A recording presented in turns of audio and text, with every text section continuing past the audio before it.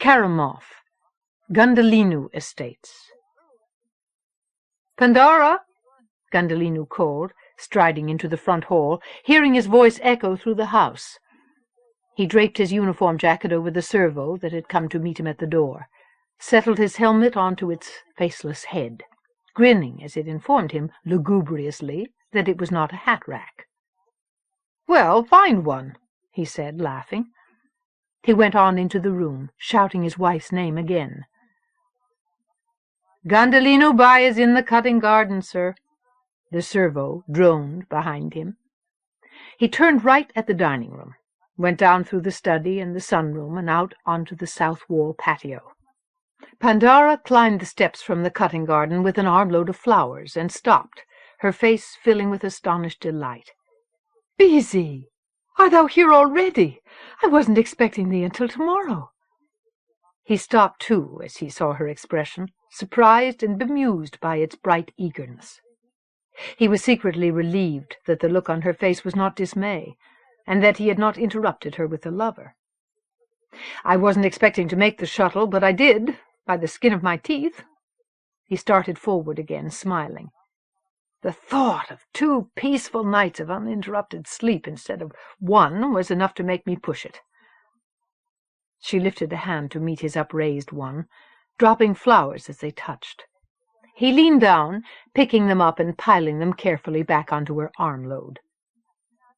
"I picked them because thou were coming home," she said, breathing in their fragrance. "I know how thou love them." His smile widened. He held the doors for her as she carried them inside. She handed them over to a servo, sent it away with, "You know what to do." She stood before him in baggy coveralls, smoothing back the dark strands of hair that had escaped from under her scarf with color-stained hands. "Oh, damn it all, Beezy, nothing is ready. I have it all planned. Everything was to be the way thou'd like it when thou arrived. But I've been setting biosculpture all day. I haven't even cleaned myself up." He caught up one of her gesturing hands, turned it over, studying the rough palms and the pattern of stains. "I like real hands," he said, and looked up at her to see if she still remembered their first meeting. Her look of blank surprise blossomed into sudden comprehension, and she grinned back at him, tilting her head. "It doesn't matter. There's always tomorrow. All I want tonight is normal conversation and maybe a game of chum." He let go of her hand, turned away to survey the room as he felt himself beginning to look at her for too long. "What's new? Thou've done something to this room. It's brighter." "The walls are yellow instead of grey, over there and there. I bought some new settees and restored the reclining couch. I hung some of my statics. I like it." She searched his face as he looked back at her. "Truly? I've been very careful. I haven't touched the things that are timeless." She gestured at the ornately carved mantel, which had been a part of the original house. He knew that it was at least a millennium old. "I would never do that." "I know," he said. "I've seen everything else thou've done here. I trust thy judgment implicitly." "But it is thy home." "It's thy home." He put a hand on her shoulder. "Thou live in it. I'm only a visitor. God knows my father kept it like a museum. He never allowed a damn thing to change in this entire place, for as long as I could remember. And HK and SB ran it into the ground." His mouth twitched. "Make it thine, Dara. It is thine." She shook her head, putting her hands on her hips. Her smile struggled with something that looked like exasperation. "Gods, must thou always be so insufferably good-natured and kind?" He laughed. "Thou think so? Ask my programmers and crew chiefs, when they glitch on me or fall behind. Ask Vanu, when his staff double schedules me with the High Command and half the Coordinating Committee. Well, all I know is thou make me want to—" His remote began to beep. He looked down and swore, clapping his hand over the noise. He crossed the room in 6 strides, ordering the side-table terminal below his wife's newly hung painting to take the call. Vanu's face materialized, looking urgent. God damn it, Vanu, Gundhalinu snapped. It can wait. I said I'm offline. No exceptions. Vanu's image said evenly, We've got the departure date, Commander. It's been approved. Tiamat? Gundhalinu breathed. Yes, Commander. I thought you'd want to hear that. Vanu hazarded a wary smile. Gundhalinu nodded. Yes. Thanks, Enar. My regards to Gundhalinu, Bai. Have a good visit, Beezy. Vanu cut contact. The tabletop went opaque. Gundhalinu stood a moment longer, gazing at the painting, at its cascading golds and shadow greens, a distant haze of blue. He turned away at last, facing his wife. Thou art leaving, she said, for Tiamat, soon. Yes, he said. She looked down, folding her arms, hugging her chest. Ah, well. She looked up again, smiling at him. Congratulations, Beezy. I know what this must mean to thee, for thou've waited so many years. After all that thou've done to cause it to happen, I make thee want to— What? He said. What? She repeated. Thou started to say that when I'm insufferably kind, I make thee want to— Rip thy clothes off, she said, expressionless. Thou make me want to rip thy clothes off and make love to thee right here on the floor. She turned on her heel and went out of the room. He stood motionless, staring after her, for a very long time. Gundhalinu sat on the warm, solid wall of the western wing balcony, sipping a drink that seemed to be completely tasteless. He looked at it, looked at the picture on the low, random-edged table, made from a slab of polished gnarlstone, and remembered that he had told the servo to bring him water. He sighed and looked out across the dusk-blue valley again, feeling the wind ruffle his hair with a casual hand, listening to the squeal of white-winged cicadas circling high in the air overhead. The western edge of the house sat closest to the rim of the pinnacle on which it had been built. From here his view was unobstructed, and he could actually see the ocean when the weather was clear. It was clear today, as it had been yesterday, so clear that he could count the offshore islands. He had called K.R. Asmund and asked him to come to dinner after he received the message from Vanu. Asmund would be arriving from somewhere across that sea very soon. It would be doubly good to see him now, considering the news, because it would probably be the last time they would ever meet, and the last chance he would have to contact Moon before he arrived on her doorstep with the sword of the Hegemony's might hanging above him in Tiamat's sky. He heard someone come out of the house and turned where he sat. His breath caught as he saw Pandara crossing the balcony, formally dressed for dinner. Suddenly he could not take his eyes off her. He felt as if he had never really looked at her before. Her hair was elaborately styled with carven combs and glittering pins. A loose, fluid robe of red moved around her as she walked, covering her conservatively from neck to foot, and yet clinging to her body everywhere, changing what it revealed from moment to moment. He looked away finally before she reached his side, struggling against frustration and sudden arousal, wondering if she had done this to him deliberately. But he remembered her on the night they had met, remembered that she was simply a beautiful woman, with the sensibilities of an artist. It was only a joke, she had said to him last night when she had finally come back into the room, clean, neatly dressed in robe and slacks, and perfectly composed. She had only meant to make him laugh. It had happened at the wrong moment. She was dreadfully embarrassed. He had assured her that he understood, but it had taken him nearly an hour to turn her back from an excruciatingly polite stranger into the quick-witted, laughing woman whose pungent humor and chameleon moods he had been looking forward to sharing for weeks. She had shown him her latest works in progress. They had played 2 games of chama instead of 1. And then, as they sat together drinking lith on the west wing balcony, watching the shifting colors of the night, he had told her about Tiamat. She had not asked him to, but he had seen in her eyes her need to understand, and knew that he could not leave her without any explanation at all. And so he told her about the sheltered young tech who had gone to Tiamat, full of romance and arrogance, certain of his place in the universe and its justification. He told her what Tiamat and its people had done to him, to teach him that pain and brutality and futility were his real fate. Death before dishonor.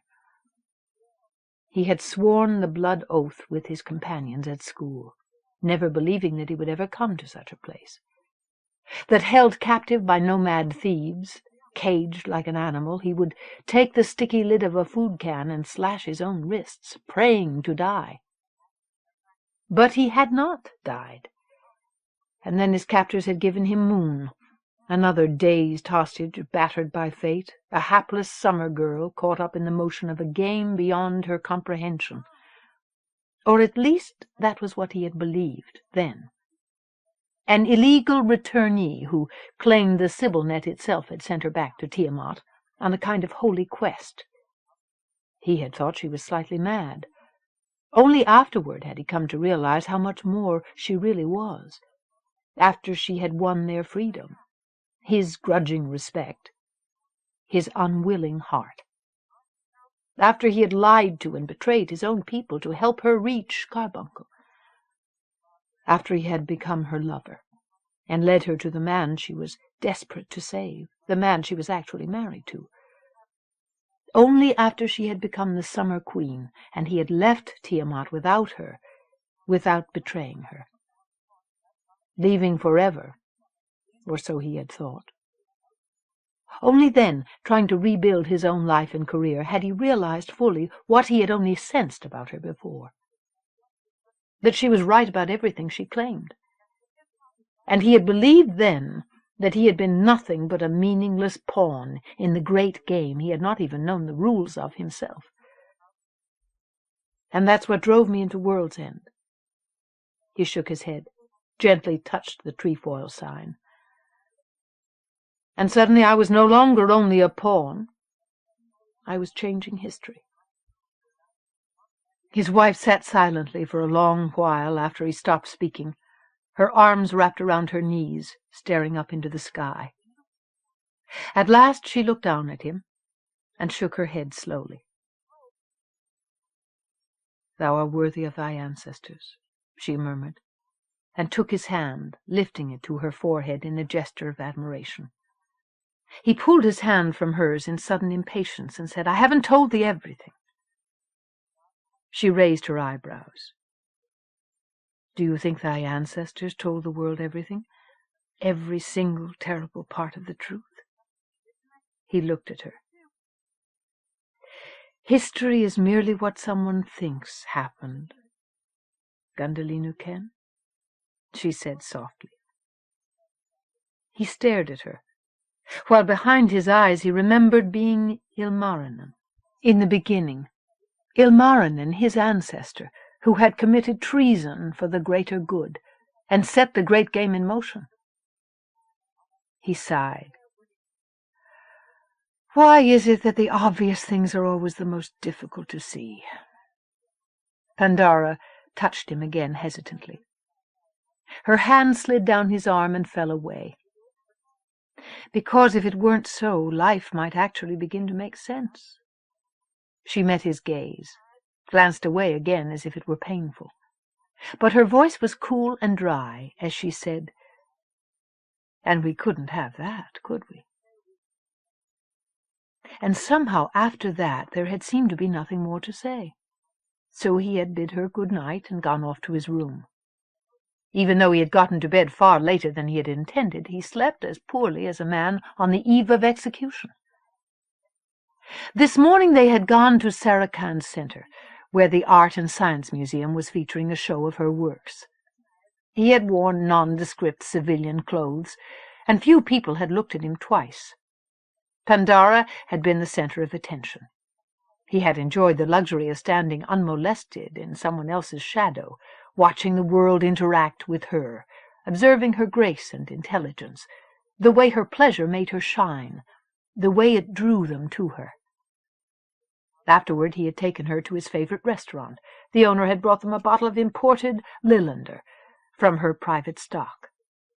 Later they had discussed art and politics in the comfortable darkness of a backstreet tea shop, sitting with a handful of Pandara's old friends.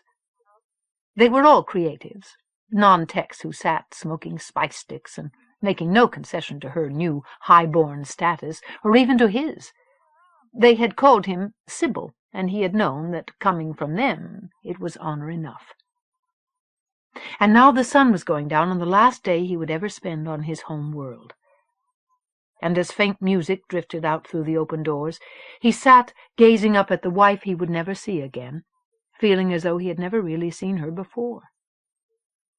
"You look beautiful tonight," he said, with difficulty, as she lifted her hand to him in greeting. He touched it with his own, feeling the warmth as their palms met, his eyes never leaving her face as the words brought out her smile. "I am grateful to thee for today." He looked away at last toward the sea. "I'll carry it with me for a lifetime after I'm gone." "As will I," she said, turning her own gaze to the sea. "Beezy, last night I thought a great deal about all the things thou told me, and about the things thou said thou had not told me." He looked back at her. "Some of the things," she said carefully, "I think were there all along, between the words. But thou need to know the rest." She nodded. He pressed his mouth together. "Ask me. I'll tell thee everything I can," realizing that what he did with the rest of his life could very well affect her, even half a galaxy away. She rested her hands on the stone-capped top of the wall. He saw the fingers tighten. "When thou asked me to marry thee, thou said thou did not want a marriage in fact, but only in name. Was it because of this woman on Tiamat, the one who became queen? Art thou still so much in love with her after so long? Is that why thou art going back?" "Yes," he whispered, looking down. She leaned against the wall, her eyes still on him, her face uncertain. "Thou said that she had a husband?" "Yes." "That thou had only one night with her?" "I only slept with her once. But it was more than that. I know, She glanced away, lifting her chin. "But thou haven't seen her since. It must have been 12 years. More than 18 for her." He looked up again.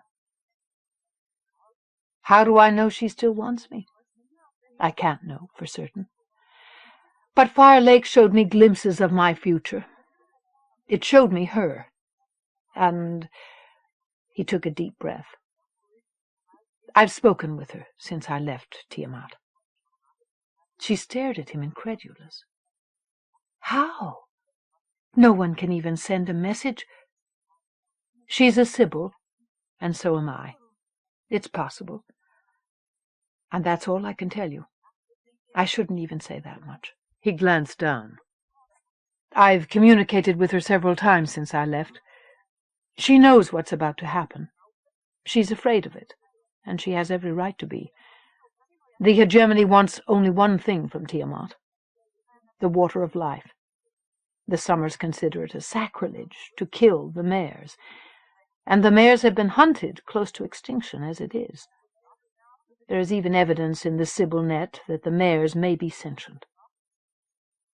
"What?" she said in disbelief. "But that means—" "Genocide." He nodded. "If it is true, we've been committing genocide for centuries." "Have thou told anyone about this?" He laughed bitterly. "I tried. No one on the Central Coordinating Committee wants to hear it. Bernard made it very clear to me that further argument or any public protest could ruin my career. He shook his head. If the Queen resists new hunting, which she will, that will give the hedge the excuse it needs to trample them into the mud, the way it's done for a millennium. That's why I had to become Chief Justice. I have half a chance now to keep control of the legal system, to draw the line between government and exploitation. Art thou so sure that will happen? Without thee? He nodded, tight-lipped. The signs are all there, everything I hear. No one's talking marriage upstairs. They're all talking rape. The Poles want easy profit. The Blues want an excuse to flex their new weapons technology. And everybody wants more power. The time lags were all that kept them from doing anything about building a new empire until now. Exploiting Tiamat is a perfect first step. And with the star drive, the hegemony will become a meaningful political and economic unit anyway. Pandora gestured with her wine-glass, glancing up at the sky. Even a marginal world like Tiamat will become a valuable resource. There simply aren't that many habitable planets. Without the old Empire's star map data to show us other inhabited systems, it could take generations to find even one world we aren't already in contact with. He nodded, pushing restlessly to his feet. I know that. I make that point at every opportunity upstairs.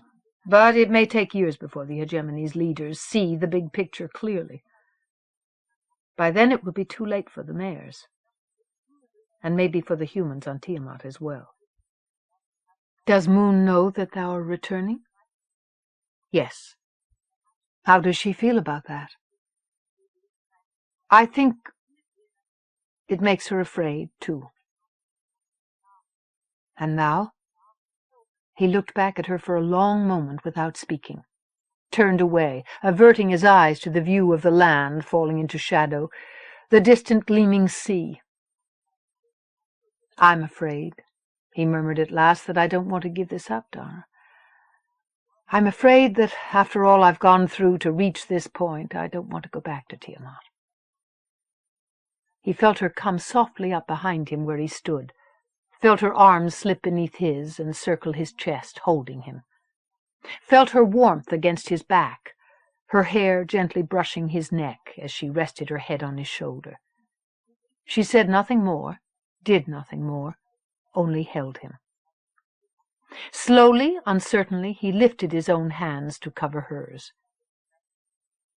I could stand here like this, looking out at this view for the rest of my life, he whispered, and be perfectly happy. Thinking that he could run for the World Parliament and be elected, work to redirect the fate of this world, his own world, instead of one whose people would probably only hate and resent him for it. Right here, right now, I have everything that I ever dreamed of having. More. I feel respected, honored. He moved inside the circle of her arms, turning until he faced her. Even loved? Her arms tightened around him as his own arms closed her in. Sathraban, your guest is coming in. Gundhalinu jerked guiltily as the estate's manager stepped onto the balcony with a brief bow, found him embracing his wife, and hastily departed. Gundhalinu took a deep breath, realizing that he had every right to be found embracing her, realized that somehow he was no longer touching her at all. The compassion in her eyes as she took his arm to go in and greet K.R. Aspend was, for the moment until she looked away again, more painful than the sorrow that lay below it. Aspend looked at them both a little oddly when they greeted him like a pair of mourners, but he made pleasant, innocuous conversation as they waited for dinner, and gradually Gundhalinu felt the tension leaving the air, letting go of his body. They all drank a great deal of lith, and somewhere in the middle of the main course Pandora began to tell off-color jokes, which Aspend unexpectedly found hilarious. Gundhalinu watched Aspend laugh in silent astonishment, too preoccupied to find anything amusing himself except the sight of the old man's obvious pleasure. "Delightful, P.H.N., Aspen gasped, still short of breath. "And my compliments to your chef, my dear." He lifted his glass to her and washed down the last of the spicy, unfamiliar stew with another swallow of lith. "Best meal I've had in years."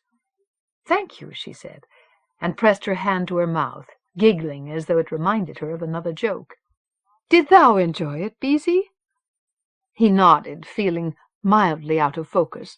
He had hardly been aware of eating at all, but his bowl was almost empty. "Excellent," he murmured. "What is it?" He ate another mouthful. "Grisha," she said, beaming. "My mother's recipe." "Grisha?" He swallowed convulsively and began to cough. "You mean we're eating rat meat?" "Beezy, how dare thou suggest it?" She looked at him in disbelief. "We are not eating rat meat.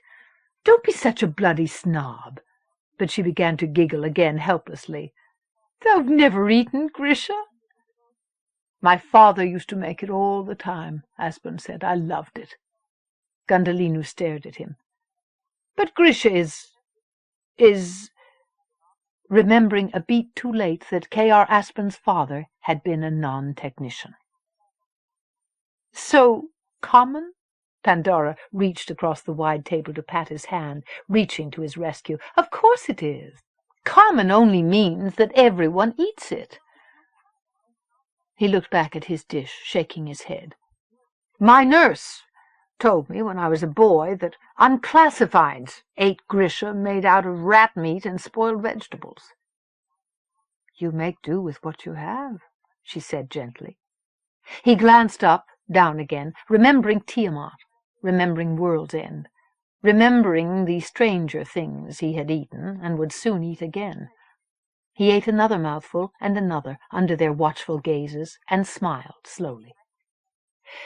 "We grow or we die, don't we? It really is very good, you know." After dinner they settled into the deep cushions of the sunken meditation room.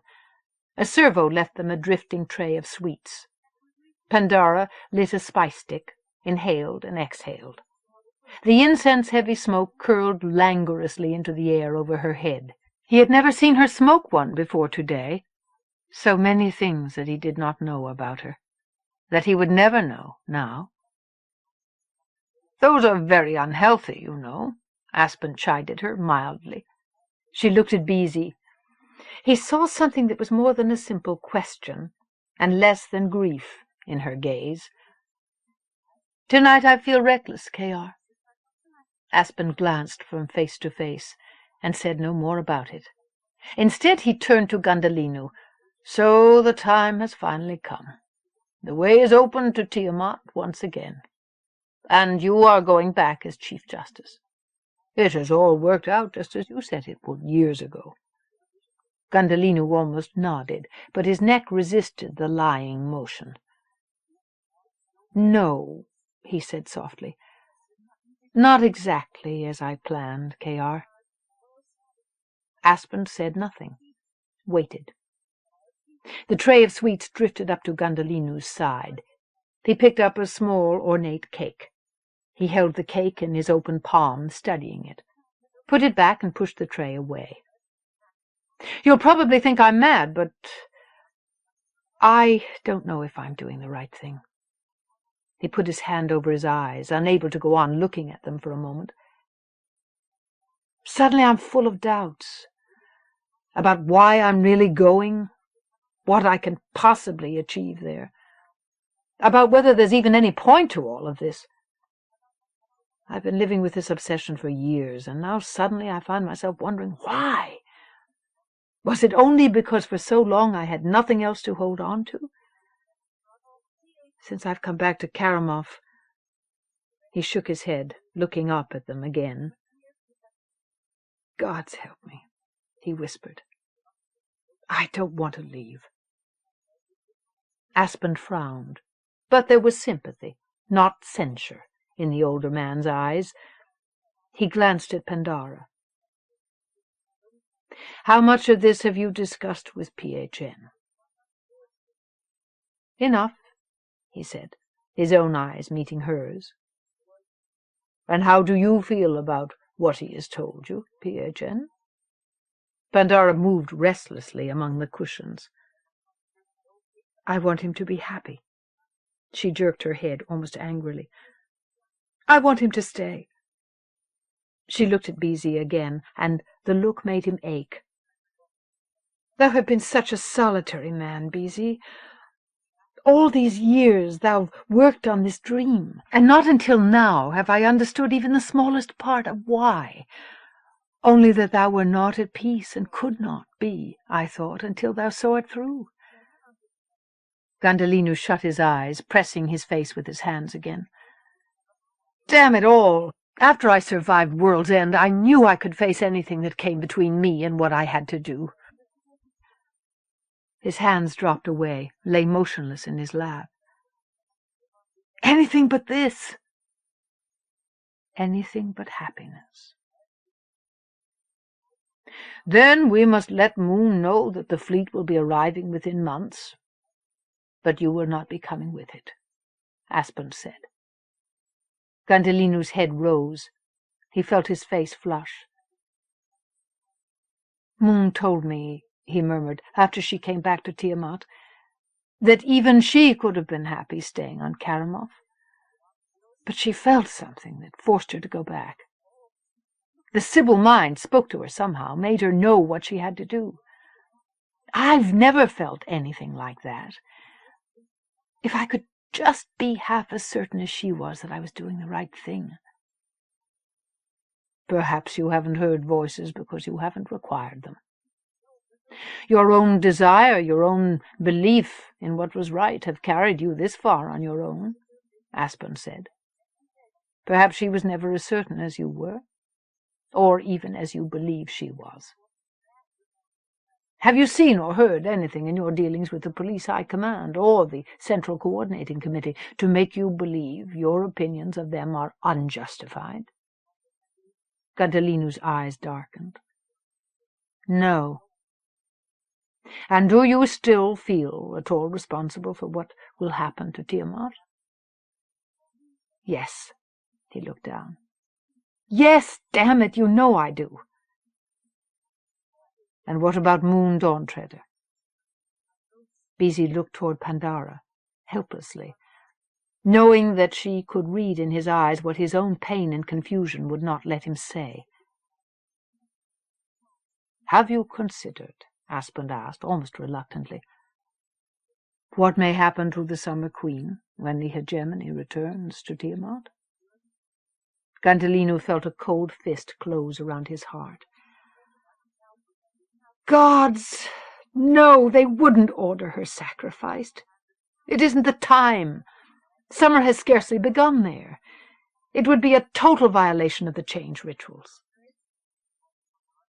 This return of the hegemony is already a total violation of the pattern on Tiamat. I'm not saying it would happen. I don't know that. But what if it did?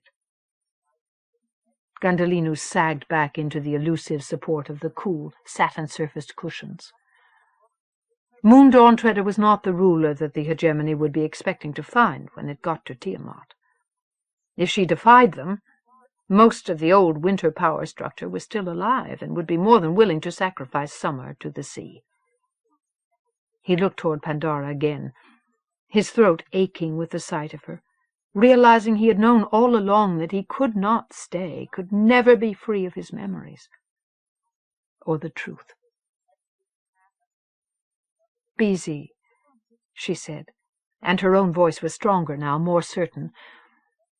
When thou told me all the things I did not know about thy past, all that thou had endured and overcome, and how because of Tiamat thou had become all the things thou are, I felt as though the spirit of this place and thy ancestors had touched my soul through thee, that whatever it was thou felt thou must do, it was right, and thou would achieve it. I saw it in thy eyes then, even when thou embraced me. I see it now. Thou art only a ghost, Thou art not truly here, and will never be, while all the answers to what thou art still wait for thee on Tiamat. Go back to Moon, and the gods go with thee." She reached out only to touch his fingers with her own.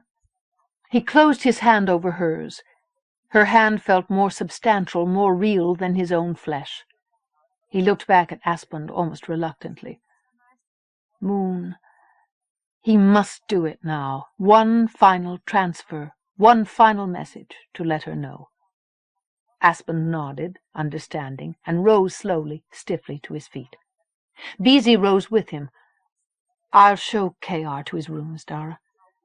She let go of him, remaining where she was, used to this arcane ritual of her husband and his guest, accepting his explanation that they had confidential policy matters to discuss. "Thank you for coming, K.R."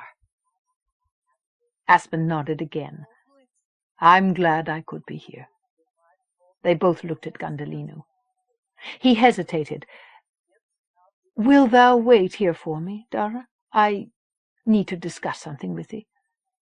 She nodded. Surprise drove the brooding sorrow out of her gaze for a moment as she watched them go out of the room.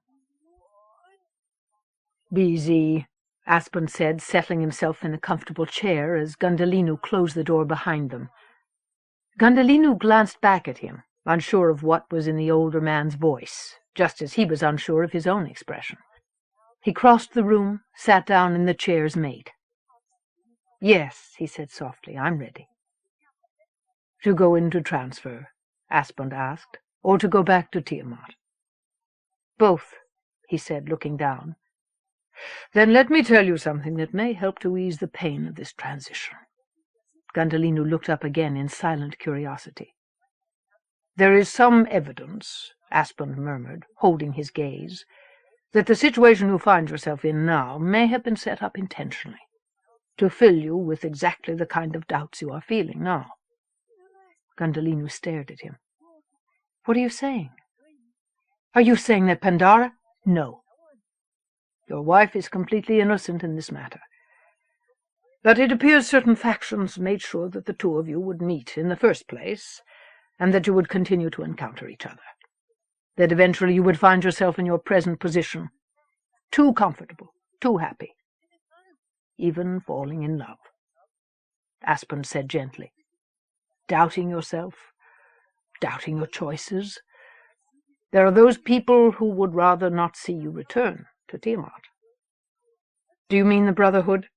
Gundhalinu asked, remembering his brother's death with sudden appalling vividness. Aspen nodded. "Yes, but not the Brotherhood alone. You are at the center of too much power now for anything to be that simple. Your position may protect you from direct attack, but it also makes you a lodestone for subtler forms of betrayal." "Ask the right questions," Gundhalinu muttered, "and trust no one." "Exactly." Aspen's smile was full of sorrow. "Not even yourself." Pandara was still sitting where he had left her when he returned to the meditation room, sitting perfectly still, with the lights dimmed and her eyes closed, meditating on an Adani, as he had shown her how to do. She had picked up the skill very quickly. He had been pleased when she had told him that it helped her focus while she worked. She opened her eyes as she heard him come back into the room, looked up at him expectantly, folding her hands in her lap. He dropped down to sit cross-legged facing her, exhausted by the unnatural stress of the transfer. He looked away for a long moment, with no idea of how to begin. At last he made himself look at her again. "Dara, you told me once that one of the reasons you wanted my family's heritage was for your children. That you wanted to have children?" Her eyes widened slightly, and she bent her head. "Yes." "Gods," he whispered, and his hands fisted. He looked up at the diamond-within-diamond pattern of the ceiling dome, an infinity of blue on blue. "I don't know how to explain this so that it doesn't... When I go where I'm going, with what I'll have to do when I get there, Thou know I won't be coming back. And the gods know, if it goes far enough, there may be trouble. Enough trouble, focused on me, that it might have repercussions even here, for thee and the estates. I don't want what happened to thee ever to happen again." She watched him, her eyes dark, saying nothing. "I've given it a lot of thought these past 2 days," pushing on before he lost his nerve. "How to secure thy position and protect the estates from any possible attempt at confiscation. Dara, would thou consider having a child by me?" The final words were barely audible. Her hand rose to her breast. He looked down, said hastily, "I would set up the necessary sperm account before I leave. I'll see to everything. The procedure could be done at thy convenience, that way quite easily. With an heir, a child who belongs genetically to both of us, there can be no question to whom the Gundhalinu family holdings belong. And I would know that I have honored my ancestors in the only way that holds any real meaning in my heart any more." She was silent for a long moment. "Thou have thought this out very carefully, very considerately, as always, I see." She waited for him to look up again, finally. "It would give me great joy to bear thy child, Beezy. I could not imagine a more beautiful thing." He began to smile, with relief and release. "On one condition. Wilt thou give me one thing in return?" Surprise stirred in him. "Whatever thou want that I can give thee." She looked steadily, deeply into his eyes. "Give me tonight, Beezy. Give me a child with thy own body." He stared, feeling himself flush again, feeling his heartbeat quicken. Are thou at the... I will arrange it." She whispered the same words he had spoken so many times to her. "I will not do it any other way. A child is a human being. To create one is not as simple as mixing sperm and egg in a bottle. Thou wilt give this child life, but thou may never see it again, for as long as either one of thee live. Thou can't do that. It isn't fair. Let our child's life begin as an act of love, so that when I tell our son or daughter of it, I can tell the truth. Be a husband to me." She leaned toward him, her taut body clearly outlined beneath the fluid cloth of her gown, and put her hand on him. He got an erection, so quickly that the pain was like a shock. Just for tonight. He felt his sudden understanding of the truth she had spoken drown in a wave of need, as the rush of heat rose up through the aching emptiness inside him from his aching loins. "Yes," he whispered. He found her waiting mouth, soft and wet and warm, drank her kisses like a man dying of thirst. His hand slid down her body, feeling her warmth, her womanliness, the pressure of her breasts against him as his arms circled her back and began to unseal her gown. He slid her gown down her body, revealing her shoulders, the exquisite curve of her back, her breasts. Her deft fingers unfastened his jacket, opened his tunic, undid his pants, were down inside them, doing things to him that made novas of his nerve endings. He gasped in ecstasy and anguish as he felt himself slide over the edge of control. Unable to stop it, he pushed her back and down, found his way inside her, spent himself in an act of desperation, hearing her feeble cry of protest drown inside his own cry of release. He lay on top of her, his heart pounding, dazed and humiliated, until he could find the strength to push himself up off of her again, so that their bodies were no longer joined together, or even touching. "Gods," he mumbled. "Oh, gods. I'm sorry. It's been so long." She reached up, drawing him back down beside her. She stroked his hair, touched his lips like a kiss. "Hush. I know. I should have realized." "Did I hurt thee?" he whispered, and remembered his brothers. He shut his eyes, sick. Oh, Dara, you must think It's all right. It is. Hush. She drew him into her arms, rubbing his back, holding him close. We have all night. He breathed in the scent of her, absorbed the sensation of her skin against his own. And then he raised his head, finding her lips, kissing her again, deeply, lingeringly, as if tonight meant forever. He used his mouth, his hands, the touch of his weary, contented body, pressed close against hers, to give her all the pleasure he had meant to give her, to make love to her as he had wanted to make love to her, to give her the release he had taken from her so unexpectedly. Until at last he knew from her sighs and her cries, and the way she clung to him, that she had found her own joy at last. He held her for a while, until her breathing slowed, falling into the rhythm of his own.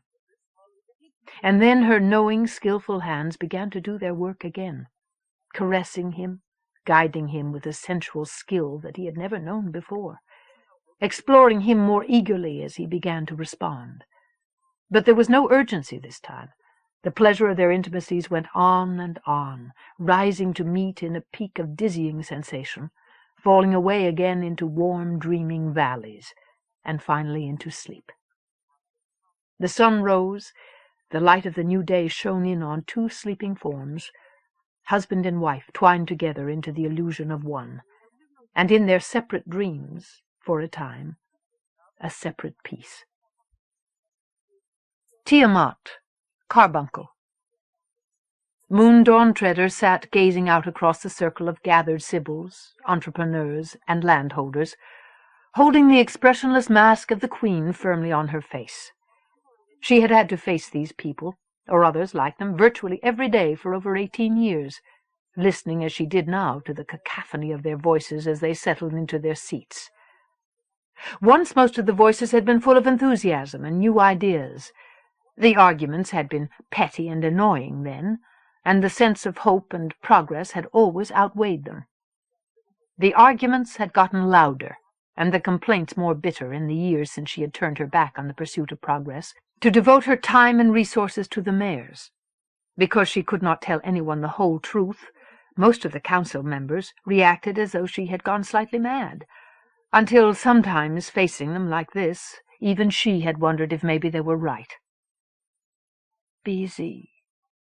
She closed her eyes, silently reciting the name like an unwilling prayer, remembering his voice speaking to her, as it had done again yesterday, calling her away into the shimmering sea of light, sound, absence that had been their secret meeting place for nearly 4 years now, calling her away for what would be the last time before he arrived on Tiamat in the flesh, with the hegemony.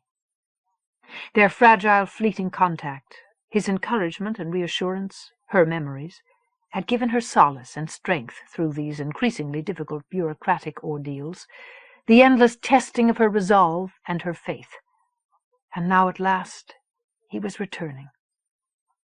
And what did she want, hope for, expect, when they met again?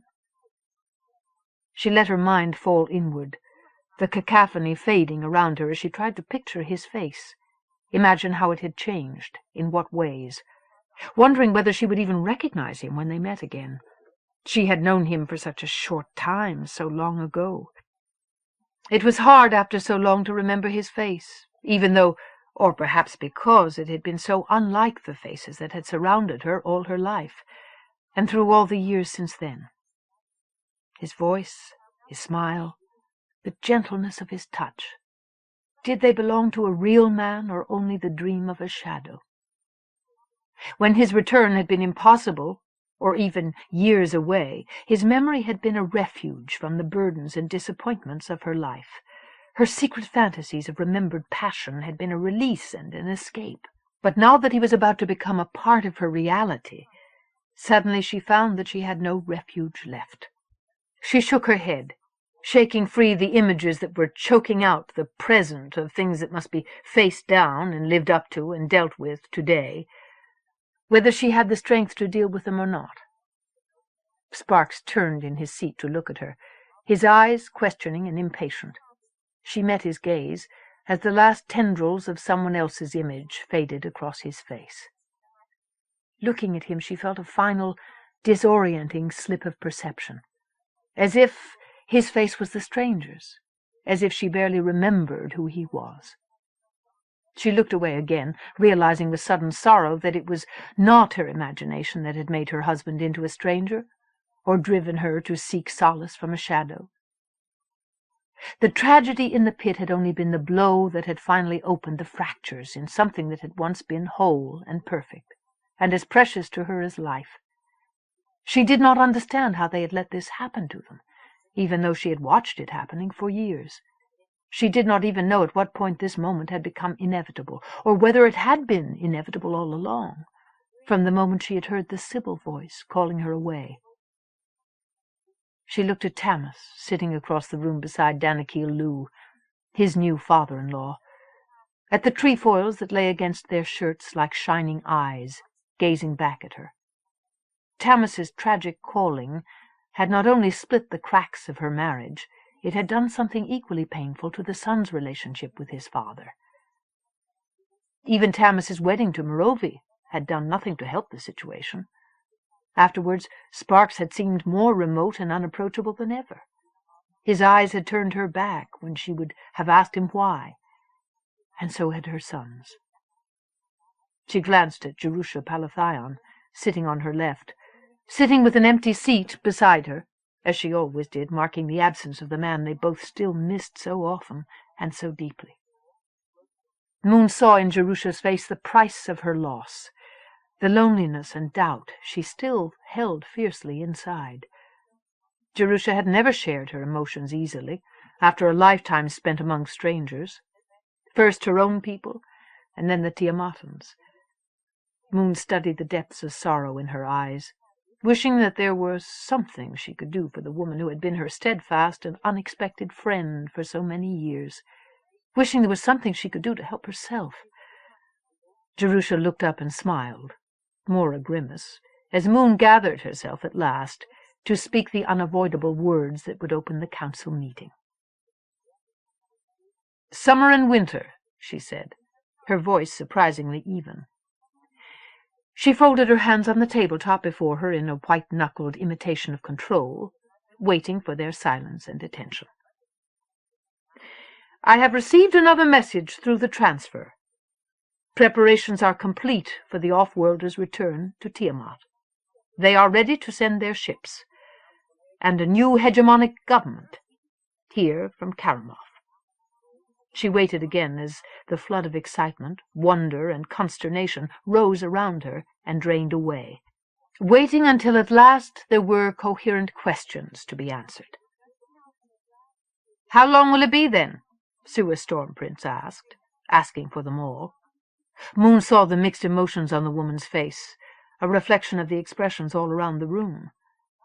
"A matter of weeks," she said, feeling the spin of her own disbelief make her dizzy, as if hearing the words spoken aloud had somehow made them more real. "I can only tell you that I believe the new government will be more just toward us, and that all we have done to develop our resources has not been an exercise in futility. But there is the matter of the mayors." She broke off, as the faces that had brightened with relief and sudden interest turned annoyed, or turned away, already lost in speculation about the return. The resentment against the changes she had made, redirecting the resources of the Sibyl College toward her study of the mayors, had cost her a loss of support that Capella Goodventure and the traditionalist Summers had scarcely made up for. She had angered and alienated the Winters, and even the Summers she had fought so hard to win to her original visions of a new Tiamat.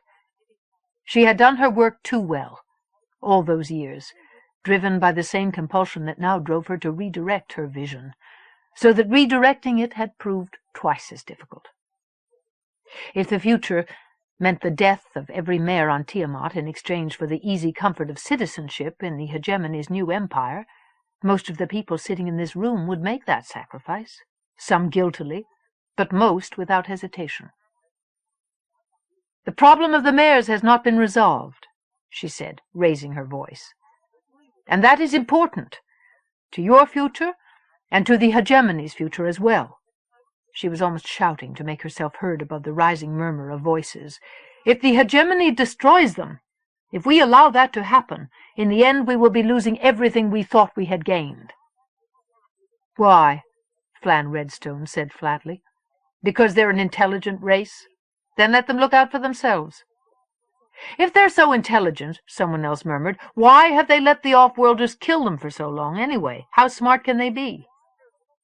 "They are the lady's children," Capella Goodventure called out. "If you abandon them, she will abandon you." "She never took as good care of us as the off-worlders, anyway," Flann Redstone answered. "It's wrong to stand by and allow the mares to be slaughtered, whatever you believe," Clavely Bluestone said sharply, but she looked back at Moon. "But what can we do to stop it, lady? You said yourself that we can't fight the Hegemony and win." "That's true. So we have to find some other answer." Moon rose to her feet, leaning on the circle of table. "Well, you keep saying that this is bigger than all of us, that the future depends on it," Sua Stormprince said.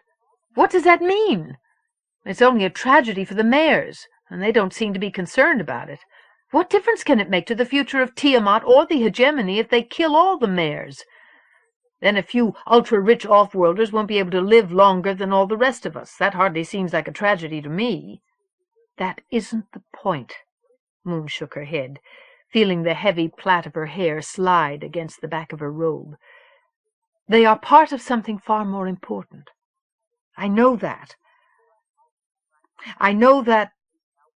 She felt her face convulsed with frustration, felt her throat close, paralyzed over the words that could never be spoke. "I know what I know," she finished, looking down, her voice faltering, defeated. She sat down again, feeling too many eyes watching her with morbid curiosity, filled with doubt, even Jerusha's, even her husband's. Her hands clenched together on the table surface. She studied the pattern they made, clinging to one another, feeling isolated in a way that she had never imagined possible, surrounded by people she knew and trusted and even loved, but people who could not help her. "Maybe we should all consider this," Jerusha said abruptly. "The Hegemony functions on trade. They'll give you what you want, but not for free. They'll want the water of life in return. If you let them kill all the mares, there won't be any more water of life. And what will this world have to offer them when the mares are all gone? Think about it." The tone of muttering around the table changed, more thoughtful now, but still querulous. Moon looked up again, glancing gratefully at Jerusha, but still aware of the growing restlessness and noise. Surrendering, she opened the meeting to general questions about the return, and spent what seemed an eternity attempting to answer them all, hoping that her mind would stay focused on the matters at hand for long enough to provide a coherent answer when one was needed. Her gaze drifted to Kerard's set wayaways, and she felt her face freeze as the images of her grandmother and Bora Clearwater blurred his face into an inhuman mask.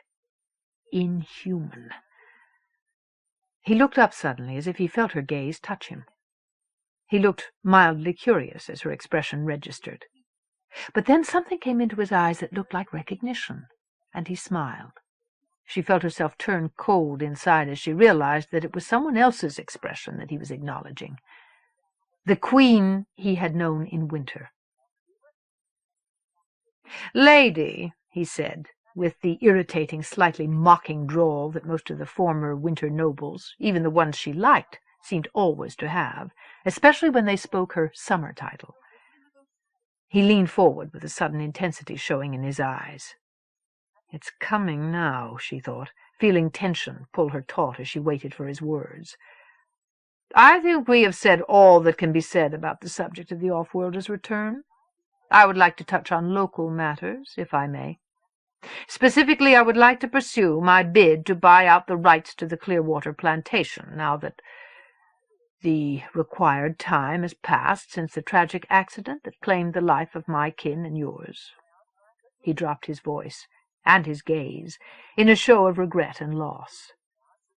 She sat silently, her own face settling into a rictus. as no relation has laid any first claim on it." "You're wrong about that," Kirard said why-o-ways, she said softly, and watched his own face freeze, midway into a look of smug anticipation. "What do you mean?" he asked, in the sudden, perfect silence that fell around the room. "I have decided to place a kin claim on the land myself, as nearest surviving relative." He stared at her. "What?" he said again, and then, "Gods!" His eyes darkened. "You're a Summer! You're no kin of his or mine." "He was pledged to my grandmother, who died with him. And was it because of you? Was it?" She pressed her mouth together, holding back the words, the accusations that she could not prove, the loss and the suspicion that still burned inside her like live coals. "Pledged?" he said, his voice thick with anger and scorn. "That means nothing. It isn't legal marriage. There's no record of it." "A verbal pledge is accepted as binding in Summer," Moon said calmly. "And you are in Summer now. Their shared property is mine to claim if I choose." "What do you want with a stretch of underdeveloped coastline 3 days' travel from the city?" he snapped, glaring at her. "I'll decide that in due time." "Then why not sell it to me, for God's sake? You've been pleased enough with the way I've developed my other holdings. You know I've wanted this piece of land for years, but my late kinsman wouldn't sell." "I won't sell it to you because I swore to him once that I would never let you have it." His disbelief shifted focus. He shook his head. "Fine," he murmured, controlling his voice with an effort. "So I presume, to please your old grandmother, you kept your promise." "But she's dead now, damn it! They both are." "And I have heard it said that you wished aloud on more than one occasion that your kinsman would disappear, so that you could get hold of his lands." She met the sudden gleam of knives in his stare. Seeing only the capsized boat adrift in a deserted inlet under a clear sky on a peaceful sea, and no sign anywhere of the two people who had been sailing to Carbuncle, their shared experience with the sea equaling more than a century, with no storms reported. "Are you accusing me of causing their deaths?" he said indignantly. "They were old. Maybe his heart stopped. Maybe she fell overboard." "I have no proof that their deaths were anything but an accident," she answered, hearing the toneless lack of belief in her voice. After the news had reached the city, Tor Starhiker had come to the palace, uneasy but unable to keep silent, and reported what she had overheard at her restaurant, and that she had seen Kirard set down in the marketplace, where she had never seen him before, holding money under the noses of certain Winters of bad reputation, not long before Tamas's wedding day. Moon had asked Jerusha to investigate, but no bodies had been found, and no evidence beyond hearsay. "But you Winters have a saying, 'Today's word is tomorrow's deed.'" He made a disgusted noise. "I'm not accusing you of any crime, but your ill will toward your own kin and mine is enough to make me choose to see that you never hold those lands." "Rumors and lies!" He pushed to his feet, glaring at her. "It's bad enough that we've had to put up with this half-assed religious fanaticism about the mayors, but now this is too much." He waved an arm at her, as if he could dismiss her with a conjuring wave of his hand. "The hegemony isn't going to see it that way when they get here. And if you don't start to see this world the way Arianrode did again, don't expect to see it for long after they get here." He turned and left the chamber. Tiamat. Starship Ilmarinen. Planetary orbit. "Commander Gundhalinu?" "Captain." Gundhalinu returned the half-surprised salutes of C.A. Tabaran, the Ilmarinen's captain, and the handful of officers standing with him on the starship's bridge. They went on staring at him as he crossed the control room, his own eyes riveted on the view screens and displays.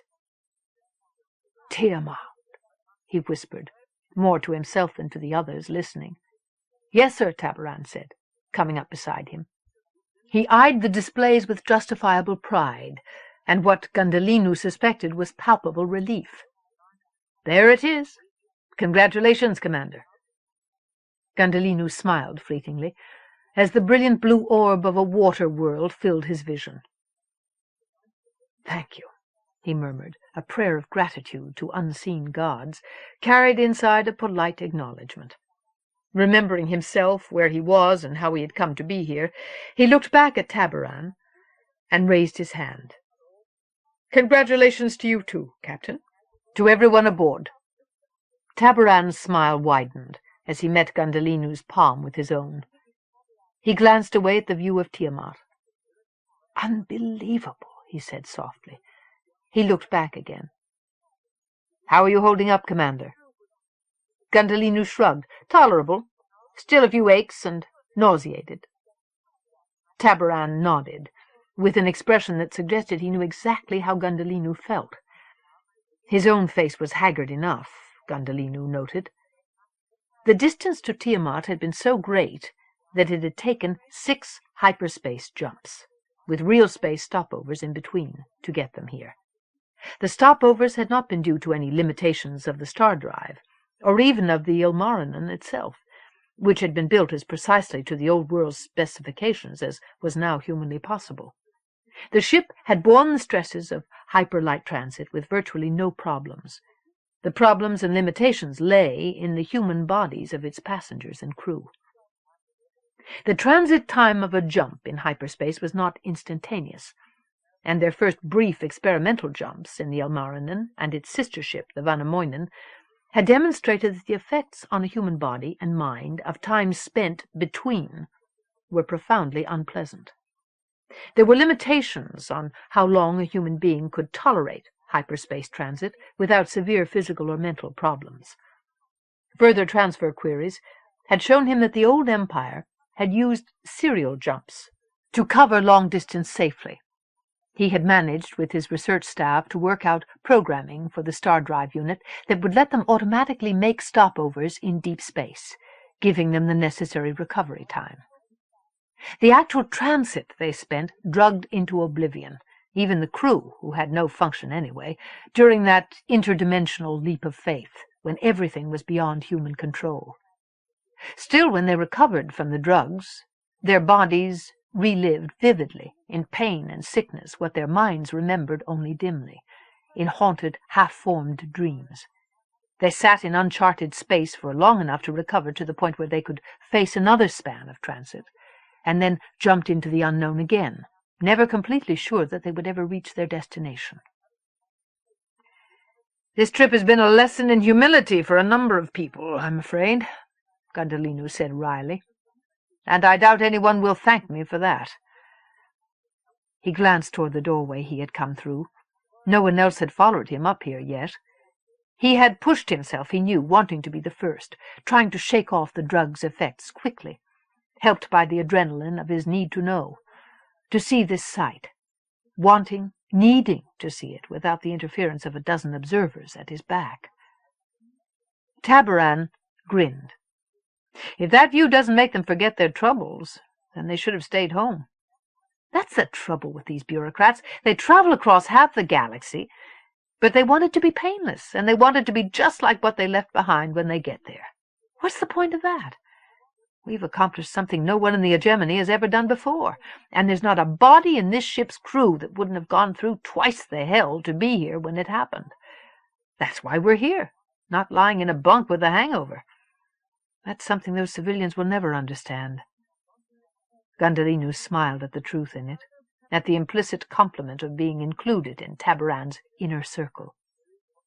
He had not known Tabaran well before this singular journey, but he had been impressed by the other man's courage and dedication to heading the test voyages of the new ships. Tabaran was a career Navy man, a seasoned enforcer in an arm of the hegemonic forces that Gundhalinu had never had much contact with before. Gundhalinu had come to like and respect him, and most of his hand-picked crew, almost reluctantly. Tabaran was a hard-line militarist, and Gundhalinu knew that someday they might find themselves on opposite sides of an impassable ideological barrier. But for now, he felt more at ease with Tabaran's sense of purpose, his sense of wonder about this mission, than with the endless complaints and overwrought physical symptoms of his own staff. He wondered fleetingly if he would have been as unpleasant to be around as the rest of them if he had not had World's End to compare this to. He liked to think not. "We'll have to look into some kind of stasis field suspension for future journeys, like they use on the coin ships." He felt a part of his mind slide into a now habitual problem-solving mode. He realized that the old empire must have had some better solution, wondering why it had not been given to them in transfer, along with the basic specs of ship design.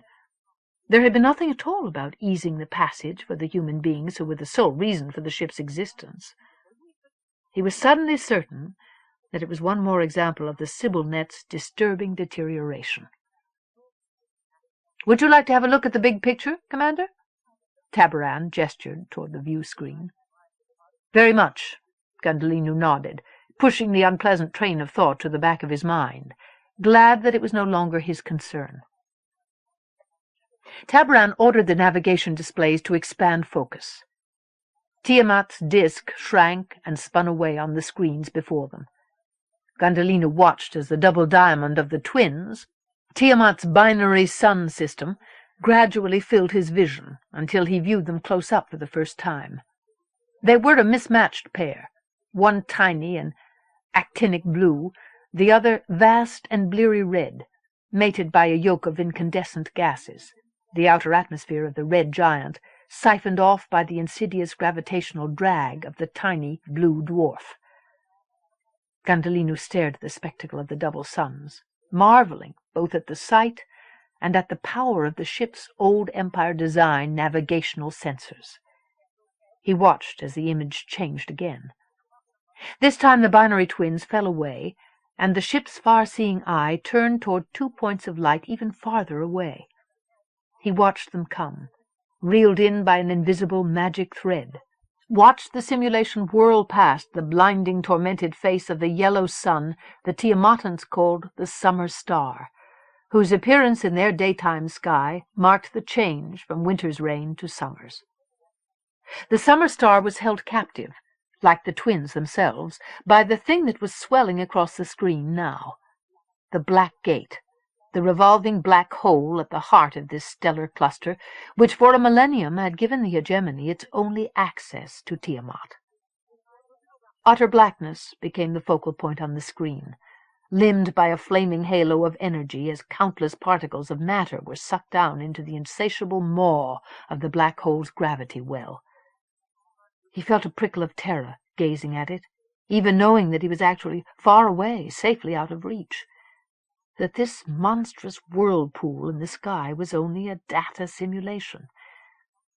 He thought of the times he had calmly and acceptingly let a coin ship carry him into that maelstrom, always confident that he would emerge from the other end of the wormhole through space unscathed. He had taken that leap of faith far more casually than he had taken this one. But then, no one had ever shown him this sight before. Ignorance is bliss. He remembered passing through the Black Gate one last time, leaving behind an impossible love, believing that it was forever, and believing that there would never be a way for him to change his mind, or to change anything else. He shook his head and sighed. The image of the gate began to shimmer, transforming back into the image of Tiamat as suddenly as if his own thoughts had willed it. The world was larger now, its details clearer. The assistant navigator said, "Locking into stable orbit now, Captain." Tabaran murmured acknowledgement, turning with Gundhalinu as 6 more people entered the bridge. Gundhalinu kept his face expressionless as he observed the various states of distress of Vanu and the other ambulatory representatives of the provisional hegemonic government. He watched their faces change, saw the same play of wonder and relief that he knew had filled his own, as they took in the reality of Tiamat on the displays before them. It had already been announced through the levels of the ship that the Ilmarinen had reached its destination. That was why they were straggling up here now, like the walking dead. But the difference between hearing it over an intercom and actually witnessing it with one's own eyes was unimaginable. He let them congratulate him, a part of him savoring their praise, unable to resist the admiration of a people whose respect was not easily won, and somehow meant so much to him even now. But always there was a part of him that kept its distance, a still small voice reminding him that in his heart he was no longer completely one of them. He had tried to use his influence to surround himself with people he thought he could trust, who were at least flexible enough to bend his way when he tried to set policy, to listen when he tried to explain that there was a larger picture to consider, who understood the real parameters of the great game, whether they were survey or not. But every favor had a price. Every faction had its influence and its own agenda. In trying to negotiate who would be on his staff, he had been forced into compromise after compromise, until he felt like a high-born bridegroom trying to decide who would attend his wedding. He thought suddenly, with poignant regret, of Pandara, how she had insisted on an automatic notary marriage, scandal or no scandal, as soon as he had given her the first hint of what they would face if they so much as announced their intentions publicly.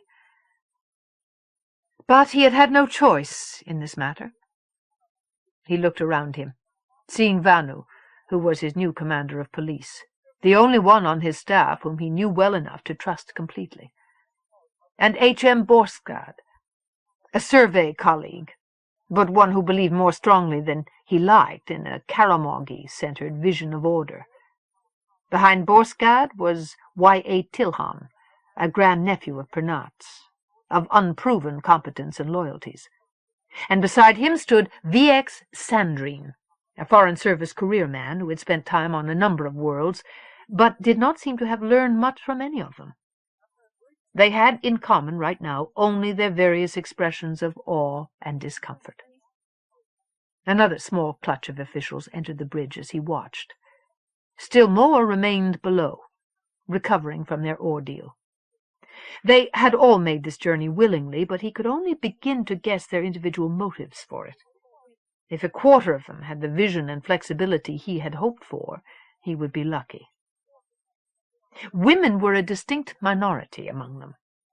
Equality depended less on sex than on social standing for Kharemoughes, who valued brain over brawn, unlike most of the cultures of the 8 worlds. But he had forgotten until he returned to Kharemough, if he had even realized it before, how the Foreign Service seemed to attract the most rigid and inflexible of his own people. He had wanted a higher representation of women, because Tiamat was more egalitarian and more matriarchal than any world he had ever been on.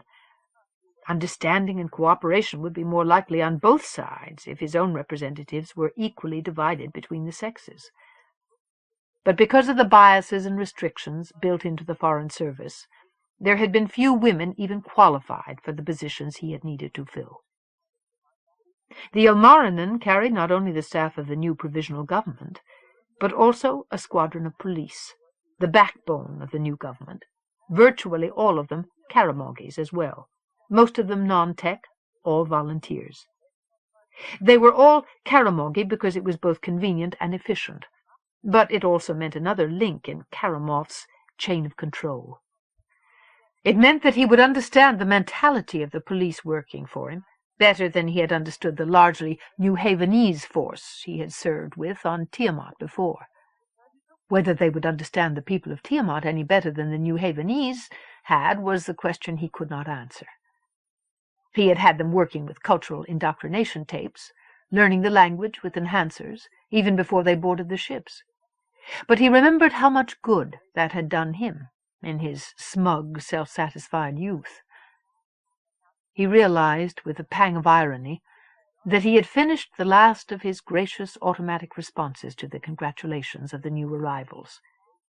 Their comments had barely even registered in his mind. He looked out at Tiamat, watched the planets cloud-whorled arc of blue, moved slowly from day into night. He looked away, shaking off the vision, refusing to read any symbolism into it. "This time tomorrow, Gundhalinu Sadhu," Sandrine said, beside him. "All this will be ours." Gundhalinu looked at him and said nothing. "Excuse me, Commander," Tabaran said, coming back to his side. "I thought you would want to know that we've completed one orbit of Tiamat. We're about to begin positioning the high defense weaponry." Gundhalinu turned back to the image of the world on the screens before them, unable for a moment to make a response. "Thank you, Captain." Tabaran moved away to his station and input a brief, irrevocable series of codes into the waiting systems. Gundhalinu tried to concern himself with the conversations and speculations going on around him for the time it took to make another complete orbit of Tiamat. Knowing that at preset intervals they were dropping the components of an orbital weapons system into place, weapons that could be turned on potential invaders, illegal entries, or any rebellious activity occurring on the planet's surface. "We have verification, Captain," one of the crew reported. "Systems are completely deployed and coming online." Images of the new defenses came and went in the corners of the display. He watched them spread arrays of microwave lasers and plasma weapons. "Good," Tabaran said. He looked back at Gundhalinu and the silently attentive audience behind him. "Tiamat is secure," said Danu. "You can sleep easily in your new beds tonight." A murmur of appreciation filled the space around him. "I'm bringing the Starport online now." The view behind Tabaran changed as the ship's remote sensors brought the surface of Tiamat spiraling up suddenly, disconcertingly, toward their eyes. "We're passing over Carbuncle right now." And Carbuncle appeared, pushing the image of Tiamat aside, like a split-screen hallucination. It was barely more than an outline of lights against the burning sky on Tiamat's night side, but still it looked the way he remembered it, an immense shell form, like some incongruous jetsam cast up on the shore of Tiamat's omnipresent sea. "Send the signal to activate." Gundhalinu watched, searching the inland darkness for a sign of the Starport that lay in hibernation there, its systems dreaming of peace for another 80-odd years. While he watched, new lights blossomed suddenly against the darkness. The Starport answered, rudely awakened but responding to their commands. "Will the natives know we're coming?" someone said behind him. The spot of brightness grew as if he were watching a signal fire, a beacon lit to mark their landing place, the location point of their new home, announcing their arrival to the city of Carbuncle, from which it was very visible. "They will now," he murmured, although it would hardly be a surprise, at least to their queen. He wondered fleetingly what Moon had told her people, if she had told them anything, warned them, prepared them. Not, he supposed, that it would matter much one way or the other, in the end. More displays began to appear, overlapping the image with readouts and simulations. "Starport systems are intact, Commander," Tabaran reported. "The landing grids are powering up according to schedule. We can begin sending down shuttles after another pass." Unlike the coin disk ships of the old technology, which were individually small and made the transit to Tiamat in groups, the Ilmarinen was too massive, and its hull too fragile for a planetary landing. It would remain in orbit until their arrival was secured, and then begin its return trip to Kharemough, to come back again with the first group of civilians, who would begin the process of turning Carbuncle once again into an interstellar port of call. "Do you really want to make the trip down, using the traditional hologramic displays, Commander?" Tabaran asked him. Gundhalinu nodded, staring at the images of Tiamat on the screen, remembering how he had stood with Moon Dawntreader in the hills above the city, watching as the Prime Minister and the Assembly made their descent from the starry heavens like gods in a flaming cascade of hologramic imagery. Their magic fires had told him that he had returned from the wilderness to civilization in time for the final departure, that he had not come too late, that he was really free to leave Tiamat and never come back, the thing he had believed he wanted more than life itself, until it was too late to change his mind. The hologramic show had been a hollow display, as empty of real magic as the hegemonic assembly had been empty of real power. But he had been blind to that subtle irony, as awe and wonder transformed the face of the beloved stranger beside him, as Moon Dawntreader watched them fall like stars. All he had seen was their promise of freedom, of safety, of a return to the life he'd believed he had lost forever, a life he had regained by a miracle because of her. If she was watching, and he was certain she would be now, she would see that same display, and perhaps remember that night, and all it had meant to them both. "Yes," he said at last, remembering to give an answer. "Yes, I want the full display. There won't ever be another night like this one." Moon Dawntreader stood alone in her study at the peak of the city, sleepless now since word had reached her that the Starport had come back to life. She stared out at its brilliant beacon, astonishing the night, unable to look away, knowing that it was only a matter of time until she looked both the future and the past in the face. She turned away at last as her husband entered the room behind her. It had been a long time since he or anyone else had sought her out here. This had always been her private space, separate from the meeting rooms and audience halls down below. She had never made it forbidden ground, as Aryan Road had, but as the years passed she had found herself alone here more and more, inviolate, isolated, not even certain why, but only certain that she had no one else to blame for it. She met Sparks's gaze, feeling relief fill her as he broke her silence, feeling the smile that began to fill her face fade as she saw the look on his own face. "Are you still awake?" he murmured, asking the obvious, as if he suddenly didn't know what to say to her. "I couldn't sleep," she answered with the obvious, because there was nothing else that she could bring herself to say. He hesitated for a moment before he crossed the stretch of time-worn rug that had once been as white as new-fallen snow, to stand beside her and look out at the Starport, glowing like a buried sun 1/2 kilometre inland. He did not put his arms around her, or even touch her. She suddenly wished that he would, but she did not ask him to. "So they've really come," he said. She nodded, folding her arms around herself, clutching her elbows tightly because she wanted to tremble, feeling something break loose and spin away inside her, leaving her sick with nameless fear. "Oh, lady," she murmured silently, a plea, but not a prayer. "And he's come with them?" Sparks said. "I suppose so," she whispered, helplessly non-committal. "What does he want?" Sparks asked, still softly. He turned to face her, to face the unspoken truths within the truth they knew. She was surprised that this had not happened before, even while she knew why it had not. "I told you," she said numbly. "He feels responsible for the return of the hegemony. He wants to help us." "And what else does he want?" Sparks' eyes darkened. She felt him pushing her, felt the pain inside the pressure, knew that it was hurting him as much as it was hurting her. "He's become a Sibyl," she said, hoping that after all this time he would understand what that meant, about a willingness to put the needs of others before oneself. But she saw his mouth tighten, and realized that after all this time it still meant only one thing to him. She had become a Sibyl when he could not. She had chosen it over his love. And now even this stranger who had once tried to take her from him had become a Sibyl too.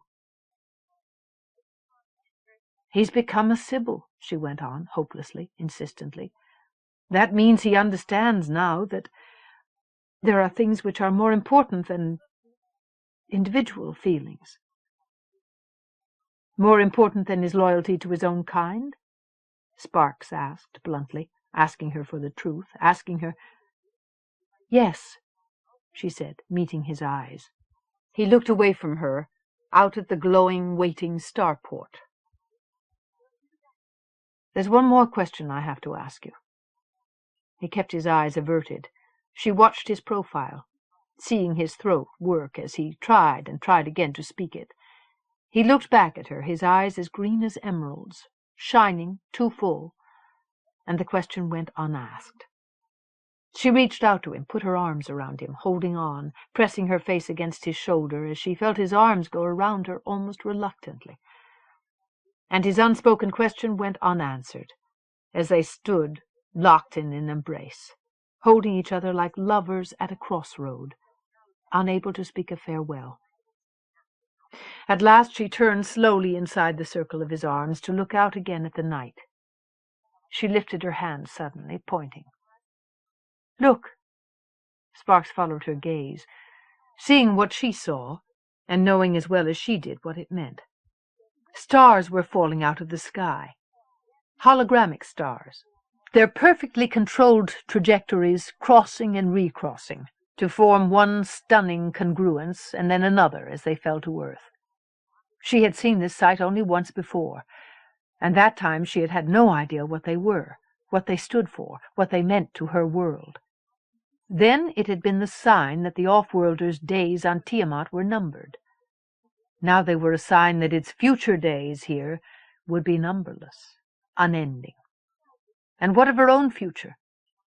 She clung to her husband's arms, a woman caught in an invisible storm, afraid of being swept away. Tiamat, Carbuncle. BZ Gundhalinu gazed out through the mirror-shielded windows of the hovercraft as it made its slow progress up Carbuncle's street, moving slowly for effect and for the sake of caution. He shared its insulated space with Vanu, who made desultory conversation and asked an occasional innocuous question, which he answered absently, and with Karth, the new Minister of Trade. A well-armed Blue in a regulation uniform piloted the craft, doubling as security. 2 more craft followed, carrying other officials and other security personnel, all equally equipped with shields and weaponry, at Vanu's insistence. Gundhalinu studied the clusters of Tiamatans who lined the street to watch them pass. Some of the natives looked hostile, but most simply looked unblinkingly curious, probably more interested in the strange vehicles than in their nearly invisible occupants.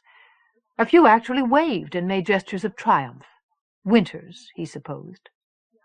Even before the first shuttle had set down on the Starport grids, the Ilmarinen sensors had begun to pick up data about Tiamat that had made everyone on board, except himself, abruptly paranoid. Their routine EM scans had turned up evidence of widespread, if primitive, use of electronic equipment, where there should have been complete EM silence. Evidence of factories and new construction. Real progress instead of the primitive lifestyle and cultural stagnation they had been told to expect. He had kept his own responses muted and cautious, downplaying the concern of everyone around him as much as he could without revealing too much, second-guessing every word that came out of his mouth for fear some casual comment would reveal that he knew too much about the past, about the present, about the Summer Queen. He had sent Vanu as his emissary to the palace yesterday, since that was where the local constabulary said that Moon Dawn-Treader made her home now. But Vanu had not seen the Queen. He had been met by her representatives, led by a blind woman named Fate Ravenglass, who was a Sibyl and a Winter. Vanu had not remarked on it, still too unfamiliar with the social situation here to comprehend the significance of that fact. They had formally set the time of the meeting he was about to attend, and that was all.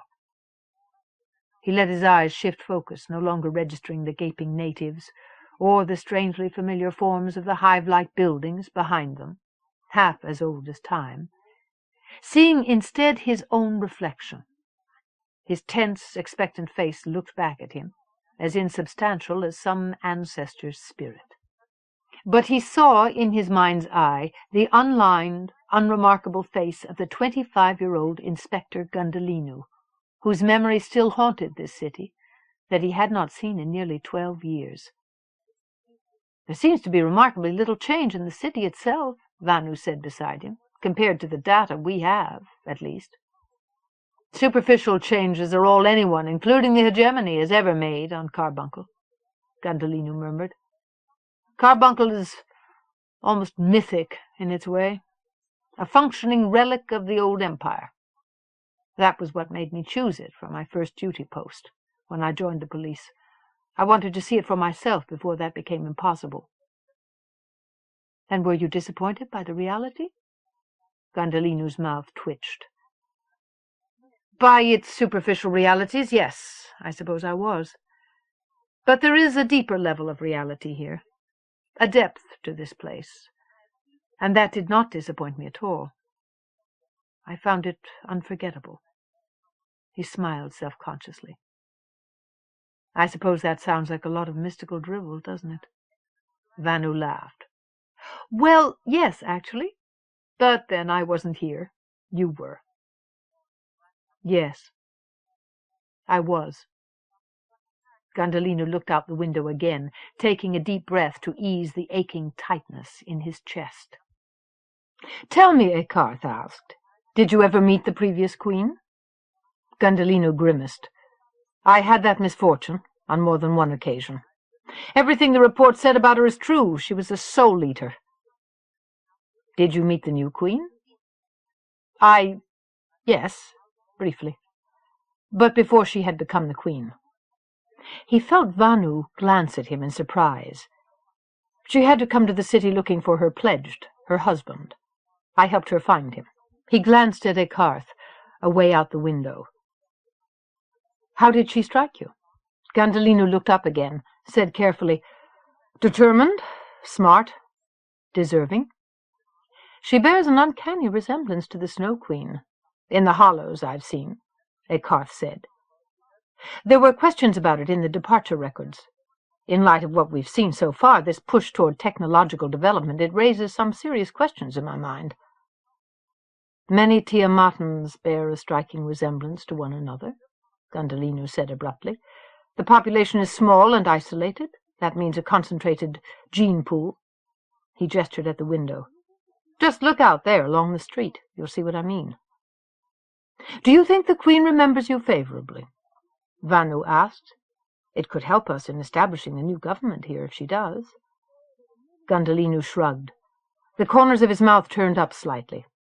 They were nearly in the upper city already, almost to street's end. We're about to find out, he said. They came to street's end at last, and the wide alabaster courtyard before the palace entrance. Gundhalinu felt a strange sense of déjà vu as he discovered workers there, sweeping, scrubbing, keeping the surface pristine. Just as they had nearly 2 decades ago in local time, the last time he had laid eyes on them.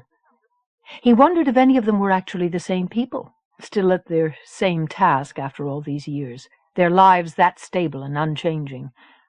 He saw the local constables on guard at either side of the palace doors. They no longer wore the imitation off-worlder uniforms of Aryan Road's security force, but plain everyday clothing instead. An armband and a crested hat were all that set them apart as peacekeepers. The hovercraft he rode in, and the 2 craft accompanying it, settled without noticeable impact onto the alabaster pavement. The high carven doors of the palace began to open toward him, like outstretched arms across the square. He shook off the image as the door of his hovercraft unsealed and rose, letting in the breath of the city, rich with exotic smells that were both strange and strangely familiar. He climbed out, flanked by a phalanx of guards in the dusty blue uniform that he knew so well, but no longer wore himself. Any of them could have been his companions in the former time, could have been himself. He felt the years fall away from him in a sudden, almost dizzying rush. From a distance, as if from that other world, he heard faintly echoing voices speaking Tiamatan. The workers had gathered at the far side of the courtyard, pointing and murmuring. He had recovered his skill with the language, using the same indoctrination tapes he had made everyone else study. But here, confined inside the echoing city walls, the words sounded different in a way he could not define, more real in this 3-dimensional context of real place and real people. He turned, forcing his body to move, looking toward the palace. Its entrance stood open, but no longer empty. As a small crowd around him began to step aside, making way for him, he saw clearly who it was who waited for him there. He stared, all other motion suddenly impossible, every other human being around him ceasing to exist. It was only himself and her, inside a moment where time had stopped. He went on looking at her, sure that he must be dreaming, because he had dreamed of this moment so many times. But he did not wake, and still she did not disappear. Still she looked the same as he remembered, after all these years, exactly the same, not a day older. He looked down suddenly, almost expecting to find himself transformed by the same spell, the dark magic of this haunted city, still wearing his old uniform, still hardly more than a boy. But he wore the stark, unadorned black of a Chief Justice. The fishhook-barbed star of his Sibyl trefoil rested in silent affirmation against his chest. He looked up again, wondering if he had gone half-blind or insane. He felt Vanu's hand on his arm, surreptitiously urging him to make some response. He turned slightly, to Vanu's curious glance. "They're waiting for us whenever you're ready, Justice." "Yes, of course." Gundhalinu ran his hands down his clothes in a compulsive gesture, looking toward the waiting figures. He looked back at the guards surrounding him. "You three," he gestured at the 3 men closest, "will come with us." "But, Justice," Sekarth protested, "don't you think—" "We'll be safe enough," Gundhalinu said impatiently. "Let the others guard the hovercraft. The vehicles are in more danger from the curiosity of the locals than we are." He started forward, walking with even, controlled strides that seemed to belong to someone else. He watched the woman before him growing clearer, every detail about her more real, and yet still she did not age. "She hasn't changed," he murmured incredulously to Vanu. He had counted the years elapsed, his time, her time, knowing that she should be at least as old as he was now. "Then she's using the water of life," Sandrine said, with a sudden unpleasant obviousness. "It's the only way she could have stayed that young." "That's impossible," he murmured. And yet he could see that she was unchanged, untouched by time. She was looking back at him, watching him come, but he saw no flicker of recognition in her strangely colored eyes. She still wore her hair long and loose, falling nearly to her waist. Her clothing was made of what looked to be bright-colored off-worlder cloth, vintage clothes recut to look more like the Tiamatans' own shapeless, pragmatic garments.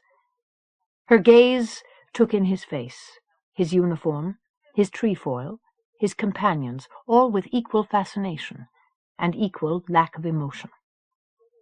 He stopped before her, wondering at what point this would cease happening to him, whether if he tried to reach out and touch her she would disappear. Swallowing to ease his throat, he made a brief formal bow. "Lady," he said, careful to use the proper form of address for the summer's queen. Hearing his own voice speak Tiamatan was more disorienting than hearing strangers speak it. "I am the new hegemonic Chief Justice." "I'm not the lady," she said, and giggled, abruptly and disconcertingly. He blinked, staring at her with incomprehension so complete that it made her laugh again. "I'm Ariel Dawn-Treader." She made something that vaguely resembled a bow in return. "The Queen is my mother. She sent me out to greet you." "Oh," he said inadequately. He gazed at her in astonishment, realizing belatedly that she was not wearing a Sibyl trefoil, did not even have the tattoo at her throat. He was aware that he went on staring at her, but he was unable to stop. "I didn't know you look so much like her. I thought—" "He thought the Queen had been using the water of life," Sandrine said bluntly. Gundhalinu frowned and gestured him silent, as he saw sudden anger come into the girl's eyes, and disgust. "We don't kill the mares any more," she said, looking back at Gundhalinu, and he heard the defiance in it. This time it was one of the people behind her who put a restraining hand on her shoulder. He realized for the first time in a meaningful way that there were others waiting with the girl, observing him.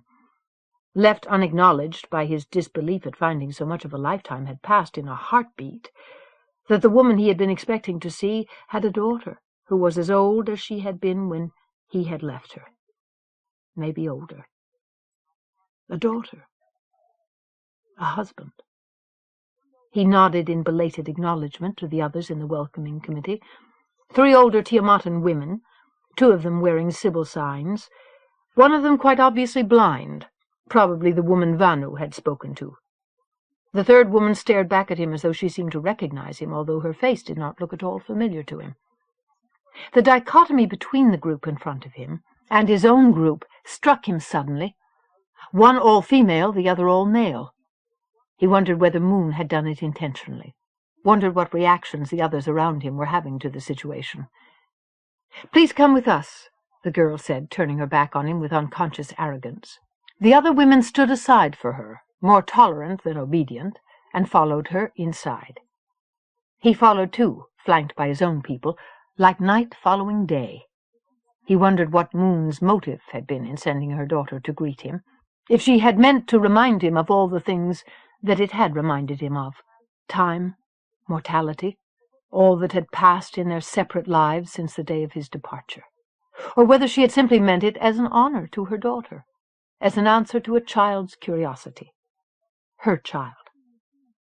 He glanced from side to side as they moved along the entry hall, seeing the scenes of summer's bounty that had replaced the winter murals of storms and snow. He remembered walking this hall before, more than once. The details came back to him with startling vividness. He realized suddenly that there was another face he had not seen yet, one he had been expecting to see among the greeters at the gate. Jerusha Palathion, who had saved his career when he had broken hegemonic law to help Moon, and then given up her own career to stay on Tiamat. He had walked these halls with her, more times than he had liked, during his years on Tiamat. He had been stunned by her abrupt decision to remain here, even though he had thought he understood her disillusionment well enough by then. And now, remembering the treatment she had received from the hegemony, she had served bravely and loyally. Perhaps he shouldn't be surprised that she was not eager to see an off-worlder's face at her door again, even his. He realized that a part of his mind had been listening, as he walked, for the sound of the pit, the hungry moaning that had filled the Hall of the Winds, and filled his heart with secret terror. Crossing the bridge that spanned the pit had been an ordeal that had never gotten easier for him, that probably never did for anyone with a shred of imagination.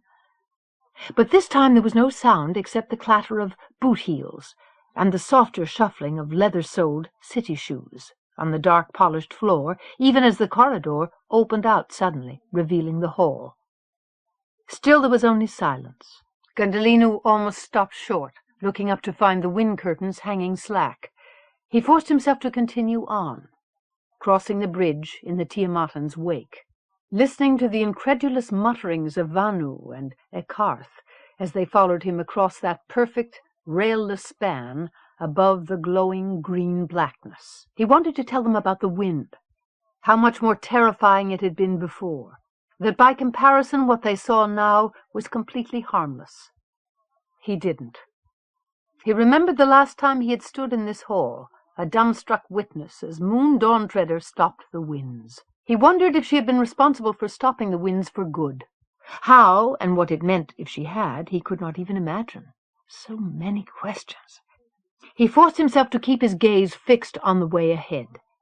Seeing the milk-white of Ariel Dawntreader's hair, his mind unable to stop seeing someone else in her place. He had imagined this day of reunion so often. There had barely been a day since he left Tiamat when he had not imagined it. But he had never imagined it would be like this. He realized it would have been impossible to picture the reality, to imagine the absurd ordinariness of it all. They reached the far side of the pit at last, although it felt as if they had been walking suspended above it forever. They went up the broad stairway beyond, which he remembered with a peculiar fondness because it always followed that excruciating passage. At the top of the steps had been Arian Rhodes' throne room. its carpet always as flawless as untrodden snow, bejeweled with brightly colored courtiers.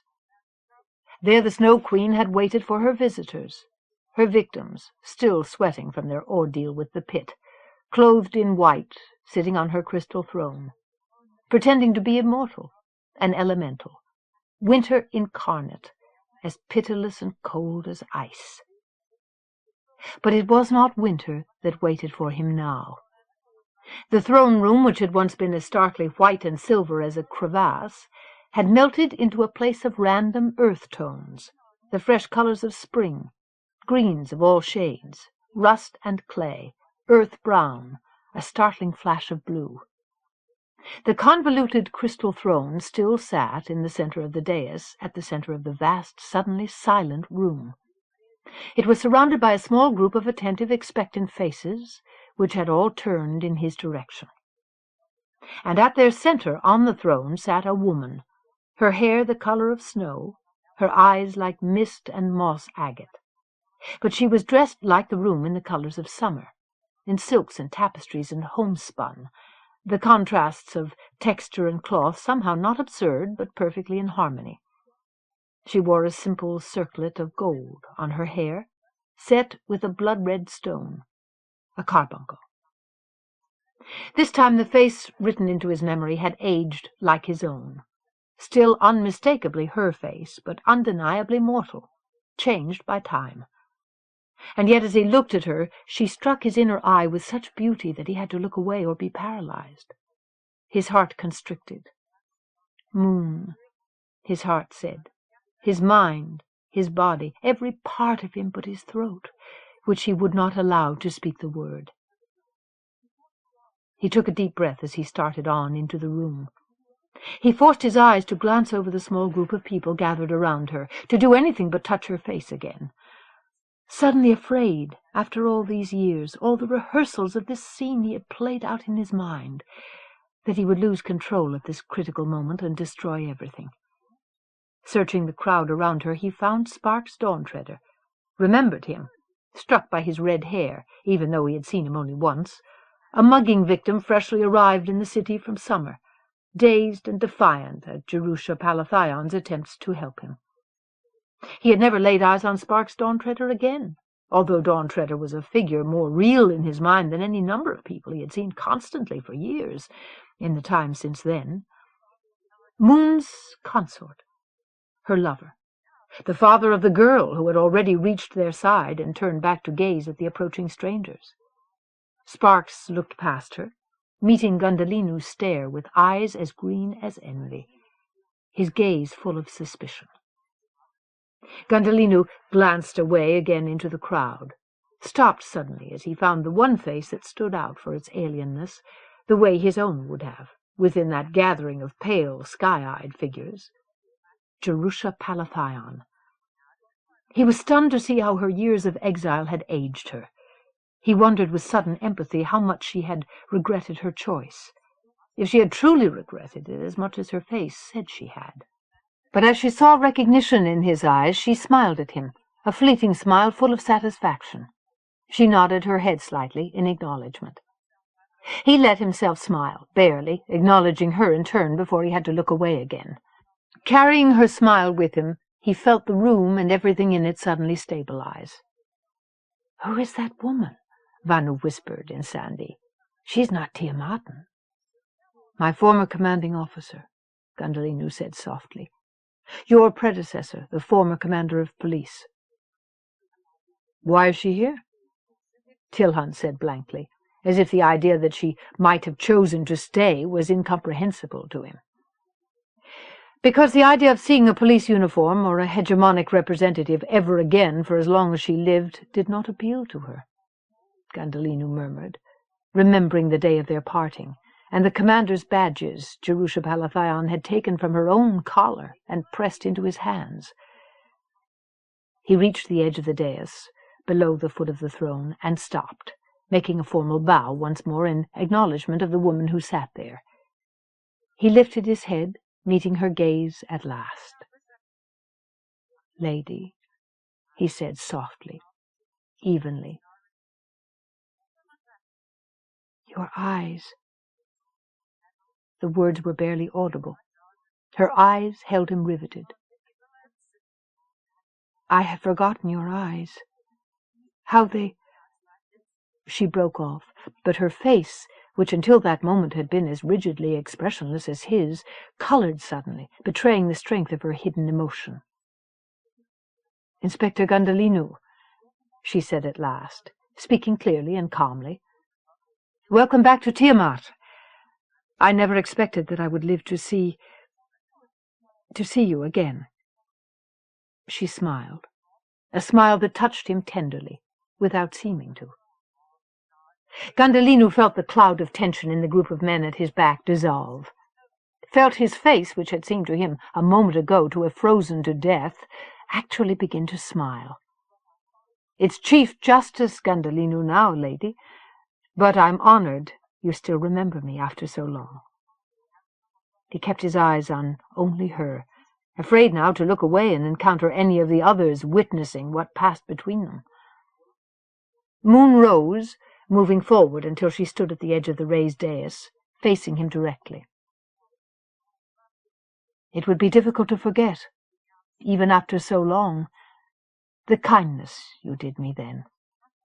She held her hand out to him, and to his surprise met his own hand palm against palm, Kharemough fashion, not clasping wrists as he remembered the Tiamatans doing. It is good to see you again. He let his hand fall away, feeling as if her touch had seared it, wondering if she felt the same thing. I hope that our relationship, he stumbled imperceptibly on the word, will be as mutually amicable in the years to come. So it has truly happened, that you've come back to Tiamat, that the hegemony has, to stay. Her glance flicked past him, touching the faces of Vanu and the others in brief acknowledgement and assessment. He looked past her at Sparks Dawntreader, looked away again. The millennium has finally come, as your people used to say. He smiled and nodded in wry amusement. Yes, we have the star drive again. It means a great change for both our peoples. For better or worse, she murmured. Her eyes were dark, as if she had not been reassured by what she found in the faces of the men behind him. She turned away, moving back to her throne, but she did not sit down. She stood, with her own people flanking her. The star drive means that the relationship of the hegemony and Tiamat will be permanent from now on, she said. I hope that means that you intend to deal with us as you deal with your other member worlds. We deserve and desire equal citizenship with the rest of the hegemony, equal right to leave and return, equal access to technology, equal treatment under your laws. We want a relationship based on autonomy and mutual cooperation. I hope that is the sort of change you mean. We've waited a millennium of our own for that to happen. I think we've waited long enough. He stared at her, pressing his lips together to keep his smile from becoming a sudden grin of pleasure and admiration. Your point is well taken, lady, he said, and nodded. I think you'll find that our vision of Tiamat's future is more like your own this time. He hesitated, sensing the restlessness at his back. We have observed that you've brought considerable change to Tiamat yourself in the years since the departure, he went on carefully. Some of my people were surprised to find that you had made so much technological progress. That had not been our experience with previous Summer Queens. I told them that perhaps the gods, including your sea mother, have given both our peoples a gift. He spoke the words reluctantly, knowing that he could not afford to ignore the obvious. Moon nodded serenely, although he was not really certain her confidence ran any deeper than his own. Yes, she said. You have been given the star drive, and we have been given the use of the Sybil network. Gundhalinu felt the words pass through the listeners behind him like a sword. Mutterings of disbelief, questions in Sandhi, filled his ears. He heard a low, querulous voice accuse that renegade bitch, Jerusha Palathion, of treason. of handing over the forbidden secret of enlightenment to the miserable primitives of Tiamat. He turned, taking a step up onto the dais so that he stood looking down on his companions, as he ordered them sharply into silence. "Listen to me," he said softly, in Sandi. "How the people of this world learned the truth about the Sybil network is unimportant. It's meaningless. It's in the past. Do you understand me? Recriminations are pointless. The secret is out. Nothing can change that." He held them with his eyes. "And frankly, I believe it no longer matters. As the Queen said, everything has changed about our relationship with this world. We no longer need ignorance as a weapon to control them during our absence, because there will be no hegemonic absence ever again. To keep the truth about the Sybil secret would be immoral. And not only that, it will be impossible now." There were more muttered protests, dark looks, abrupt angry motions. But the patch held. He stood his ground, staring them down until all protest subsided.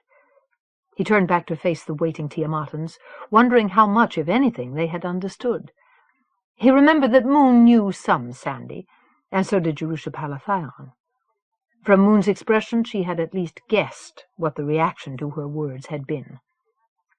And he realized and suddenly appreciated the intent behind her blunt revelation, the risk she had taken to deliver the message that she was neither ignorant of the truth nor of their part in suppressing it, that she was in charge of her people's future, that she was not afraid.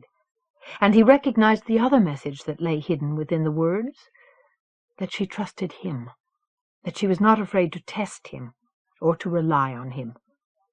He smiled inwardly, and was suddenly aware that he was still standing on the dais, standing on her ground now, and not with his own people.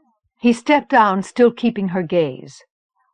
"Then both our peoples must learn to accept that the inevitable has come to pass for us, lady, and make the best of it." "Yes," she said, and sat down, the motion full of control and grace. "So it seems." Her hands closed over the convolutions of the throne arms. "There will be far too many other questions about every aspect of the reopening of Tiamat to begin addressing them here," he said, pressing on. "Perhaps we can set up a schedule of preliminary meetings with our advisors. But first I'd like to present my staff, with your permission." She nodded, leaning back as she did, as if some part of her were instinctively shrinking away from contagion. "Enar Vanu, Commander of Police for the Tiamat sector." He went on through the introductions, listening, watching, trying to gauge the responses of her people and his own as each of his administrators made a brief bow and spoke a few awkward words in Tiamatan. Moon replied with guarded solicitude, her eyes frequently glancing away from the face of yet another alien-looking stranger to his face. When he had finished, she rose from the throne again and introduced the small gathering of advisers who surrounded her on the dais. She named Jerusha-Palathion as her chief of constables, and the blind woman, Fate Ravenglass, as the head of something she called the Sybil College. There were a handful of civic leaders, both Winters and Summers, Tor Starhiker, the woman who had stared at him as if she knew him, among them. There were other Sybils, including a man with a Winter clan affiliation. "And my family," she said at last. "You have met my daughter already, I think?" She smiled briefly at Ariel, who shifted from foot to foot beside the throne, looking restless and uncomfortable as she met Gundhalinu's eyes. "And my pledged?" He felt her almost self-consciously using the Tiamatan word, and not the off-worlder term, husband. "Sparks Dawntreader Summer." Gundhalinu met Dawntreader's gaze, realizing as he did that he had been avoiding it. Dawntreader's expression was neutral now, under control. There was no real recognition in his gaze to match the suspicion. "I believe we've met," Gundhalinu said, unable to stop the words. "Where?" Dawntreader asked, taken by surprise. "In a dark alley." "I don't remember you," Dawntreader said flatly. "Do you still play the flute?" Dawntreader's expression changed suddenly, as realization filled his eyes. He glanced at Jerusha-Palathion, away again as she nodded. He grimaced. "Yes," he said finally. "My son also plays the flute," Moon said, gesturing someone else forward from behind the crystal throne. A boy stepped up beside her almost reluctantly. It was difficult to tell, looking at him, whether he was younger or older than the girl. Gundhalinu struggled to control his response, seeing a second nearly grown child of the lover he had left behind so long ago. Yet another reminder that she had been someone else's wife through all these years, and not his own. But as the dark-haired boy stopped at his mother's side and raised his head, Gundhalinu felt astonishment pass through him like light through a prism. "This is my son," Moon said. "Tamas." And all at once her voice seemed oddly changed, distorted by the same emotion, and he knew that she saw what he saw as he met the boy's stare, met eyes too much like his own looking back at him from a face where they did not belong, the face of another man's son. "A pleasure," he murmured, seeing curiosity and uncertainty begin to seep into the boy's expression, as if he almost realized the same thing. Gundhalinu glanced at Sparks Dawntreader, saw that the sudden surprise had spread to his face, saw his surprise darken. Gundhalinu looked back at Moon again, at the change that had come over her own face, at once anguish and wonder, as she looked at them both, looked at them all three. "I had forgotten your eyes." He looked from face to face again, suddenly comprehending the real change he had forced on all of their lives, including his own, and that it was far more irrevocable than he had ever imagined. Part 2. The Return. After such knowledge, what forgiveness? Unnatural vices are fathered by our heroism. Virtues are forced upon us by our impudent crimes. These tears are shaken from the wrath-bearing tree. T.S. Eliot. Tiamat, Carbuncle. "Jerusha Palathion to see you, sir," the disembodied voice of his aide informed him. "Send her in." Vinge Gundhalinu rose from the chair behind his desk terminal, where he had been sitting for what his body told him was far too long. He stretched, hearing joints crack, shaking the fog of data and fatigue out of his head. His aide, Stathis, showed Jerusha Palathion into his office. Nearly 6 months had passed since his arrival on Tiamat, and this was the first time she had entered this room. She paused just inside the door, taking in her surroundings with the unthinking glance of a trained observer, before she looked back at him. "Justice Gundhalinu," she said with a nod and a sudden, slightly bemused smile. Her hand moved almost imperceptibly, as if she had felt the urge to salute him, and he read incredulity as well as pride in her gaze. "Commander," he murmured. He made a formal salute, giving her the acknowledgment of her old police rank, even though in her present position as head of the local constabulary it was hardly what it had been. Jerusha returned the salute solemnly, perfectly. Irony widened her smile. "It's been a long time since we stood like this, Vinge," she said. "The last time it was to say goodbye. I still have the commander's badges you gave me off your old uniform." He smiled too, remembering. "You said then I'd need them some day. I hardly believed you. But you were right." He shook his head. "And now you've outgrown them." She nodded at his trefoil. He glanced down, gestured her toward a seat. "Help yourself to some food. I haven't had lunch yet." He looked at his watch and realized that it was nearly time for dinner.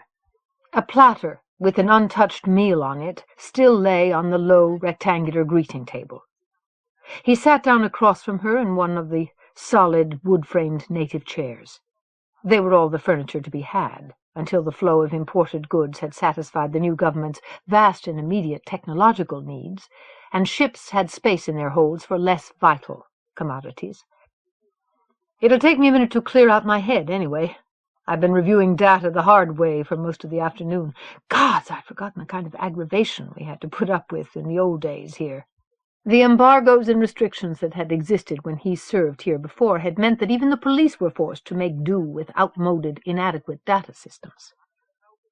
"You didn't know the half of it, then," Caruso said, taking a piece of cold fish. "You were only an inspector. When I became commander of police, I found out what real red tape was. I expect you know what I mean now." "For several years now, unfortunately." He nodded, matching her grimace. He chose what appeared to be a vegetable fritter and began to eat it.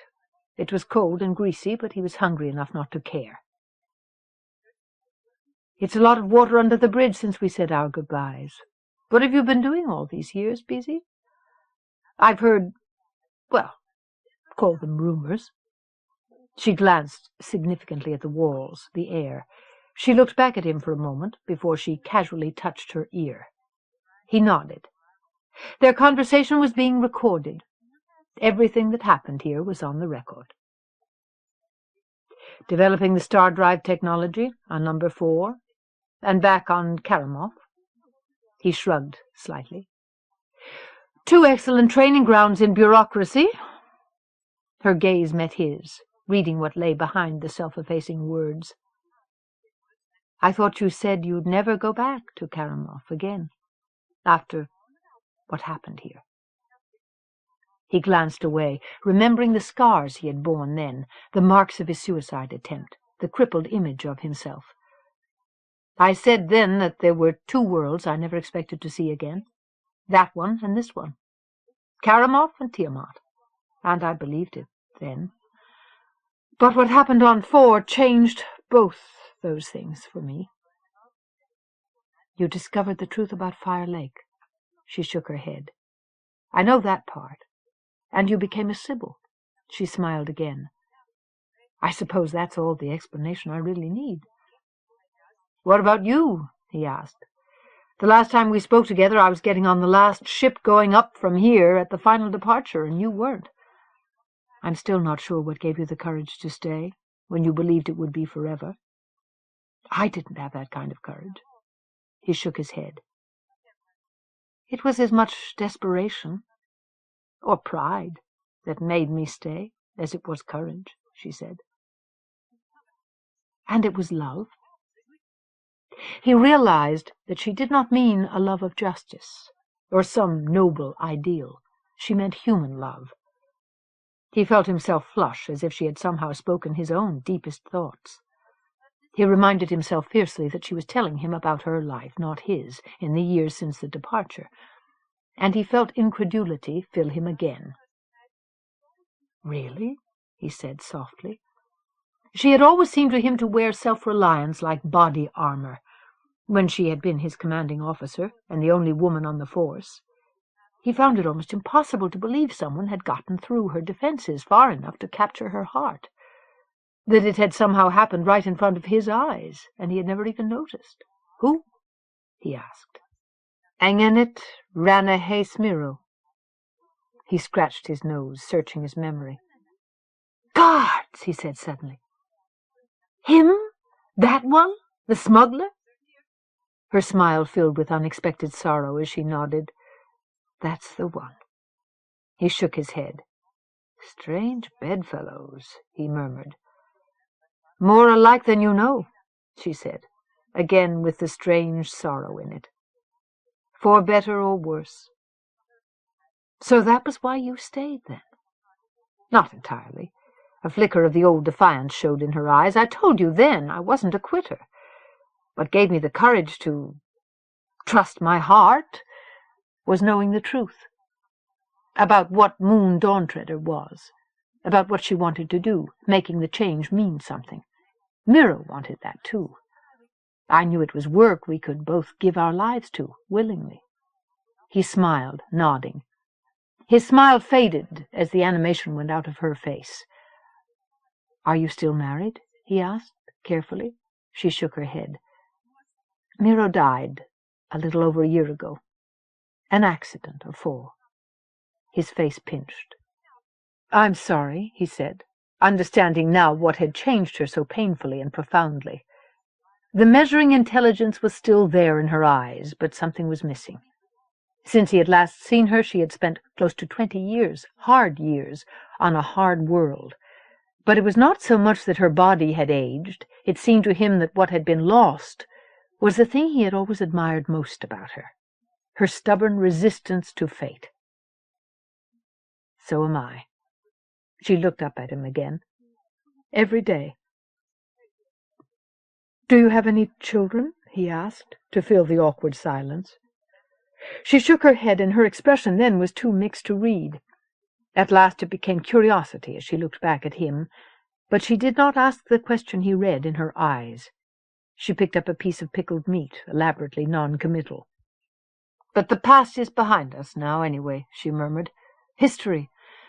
The change has come, and we're supposed to cast off our old lives, try on new ones." "I thought that only applied after the proper rituals, when the Sea Mother gave her blessing," he said with a smile. Jerusha raised her eyebrows. "Don't tell me you believe in that. Now—" He shook his head. "Don't tell me that you do." She shrugged. "But things have changed, whether we want them to or not, haven't they?" She looked at him speculatively. Everyone was afraid, on some level, that the Hegemony's coming back would mean we'd be crushed under its boot again. We'd. His mouth quirked as he heard her include herself with the Tiamatans. Well, why shouldn't she? She's spent most of her life here. New Haven, her home world, must be barely even a memory to her now. He studied his boot resting across his knee. "The Hegemony still has a heavy foot. I'm trying to keep them from setting it down in the wrong places too often.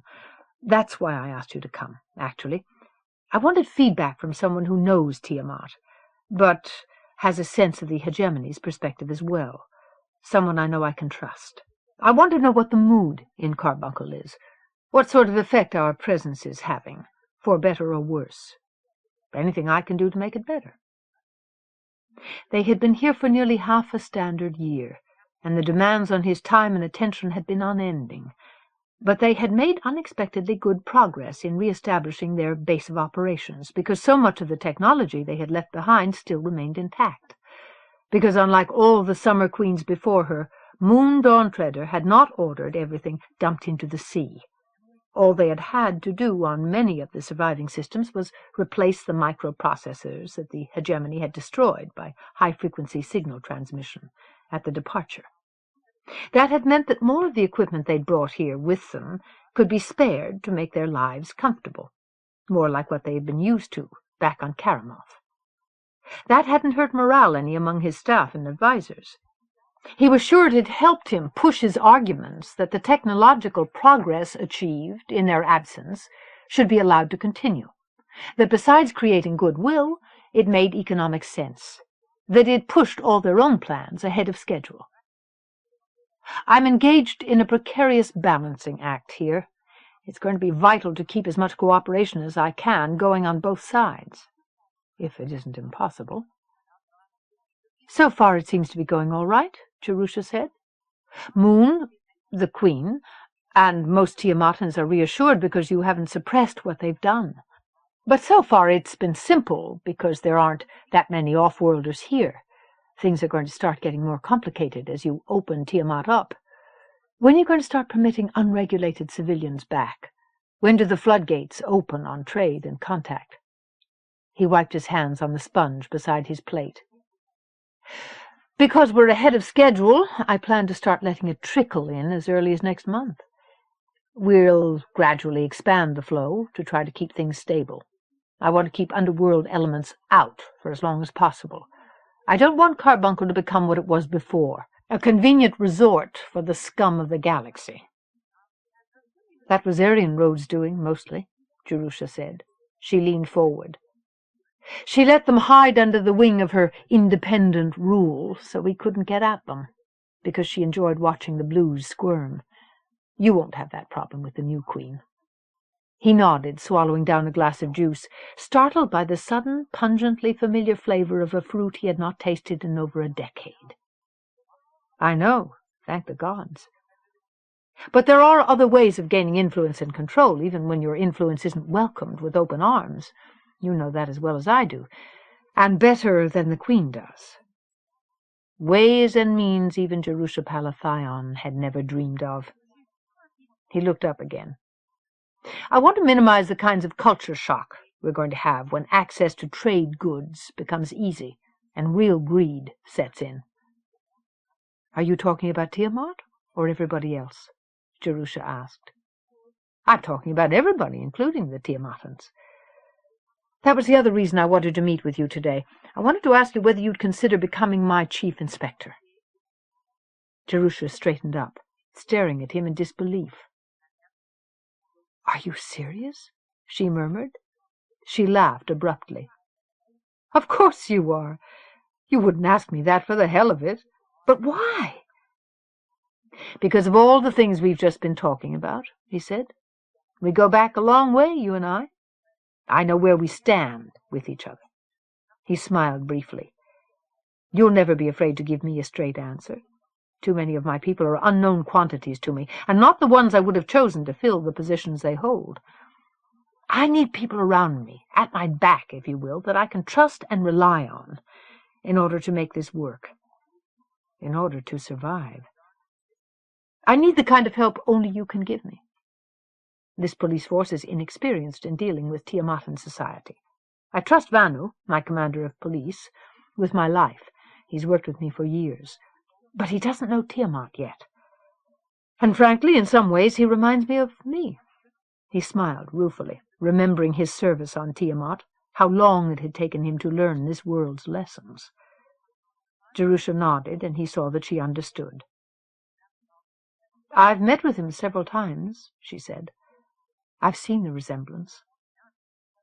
Then you can see why you'd be invaluable, not only to the force, but to him. She leaned back again in her seat. She was silent for a long moment. Have you discussed this with him? Gundhalinu nodded. How does he feel about it? He's against it, he said, giving her the truth. And how do you think the force is going to tolerate having a woman, a renegade, a traitor, no less, forced on them as chief inspector? Are you a renegade, or are you a retired police commander with years of invaluable foreign service experience? Am I a failed suicide, or a hero of the hegemony? It all depends on what kind of spin you put on it, Jerusha. He smiled slowly and shrugged. She looked at him, mildly incredulous. As far as your being female, Kharemough will give you less grief about that than your own people did. There are several women on the force, and I hope to recruit more in time. She looked down, biting her lip absently, considering. You've never been someone who walked away from a challenge. He pressed her, driven by the urgency of his need to have her support. True enough, she murmured, with some of the steel he remembered showing briefly in her grin. And he saw her eyes come alive as she thought about it. But she looked down again, shaking her head. I can't. Thank you for asking me, Beezy. But I can't do it. Why? He asked, controlling the sudden frustration that made him want to shout it. Why not? Because the Queen needs me. She depends on me. For all the same reasons you want me working for you. I can't be loyal to both of you. You can't rely on someone with divided loyalties. He leaned forward, his hands twined between his knees, tightening. Work for me, Jerusha. He spoke each word like a solemn pledge. And you won't have to have divided loyalties. She stared at him for a long moment, while he realized, suddenly and gladly, that this was not simply something that he needed. It was something that she needed too. Gods, she murmured. Let me sleep on it, Beezy. I can't accept something like this without having time to think it through. Take whatever time you need. He nodded, feeling the tension loosen in his shoulders. Just tell me you won't reject the idea out of hand. No, she said, rising from her seat. No, I won't. Will you be speaking to the Queen? He barely kept himself from calling her by name. He got up from his own seat. I expect so. She nodded, looking at him curiously. "Tell her for me that I've gotten my people to accept a temporary moratorium on the hunting of mares, while we conduct further studies. I don't know how long it'll hold. The Central Coordinating Committee back on Kharemough is giving me hell about this. Tell her it's the best I can do for now." "She'll be glad to hear it." "I am too. Thank you. I know the kind of pressure you mean. God, it must be worse when there's hardly any time lag on interference from the Home Office. I know how much they want the water of life. I know how hard it is to stop them from getting what they want. I know. I tried it myself. Once." He grimaced. "I wish the Queen understood that. She's been pushing hard for rapid change, and for a ban on the hunts at the same time, in every meeting we've had at the palace. Too hard. I've tried to make her see that we have to take this a step at a time. Tiamat has to be lifted up to a certain level of technological competence before it can qualify for full equality among the Hegemony's worlds. Change just for the hell of it will only leave everyone worse off than before. And the Hegemony doesn't like something-for-nothing trade any more than Tiamat does." "She understands that," Jerusha murmured. "But she also understands that the Hegemony came here thinking of her people as barbarians, and they aren't. She's willing to compromise and meet the Hegemony halfway with her demands, if they'll meet her there. She only wants to make sure the Hegemony understands that her viewpoint and theirs are not the same one. The Hedge has always had a what's mine is mine and what's yours is negotiable attitude about this world." "I'm doing my damnedest," he said, a little impatiently. "She's got to watch her step. I wish she could just... If we could only..." He looked away abruptly. "Damn," he whispered. "Damn, damn." "I know, Beezy," Jerusha said with sudden understanding in her eyes. "She wishes that too." She smiled. "I suppose we all wish it." He looked away, looked back at her finally. "There's an old saying on Kharemough. There are two tragedies in life. One is never getting your heart's desire. The other is getting it." She laughed softly. "On New Haven, when you curse someone, you say, 'May you get everything you wish for. May you be noticed by people in high places. And may you live in interesting times.'" He felt himself smile, relieved to find that at least he had not lost his sense of the absurd. "Then there's no hope for me, clearly." He held out his hand to her. She shook it, gripping his wrist like a native. "Let me know what you decide. Give my regards to the Queen, and—" He broke off, seeing the faces of Moon's children in his mind. "And to her family." She nodded. "I will," she said gravely. "I will, Beezy." He watched her go out of the office. His intercom began to buzz as soon as the door closed. He ignored it, listening to something else entirely. Tiamat, Carbuncle. "Jerusha, I'm glad you're here."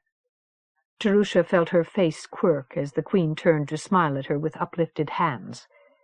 She nodded, attempting a smile in return, as Moon gestured at the data-filled screen, lying like a magic pool on the surface of the desk terminal behind her. "I've been working on this all afternoon, and now suddenly it's refusing all my commands. I told it I was the Queen, but it wasn't impressed." She laughed, half amused and half exasperated. "And all the help files are in Sandy." Jerusha leaned past her shoulder to study the screen. "I don't remember enough written Sandy to find my way to the bathroom, let alone pick a computer's brains." The written language was ideographic and bore no resemblance to the spoken tongue. "I never did know it well." "Is your data safe?" Moon nodded. "Then just shut it down and start it up again. It's a nuisance, but it always works for me." Moon looked mildly aghast, but she shrugged and nodded. Jerusha watched her do it. "Ah, better, thank you." Moon swiveled her chair around, leaning back in her seat. Was that simply your uncanny sense of timing, or is there something you wanted to talk about? The look in her eyes suddenly made Jerusha wonder about the Queen's own uncanny sense of things. Well, yes, there's something. She sat down in the corner chair next to the desk, studying her hands. The lines, the thickening knuckles, the calluses that seemed to have become a part of her being after so many years. "How is it for you these days?" Moon asked softly. "Has it gotten any easier without Miro, now that the hegemony has come back? Or has that made it harder?" Jerusha looked up at her again, realizing that they had not had even a few moments to spend like this, a stolen space of private time to speak to each other as human beings in weeks. "Both, I think," she said. "Yes." Moon's eyes turned distant, as if her thoughts were blown smoke. "That's about right. Both." She twisted a strand of pale hair between her fingers, absently knotting and unknotting it. "The hegemony's presence here has given everything double strength." She glanced at the terminal, part of a system that had lain useless and inert through her entire reign until now. She had been computer literate in a meaningful way for only a few weeks, a fact that Jerusha still found almost unbelievable. "And double meanings?" Jerusha saw Busy Gundhalinu inside the words, like an image in a mirror. "You should talk to Busy, Moon," she said. "I have," Moon said. "I see him several times a week." Her gaze broke. "But not alone. I can't, Jerusha." "What do you expect he'd do?" Jerusha asked, raising her eyebrows. "It's what I might do." Moon's face reddened. "When I watch him, whenever he speaks, over the years I thought I'd become immune to those feelings, numb. That after all Sparks and I have lost of what we had, all I really hoped for from life any more was to finally, someday, be left alone. Peace." She shook her head. "I hardly knew Busy, Jerusha, all those years ago. And yet now, when I watch him, I want him." Her hands clenched. "I don't understand this. I don't even know if it's him or me, but I can't trust myself." Her voice faded. "That's the most unbelievable thing I've heard you say in nearly 20 years. Jerusha shook her own head. "You owe it to him to see him alone. You have to talk about the children." Moon's face pinched with denial. "You think he doesn't know?" "He knows." Moon looked back at her suddenly. "You've talked to him, haven't you?" Jerusha nodded. "How is he?" "Up to his ass in bureaucracy. But I don't think he regrets it. Yet." "What are you talking to him about?" Moon's expression changed abruptly. "Jerusha, are you thinking of leaving Tiamat?" "No," Jerusha almost laughed. The question was so far from what was in her mind. "No. He asked to see me." She took a deep breath. "He offered me a job, Moon." "Chief Inspector." Moon stared at her in silent speculation. "You'd be working for the hegemony, then?" Again, Jerusha heard the real question she was being asked, had been expecting. When she had worked for the hegemony before, she had been the enemy of this world, although she had not seen it that way. "I'd be working for Busy," she answered. "What about your position as my chief of constables?" "If I accepted the chief inspectorship, there would be several people I'd trust to take over my position. I'll make sure it's taken care of." "Have you made your decision, then?" Jerusha almost shook her head. She hesitated, realizing that she had. "I think I can do more good there," she said slowly, "for all of us.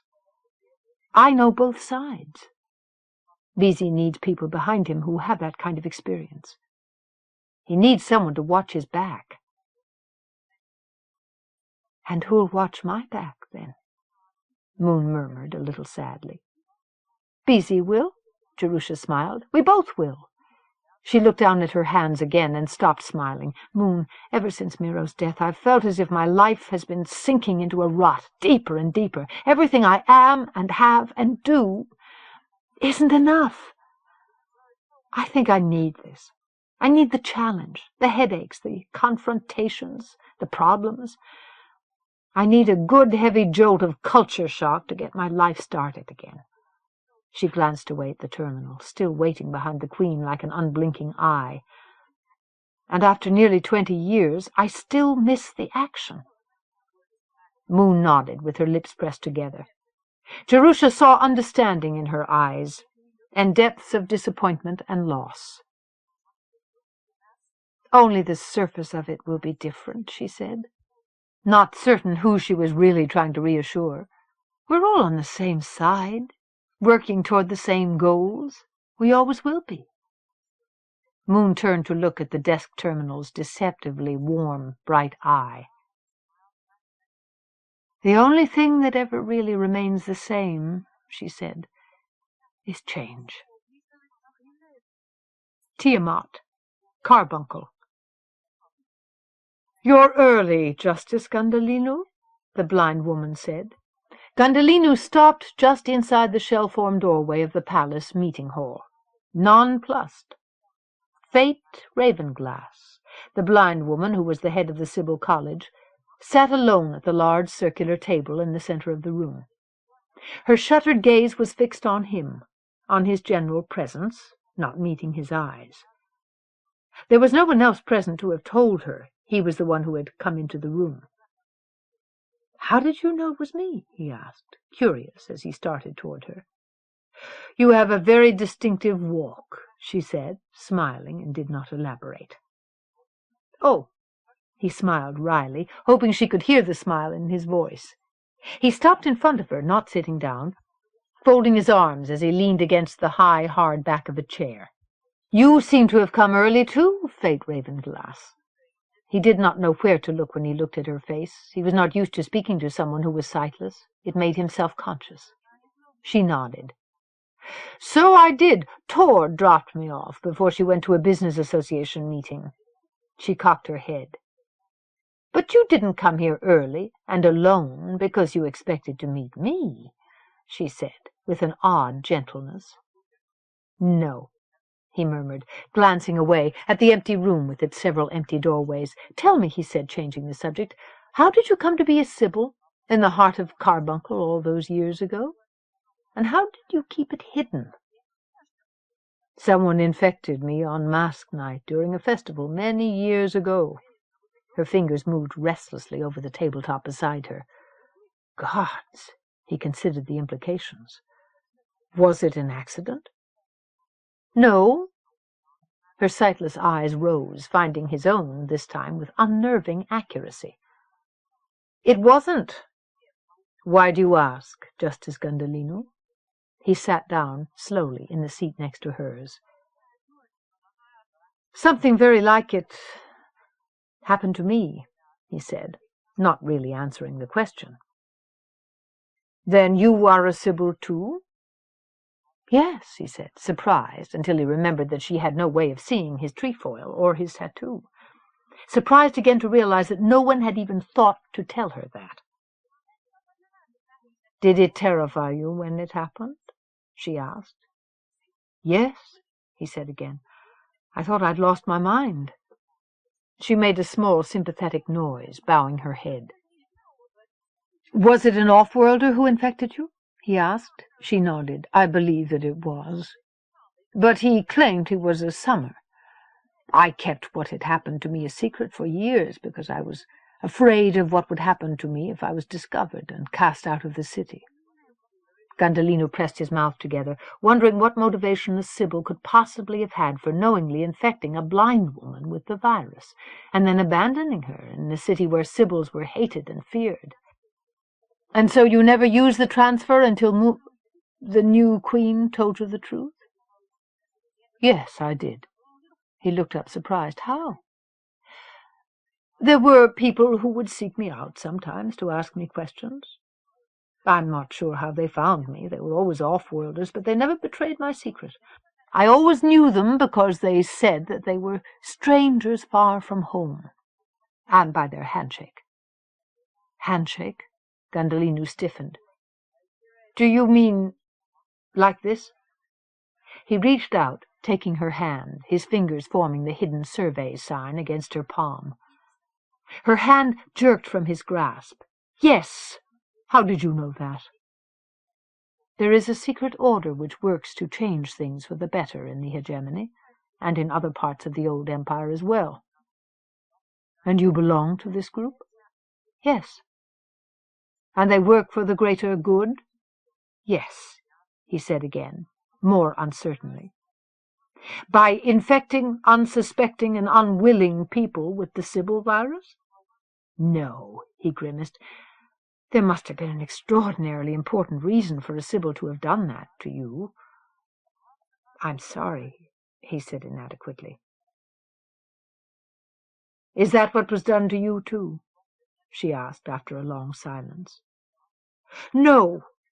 He took a deep breath, exhaled it in a sigh. There was no reason at all for what happened to me. And yet, if it hadn't been done to him, he would never have learned the secret of Fire Lake, or brought back the star drive. Song was mad, had been driven insane by the virus. But her mother, Han, who had asked him to find her, had been a member of Survey. Had she been at a much higher level than he ever suspected?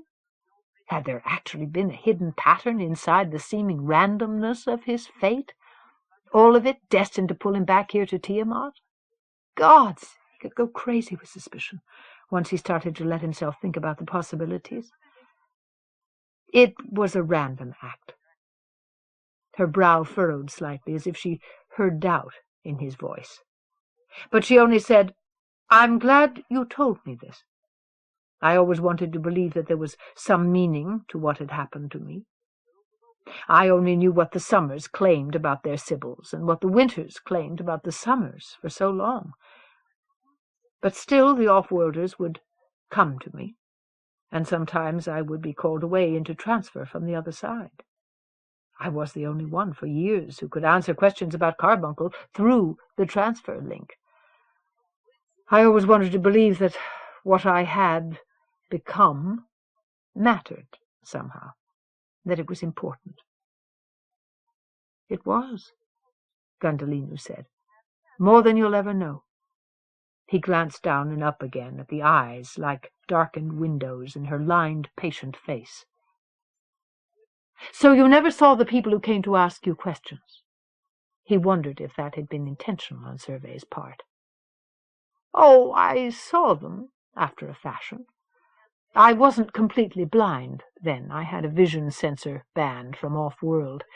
It gave me enough vision to ply my trade. I was a mask maker. I made the mask of the Summer Queen for the last festival. I remember it, he said, remembering it like a dream. Moon had come to him where he lay, delirious with fever, in a hospital bed. She had carried the mask of Summer in her arms to let him know that she had won. He blinked the present back into focus.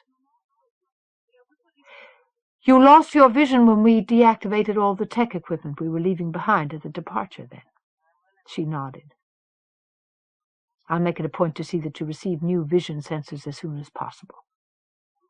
Thank you, she murmured, surprised. He nodded in turn, realized that she couldn't see the gesture. He touched her hand, making a certain sign with his fingers.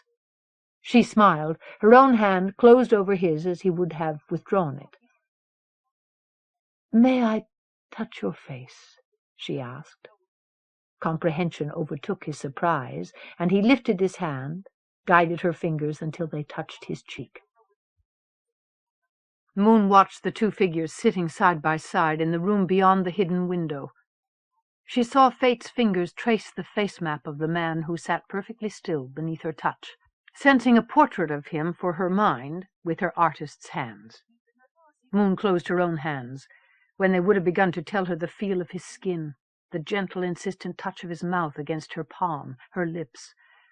She began to turn away, feeling her face flush, angry at her body's tingling betrayal, the arousal that played like silver music through her nerves, at the fact that she had come here to stand behind this one-way window in this hidden hall, waiting, watching for the first glimpse of that face. This was one of Aryan Road's secrets, hidden from the room beyond, behind what appeared to be an imported mural. Aryan Road had had observation points all through the palace, so that she could watch anyone she chose, whenever she wanted to. That had been one of her tricks, to hide like this, living a lie, betraying herself and whatever unsuspecting person she observed. But she turned back again, unable to help herself. She needed to see him. She needed this time. She could not keep her public mask of calm indifference perfectly in place unless she first took this secret moment alone to gaze at him. He had come early to this meeting, not waiting for any of his own people, arriving even before any of hers should have been here. He had come early. She was sure that he had done it for one reason, and that it was not Fate Ravenglass he had been looking for. 3 other people entered the room, all members of her council. Fate and Vinge turned away, and she could no longer see his face. She pressed her hand against the window, wondering how long it would be before she no longer felt this piercing urgency, this desperate need for even the sight of him. She had never expected to feel this way, not after so many years. But when she had seen him again, and realized that she had seen his face every day through the long years of their separation, in the face of her son, his son, she bit her lips. Had that been the reason he had been in her thoughts so often, for so long? Or had it really been the memory of the one night they had spent together? Perhaps it was only because she could never resolve them that her feelings for him obsessed her so, now that he had come back. For the sake of her marriage, her children, her world's future, herself, she must not weaken, must never meet with him unless they were not alone, until she was certain that she could control her emotions completely. She turned away from the window, the spell broken as more people, off-worlders now, arrived for the meeting in the room beyond. She started back toward the hidden doorway, stopped suddenly as her husband blocked her path. Sparks. His gaze flicked past her to what lay beyond the windows, lingered there for an endless moment before it came back to her face. She felt her face redden under his stare. Unable to speak, to answer the accusation in his eyes, because there was no possible excuse she could make for what she had been doing here, when the truth was so obvious. "Why bother with this?" he said in disgust. "Have him for a lover, if after 20 years you still find him so irresistible." "I don't want him." "Then what do you want? You don't seem to want me." His hand struck his chest hard. "For 20 years I've been trying to win you back, your love, your respect, running after you, begging you for every touch, every bit of proof that you still cared. And all the time you just kept getting further and further away from me." He shook his head. "All that time you were still in love with a memory. I always suspected it. But I could live with it as long as that was all he was." His hand jerked at the window. "I can't live with this, seeing him, seeing how you look at him. Seeing the truth, even Ariel and Tamis aren't mine. They're his." He turned away from her, and she felt her face convulse with pain. "That's not true. They've always been your children. I've always been your wife. I love you." He turned back, his eyes burning. "Do you think I'm blind? Stupid? They're not my children. And you're not my wife. Not in any way that means anything." His anger turned to ashes. "I can't take it. Do whatever you want. Just don't lie to me about it any more." He turned and left her without a backward glance. She stood alone, unable to move, as if she had been turned to stone, until she could no longer hear his footsteps. She moved again at last, taking in a long, tremulous breath. She looked away from the empty corridor toward the hidden window, saw the faces beyond it looking toward her as if they could see her. She realized that the sound of arguing voices had carried into the meeting hall. But they were already turning away again, their expressions uncertain. She wondered how much they had actually heard. She clenched her fists until her hands spasmed, released them again, her fingers white and cold, as she made her way back out of the hidden space. She entered the large chamber beyond, where a dozen people waited for her now, waiting to begin a meeting that would shape the future of her world. She saw Beezy's eyes on her, resisted meeting them. She wondered how she would get through this next hour, this next day, where she would find the strength she needed to be the queen and not a woman. In her mind she pictured the mask of the Summer Queen that Fate Ravenglass had placed on her head one fateful day, half a lifetime ago. She built an image of its serenity and calm, superimposing them on her own features as she walked toward the expectant representatives of the old and new. Tiamat, Carbuncle. "Oh, Tor, this is off the scale. I can't believe it." Ariel Dawn-Treader draped her sinuous, slender form across the transparent table surface, looking down into the depths below her. She clattered as she moved, wearing a body stocking covered with tiny, glittering silver plates.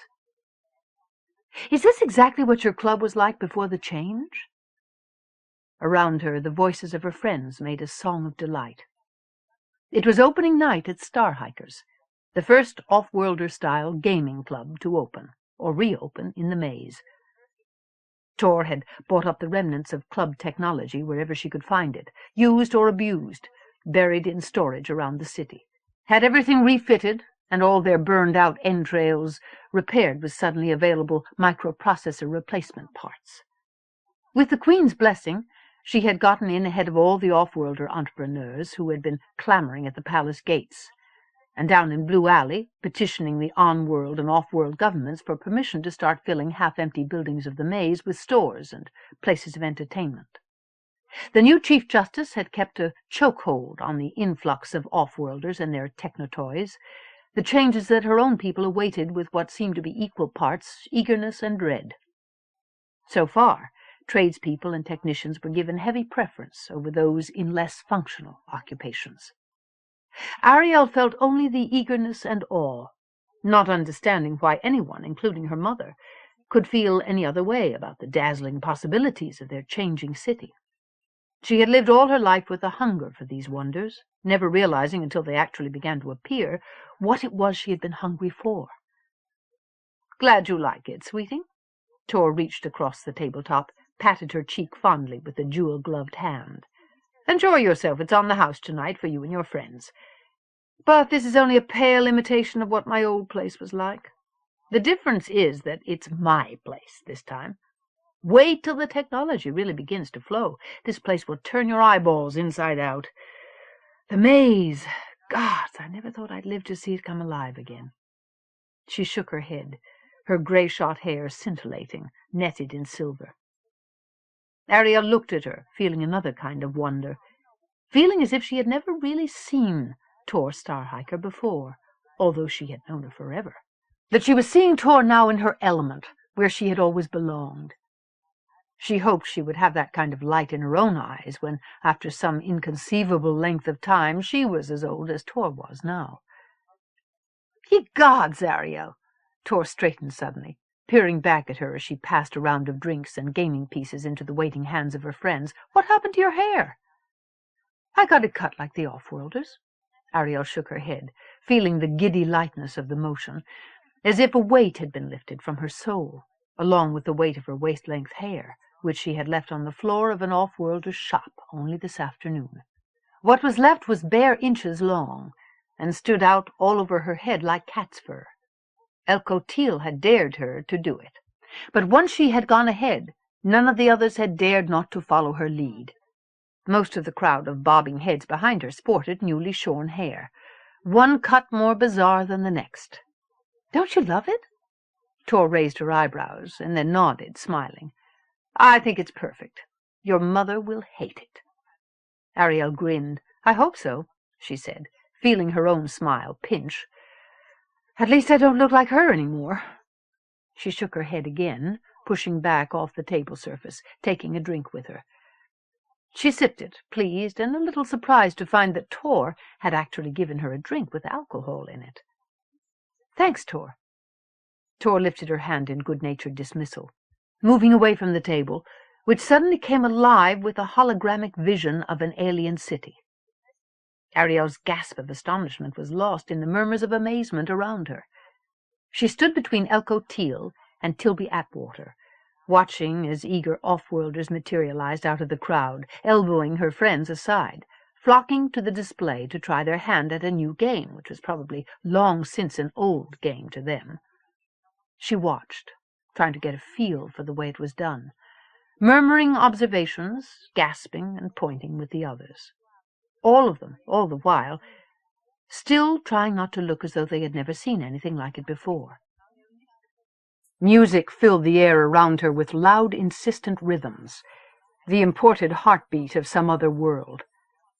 They moved on after a time, drifting from one table to another, sipping their drinks, surreptitiously staring at the astonishing varieties of humanity who filled the space around them, all shapes and sizes, with hair that came in every conceivable style and texture, with colors of eyes and skin that she would have laughed at the very idea of a year ago.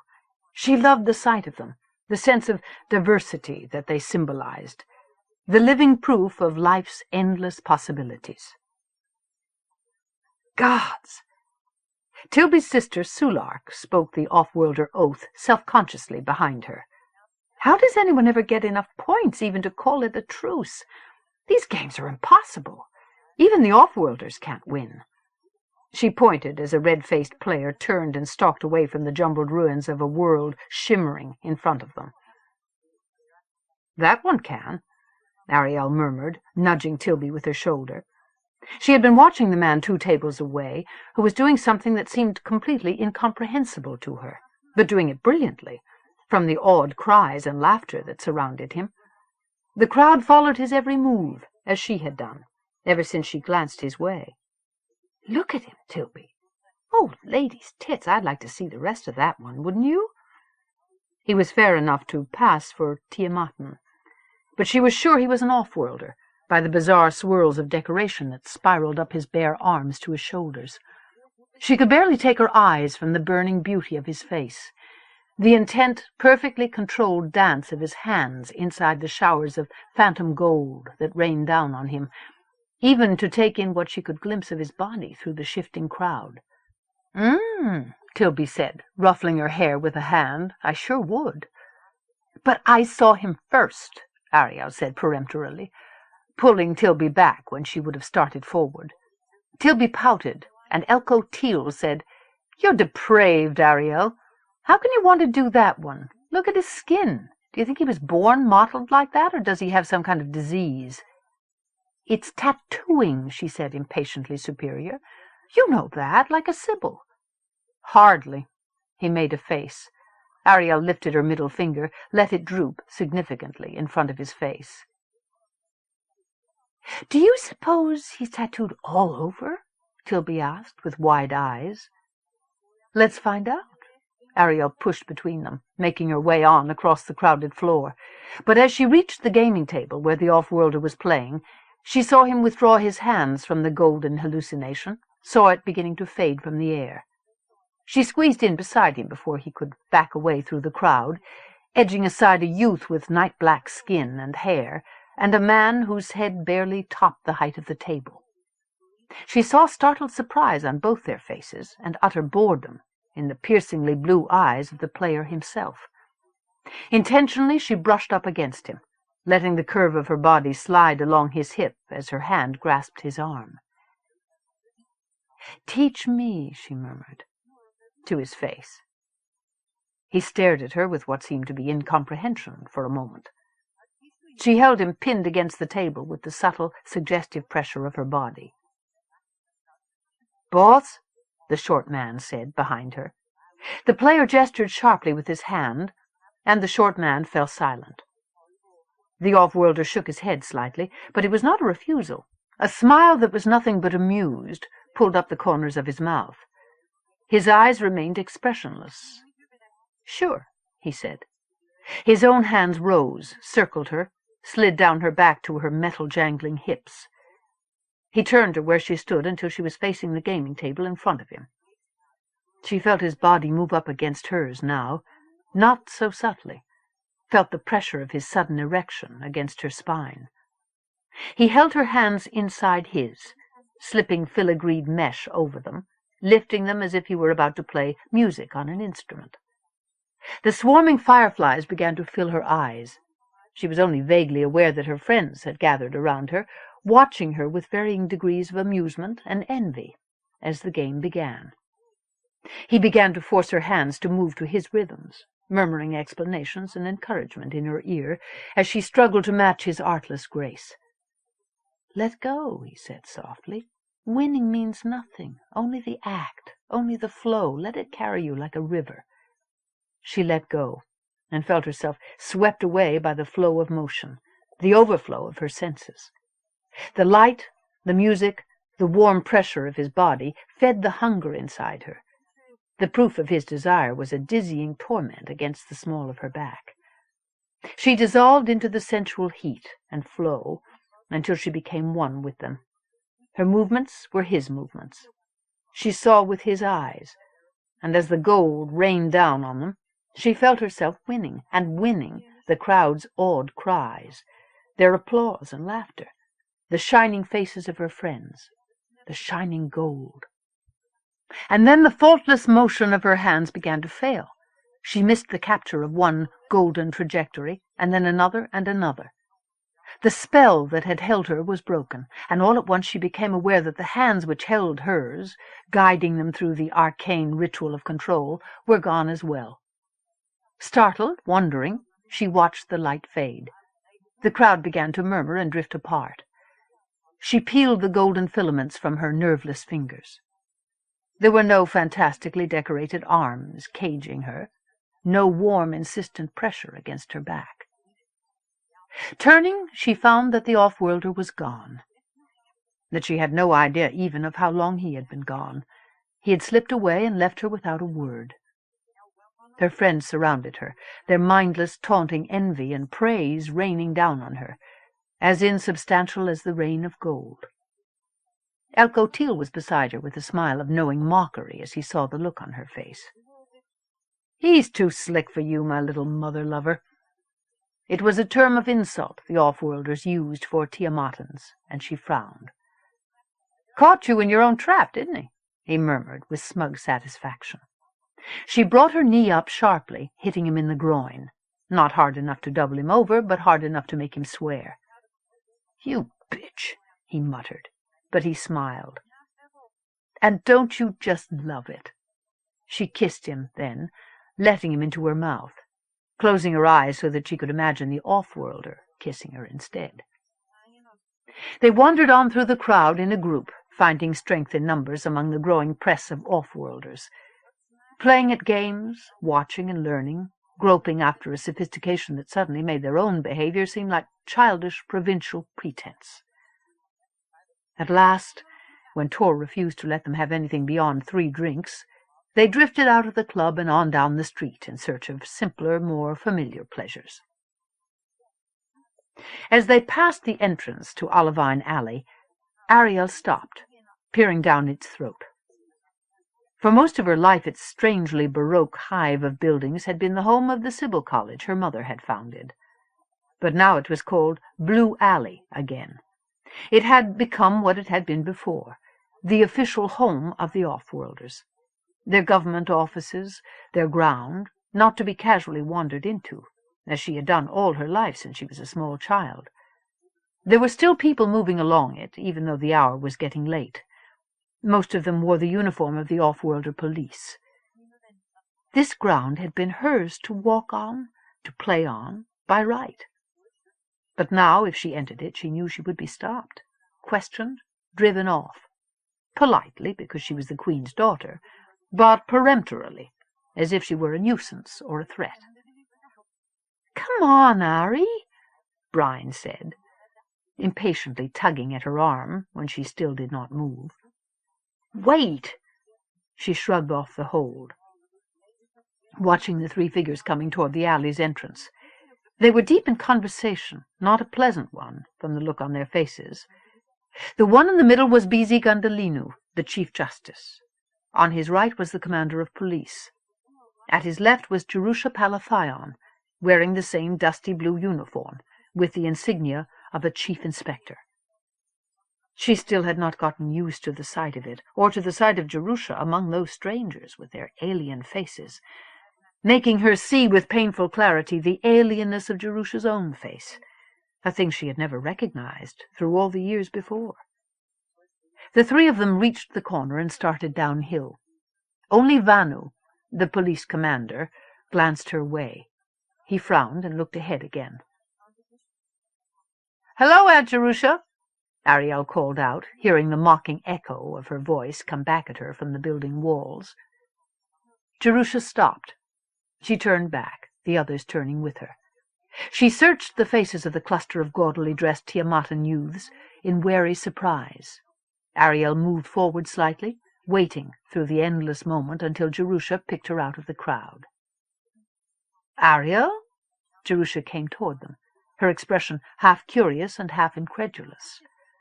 Ariel leaned close to Elko Teal, murmuring instructions in his ear. He nodded and grinned. "Ariel?" Jerusha said again. Ariel read dismay in the older woman's stare. "What have you done to your hair?" The Chief Justice followed Jerusha toward them, as Ariel had hoped he would. Only the police commander remained where he was. She saw Gundhalinu's belated, barely concealed start as he recognized her. She had not seen him close up in months. She heard Elko murmur something behind her and snickers of laughter. He was the one, the blue who had slept with her mother before she was born, the one who had made the father she loved suddenly look at her as if she were a stranger, and turn away from her without a word, the one who had come back to Tiamat to tear her family apart. She thought she caught again the look she had seen in Gundhalinu's eyes before, the strange mix of uncertainty and longing. It was not sexual, but an emotion that ran equally deep and strong, the kind of look a man might give to his long-lost child. The thought made something twist in her stomach. "Hello, Ariel," he said in Tiamatan. His voice was soft and faintly accented. She looked away from him deliberately. "I wanted it to look off-world." She touched her hair, answering Jerusha's question instead. Ignore Gundhalinu entirely now. "We love everything off-world." She put her hands on her hips, flaunting her glittering clothes, the flamboyant circle of friends all around her. "Except the off-worlders," Elko Teal said with perfect venom, just as she had told him to. "Yes," she murmured, leaning her head languorously against his shoulder, smiling with satisfaction. "Too bad they can't just all stay home where they belong." She let her gaze meet Gundhalinu's again, raking him with spite. He looked down. "Good night, Jerusha," he murmured to his chief inspector. He glanced back at Ariel, and she thought he was going to say something more to her, but he only gazed at her a moment longer, as if he were taking her picture with his mind. And then he turned away, back to the other Kharemough, who was still pointedly keeping his distance, his dark face closed and suspicious. They went on down the street. Jerusha watched them go before she looked back at the small cluster of Tiamatans. Ariel read disapproval and annoyance in her glance. Jerusha opened her mouth, changed her mind, as Gundhalinu had, before the words could form.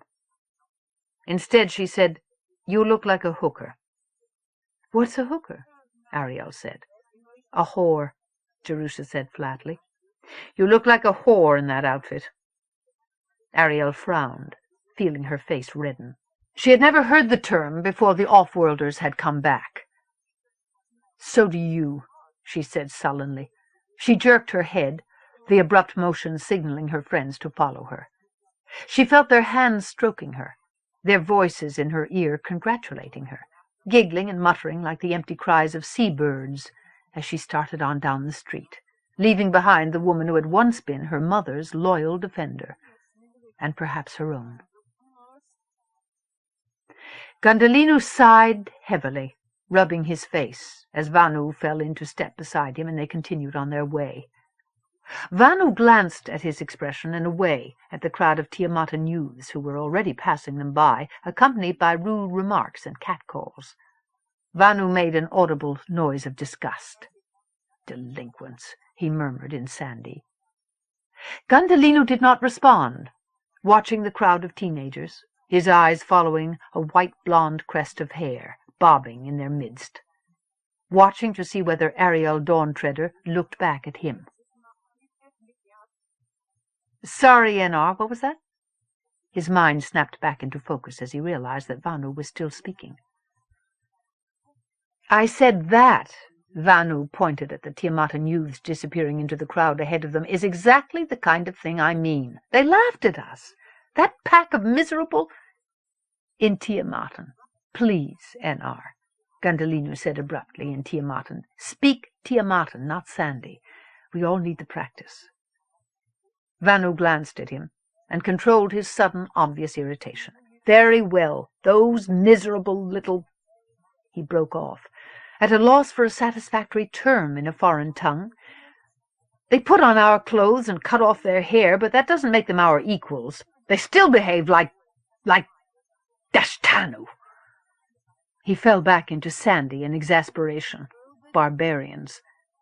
"Damn it, Palathion keeps putting all of us through these indoctrination sessions along with the new recruits. By all the gods, even you and I have been fed the tapes half a dozen times ourselves. I can recite the information word for word. It makes a good impression when the Force sees us studying the material as well," Gundhalinu said, keeping his voice neutral, wondering to himself a little wearily when the information would actually begin to have any effect on Vanu's attitude. "But the real point, which Palathion seems incapable of understanding, is not that we need to learn the way the Tiamatans live and speak and think. They need to learn our way of doing things. Until they do, they'll go on being Dashtanu in fancy clothing, unqualified to be citizens of the hegemony, and undeserving of its full privileges. Look at that little Yesgat, slut we just saw, the Queen's daughter, and she has the manners of a Mekru. She ought to be publicly thrashed. That would make the point more effectively than—" "Vanu!" Gundhalinu bit down on his sudden anger as Vanu looked at him in surprise. "The real point, NR," he murmured, not looking at his old friend now, "is that both sides need to understand the other's point of view. Jerusha Palathion not only knows that, she's done it. That's why I wanted her to work with you in training the Force. If we want more cooperation and less catcalls from the locals, we have to do it too. You do see the point of it?" Vanu nodded once, stiffly. "But by all my ancestors," he said, his voice taking on an edge, "you heard what she told them tonight after the meeting. She was sure everyone there could see now why all intelligent beings deserved equal respect and equal treatment. But just in case someone couldn't, she wanted them to know that anybody who so much as called a native a mother-lover could pick up their pay and turn in their uniform. She can't enforce that." "Why not?" Gundhalinu said. "Her new policy has the backing of my office, and I hope yours." Vanu looked at him again, searchingly. He shrugged his shoulders. "Yes." Gundhalinu glanced away at the passing crowd. "If there's one thing I've learned over the years, NR, it's that enlightened self-interest is a more effective motivator toward good than mere understanding of the situation." "I suppose so," Vanu said somewhat glumly. He glanced away again as someone shouted drunkenly. A fish head, flung from somewhere down an alley, struck the invisible field of his body shield and dropped at his feet.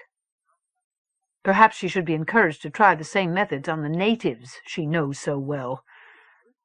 Gundhalinu stepped over the offal. "How difficult have you found your interactions with the local constabulary to be?" "Surprisingly easy, all things considered," Vanu admitted.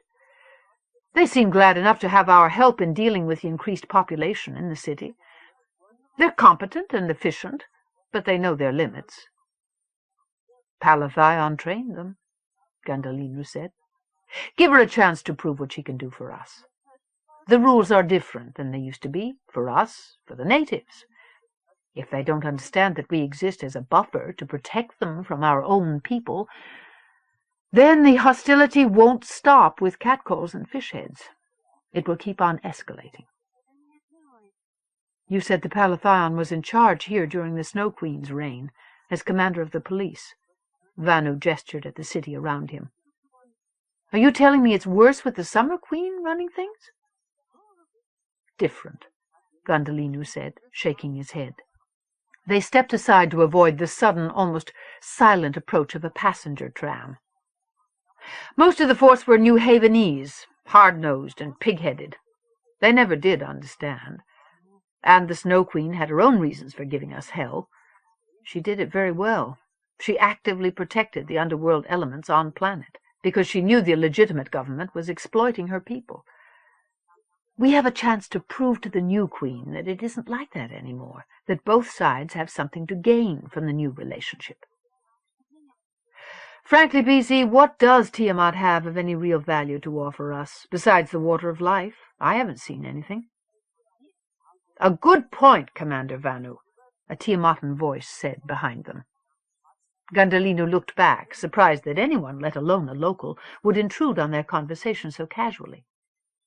He recognized Gerard Set Wayaways from the city council, remembered him from the old days, vaguely as one of the Snow Queen's winter favorites.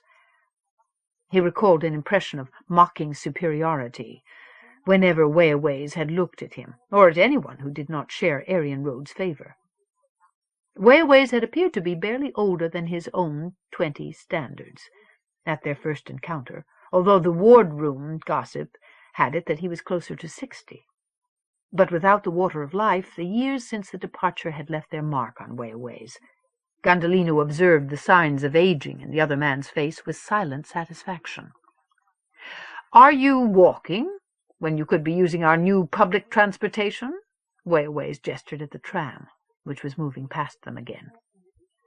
"We haven't far to go," Gundhalinu said, glancing on down the street. "After a long day of sitting in meetings and interfacing a data port, I prefer to walk."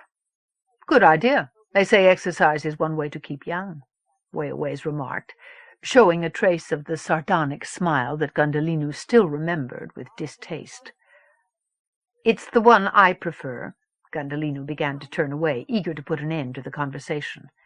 "Is that why you suddenly chose to get off the tram and join us?" Vanu asked Wayaways, with a sharp curiosity that was more professional than personal. For once Gundhalinu regretted his friend's unshakable attention to duty. "No, actually." Wayaways took the question as an excuse to continue with them as they began to walk again. Gundhalinu frowned. "I was just curious to see two of the top officials of our new hegemonic government walking in the street like anyone else. I was pleasantly surprised to see that you weren't in a hovercraft." "Then I hope we've satisfied your curiosity," Gundhalinu said shortly. "Now, if you'll forgive us, Elder Wayaways, we were having a private conversation." "About the water of life?" Wayaways nodded. "Commander Vanu was remarking that he didn't feel our poorly endowed planet had much to offer the hegemony in return for all the benefits you bring to us, except for the water of life. I think that's absolutely true, which is why I felt compelled to behave so rudely and intrude on your privacy." Vanu glanced at Wayaways, his initial look of distrust fading. "Who did you say you were?" "I didn't, actually. I believe we've met before, but we've never really spoken. I'm Gerard Set Wayaways Winter. I'm one of the Queen's advisors."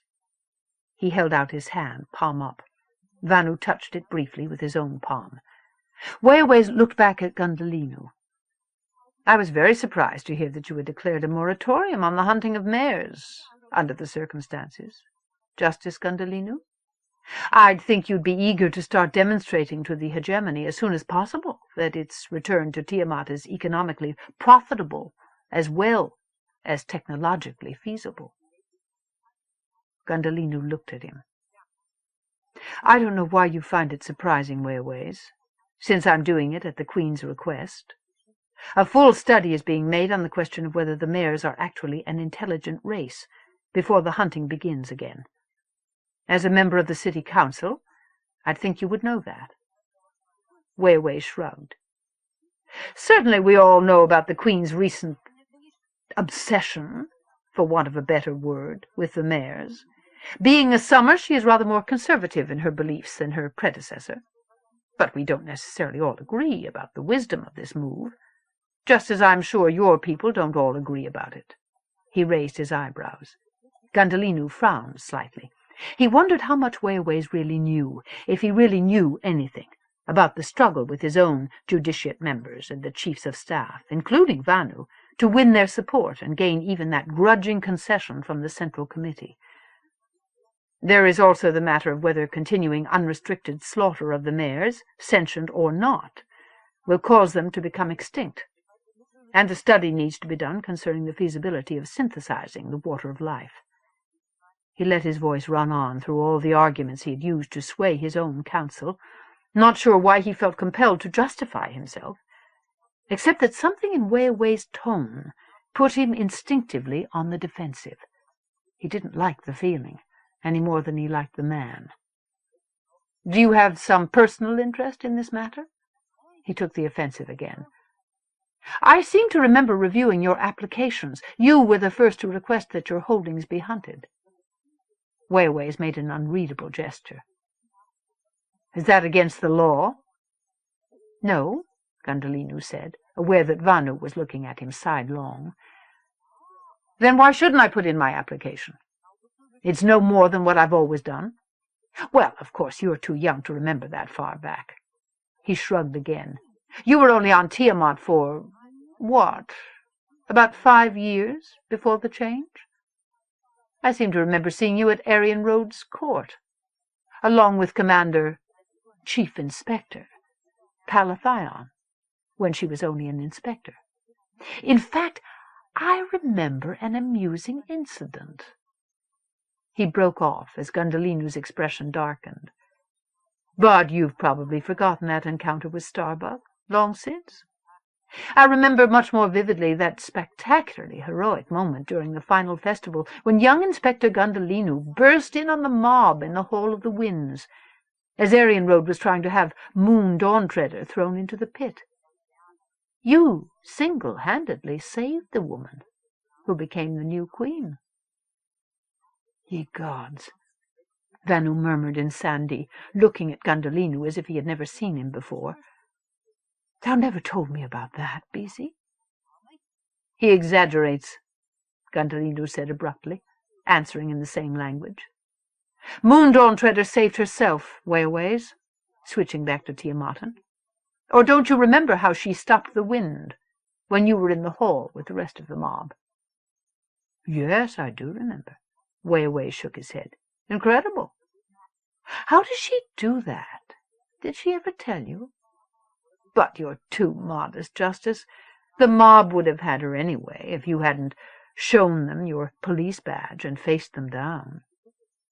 "Father of all my grandfathers," Vanu said, "why would the Snow Queen want to kill Moon Dawntreader in the first place? Aryan Road surely couldn't know that she would become queen." "Well, because Moon was—" Wayaways hesitated, glancing suddenly at Gundhalinu, his gaze like a spotlight. "A Sibyl.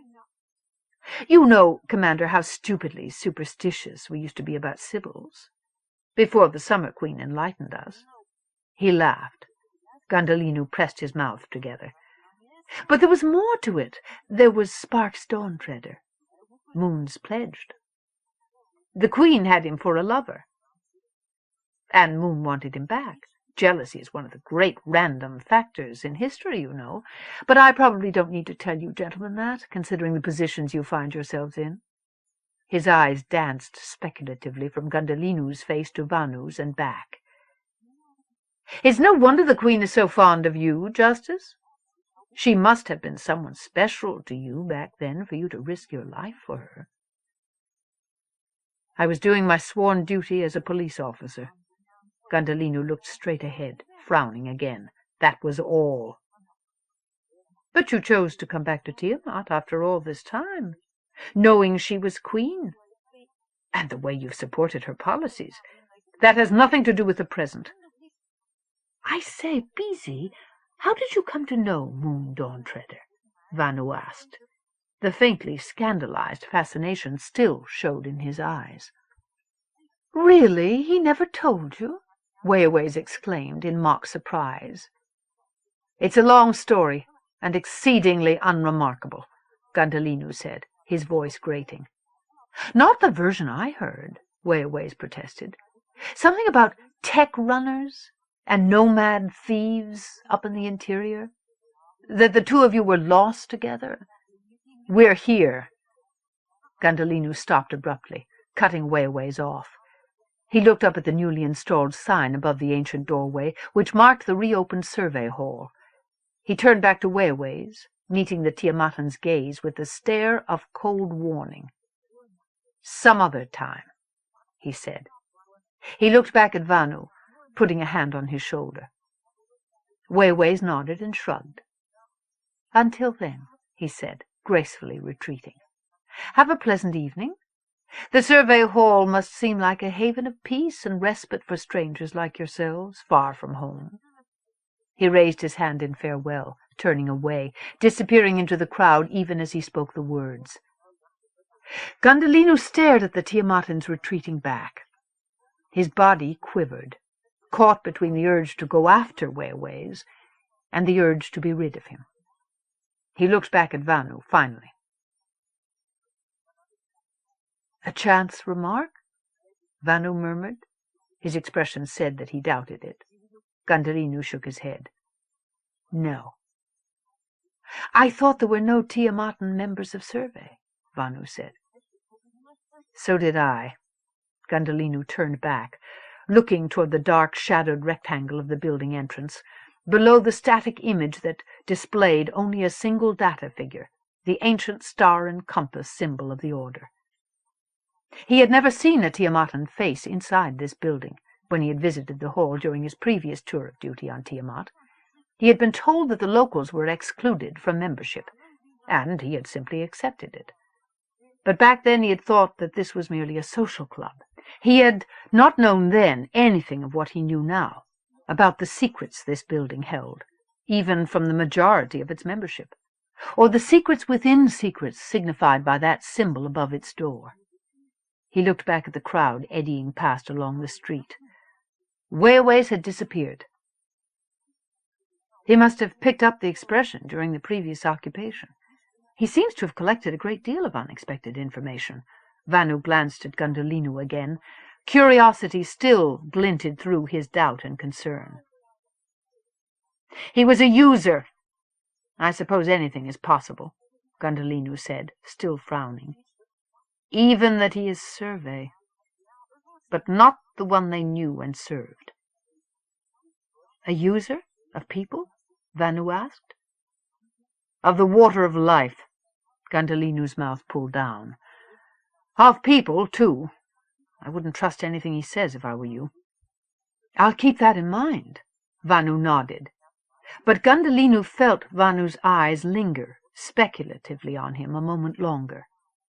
He shook off his unease, cursing Wayaways under his breath for making him doubt the one man he really depended on, for making that man doubt him, even for a moment. He went in under the overhang, into sudden darkness, pushed through the ancient window-paned doors, and on into the light. Superficially, the survey hall was just as he remembered it from before. One large main room for social functions, with smaller offices and meeting rooms above it. Now he knew there were rooms within the rooms, hidden inside each other like Samathan votive boxes. The main room was still rather Spartan, with few of the odd souvenirs of other worlds that had formerly decorated its walls and native-crafted shelves, an accretion of mementos that had been left there by visiting members over a century and a half. He wondered what had become of the old collection. Supposed the things had been carried off by the locals or thrown away. The room was sparsely populated tonight, even though this was the night of a scheduled meeting. There simply were not enough survey members on planet yet to fill the hall. It was late enough for them to have missed the somewhat tedious pattern of rituals that had opened the evening's gathering, at least. Most of the men and few women stood clustered together in small conversational groups, eating and drinking desultorily, or huddled on the clusters of cushioned benches in the ghostly light of their dozen gaming tables. The air was rich with the mingled odors of various recreational drugs, none of them on the prescribed list, since the majority of people in this room were wearing the uniform of the Hegemonic police. He wondered what they would think if they knew what kind of mind-altering substances were sometimes used in the hidden rooms just behind these walls, just beyond their knowledge. It astonished him to think of some of the drugs he himself had been forced to take, under strict supervision, to guide him toward deeper levels of insight and strengthen his concentration. There were a few random, non-uniformed figures, dressed in the mélange of styles typical of the hegemony's disparate cultures. Out of habit, his eyes took in each outsider, seeing loose robes, pragmatic coveralls, lace-edged funeral foppery. His gaze caught on a figure standing across the room, leaning against the wall beside the mantel, above an artificial hearth. The figure wore loose pants and robes of a deep midnight blue. Face and head were almost entirely covered by the serpentine folds of a night blue length of scarf. All that he could see were eyes, gazing back at him through a narrow window of exposed flesh. He felt vision and memory make a connection abruptly. Andeni. His immediate image of a traditional Andenian was that the women covered their faces among strangers, not the men. But this one wore a man's garments. He remembered hearing about a perversely independent cult that defied the dominant theocracy, where the women went unveiled and were not treated like slaves, where the men covered their faces instead, probably as much to escape persecution by the government as to preserve their spiritual essence.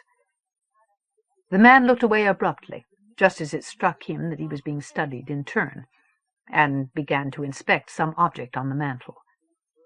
Gundhalinu turned back to Vanu, telling himself that he had probably imagined the man was staring at him, that his nerves were on edge. Vanu had drifted away into a conversation with Y.A. Tilhan, Pernat's grandnephew. Mithra Kitaro, the police inspector he had first met at K.R. Aspam's, approached him to ask whether he needed anything. He requested Lillander, allowing himself that indulgence. He sat down on a bench and activated the gaming table in front of him, not really in the mood to play games, but needing some semblance of social activity to cover a few moments of uninterrupted thought.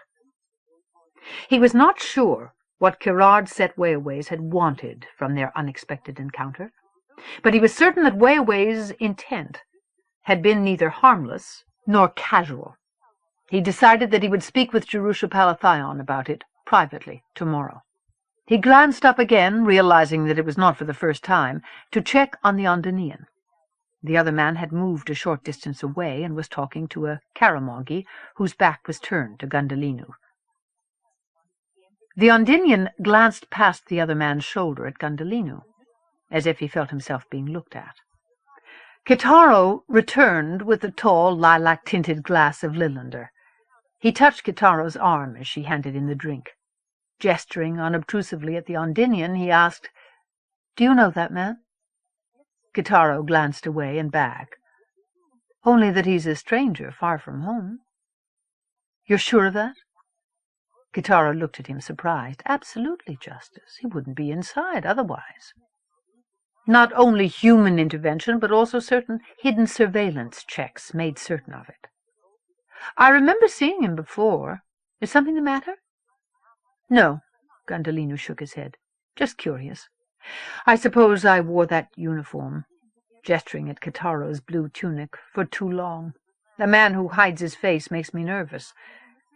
But he knew, in his gut, that what bothered him was not so simple. It wasn't the man's hidden face. Something about the way he carried himself, the way he moved, was familiar.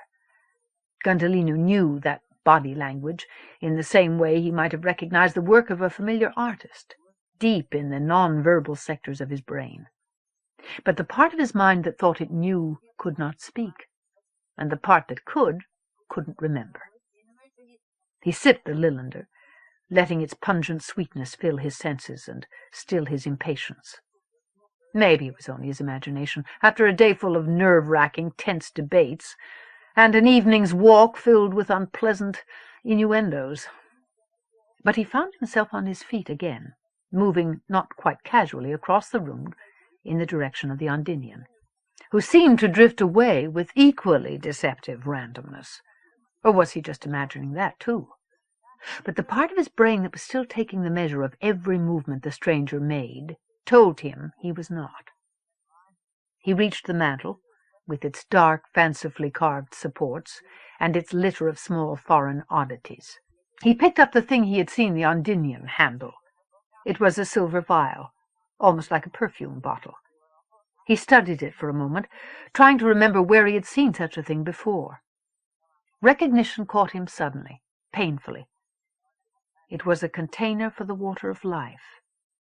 Not the liquor, but the genuine water of life, the extract from the blood of mares. He turned it around in his fingers, handling it carefully, cautiously. It had not been here a few days ago. Where had this come from? Who would have left such a thing here? He looked up, searching the room. Or had the Ondinian put it there himself?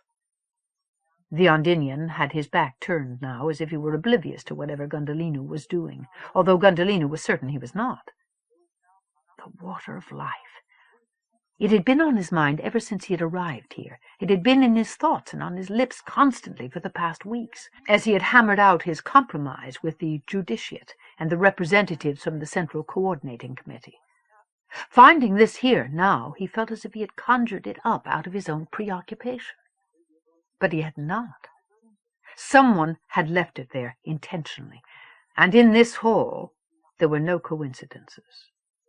He reached into the belt pouch underneath his jacket and pulled out a scanner, part of the police-issue equipment he still habitually carried with him. He ran a full scan on the vial, measuring and recording everything that could be known about its age and previous provenance, including the fingerprints of anyone who had touched it. He put the scanner back into his belt pouch, placed the vial back on the mantel. Then he glanced away into the room to see whether anyone had been watching. Only the Ondinian was looking back at him, standing perfectly still at the opposite side of the room. Gundhalinu started toward him, keeping eye contact, unable to see anything about the other man's expression. The ex-Sandrine caught his arm as he passed.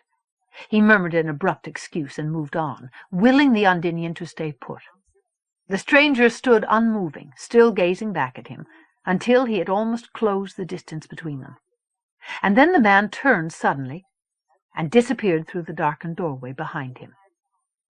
Gundhalinu started after him, stopped, looking down suddenly as the call beeper sounded on his belt remote.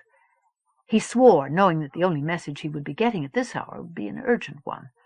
He glanced over his shoulder at the room behind him, knowing that he should find a place to take the call, looked back to find that the dim-lit hallway ahead of him was empty. He swore again, in disgust. Standing just inside the hall entrance, he put the call through on his remote. "Judiciate," a disembodied voice said. "This is Justice Gundhalinu," he said, as the link came alive. "You have a message for me?" "Justice Gundhalinu?" The voice that answered him sounded nonplussed. "No, sir, no message." "You just called me," Gundhalinu snapped. "There must be a message." "No, sir." He could hear the embarrassment in the voice that answered him. "There must be some mistake. No one called you. There's no record of any call here." "All right," he said brusquely. "Thank you." He shut off his comlink with an angry motion of his hand. He went back into the main hall, crossing it to where Vanu stood in conversation with J.K. Wymanall, one of the Central Committee representatives. Beside them was a table that held a buffet of native foods, prepared with surprising skill by a local restaurant called, oddly, Stasis. "And what do you suppose this is?" Wymanall was saying in Sandy, as he prodded a flaccid, glistening piece of meat with a silver-pronged pick. Gundhalinu reached past him and speared a slice off the plate. He put it into his mouth and chewed. The taste was indescribably spicy, the texture chewy, just as he remembered it. "Try some," he urged, speaking Sandy, as Wymanall always insisted on doing. "It's quite good."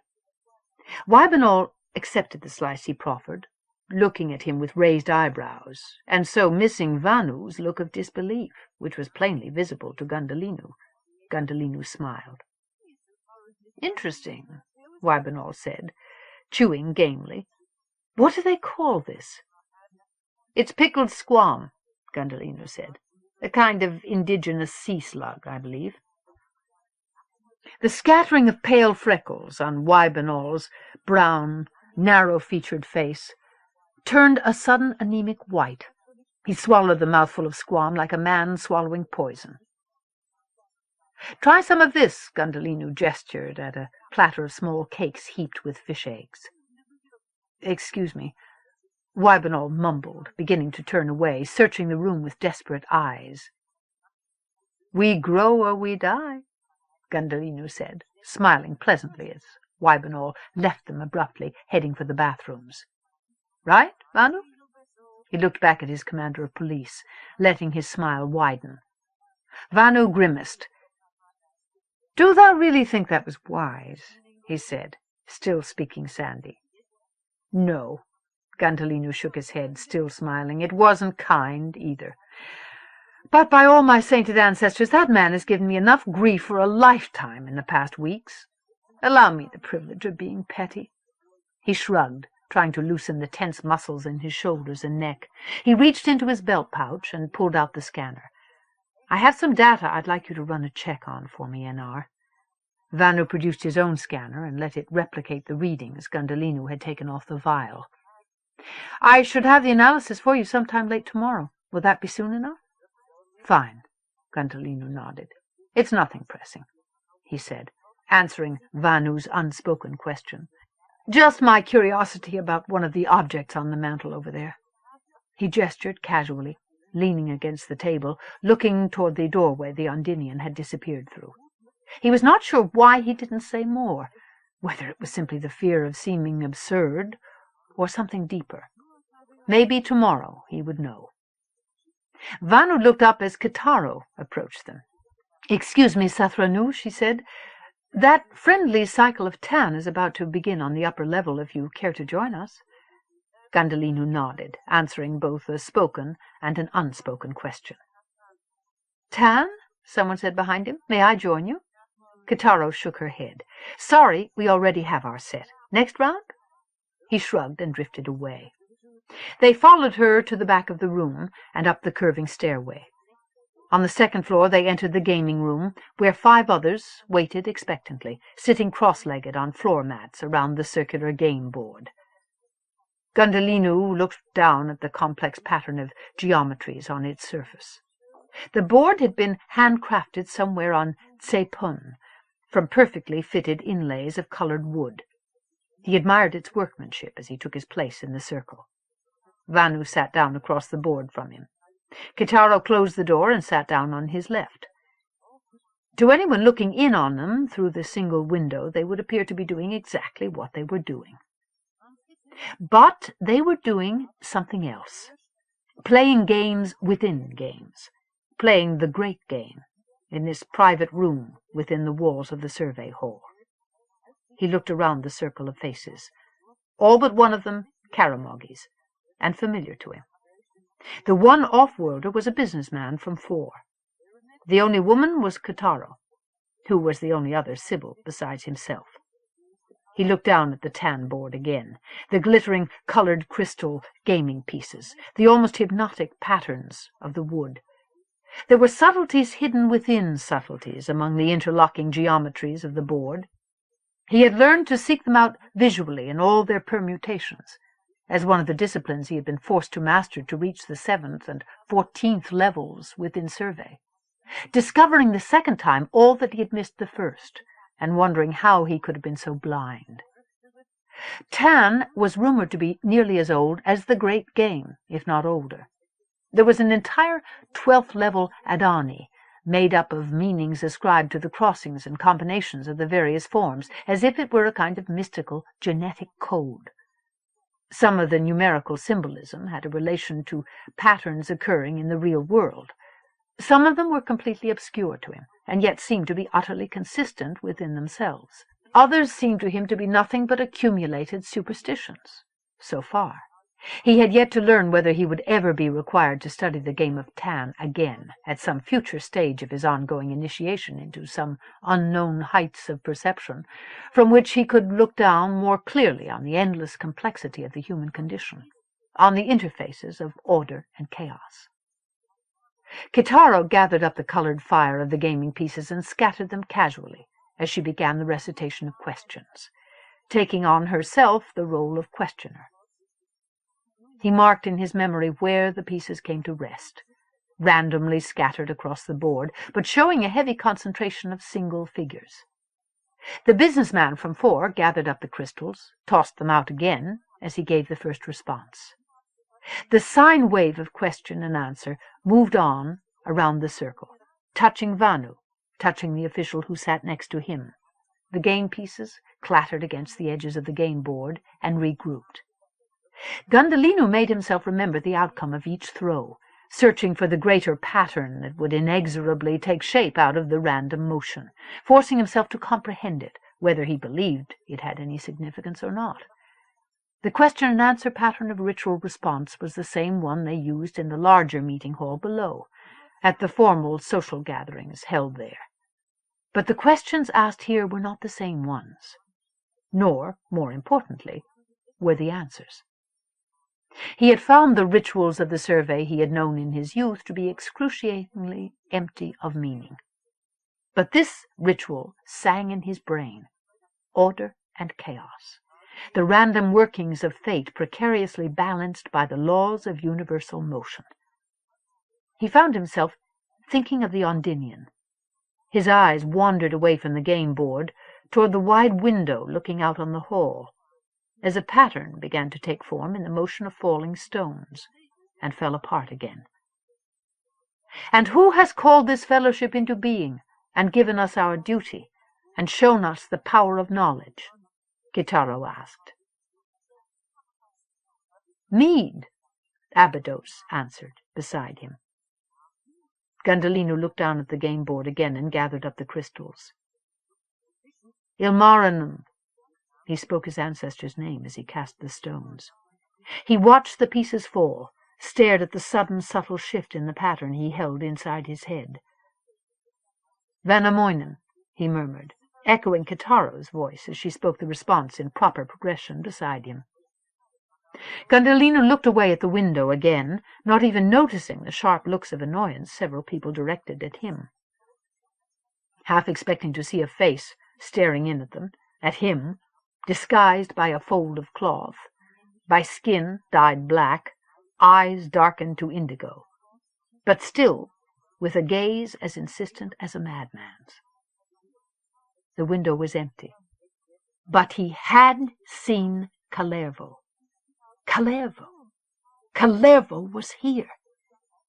He bit his lip to keep himself from shouting out the name, interrupting the pattern again inexcusably.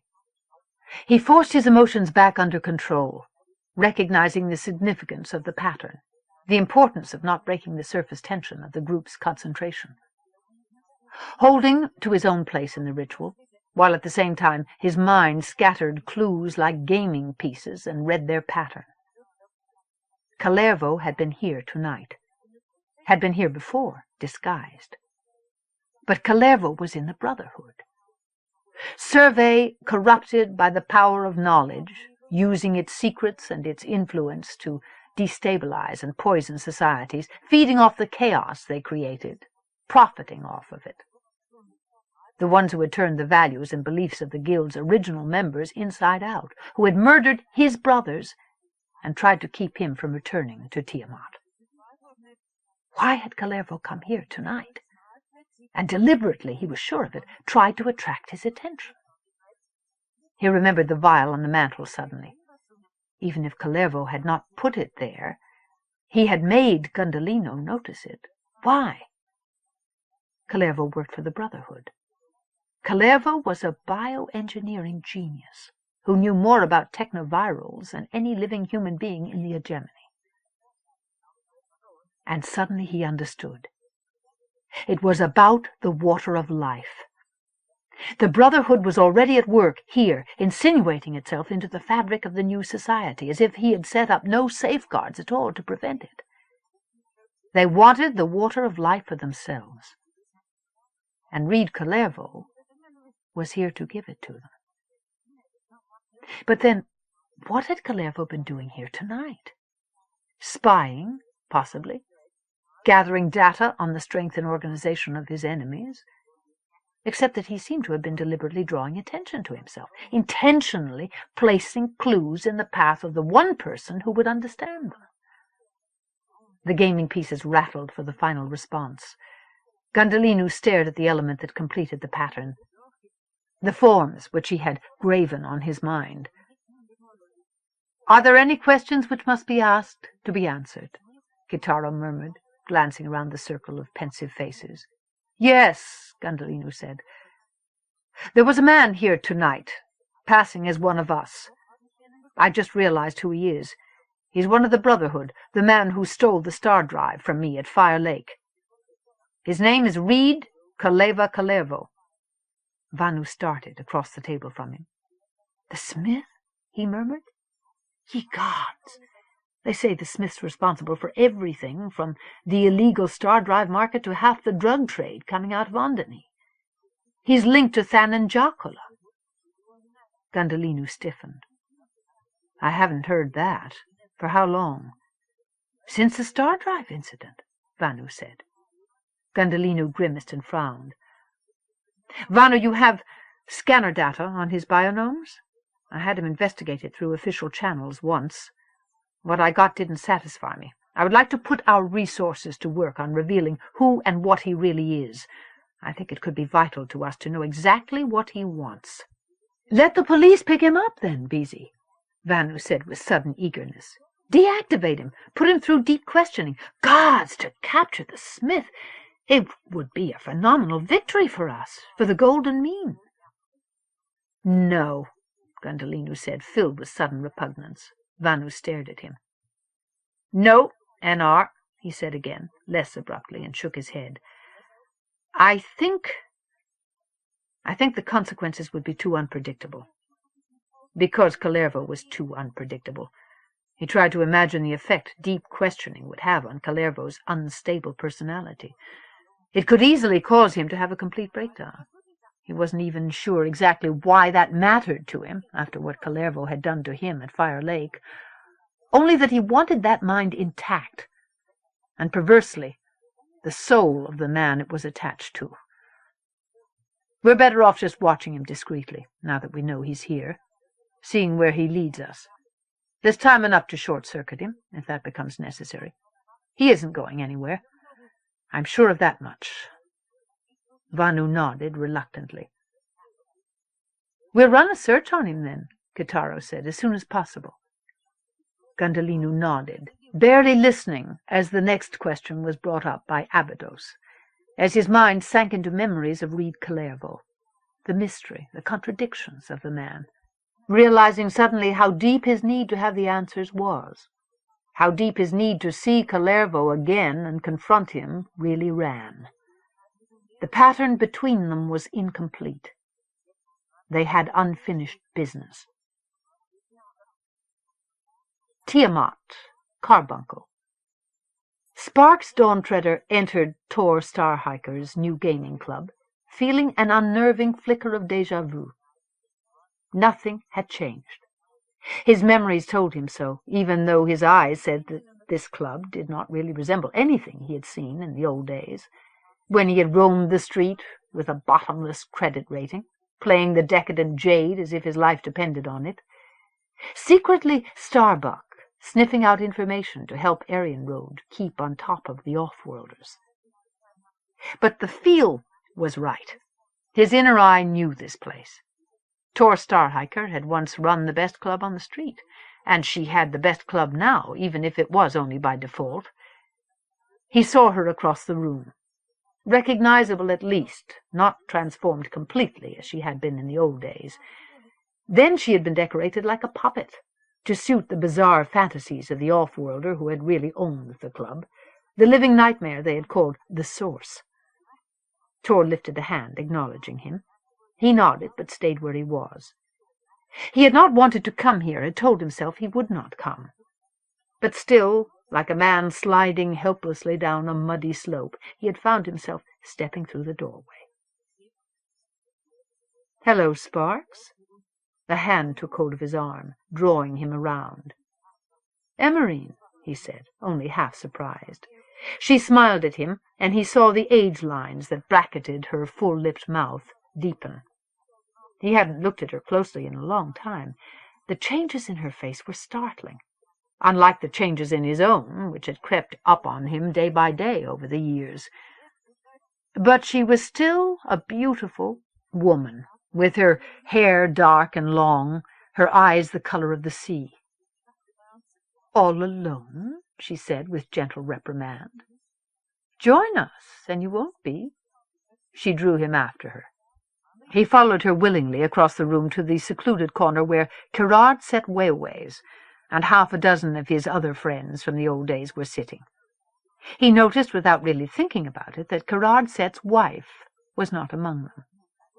He sat down with them, feeling his sense of having slipped outside of time deepen as he sank under the weight of their welcoming hands. The spell of the hypnotically strobing lights and bizarre sound effects of the games that were the backdrop to their spoken greetings. "Have some of this." Gerard Set pushed a bottle of Tlaloc at him and a cup. "A survivor of the time before, just like we are. Hard to believe it, isn't it?" He gestured, filling the air with a cloud of cinnamon-scented smoke. "Seems just like old times."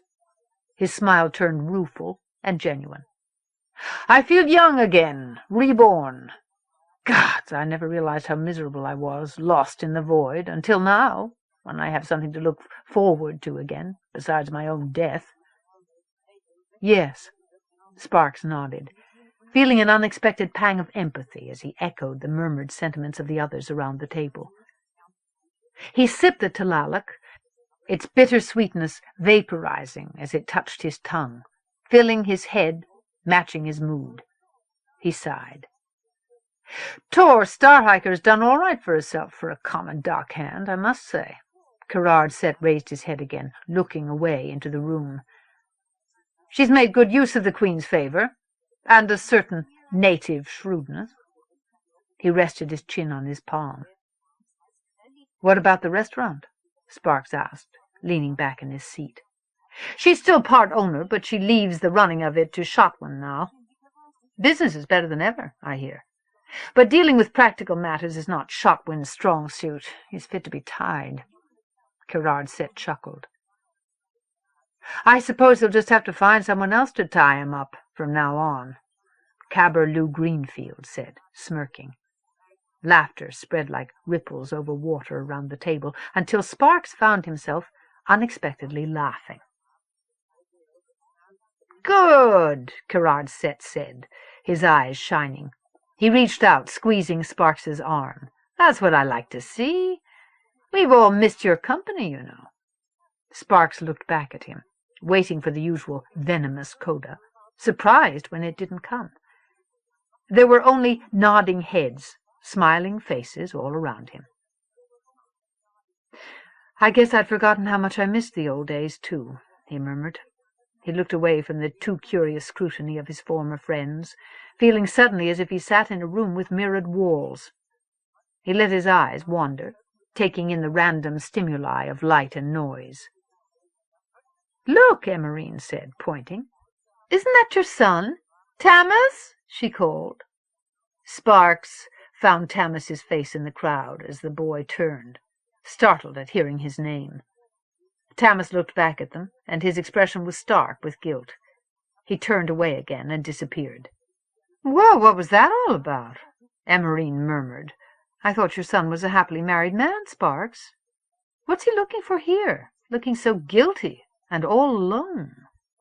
Sparks frowned, his hand tightening around his cup, hearing implications inside the implications. "He's not my son." He took another sip of Tlaloc, tasting only the bitterness. "Come now," Gerard Set said gently. "That's a little harsh, isn't it?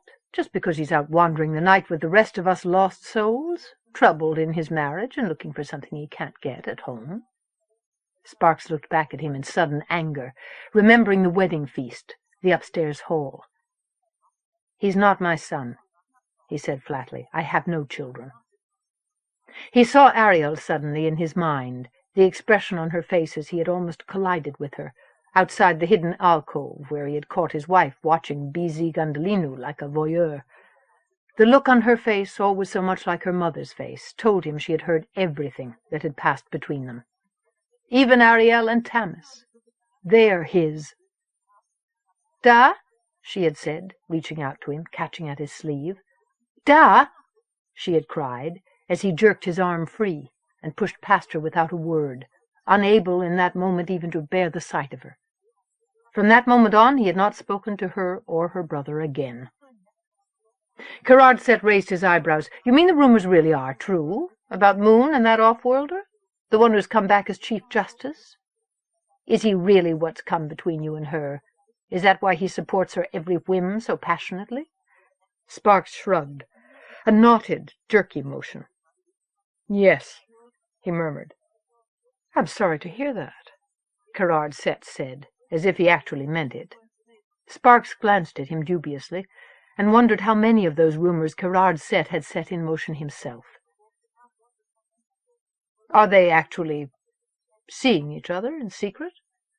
Sparks shook his head, studying his hands with sudden intentness. "No, she won't let it happen. It would compromise her position too much. But they make love to each other with their eyes whenever they're in the same room." He shut his own eyes, but still he saw them gazing at each other. "My old friend," Kharemough said, touching his arm again, "this battle was lost a long time ago, even if you only bleed from it now. Moon has not been the woman you loved, and I respected, for years. You know that. Leave her and that tight-assed Kharemough to their sterile futility. There are layers within layers here, ways that were closed that are now open again, and will lead you to satisfactions you never dreamed of." Sparks met Kharemough gaze, as curiosity forced its way up through his darker preoccupation. "What are you talking about?"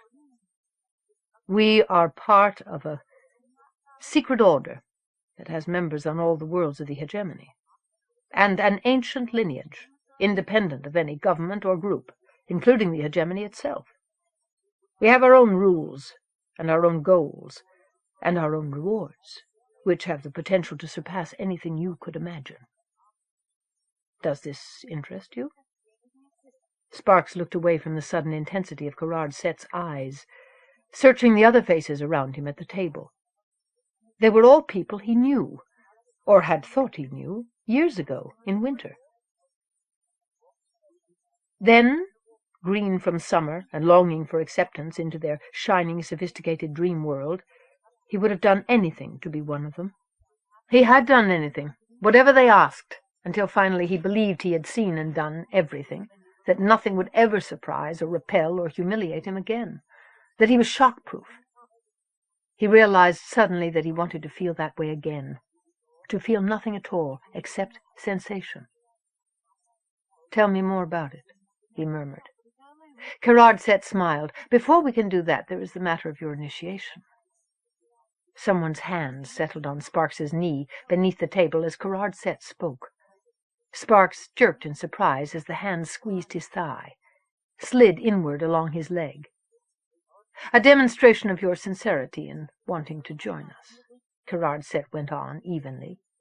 "A series of tests designed to prove your trustworthiness, your devotion, your receptivity, your flexibility, your endurance." Another hand joined the first under the table, sliding in between his thighs, moving with brazen confidence to cup the sudden painful bulge that strained his pants. More hands roamed his hidden lower body, massaged him, caressed him, while his own hands tightened spasmodically over the table edge, but he made no move to push them away. Kharemough eyes never left his face, intent and knowing. "I think you'll enjoy the challenge. I know you'll succeed admirably." He gestured toward the door. "Shall we go?" Sparks finished his drink. His hand trembled, The Tlaloc exploded his senses with bitter sweetness. "I'm ready," he whispered. He pushed to his feet, the hands falling away from him, a press of bodies surrounding him now. He could feel their heat, dizzy with it, as they laid hands on him again to guide him toward the door. Tiamat, Ngenet Plantation. "But, boss, it's at least an hour's flight time back here from the city." "I said go back." Reed gestured angrily northward, along the bleak coastline. "God damn it, the hovercraft will stand out like a flare on any surveillance. Nobody's supposed to be on these lands, not even Gundhalinu's study teams. This plantation belongs to Palathion." "The chief inspector?" Nibiru half frowned in incomprehension. Reed nodded, his exasperation growing. "Yes, shitbrain, she inherited it from her husband. They both went native out here." "Then what are we doing here?" Nibiru stared around him at the empty, rocky shore, the green sloping hills above them, the cold grey sky, as his incomprehension became incredulity. "Because this is where the Source wants it done," Reed said, tasting each word like blood. He watched Nibiru blanch. "Now get the fuck out of here." He shoved his pilot back toward the waiting hovercraft. "I'll call you when I want you." Nibiru climbed back into the hovercraft without further argument, but Reed saw a mixture of concern and doubt in Nibiru's eyes as he sealed the doors. Reed looked away from it.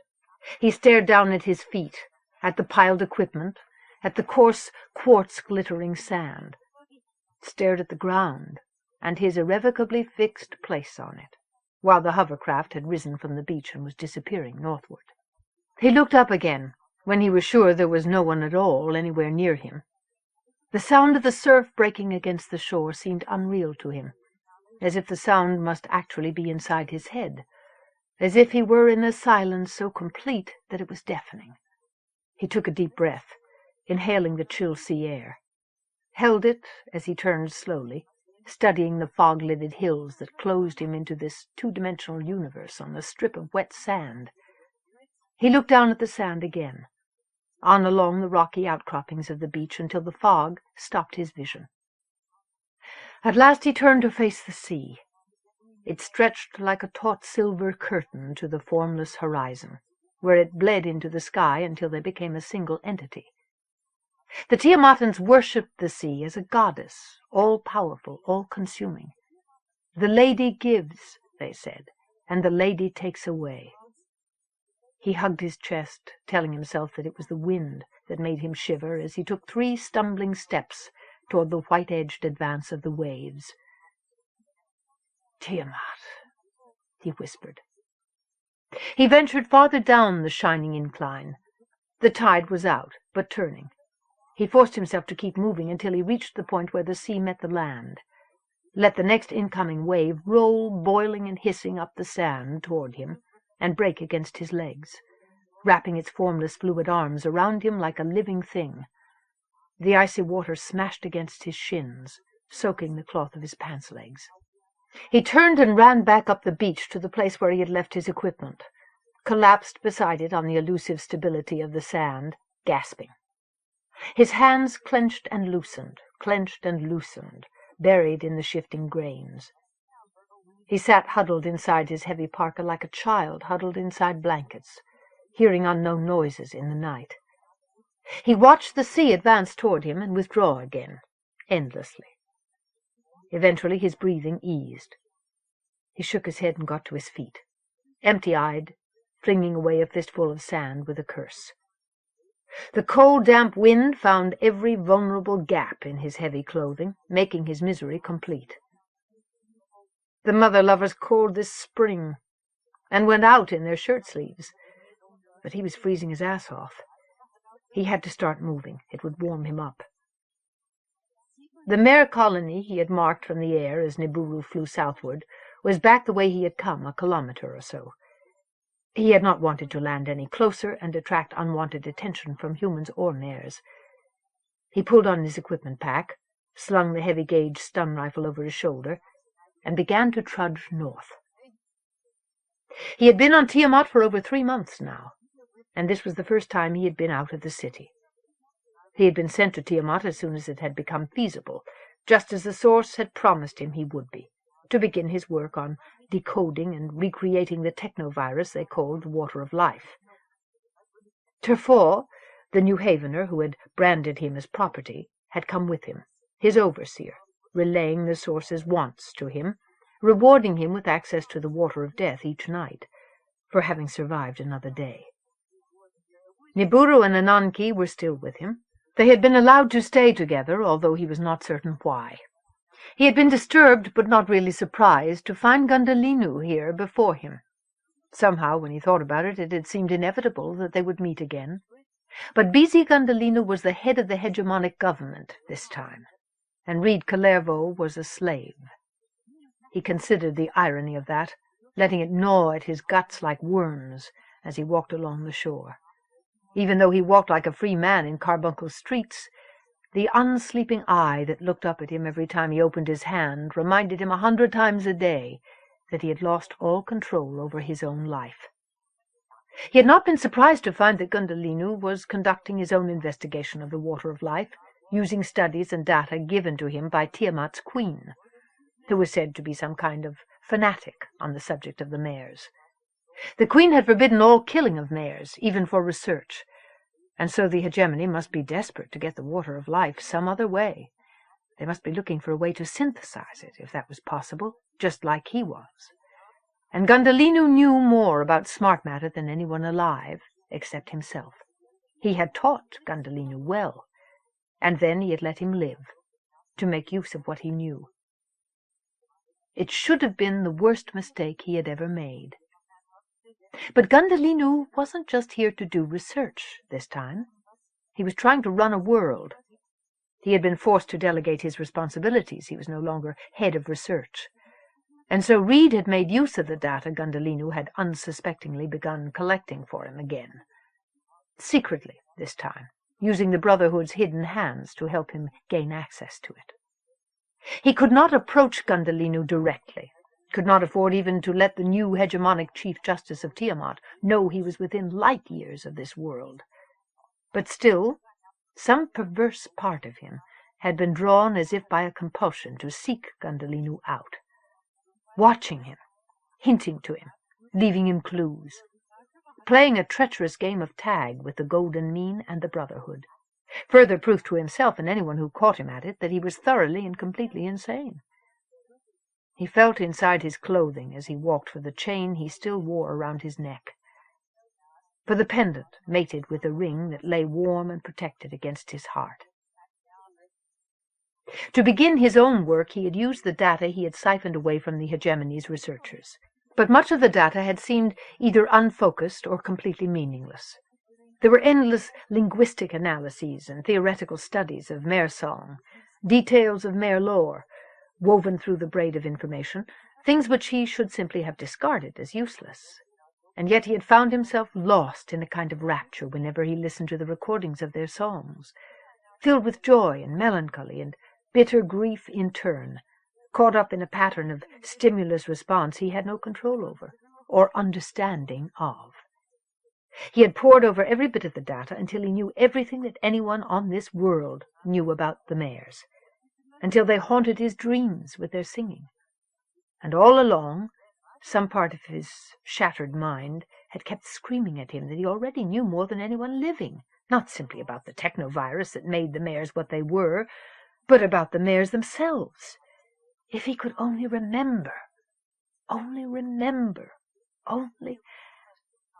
He blinked himself out of his waking dreams, finding himself still alone with the sea, trudging along the endless narrow strand, the knife edge between the water and the land. He listened to the roar and hush of the waves, the squealing of birds, the absence of any other human sound. Ahead of him now a sudden wall of stone loomed out of the fog, an old rock slide that had tumbled down onto the shore long ago, forming natural breakwaters, shielding the crescent of beach between its arms. The colony of mares he had come to find had made its home there. The fall of rocks reached out into the sea. He would either have to wade around it or climb over it. He knew, resigned, which it would be. He looked down again, watched the endless progression of sand and sea wrack pass beneath his feet. He had played with the data about the mares, making no real headway, but finding plenty of excuses to postpone the inevitable. The day when he would find himself here, cast out of Carbuncle's shell-form womb, sent to hunt down the mares and kill one for its blood. He knew that it had to be done. No analysis of the technovirus could be successful without studying an actual blood sample. He was surprised that there had not been one blood sample among all the data he had gotten from Gundhalinu's work.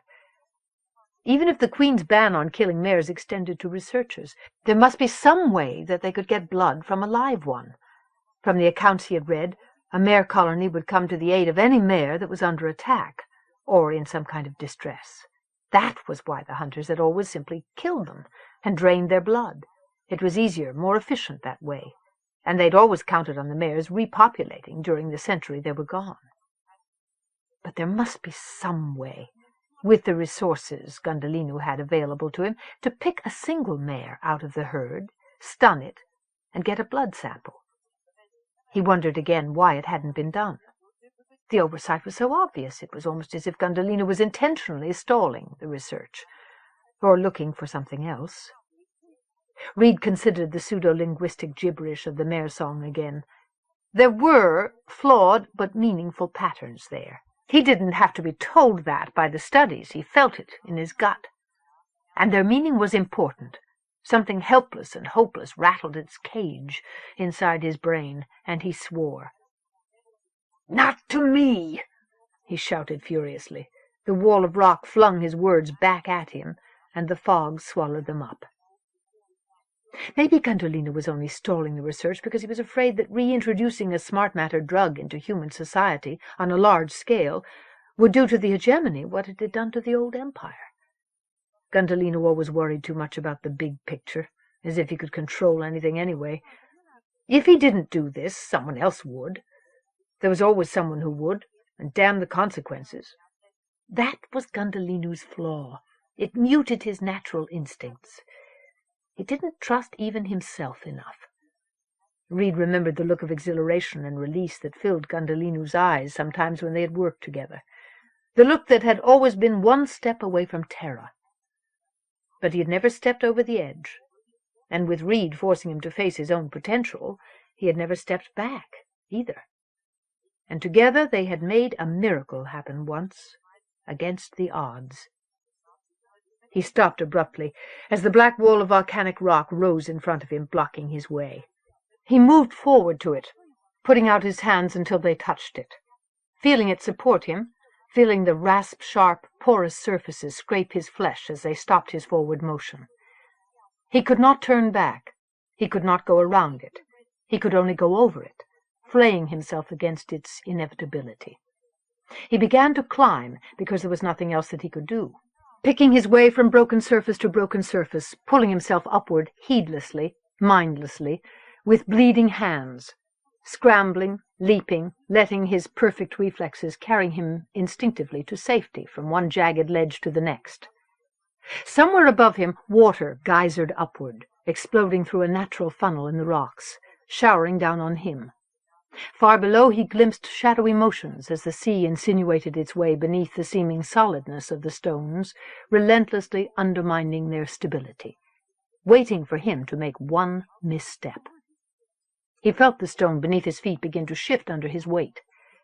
He leaped again, scrambled up another steep, angled surface, breathing hard. He had reached the crest of the rockfall. He raised his head, stabilizing his balance as he looked out across an unobstructed view, and saw them at last, waiting for him, the mares. He watched them moving below him, dozens of them, heard their voices dimly through the voice of the sea. He made a sound that was half laughter, half incredulity, as a nameless, sourceless joy filled the emptiness in his mind and soul. "I know you," he whispered. "I know you. You're mine." He swore and shook his head, frightened by the incomprehensible words. The wild, profound joy he felt was crushed beneath sudden despair as he reached back over his shoulder, reaching for his gun. Knowing what he was about to do, he knew suddenly that he was committing an obscene crime, the ultimate act of self-denial and perversion that would damn him forever. But he did not know why, didn't even know how he knew it. He had been sent here by the Source to get answers. He had been sent here by the Source to kill a mare and bring back its blood for study. If he failed, if he resisted, he knew what his punishment would be. Desolation filled him and hopeless grief, as if he were about to murder one of his own children. The sound of the sea was like the black laughter of the gods, and he knew that he was the butt of their joke. "They're fucking animals, damn it!" His own blinding animal fury rose up in him, consuming the fear, the grief, the other fury that would have stopped him from what he was about to do. He had been ordered to kill, and he would. All he needed to let him do it was to see in his mind's eye that faceless, soul-eating mound of corruption who had sent him here. And then he wanted to kill something, anything. Needed to, had to. He began to work his way down the far side of the rockfall, moving single-mindedly now, taking care not to make his movements sudden or do anything that would attract the attention of the mares before he could get within range. He had to be close enough to kill one with his first shot, because he had no way of knowing how they would react when he started shooting. He would kill one, and if the others didn't flee, he had come equipped with the kind of sonic scramblers the mare hunters had always used to drive them into the sea in a blind panic and leave him alone with the corpse. He was close enough now to make out the colors of their fur clearly, the brindled brown backs, the V of golden fur on the chests of the females. Their heads nodded gently on long, slender necks. Their eyes were filled with peace. Their flipper-footed movement on land was hardly graceful, but its pragmatism and dignity struck him as oddly poignant. He had done well. He had made them strong. He had made them... He swore again, unslinging his gun, forcing himself not to see the vulnerability of the unsuspecting creatures below, to see only the formless shape of his rage. He pushed to his feet, balancing on the canted surface of the rock, raising the rifle. He took aim, letting his gun sight range randomly over the herd, let it lock in on a single mare chosen by chance. He took a breath, held it, trying to make himself fire. Wave-driven water exploded through the blowhole on his right, showering down on him. Drenched and blinded by icy spray, he felt his feet go out from under him on the wet ledge. He dropped his gun, heard it clatter down through the rocks as he scrambled frantically for a handhold. He caught a lip of stone behind him, felt his arms wrench as they took the full weight of his body. And then he felt his fingers lose their grip on the algae-slick surface, letting him fall free, following his gun down into the throat of stone. He cried out as he fell, cried out again as his fall abruptly stopped. He shook his head in stunned disbelief, tasted blood from his bitten tongue. As his eyes cleared, he saw black stone in front of his face, black stone all around him, like the shaft of a well. Far above was a slit of blue, all he could see of the sky. Blocking his sight were his own upflung hands, flailing like insect wings. Pain screamed along the length of his left arm, down his side, up through his jaw, as he tried, futilely, to pull them down. He was wedged like a bug between pincers of rock. His feet were not touching a solid surface. His legs were not free to kick or even move more than a few inches. They were numb. He looked down, straining to see past the angles of the rock, and found the restless gleam of light reflected on water. A wave rolled into his prism, breaking against his hip, chilling him to the bone a few centimeters farther up his body. He was nearly waist-deep in water, and the tide was coming in. He lost control as the realization took him, as if he had fallen into a sea of acid, and it had already begun to eat the flesh off of his bones. His panic-stricken struggles wrenched his arm until pain blinded him and only drove him deeper into the water. Terror rose in his throat. He swallowed it down, fighting himself for the right to stay sane. There was a remote in his backpack. He could call for help, if he could only get to it.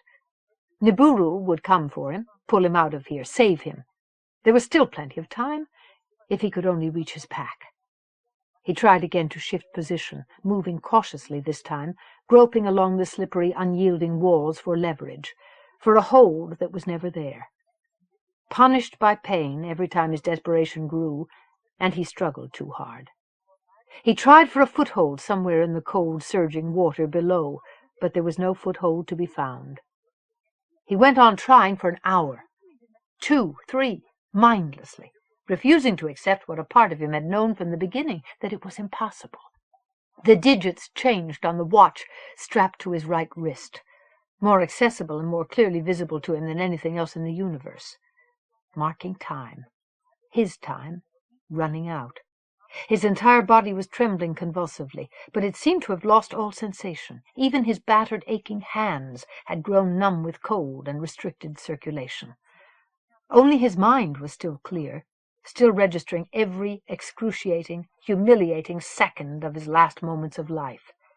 He could not get to his remote, and even if he could, there wasn't enough time left now for Nibiru to get here before he drowned. The cold, inexorable sea was lapping against his throat. He groaned softly. His helpless hands made fists in the air above his head. Another sea swell rolled into his prison. For a moment water lapped his chin. Something gray-green and tentacled clung to his parka, groped his face with a pink, pulsing extrusion from its body before it slid off him again. He shut his eyes, feeling his mouth begin to tremble, feeling something jar his dangling foot, jar it again. He swore and struggled, panicking, until pain shocked him into immobility. Something broke the water surface beside him. He jerked his head around, breathing in ragged gasps, found the dark, impenetrable eyes of a mare staring back at him. He cried out again in surprise, and the mare cocked its head. It pushed its face toward him, snuffling at his exposed flesh, nudging him curiously. "No!" He swung his own head, hitting it in the face, his feet flailing under the water. "Get away from me! God damn you, don't touch me! Don't touch me!" The mare jerked back, startled, and disappeared under the water surface. He felt it jar his legs once more, hard, and then nothing. Alone again, he felt the sea swell kiss his chin with cold hunger, as if he were death's chosen lover, and death was growing impatient. He felt the stunning heat of his own tears spill out and down his face, tasted them as they ran into his mouth, salt water like the sea. He went on weeping as the sea reached up to wash away his tears. "Hello?"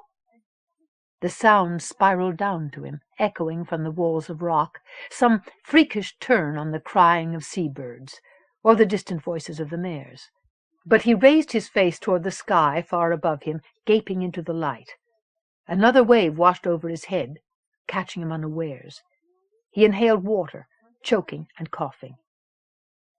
"Help you?" This time he was sure he heard it. A high, clear voice speaking Tiamatan. He shook his eyes clear, and now he could see what seemed to be a woman's form, surreally limned with light, peering down at him from above. She seemed to be made of light, impossibly shining.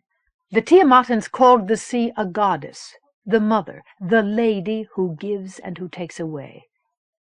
"Help me," he gasped, echoing her, in trade, and then in Tiamatan.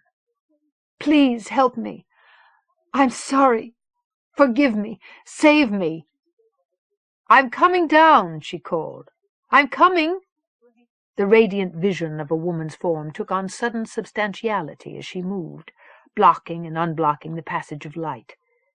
He watched her bare feet, the strong muscles, the paleness of her legs, as she eased herself deftly down between the precarious walls of the cleft until she was kneeling on a shelf of rock just above his head, with the cold stone pressing her rainbow-lit shoulders. Her hair was silver, splintering light, as she leaned toward him, reaching out. Another wave broke over his head, drenching him, filling his eyes and his mouth with water. He gagged and spat. Her hands closed over his, He felt the contact of her flesh warm and firm against his own cold, deadened fingers. "It's all right," she said, and he became aware that he was sobbing again. "It's all right. I'll get you out." She reached down. One hand touched his face briefly. "I'm stuck," he said. His voice sounded like a stranger's in his ears. "I'm stuck. I can't move. If I take your hands, if I can pull you up, maybe you can reach the ledge." She had hold of both his hands again. He clenched his teeth against the coming pain as he felt his arms stretch taut, as she slowly climbed to her feet on the narrow ledge. She straightened, pulling harder, and he screamed as the agony in his shoulders suddenly became unbearable. She dropped to her knees, releasing the pressure, still holding his hands. "You're hurt?" He clung to her, his own grip tightening spasmodically. "I can't do it." He spat water, coughing, sucked in a long, deep breath of air that reeked of the sea. Need a rope. In my backpack." He felt her shift, searching, reaching past his shoulder. "I can't reach your backpack."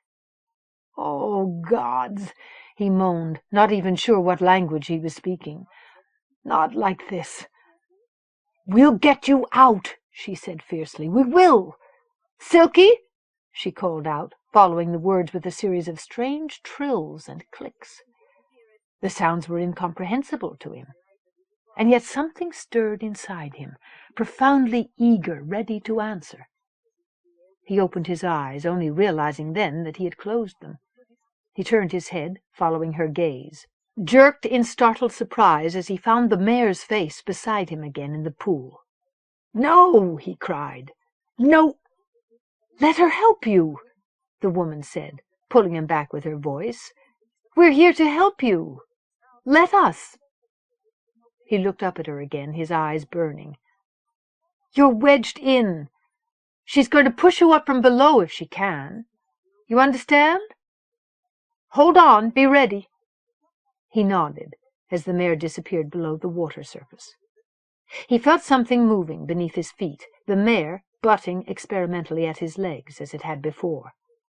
Grimacing, he forced his legs to stay still, held his numb limbs rigid against the overwhelming need to fight off the contact. The mare's body collided with his own, harder, jarring him from below.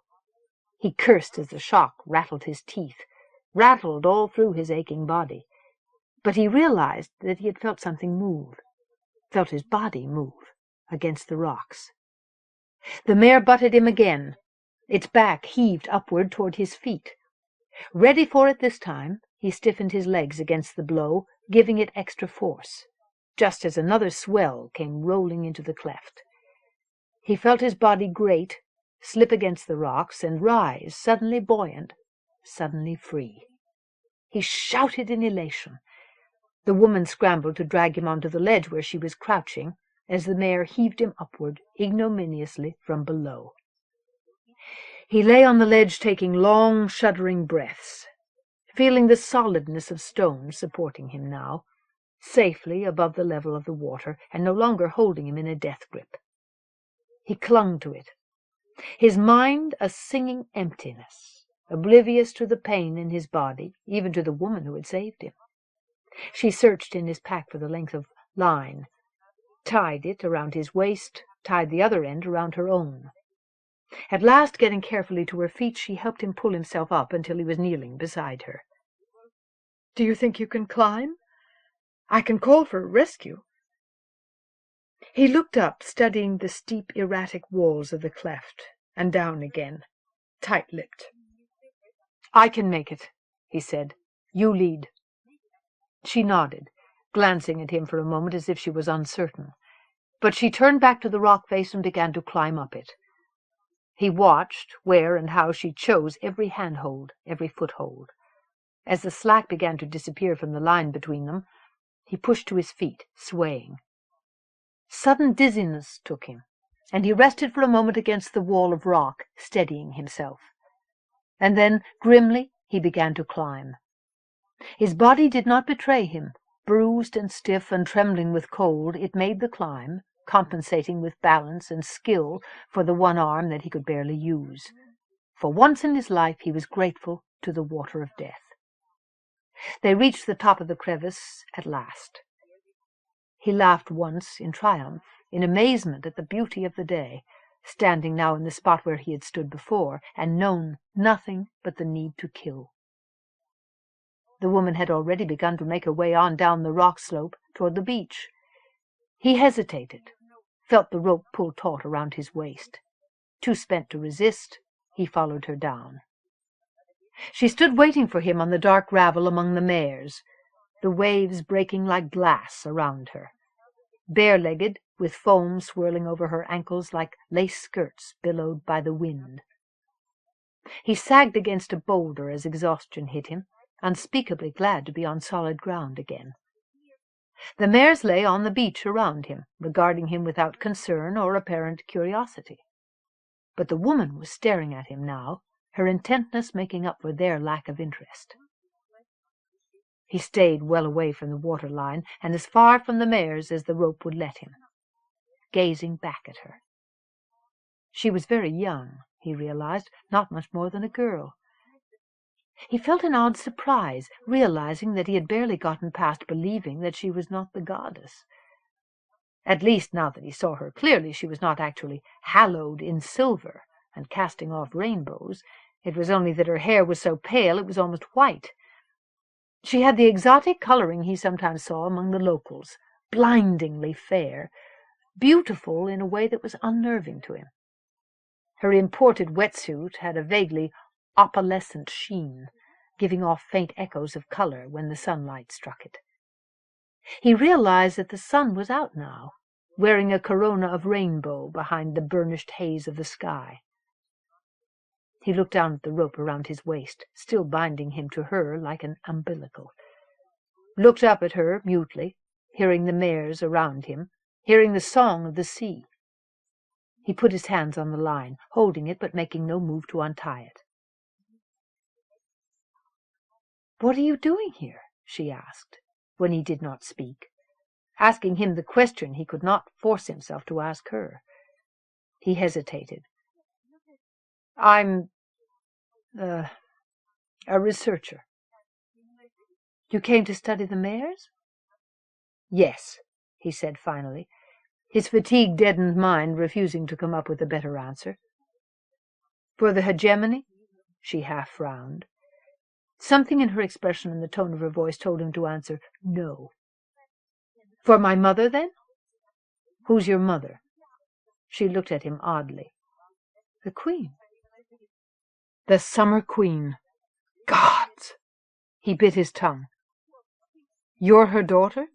he repeated, hearing his own incredulity.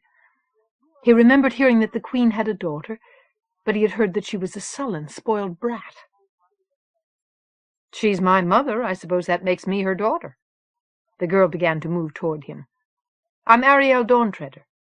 She stopped in front of him, gazing up into his face with disconcerting fascination. He stared back at her, trying to decide what color her eyes really were. "Are you all right?" she asked, and he felt her hand touch his aching shoulder. He winced.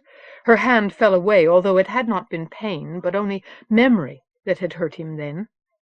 He glanced down, avoiding her eyes as he remembered how she had found him, helplessly drowning in his own stupidity and crying like a baby. Looking away, he saw a mare nearby that seemed to watch him with an interest the others did not show. He remembered the one that had found him in the cleft. He wondered if this was the same one. He couldn't tell, they all looked alike. "I know you," Ariel Dawn-Treader murmured suddenly, "don't I?" He looked back at her. "No," he said hoarsely, even as his eyes searched her face, looking for some feature he recognized. "You were at Starhiker's the night it opened. You helped me win at Starfall." A strange look came into her agate-colored eyes. She moved a little closer. "I don't remember you," he said bluntly, telling the truth. He put his own hand up to his aching shoulder. Her gaze flickered down, broken by his stubborn lack of response. "You're not Tiamat," she said, changing the subject with reluctant resignation. Where do you come from?" "Off-world." She looked up at him, raising her eyebrows. "Don't you have a home?" "I've lived a lot of places," he said. He shrugged and was sorry he had. She stared at him, unblinking. "What are you doing here?" he asked, finally. Emphasis on you. "Studying the mares, too. We've been working on communicating with them since long before you arrived." Pride mixed with challenge in her voice. "I know," he said.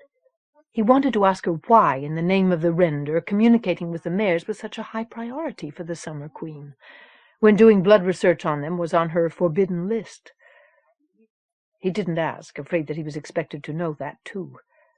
Maybe it was all a part of the mystical religious bullshit she was supposed to be obsessed with.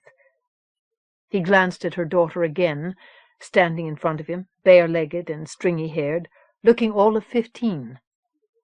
In her resolute, perfect innocence, she seemed to belong here, to this place, like the mares, the stones, the sea. He had a sudden strobing memory of her in a silver-spangled bodysuit, appearing in front of him like an hallucination in the eerie, shifting shadow play of a gaming hell, of her pressing her body against his, and his own body unexpectedly responding. He shook his head, and she looked at him in confusion, as if she thought he meant something by it. She seemed to him all at once to be as unfathomable as the creatures gathered around her, like most Tiamatans did, like most human beings did. He rubbed his face with cold whitened fingers. "You spoke to that mare down in the hole when I was trapped, or did I imagine that?" He realized that he had not thanked her for rescuing him. He did not thank her. She turned away from him, calling out, "Silky!" A series of the same trills and clucks he remembered followed it out of her mouth, as naturally as human speech. The mare he had imagined had been staring at him swiveled its head at the sound and began to waddle toward them across the beach. It was a young one, he realized, smaller than the adults, and female, from the golden V on its chest. He watched it come, pulling at his ear, part of him suddenly trembling, wanting to bolt from its alienness.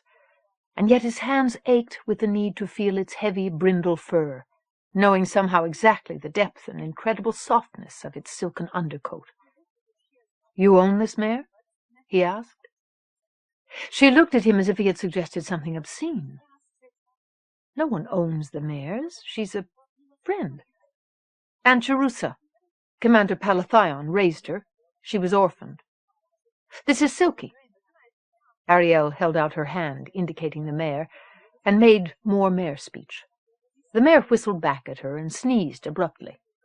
Ariel laughed and put her arms around the slender neck as the mare butted her gently. "She says, 'And what is your name?'" "No, she didn't," Reed said. He came forward, and the mare's head moved toward his outstretched hand. As he touched its body, he felt his own lips and tongue come alive and make the same kind of alien speech in answer to it. Ariel Dawn-Treader gaped at him. "You really do know their language," she said, almost in disbelief. He broke her gaze almost desperately, because he had no idea what he had just said, why he had known how to shape the words, why he had needed to make contact with the mare, feel that strange, cloud-soft fur against his skin. He sank to his knees in the sand, not even sure if the motion had been voluntary, or if his half-frozen body had simply given way, not caring. The mare pulled free from Ariel Dawn-Treader's grasp to explore him with its face, snuffling, lipping, butting him, making murmurous conversation all the while. He shut his eyes, letting his mind go, and heard his own voice answer, like someone speaking in tongues. How long their communion went on he did not know, because time, as he knew it, ended and began in that moment, and contained eternity. He only knew when the mareling left him at last, turning its back on him to make its ungainly way toward its own kind again, that for that single moment he was real, and that inside his wasteland of violence and pain he rejoiced in his captivity because it had given him this moment in which the circle was completed, in which he was made whole, one with his dream of the future. "You really understand," Ariel was saying over and over, or maybe it was simply an echo in his nerve circuits. "You really understand them. You can teach us." He shook his head, unable to form a single word of human speech, unable to tell her the truth, even if he could have spoken. He tried to get to his feet, needing to get away, from her, from here, from himself, before he lost control completely. He fell back again onto the sand, sat among the pebbles in a kind of stupefied disbelief as his body refused to respond. Ariel kneeled down beside him, still speaking, although he could not understand anything she said now. She began to pull at him, trying to force him up again. Unwilling, but suddenly without any will of his own, he did what she wanted him to do, and this time he succeeded in standing. She went on, asking him questions, and slowly he began to comprehend what she said. "Get here. Where's your boat?" "Your boat," she repeated, her face filled with concern. "I don't have one," he muttered, finding his voice again in a forgotten coat pocket of his mind. "No boat." She looked uncomprehending now. "How did you get here?" "I walked." He felt her body close against his, half supporting him. Remembered the gaming tables and the sudden, unexpected, undesired hunger of his unruly body for the feel of a woman's flesh against his own. "From Carbuncle?" she said in disbelief. "No," he frowned. "Down the beach. Flew in." He looked over his shoulder. "I sent it away." "Then I'll take you back to the city in my boat. Come on." "You can't stay here longer. You're freezing to death, and your shoulder needs treatment." She pointed on along the shore, tried to lead him after her in that direction. "No," he murmured. "I'll call my own pilot." He let his backpack slip from his shoulder, wincing, fumbled for the remote among its sodden contents. He pulled the remote out at last, dripping, called it on and got no response. He shook it and drops flew. But it stayed silent, dead. He dropped it, kicked it away. Still looking down, he saw the rope knotted around his waist. He jerked at it in sudden fury, as if it had become the cause of all his confusion and humiliation, or its symbol. Even his fingers would not obey him. He seemed to be inhabiting a space where he did not function in real time. He swore in frustration, seeing the other end of the rope attached to Ariel Dawntreader's body. Calmly she gathered up the length of cord that lay trampled in the sand between them, looping it over her hand until she had left him no slack. "It could take days before anyone comes back to look for you. You'll be sick or dead from exposure by then." "Come on," she said gently. "I have dry clothes on the boat and some wine. Come with me." Her fingers slid under the rope around his waist, tugging slightly. But she only untied the knot with deft fingers, setting him free, as if he had some choice, before she untied the rope around her own waist. "Let me take you back to the city. We can talk about the mares on the way." "All right," he mumbled, feeling a strange fatalism creep over him. He let her arm circle his waist to lend him support as she guided him on up the beach toward the boat, waiting with furled sails in the distance. "Yes," he said, and he knew somehow that his voice was not his own. "I need to talk about the mares." "Tiamat, Carbuncle. And get another keg of the kelp beer while you're back there, and hook that up too, all right, Pollux?" Tor Starhiker paused, turning away from the bar to look expectantly at the shining, semi-human body, the faceless face of her newly leased servo. It nodded, the twin red lights of its visual sensors meeting her eyes with an unreadable stare. "Yes, Tor," it said. She sighed, indefinably disappointed. "You do know how to do that?" "I do." "Then go do it." She waved her hand and it started away, emotionless and inevitable. She watched it disappear through the doors into the storage area.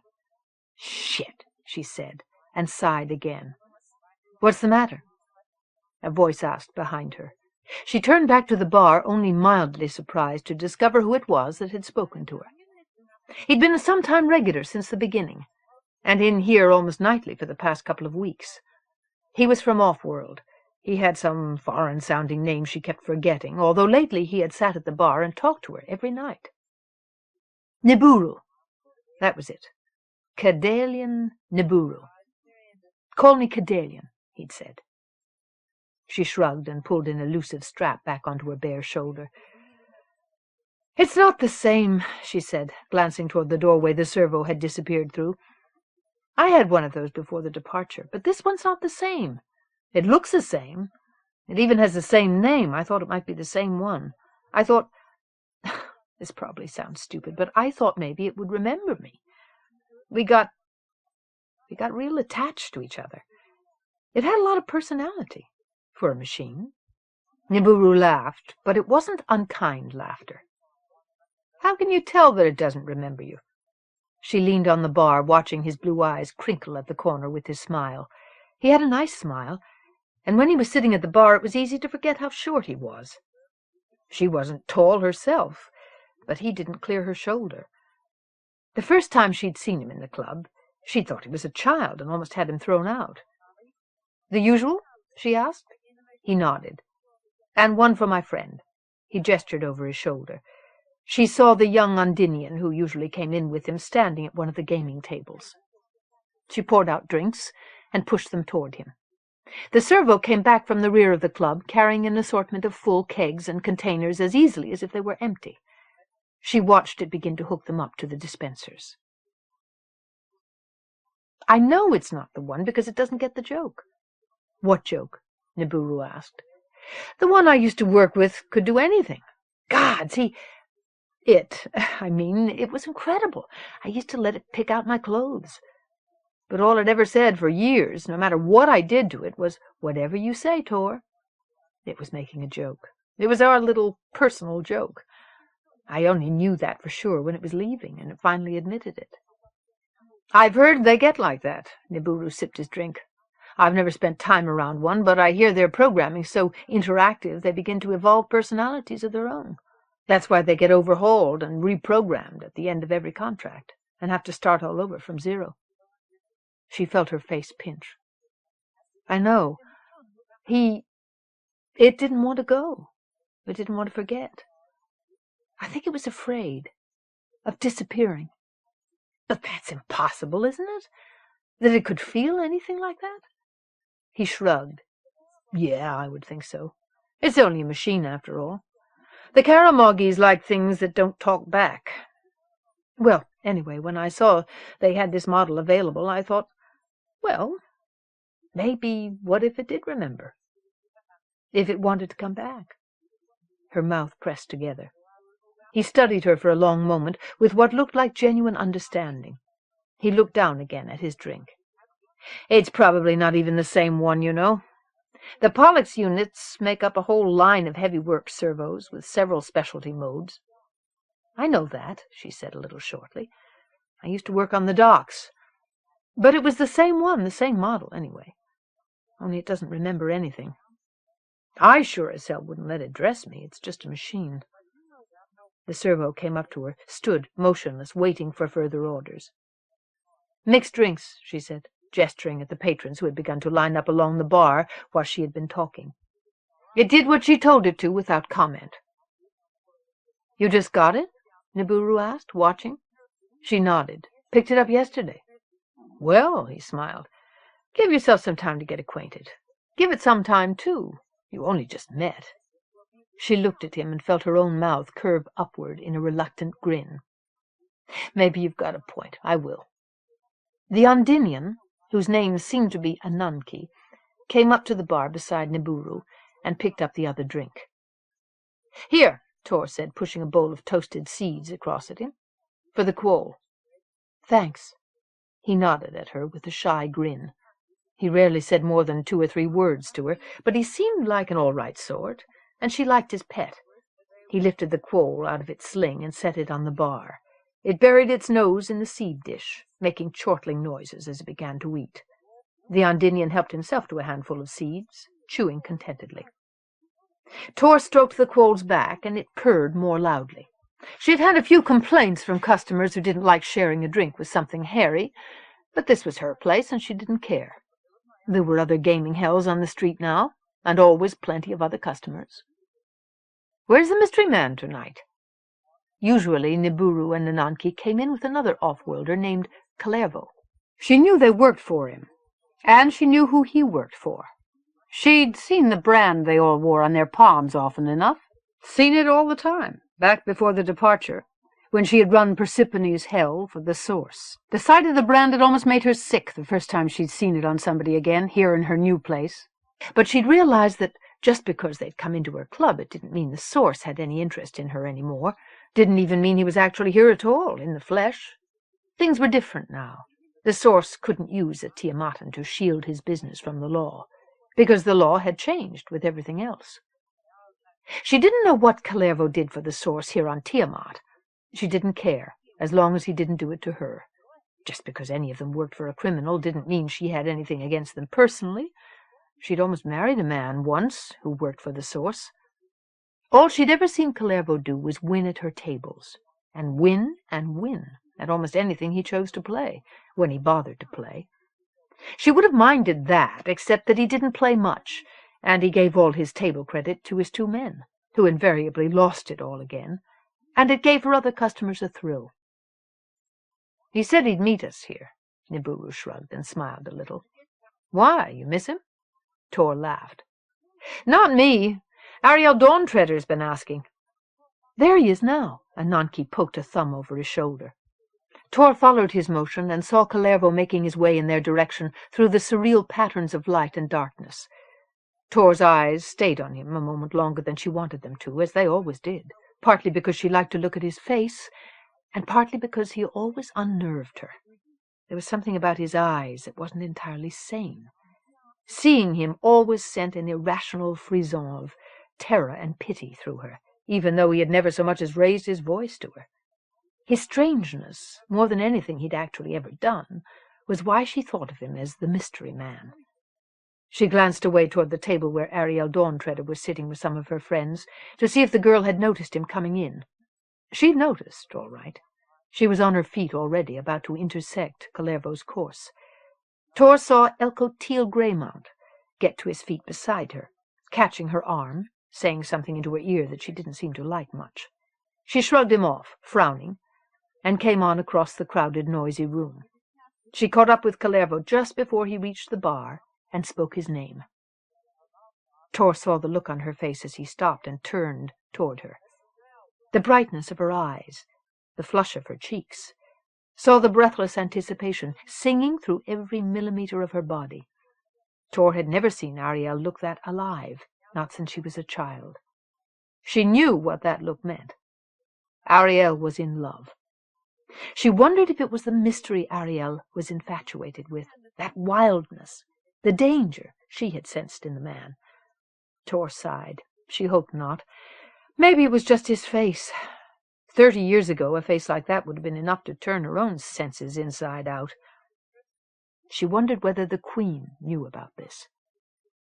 She couldn't see Kharemov's expression as he and Ariel talked together. His back was turned. But she knew that lately he had been in here almost every night, and so had Ariel, and that almost every night they had ended up in one of her private rooms. Kharemough nodded once, and they started away together. But Tor noticed, surprised, that he didn't touch the girl, and Ariel didn't touch him, even once, before she lost sight of him. She looked at Nibiru and Ananke again as they turned back from watching the same scene. She saw Nibiru meet Ananke's stare and shrug, shaking his head. "Go figure," he muttered. Tor leaned on the bar. "Listen," she said, "is she safe with him?" "Safe?" Nibiru repeated blankly. "She's the Queen's daughter, and more than that, I've known her since she was a baby. She matters a lot to me. I don't know anything about your boss, except I've seen his tattoos. And I've seen his eyes." Nibiru nodded. "The tattoos aren't what you think." He hesitated. "And neither is Reed. She's safe with him. He's not like that. Like what you mean. In fact," he turned to Ananke, "you know, he's been in kind of a good mood lately." "Yeah," Ananke said ruefully. "He hasn't called me a dumb shit in days." He slurped his drink and reached for another handful of seeds. The quoll nipped at him, muttering irritably. "Sorry," he murmured. "I've never seen Ariel look at anybody like that before. The gods only know what the Queen's going to think if she finds out her daughter's getting personal with one of the Source's brands." Nibiru started visibly as she spoke the name, but he said, "Reed's not just some thug," sounding defensive. "Oh, what is he then?" Nibiru frowned, but she could have sworn there was uncertainty in his eyes. "He's a biochemist. He's Jacula's head of research." She put her hands on her hips. "And I'm the Summer Queen. Come on, Shorty. I know what that eye burned into his palm means. The Source doesn't brand his chiefs."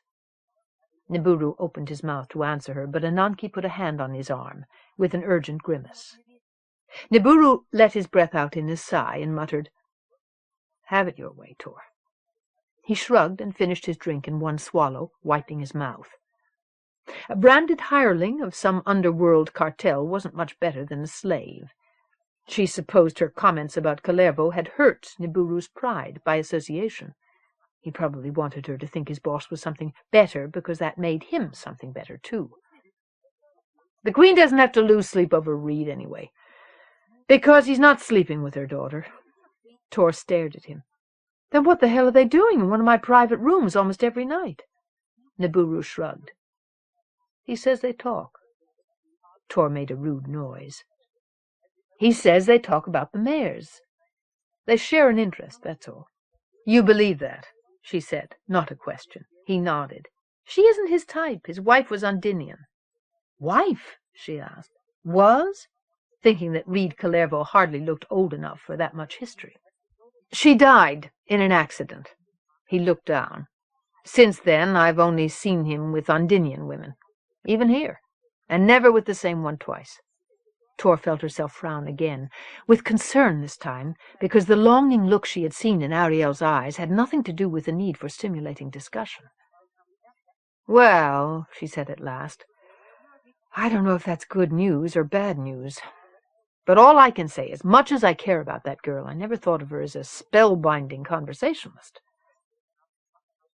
"It is kind of unusual, Cadelian," Ananke said, glancing away into the room. "We've been in here practically every night for a couple of weeks straight now. He's never done anything like that before." "That's true." Nibiru nodded thoughtfully. Ananke picked up the quoll, which had surfeited itself on seeds and begun to wander beyond reach.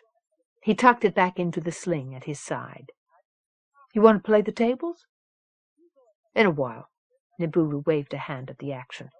"You go ahead. I want to finish my drink." Tor glanced at his glass, which was empty. She saw Ananke glance at it, too. A smile twitched the corners of his mouth as he looked up at her. He shrugged and started away, losing himself in the crowd.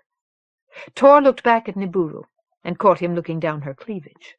She straightened up with a wry smile, pulling at her own mouth, and casually ran her hands down the silken curves of her gown. Nibiru raised his eyebrows, and she supposed she should be glad the light was dim, and that at her age she still had anything somebody wanted to look at. "Refill?" She gestured pointedly at Nibiru's empty glass. "Yeah, thanks." He grinned sheepishly. "Pollux?" She stood back while the servo came and watched it refill the drink. It moved away again without speaking, to take another order down the bar. "Well, it does the job, anyway. At least it'll give me a break when I want to talk to the customers. Everybody wants to talk to the bartender."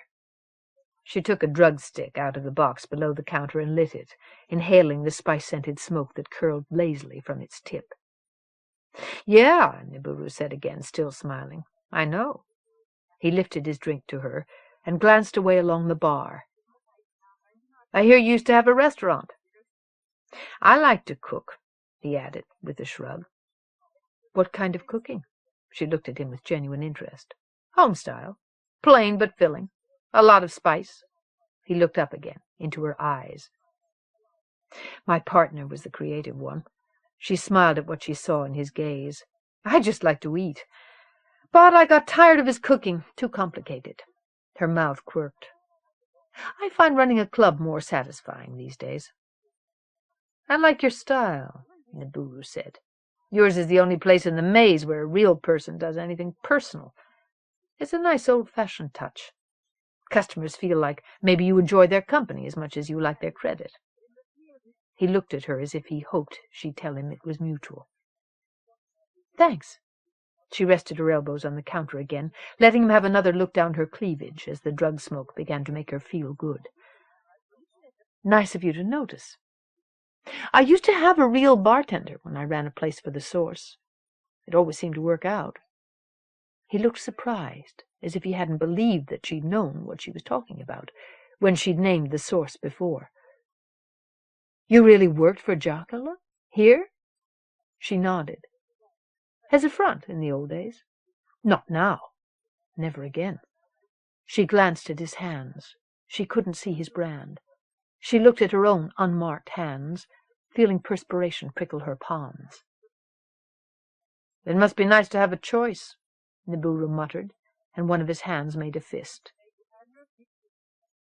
"How did you get to be a brand?" she asked, feeling a sudden empathy as she looked at him. "It was a package deal. Me and Ananke with Reed. We worked for him before he worked for the Source. I'm his ferryman," he said, with a kind of stubborn pride. She raised her silver-dusted eyebrows. Knowing common brands didn't have personal ferrymen, even if they worked for the Source. Only a chief rated that kind of service. She wondered if it was actually possible that Nibiru had told her the truth, and hadn't simply been trying to impress her with big talk. And she wondered what motive the Source could have had for mutilating one of his top men like a common vassal, humiliating him like that, and still expecting loyal service from him. She shook her head, never doubting for a second that the Source was capable of any cruelty, whatever his reasons were for ordering it done. "Look, I don't want anything to do with the Source any more. You understand me?" "Perfectly," Nibiru nodded. "Don't worry about it. I wouldn't wish that on anybody." "So, anyway," he said, taking a deep breath, shaking off the mood. "What are you doing after you close up for the night?" Her mouth twitched. She straightened up again. "Sleeping." "Alone?" She looked at him. "Yeah, if that's any of your business." He lifted his hands. "I wondered if maybe you might want some company." "Why me?" she asked suspiciously. There were plenty of other available women around, younger and prettier, amateurs and professionals. "Because I only sleep with women I like." "I could be your mother, almost." "You look nothing like my mother." "What about your wife?" "I'm not married, never been married." "Why not?" "I travel too much. What about you?" "I stay in one place too much," she said, beginning to get impatient. "I called you Shorty." "I've been called worse," he shrugged. "Besides, where I come from, that's a compliment." "Look," she murmured, flattered in spite of herself, "you're too short for me." He leaned back on his stool. "You mean you're too old for me?" She flushed. "I'm not old where it counts." "I'm not short where it counts." She grinned in spite of herself and knew the cause was lost. "All right," she said. "Why the hell not? The place closes at 3. If you're still around here then, we'll see what happens." Tamas Dawntreader entered Star Hikers alone, sleepless, aimless like the crowd around him. He scanned the faces he passed as he wove his way deeper into the labyrinth of hallucinatory illusory pleasure, where seduction and destruction coexisted in a delicate balance. He searched for anyone he knew, ready to escape again into anonymity before they could call his name. To his relief, he did not see his sister or any of the usual winter crowd. They generally started their nights here. They would have gone on to other clubs by now. He stayed away from the bar, where Tor was holding forth, not able to face her tonight, even though he knew he would not find anything in her eyes but sympathy. Sympathy was more than he deserved, and more than he could bear. He didn't feel like playing the games, either. Their futility and emptiness mirrored his own mood too accurately. He wandered like the damned through the crowds, watching strangers play the tables, playing with each other's heads, in the disorienting shadow play of random light. Blaring music and the cloying heaviness of perfumes and drug smoke saturated his senses until he could forget for a time that he was an individual human being, filled with grief and love and confusion, that he had any need to think at all. He stopped moving after a span of time he could not judge, finding himself in the rear of the club, where the density of milling flesh was less. Across a momentarily empty space of floor, he saw someone sitting in a booth, alone, like he was. He had seen that night-black off-worlder face before, that slight, slim figure with hair like shining jet and indigo eyes. The off-worlder was Ondinian, he'd been told, not much older than he was, and always part of a striking triad.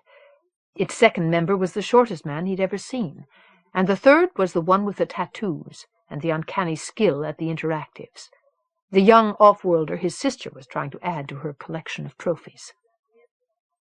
The Ondinian was leaning back into the corner of the booth with one foot up on the bench. The foot wore an open-toed leather glove instead of a boot. He was juggling berries one-handed, with a look of resignation on his face. Occasionally he let a berry fall, always intentionally, because there was always another that replaced it, and something the size of a cat that wasn't a cat would scuttle forward on the table to eat it. Tiamat started toward him, dodging random bodies, drawn by curiosity and something stronger to stand before the booth, watching the Ondinian perform his solitary juggling act. At last the Ondinian glanced up, startled to find that he had an audience. "You're very good at that," Tiamat said, suddenly equally self-conscious. "I wish I could do that." The Ondinian nodded, with a hesitant grin coming out on his face. "You're a Sybil. I wish I could do that." He caught the berries one by one and dropped them into a bowl. "You mind if I join you?" Tiamat gestured at the room behind him, where there were no empty tables. The Ondinian shrugged as if it didn't matter to him either way, but he watched intently as Tiamat slid on to the bench across from him. The look was one that Tiamat knew, and it was not indifferent. "What kind of animal is that?" Tiamat asked, as the creature on the tabletop between them rearranged itself to study him. It had eyes like the bright black buttons on a child's toy. "A quoll," the Ondinian said, stroking it gently, still looking at him with uncertainty and speculation. The quoll burbled and chittered, sidling closer to its owner on nearly invisible legs. "Did you bring it from Ondini?" The Ondinian nodded and reached for another berry. The quoll scuttled forward eagerly. The berry slipped out of his fingers and dropped onto the table. He glanced down, did something casually with his gloved foot. A moment later the foot appeared briefly on the bench beside him. He held the berry between his toes, so deftly that the fruit was not even bruised. He took the berry in his hand and fed it to the quoll, watching Tiamat again, as if he were trying to see whether his lithe grace had made any impression. "That's enough," he murmured, when the quoll looked around for more.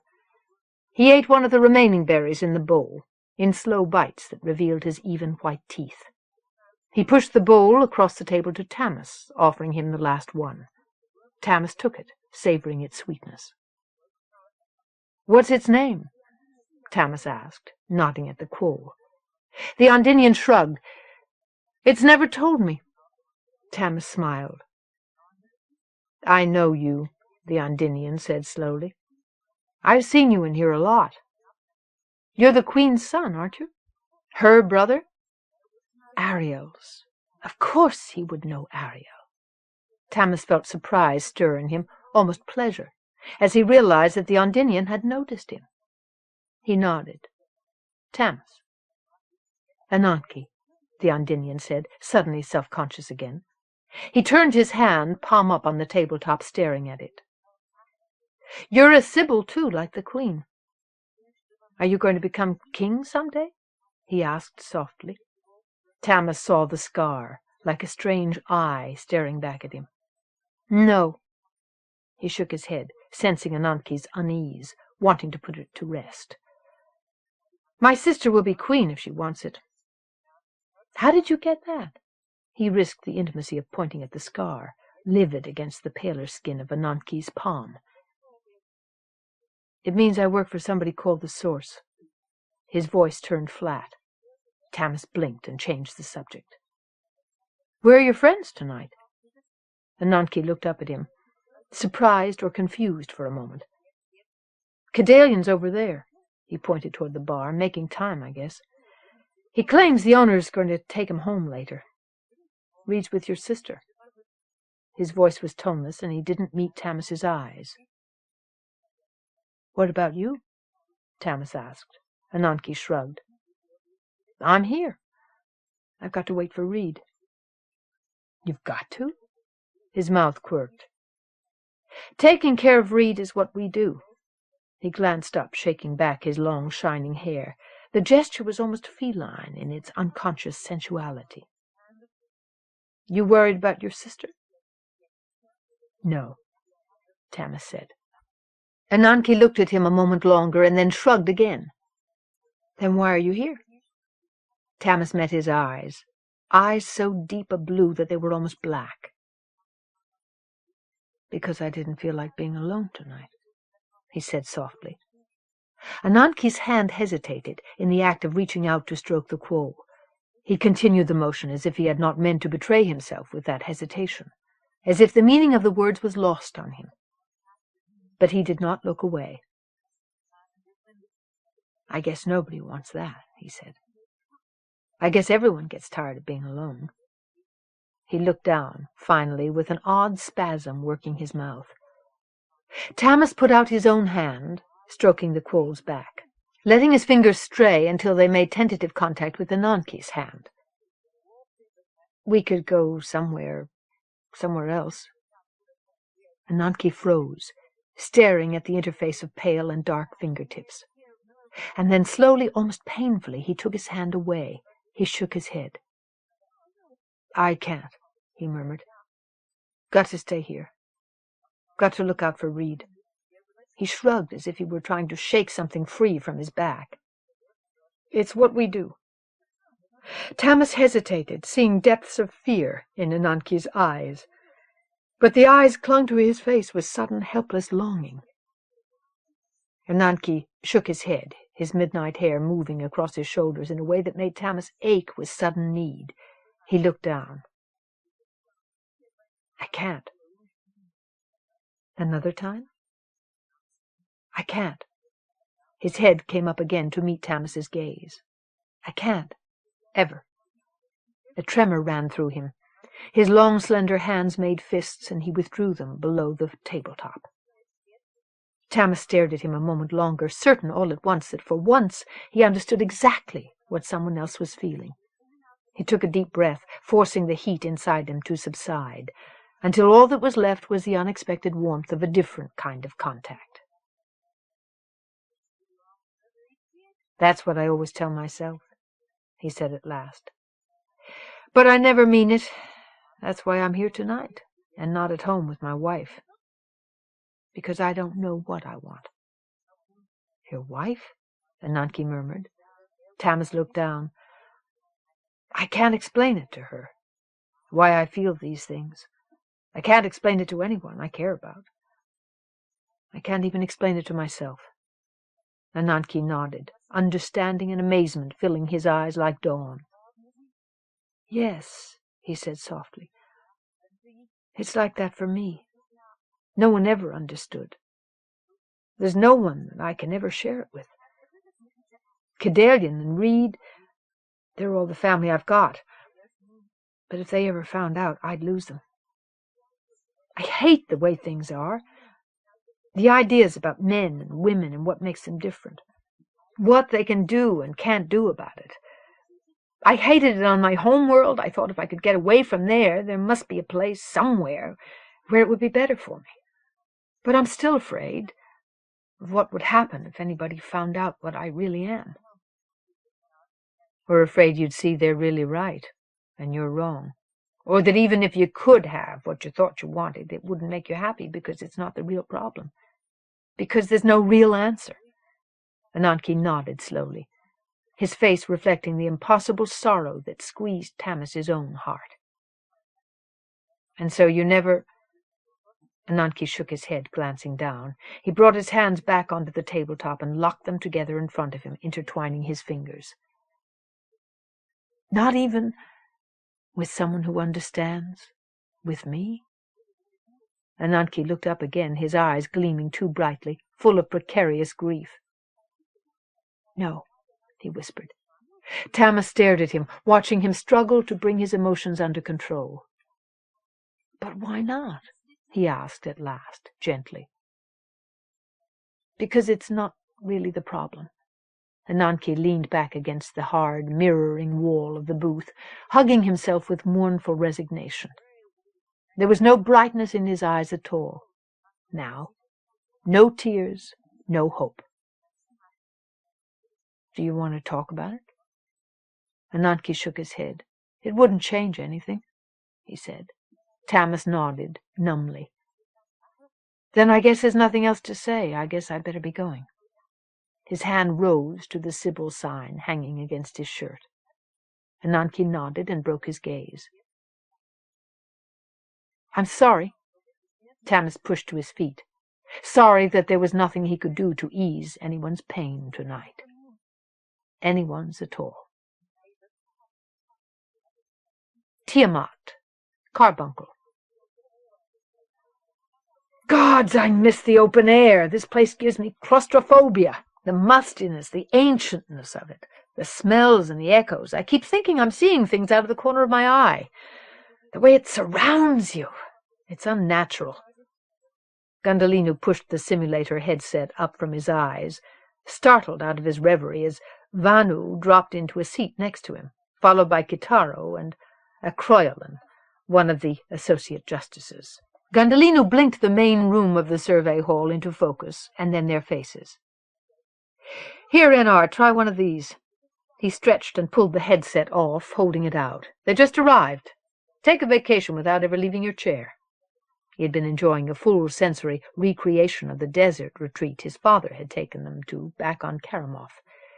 They had gone to the springs every autumn in his childhood, because his father believed that the ascetic conditions, the heat and solitude, were good for body and soul. Gundhalinu had never particularly enjoyed the place in his youth. He had been surprised to find that spot among the selections on the headset's menu. But he had discovered that after all these years he had finally come to appreciate his father's wisdom. Even the illusion of sitting up to his chest in bubbling, mineral-tinted water had energized and relaxed him as utterly as if he had actually been there. He savored the faint reek of copper and sulphur filling his head, the bizarre wind and water-carved undulations of the red sandstone all around him, completely filling his vision, like the undulations of a shell glowing with reflected light. He jerked out of the insidious daydream the echo of the headset program, of a stolen memory, of a vision of history force-fed to him during his survey initiation by a process he still did not really comprehend. Had it actually been his own world he had seen then, through some other man's eyes, in a time before it had even been colonized? Through the eyes of one of his own ancestors? Had that image really appeared on this program by chance, or was someone trying to make him think, remember, realize? Coincidences happen, damn it! He shook his head, annoyed at the thought, realizing that Vanu had gone on speaking and he had no idea about what. Pardon? He said. It must be a good one, Vanu said, smiling as he took the headset. You hate to leave it. Kharemough, Gundhalinu murmured, returning the smile. The only place worth looking at for long, Akroyalan remarked. Carbuncle is no more confined than the hub cities back home, Gundhalinu said. There's a lot worth seeing and doing here, more things every day, and you can always travel down along the coast if you want to get out of the city. I tried a day trip. Nothing exists outside Carbuncle but fog and fish and superstition. It's as if time has stopped on this planet. Vanu shook his head. And all that water! I found it oppressive. Oh, come on, Kitaro chided. Where's your sense of adventure? Sense and adventure do not belong in the same sentence, if you ask me, Akroyalan said, dismissing her comment with a perfunctory glance. The ideal of the survey hall was that outside rank and status were to be left at the door. Gundhalinu had noted that some members lived more easily with those tenets than others. Kitaro's mouth tightened, but she said nothing more. A Croyland pushed up out of his seat and moved off across the room. "Well, at least these things will be a welcome addition to our limited recreational options," Vanu said, holding up the headset. "Although now that one can actually take a ship to another world, or go home and return again without losing years, even this isn't the same anymore." "It'll be years before taking a casual vacation on another world will be as easy as putting on that headset," Kitaro said dryly, "especially for poor underpaid wretches like myself. You might as well take even vicarious pleasure while you have it, before everyone else hears about it." Vanu glanced at her, raising his eyebrows, but he shrugged and put on the headset. Gundhalinu watched him stiffen and then sigh involuntarily as his chosen vision took hold of him.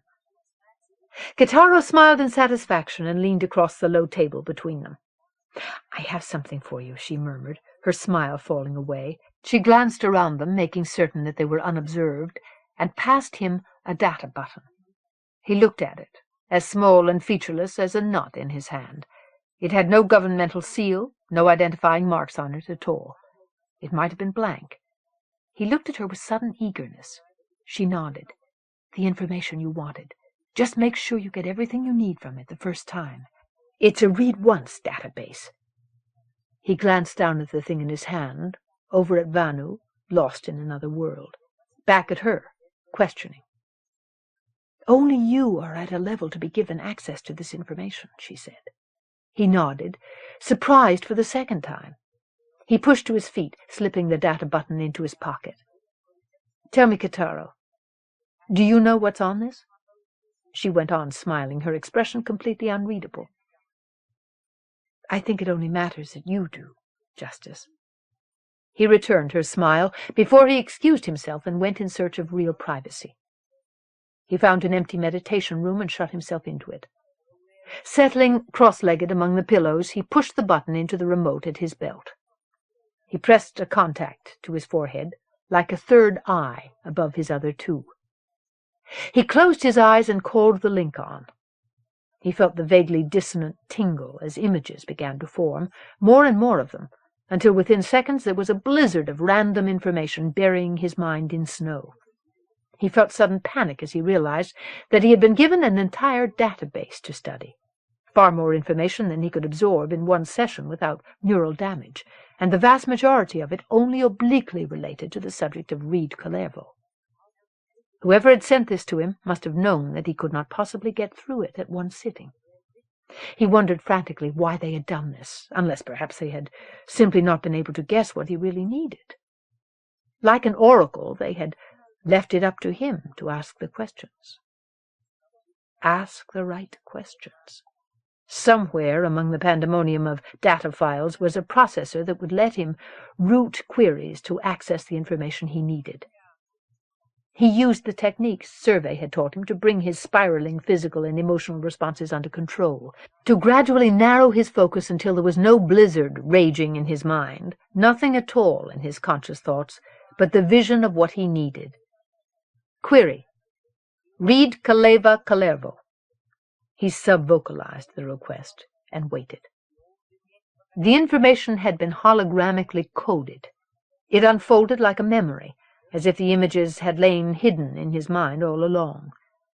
Reed Khalemough's face formed with perfect clarity inside his eyes, and he felt a pang as sharp as the pain of a booted foot cracking his ribs, the pain of trust and friendship betrayed, the pain of longing for the hyper-real, sweet and sour chemistry of their time together on 4, as they had struggled to make order out of chaos.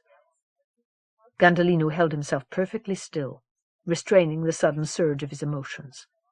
Normally the only times he experienced an extended oblique feed were during his inductions into higher levels of survey.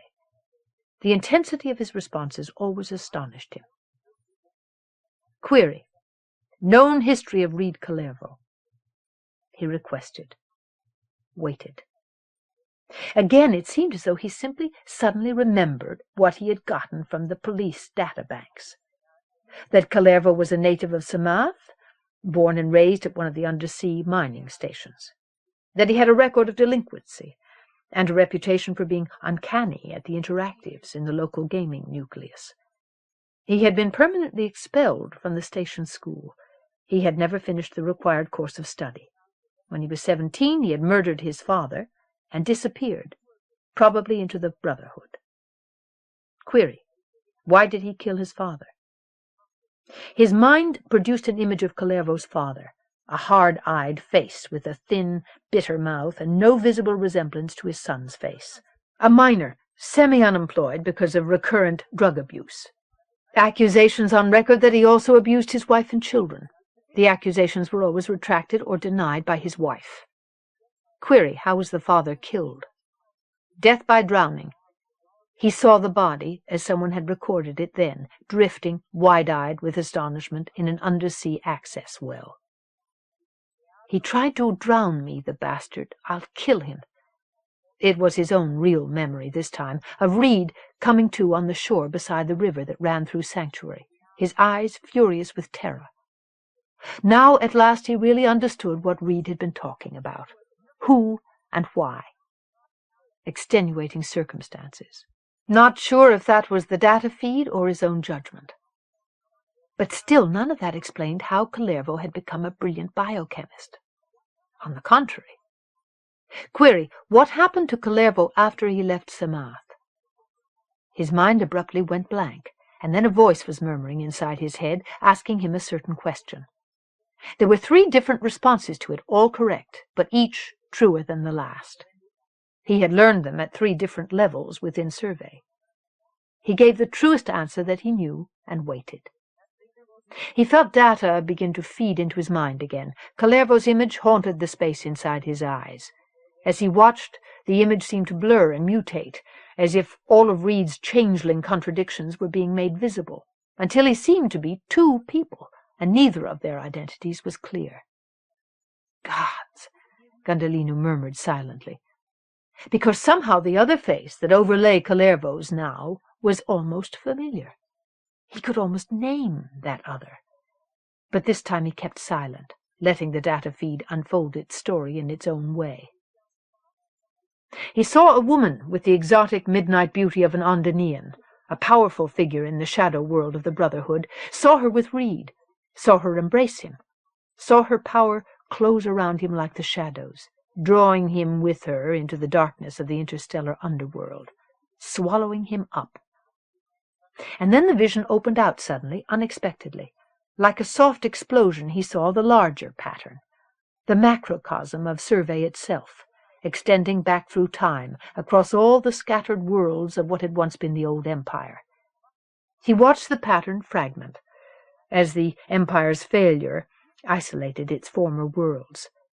New petty leagues of planets struggled to cling together and recapture lost contacts, isolating severed limbs of survey, which further fragmented with time as disagreements over policy and purpose lost focus.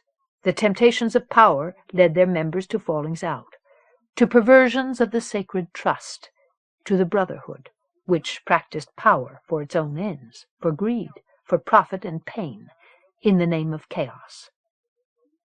But at the highest levels, an inner core of order survived, its original purpose still intact, and incidents were set in motion which could affect the future of not just single worlds, but the farthest reaches of the old empire itself. He had glimpsed something of that higher plane with Asplund, realized suddenly that he was glimpsing it again now.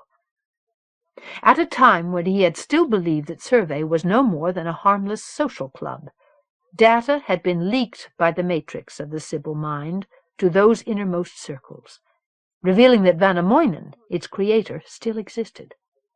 Vanamoinen! He remembered Vanamoinen's face gazing up into his own, smiling, heard his voice. "Look at the stars, Ilma." Vanamoinen had died millennia ago, but the imprint of his mind had been preserved somewhere inside the Sibyl matrix.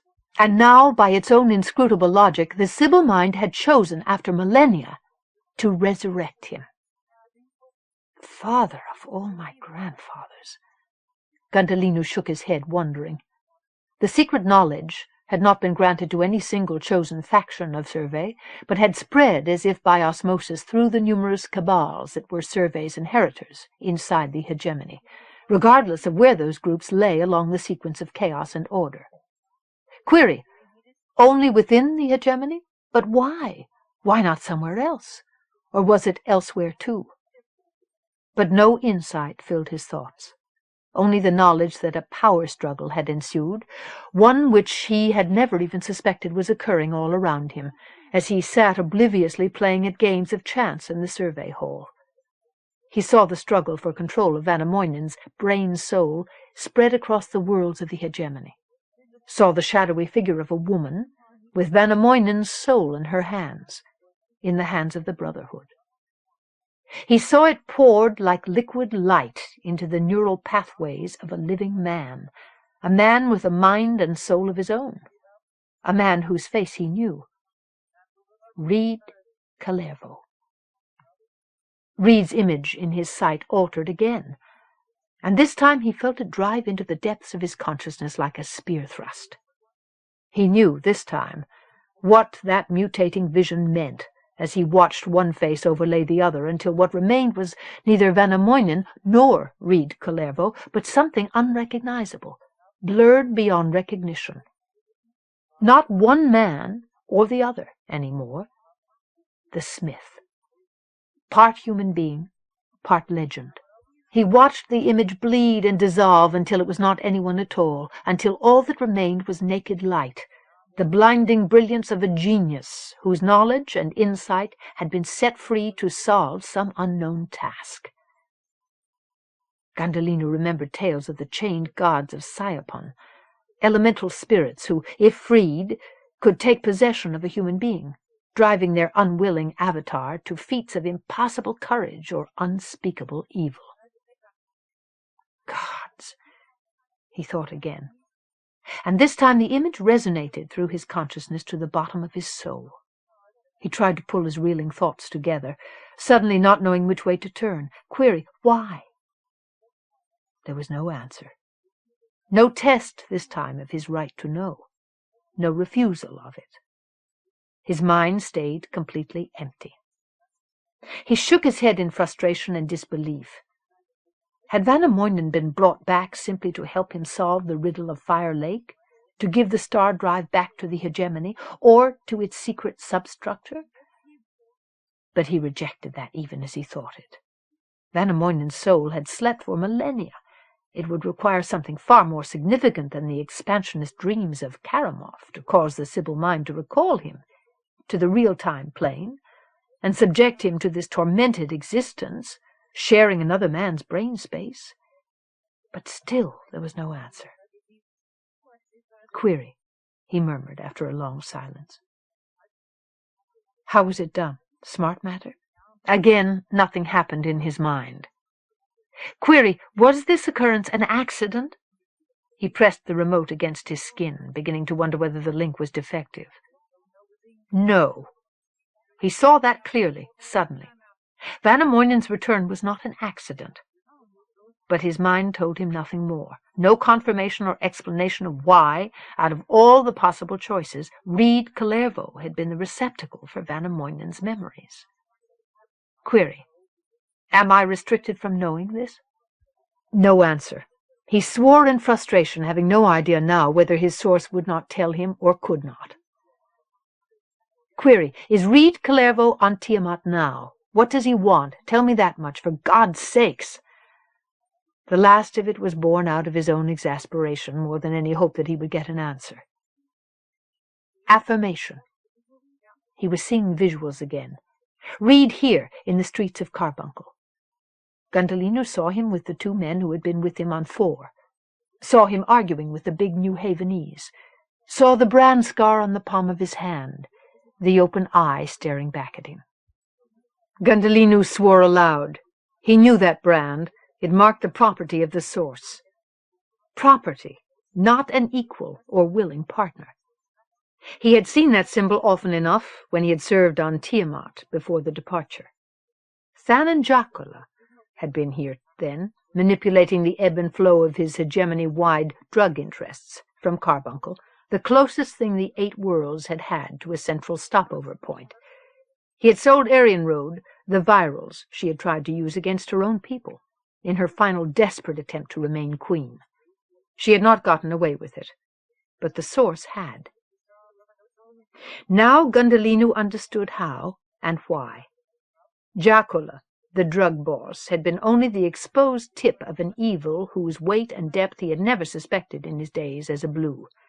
Jacula belonged to the Brotherhood at a level so high it was uncertain how far his influence really reached. His presence in the hegemonic underworld was like a gravity well, drawing everything and everyone who got near him down into his irresistible darkness. Even his image in Gundhalinu's mind was only darkness. And now he had the smith.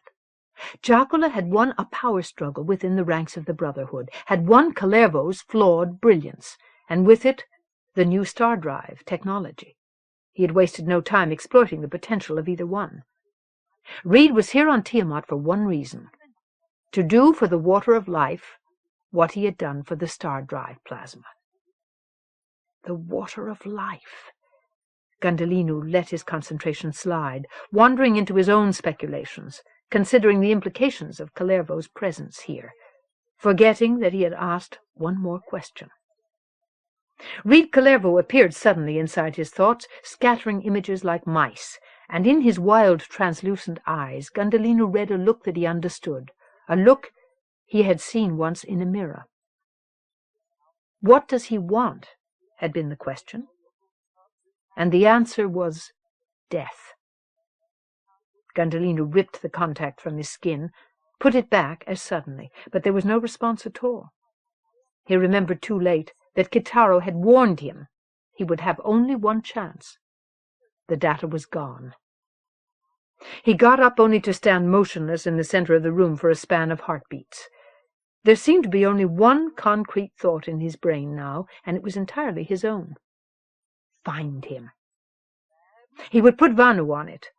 But no, Vanu would want, justifiably, to know everything, and Gundhalinu knew by now that he was not the kind of man who could simply take a matter on faith. Vanu would demand to know why Kharerough could not be picked up openly, questioned and sentenced under the laws of the hegemony, like the criminal he was. But that was a solution that served nothing, helped no one.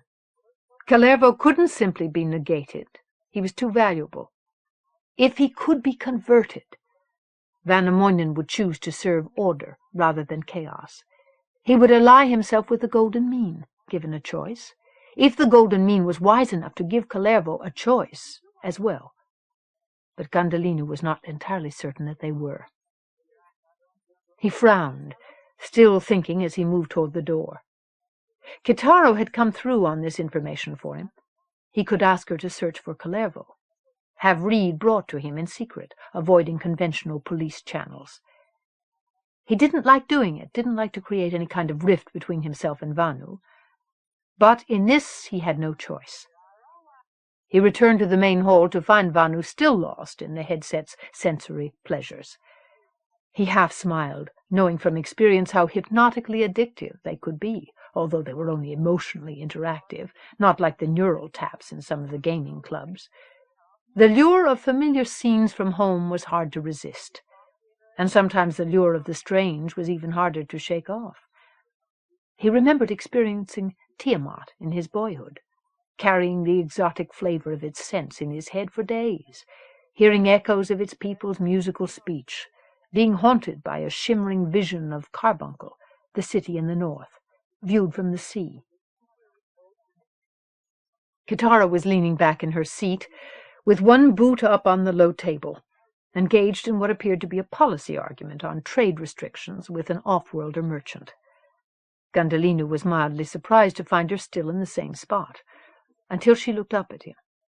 She broke off her conversation, sent the merchant scuttling with a word, and Gundhalinu realized that she had been waiting for him. "Were all your questions answered for you?" she asked. He smiled faintly. "The day all my questions have been answered will be the day I die, I hope." But it gave me enough to let me understand how little I know about what's really happening here." He shrugged and explained to her what he needed done, glancing uncomfortably at Vanu's oblivious presence. Kitaro listened, her gaze steady and her face non-committal. "I'll get on it right away, Justice," she said. "Arranging the kind of meeting you require will take time. Kalervo's too deep in the Brotherhood's quicksand to be easy to reach." He nodded. "I understand. If you need assistance, I'll tell Palathion to see that you get it. You can trust her." She glanced away as Tilhun, the Minister of Communications, approached them, trailed by Acroyolin and Sandrine. Tilhun's boyish face shone with the eagerness of someone bearing news. He put his hands on Vanu's headset, shutting off the feed as he came up behind Vanu's chair. Vanu jerked spasmodically and swore. He pulled off the headset, glaring over his shoulder. "This is something you'll want to hear too," Tilhun said, before he could begin to complain. Tilhun looked at Gundhalinu again, with a smile Gundhalinu read as unintentionally smug.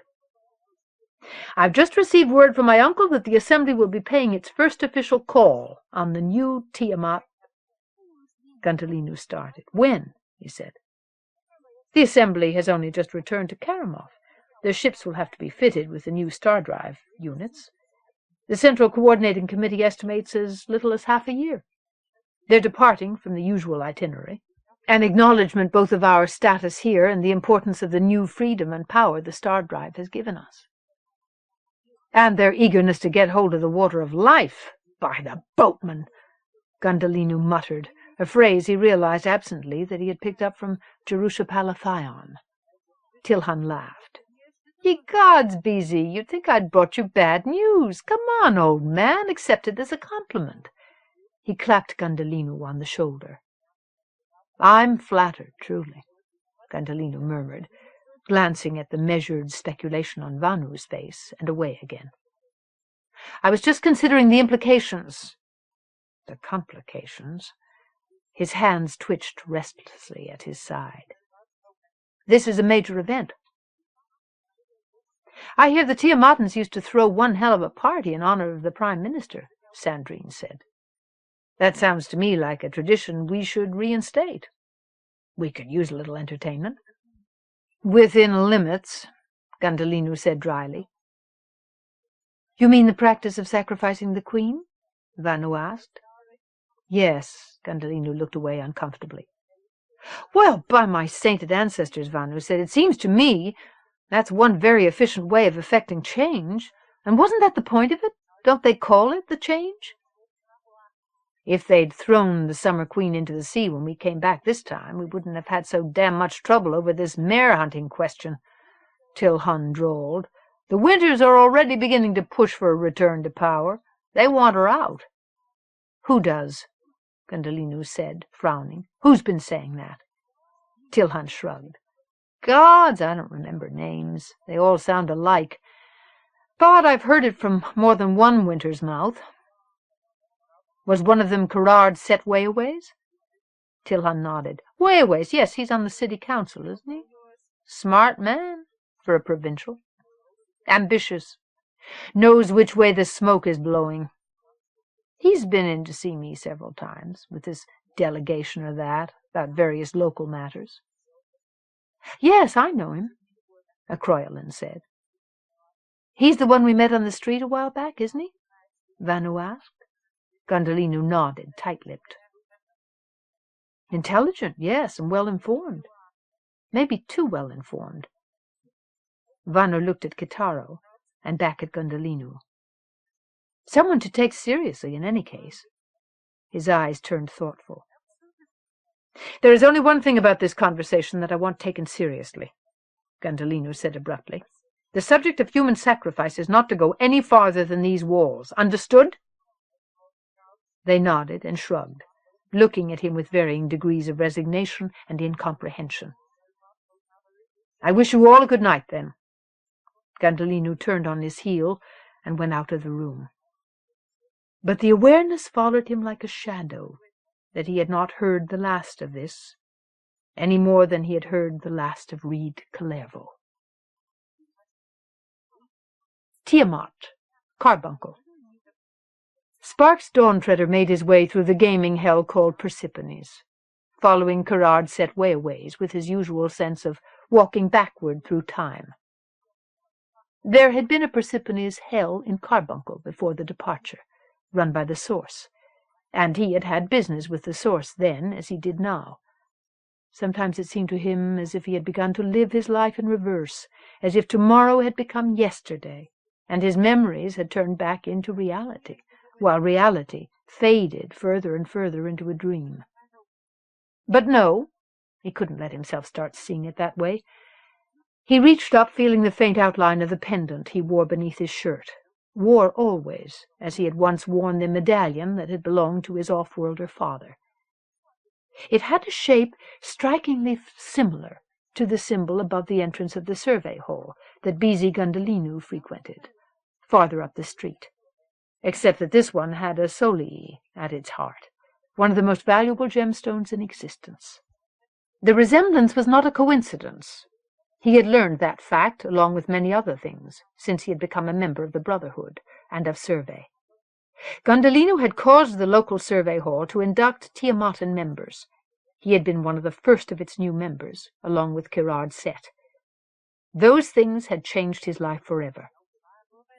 Once he had understood the existence of the great game, and had become one of its players, he had felt his perception of the universe and his place in it expand 1,000-fold.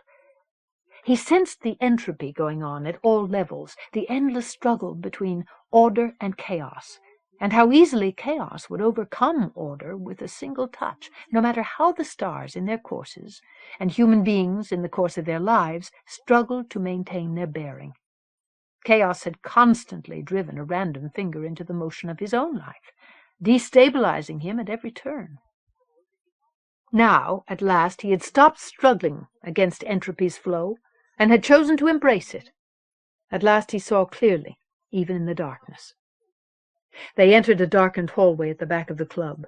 The garish noise of the club's nightlife faded as if they had passed through some kind of field, which maybe they had, although he had sensed nothing beyond the sudden chill of anticipation he always felt when he reached this point. They took the lift at the end of the hall, a box so amorphous that it could have been an empty closet, and probably passed for one. There was a sense of motion after the door wall sealed. Upward, he thought, though he could never be sure, even whether it was the same motion, or for the same length of time, from one visit to the next. It could all have been random, which suited. The featureless wall door in front of him opened, revealing a meeting room. It was not the one he had always seen before, large enough to contain a gathering of 24 or more members of the Brotherhood. This room was smaller, although it was otherwise almost identical, with walls whose colors shifted in a slow, almost hallucinogenic way. He looked away from them uneasily, focusing on the lone man who sat waiting at the table.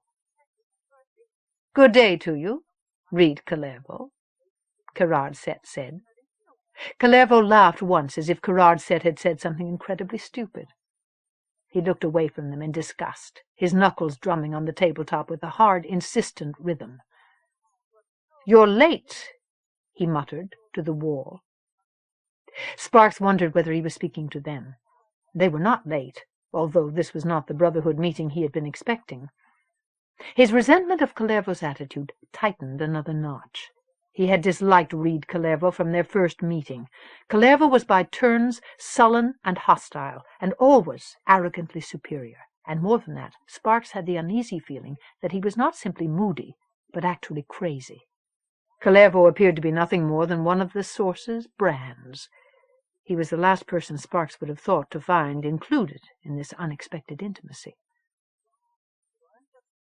"What happened to everyone else?" he asked. "There was a change in plans," a voice said, seeming to come at him out of the walls. The Source.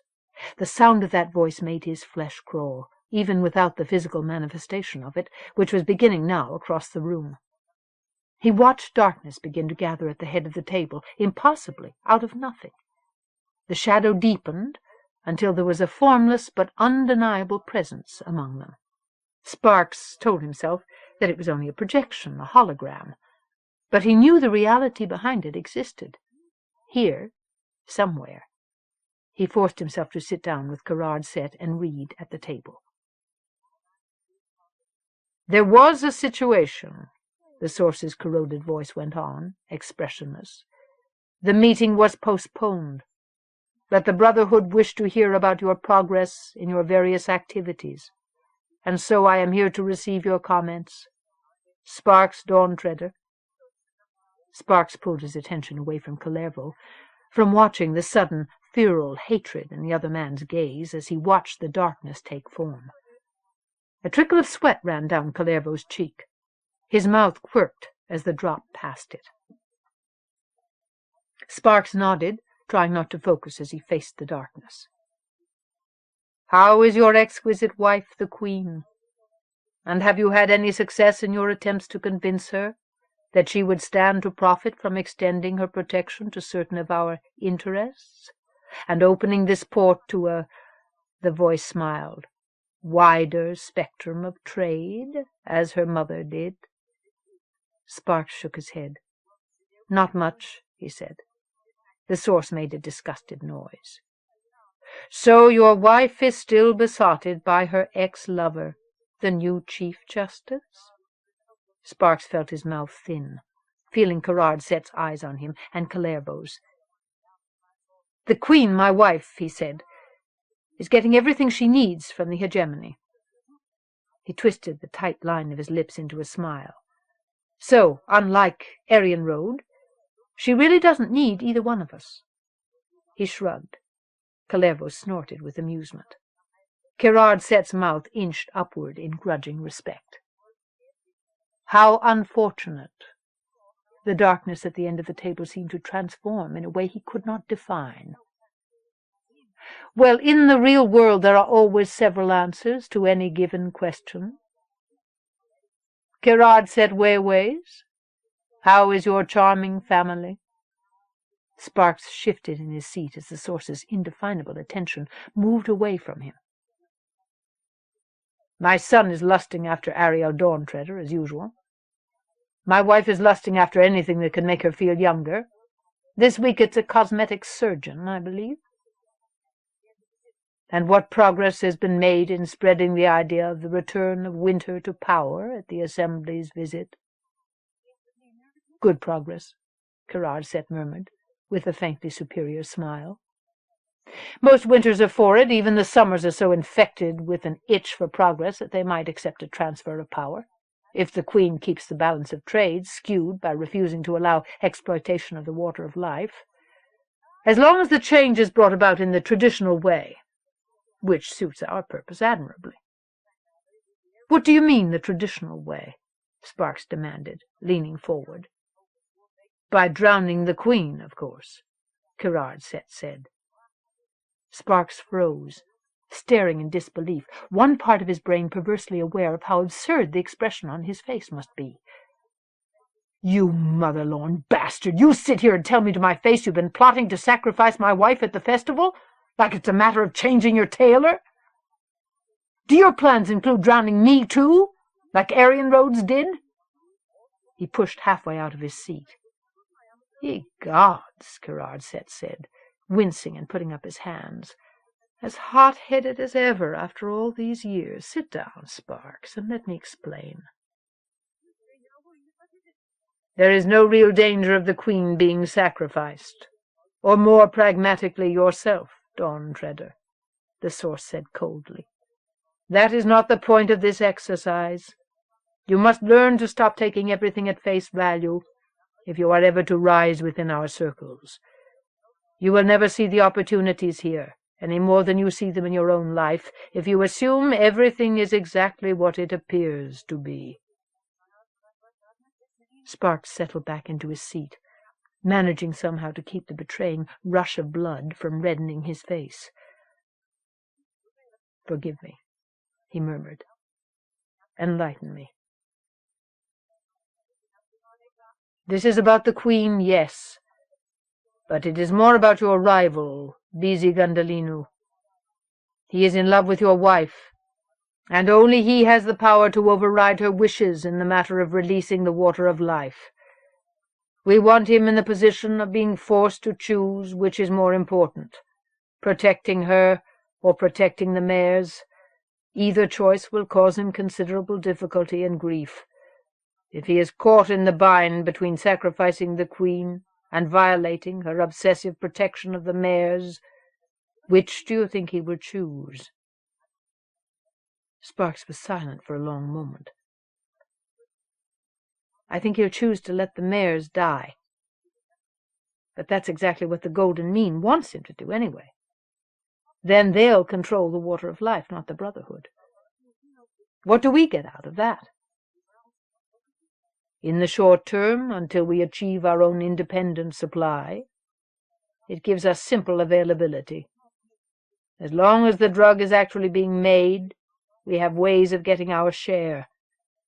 In the long run, the benefits of forcing this choice on the Chief Justice and the Queen are many. And not all of them are necessarily obvious to someone like yourself. For your own part, as a loyal brother, be satisfied with the knowledge that this will cause no pain to you, and considerable pain to the man who is trying to steal your wife.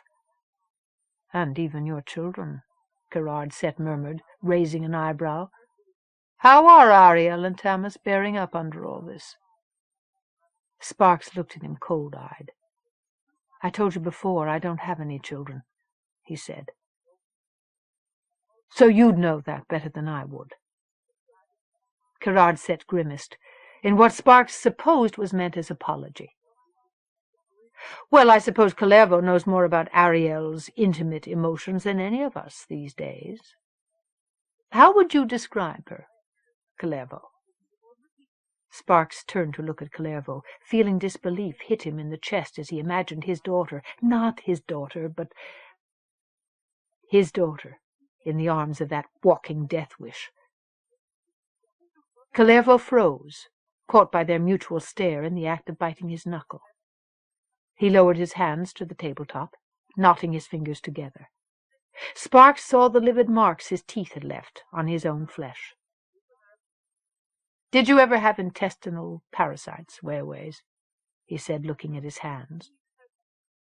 "No," Kharemough answered, nonplussed. "Too bad," Kharemough said. "Yes," the source murmured. "Do tell us about your relationship with Ariel, Reed. You've been with her almost every night for some time now. This is a first since Mundle Fair." His voice trailed, and Sparks saw Kharemough stop breathing. "Does she remind you of your lost love?" The words were dark with insinuation and threat. "Is she perhaps responsible for your failure to produce the blood sample you require for your research?" "No."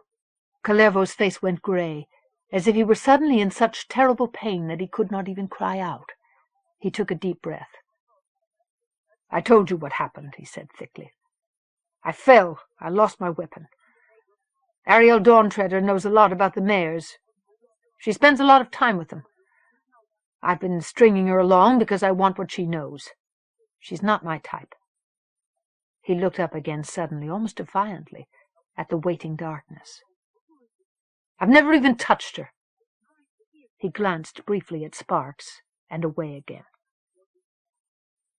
"So you've only been collecting her data, that's all?"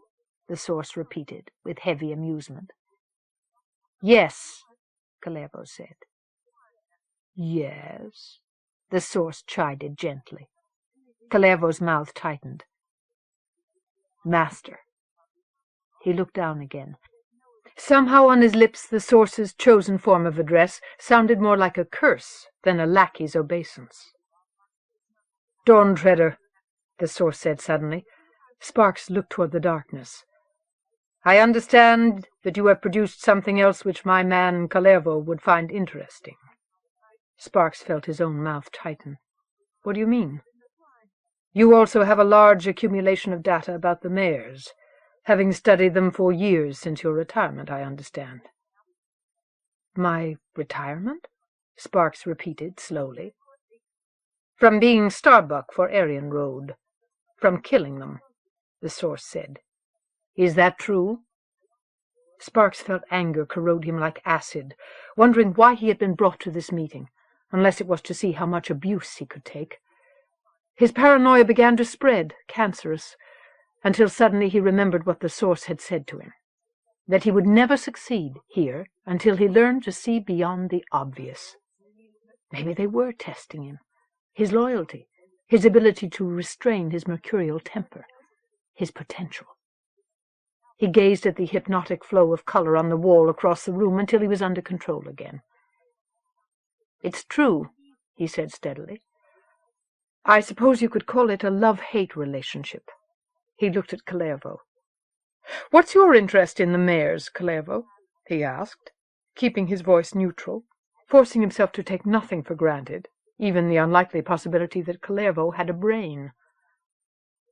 Kharemov's restless hands had begun to tremble visibly, even though he held them prisoner on the tabletop. The heavy ring set with soleils that he wore on his thumb rattled suddenly, loudly on the hard surface, and he pulled his hands into his lap, hiding them from view. "It's a love-hate relationship," he muttered. "You're too modest, Reed," the source said. "My man Kharemough is a bioengineering genius. He is the one you have heard called the Smith. He knows more about smart matter than anyone living, including himself." He chuckled sourly. "He is applying his unique mind to the problem of synthesizing the water of life, just as he did with the star drive plasma. Without his help, busy Gundhalinu would never have succeeded in reprogramming it." Sparks stared at Kharemough. Gerard Set stared with equal disbelief beside him. He almost laughed, sure that it must all be a bizarre joke, and unable to imagine what the point of it was. "Isn't that right, Reed?" the source urged gently. Reed straightened up in his seat, raising his head in what could have been pride or defiance as he faced down their stairs. His trembling hand rose to his ear, making the crystals of the elaborate jewelry he wore ring sweetly, incongruously, in the sudden silence of the room. "Yes," he whispered. For a moment Sparks had the unnerving feeling that a total stranger looked out at him through Kharemov's eyes. In that moment Sparks felt his incredulity turn to belief, and a dark, bottomless terror filled him, the way the source filled his vision, seeming all at once to inhabit the entire room. "I'll get the data together for you as soon as possible," he said, to the prisoner inside Kharemov's eyes. "I don't know how much use it will be, but it's yours." Kharemough nodded abruptly. He looked down and away, with the muscle twitching in his jaw. "Don't belittle your own achievements, Dawn Treader," the source murmured. "You have quite a remarkable mind. You've been wasting your life here among these illiterates on this backwater world. But finally you are among people who appreciate your gifts. Your years of work and study will be put to profitable use at last. Why don't you go now and see that it happens?" Sparks looked back at the darkness in surprise. "Then the meeting is over?" he asked, trying to make the source's unexpected praise and his equally unexpected dismissal form a coherent whole. "It is," the source said, in a tone of voice that made him sorry he had asked, "as far as you are concerned." Sparks looked down. "There are certain Brotherhood matters which do not concern you, which require the attention of Wayways and my man Reed. You have fulfilled your part in the process, Dawn Treader. Rest assured." Sparks pushed to his feet, avoiding the eyes of the other men in the room. He nodded and left the table.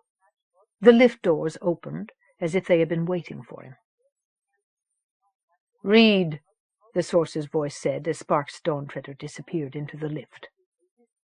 Reed pulled his gaze back unwillingly, a part of his mind caught in a daydream of changing places with the man being sent away. His eyes glanced off of Wayways, registering the satisfaction on the Tiamatan's face as he watched Dawn Treader banished while he stayed behind, sitting here as if he knew everything, as if he knew anything. He had been a member of the Brotherhood for years during the Snow Queen's reign, but he still had no idea what kind of mire he was sinking into. Reed met Weiwei's stare, watched its smirking arrogance falter as it collided with his own unshakable despair. Reed turned to face the darkness again, forcing his eyes to see the vague suggestion of a humanoid form within it, and not to look away. "What?" he said, his voice rough. He knew that the source was actually here on Tiamat now, that whatever was on the other side of that projection saw him clearly, saw him sweating and hurting, the telltale signs of deterioration because he had been kept waiting too long for the water of death. He didn't know whether this delay in his scheduled dose was meant as punishment or persuasion. He only knew that it was intentional, and that at last he was about to know why. "Ariel Dawntreader," the source murmured. "What?" Reed said again, uncomprehendingly. "I know that nothing more intimate has occurred between you and the Queen's daughter than simple conversation. But she wants more than conversation. She wants you, Reed." Reed froze. "So what?" he muttered. "It keeps her talking about the mares." "What she knows about the mares is useless for your purposes. You know that as well as I do. Why do you keep seeing her?" "It's not useless," he said stubbornly. "I need all the data I can get." "You need a blood sample. She saved your life, and she stopped you from getting the one thing you really need to develop a replication of the technoviral. She has been a hindrance, not a help, in your work. She's actually made you wonder if you have a conscience, hasn't she?" Reed felt himself flush. He glanced at Weiwei's, realizing that Tiamatan was probably the one who had told the source everything. "You want me to dump her? Okay, I'll dump her. No problem." "No," the source said softly. "That is not what I want. What she knows about the mares is nothing. But she is still important to us." Reed glanced toward the lift again, suddenly understanding why the source had gotten rid of Dawntreader. He kept his gaze fixed on the wall, letting the fluid motion of the colors fill his eyes. A hard lump of tension filled his throat as the silence stretched. But he would not ask. He would not. "What did you have in mind?" Weiwei's murmured, asking the question for him. "My man Reed is going to seduce her." Reed's head snapped around.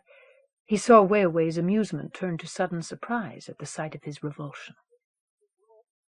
"It should be simple for you, Reed. From what Weiwei has told me, Ariel has far more in common with her grandmother, Arian Road, than with her mother. And she's already infatuated with you. All you have to do is let her have what she wants. I'm sure she won't be disappointed. You never disappointed Mundle Fair." Reed swore, pushing to his feet. Dizziness made him lean on the table. He sank into his seat again. Weiwei's eyes were on him like a voyeur's. Reed shook his head in disbelief more than denial. "Why?" he said, uncomprehendingly. "Because it will bind her to us. It will give me power over her, and over her mother." He shook his head again. "What's the point? Drop a dose of something in the Queen's soup if you want her to cooperate. Why bother with this game?" "Because it's my game, and you are my pawn," the darkness said. "And I want you to make her fall in love with you. That is your penance. For lying to me. For failing to make meaningful progress in your research on the mares because of your infatuation with this girl." Reed felt nausea rise like a living thing inside him, barely able to control it. "I'm working on it, you bastard! I'll get the blood sample. I'll kill the fucking mare with my bare hands if that's what you want. I'll give you what you want, but not her. It's not going to happen, not with me." "I thought she didn't matter to you." "She doesn't. Or is it Mundle Fair?" Reed jerked with impotent fury. Weiwei's flinched back as he rose to his feet again. He started away from the table, heading blindly for the lift, although he knew that he was a prisoner, that it would not even answer his call unless the source ordered it to. "Reed!"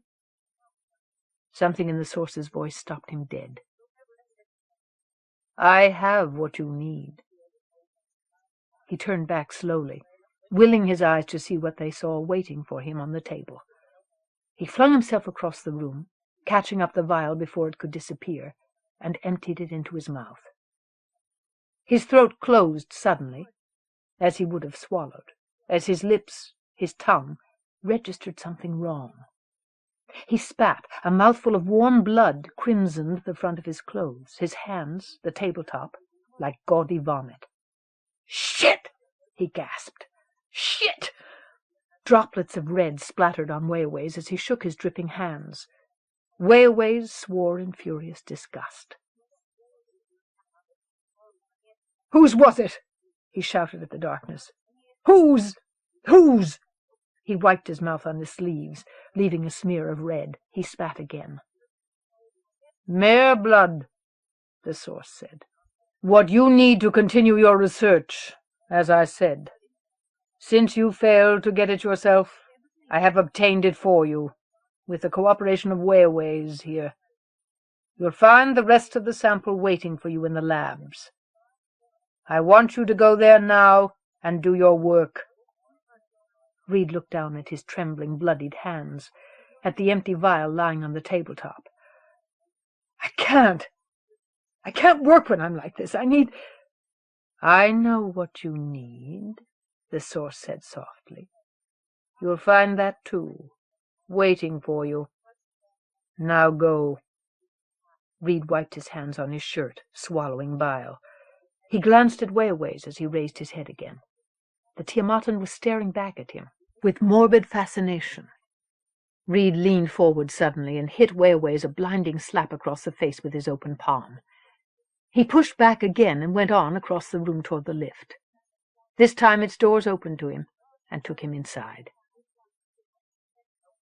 Gerard set Wayaways rubbed his face, frozen somewhere between outrage and disbelief, as he watched Kharemough step into the lift and disappear from sight. Finally he looked toward the formless blackness that claimed to be the source, realizing that he was suddenly quite alone with it. He had never been alone in the source's presence before, and remembering what he had just seen, he was not sure whether to be flattered or unnerved by this unexpected audience. "Wayaways," the source's ruined voice said. Gerard set attempted to hold an expression of calm anticipation on his face. "You show great potential. I commend your work so far. You seem to accomplish your goals with alacrity. I expect you will continue to rise within the Brotherhood and enjoy its rewards." Gerard set smiled in acknowledgement, but his hand rubbed his still smarting face. "Don't take Khalemough's insufferable behavior to heart," the source murmured.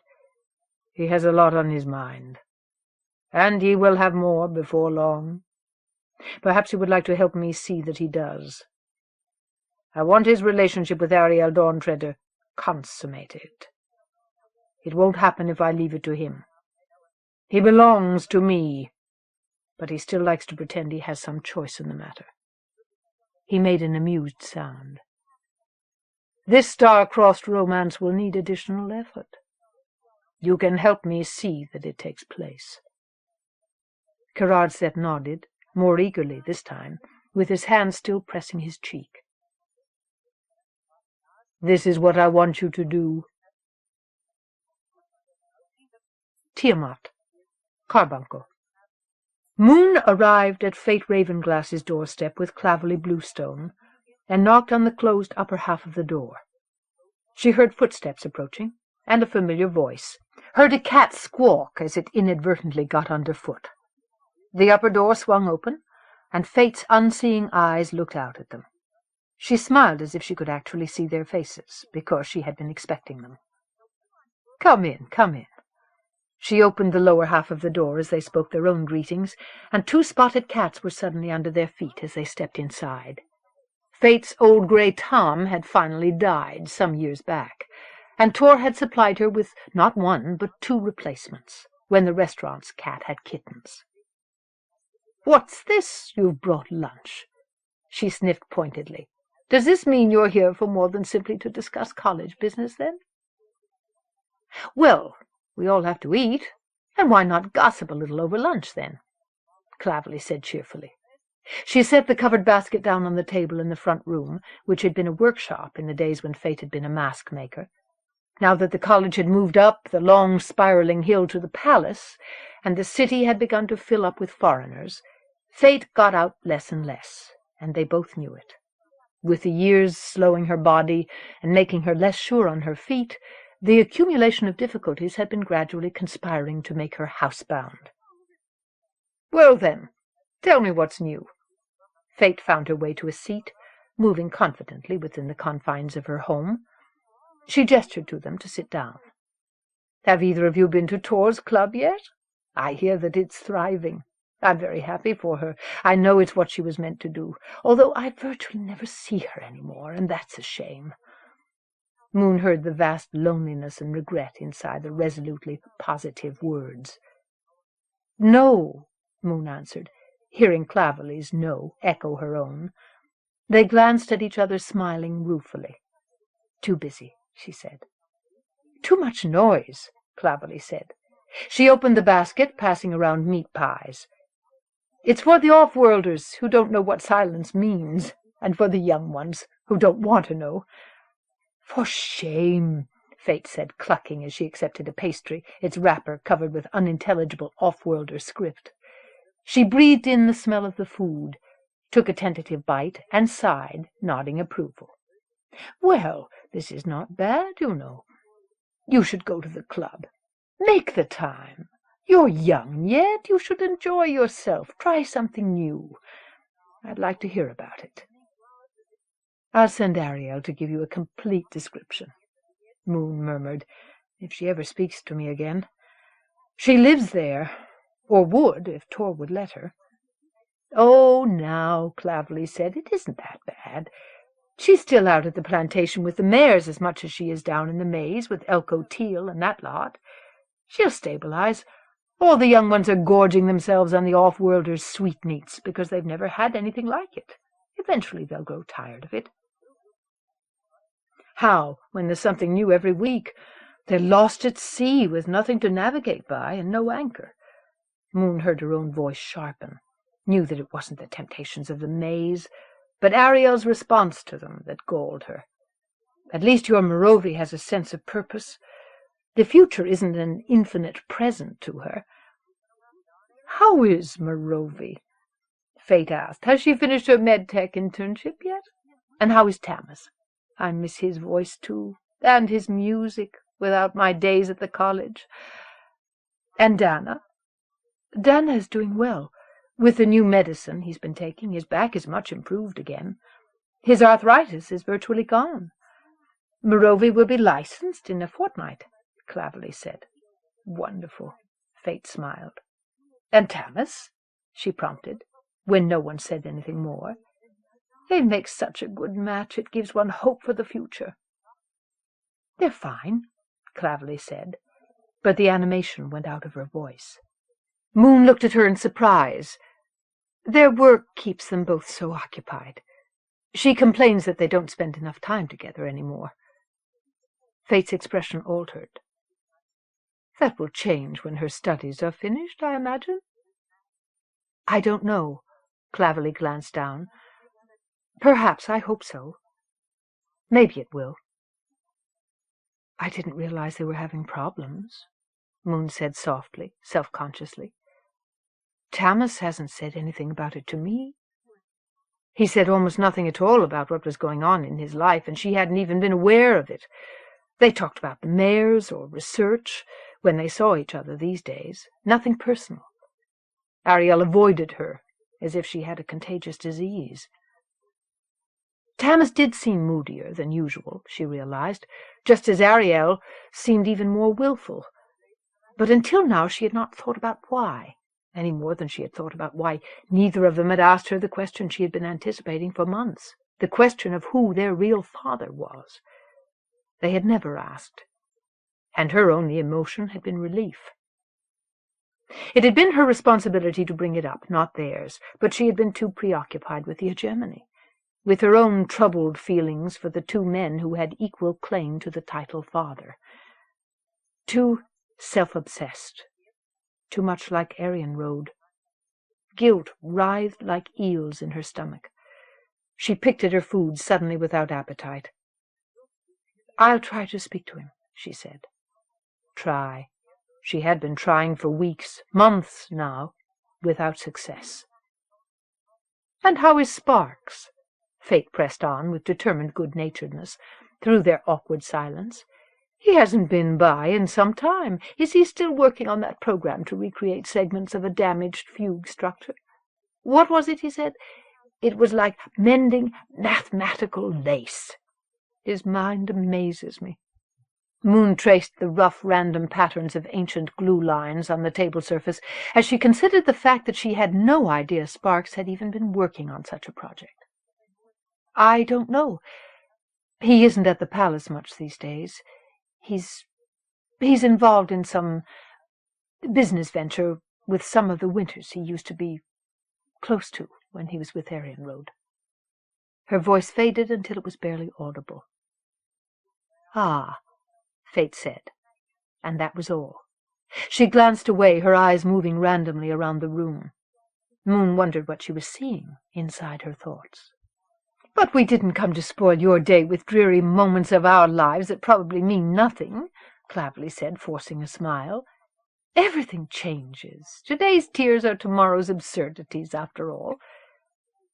"And speaking of change," Moon matched Clavely's tone with resolute lightness, "I've been informed by the off-world government that the Prime Minister and the Assembly will be paying one of their traditional visits to Tiamat in only a few months." "A few months?" Fate said, her disbelief showing. "Isn't that early? They used to come every 22 years, wasn't it?" "It would have been 100 years if they hadn't got the star drive back, remember?" Moon smiled. "They are so pleased to have us as a new jewel in their crown that they are breaking with their own tradition and visiting us out of sequence." Her smile, her voice turned faintly ironic. "Is that so?" Fate said, her own voice still full of incredulity. "So they say," Moon answered. "What they mean may be another matter, but the off-worlders are encouraging us to put on our traditional festival for the arrival, to celebrate the new union of our cultures, as they put it. I've said we'll cooperate. Why not, after all?" She felt something stir inside her, like spring. "We might as well embrace change gladly, as we've always done, in our way, because it will have its way with us, whether we like it or not. That's what the festivals mean. That's what they've always been there to symbolize. To greet change with rejoicing and celebration. Make something beautiful and alive of the moment, to hold in our memories." "Will there be a mask night?" Fate asked, leaning forward on the table. "How could there not be?"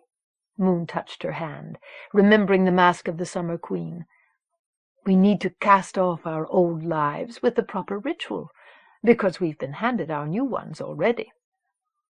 But it takes years, decades, to make enough masks for everyone. We used to work from one festival to the next, whole families of mask-makers, to make them all." Moon saw the sudden realization and loss that filled Fate's face. She would not be among them this time. "We have manufactories now," Moon said. Her hand tightened over Fate's. "They can do a great deal of the repetitive work. The masks may not be such works of art this time, but they can be ready, and by the next festival they can be both.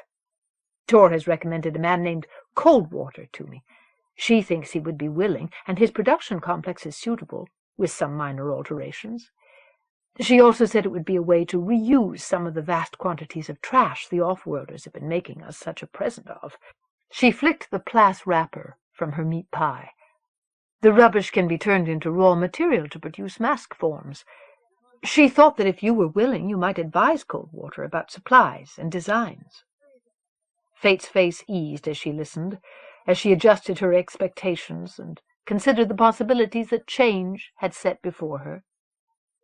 "Yes," Yes, I could do that, I suppose. There was a knock at her door. They all turned, startled by the sound. "This day is full of surprises," Fate said. Clavely started to rise from her seat. Moon stopped her, getting up in her place. The other women let her go to the door, their surprise unspoken but palpable. She reached for the handle, somehow certain that it was Sparks who had come here to see Fate, to share with her all the things he had not shared with his wife. Suddenly eager to tell him that another change was coming, that there would be another chance for them to cast off old lives and try again. She opened the door. She sucked in her breath, staring at the face she found there so unexpectedly.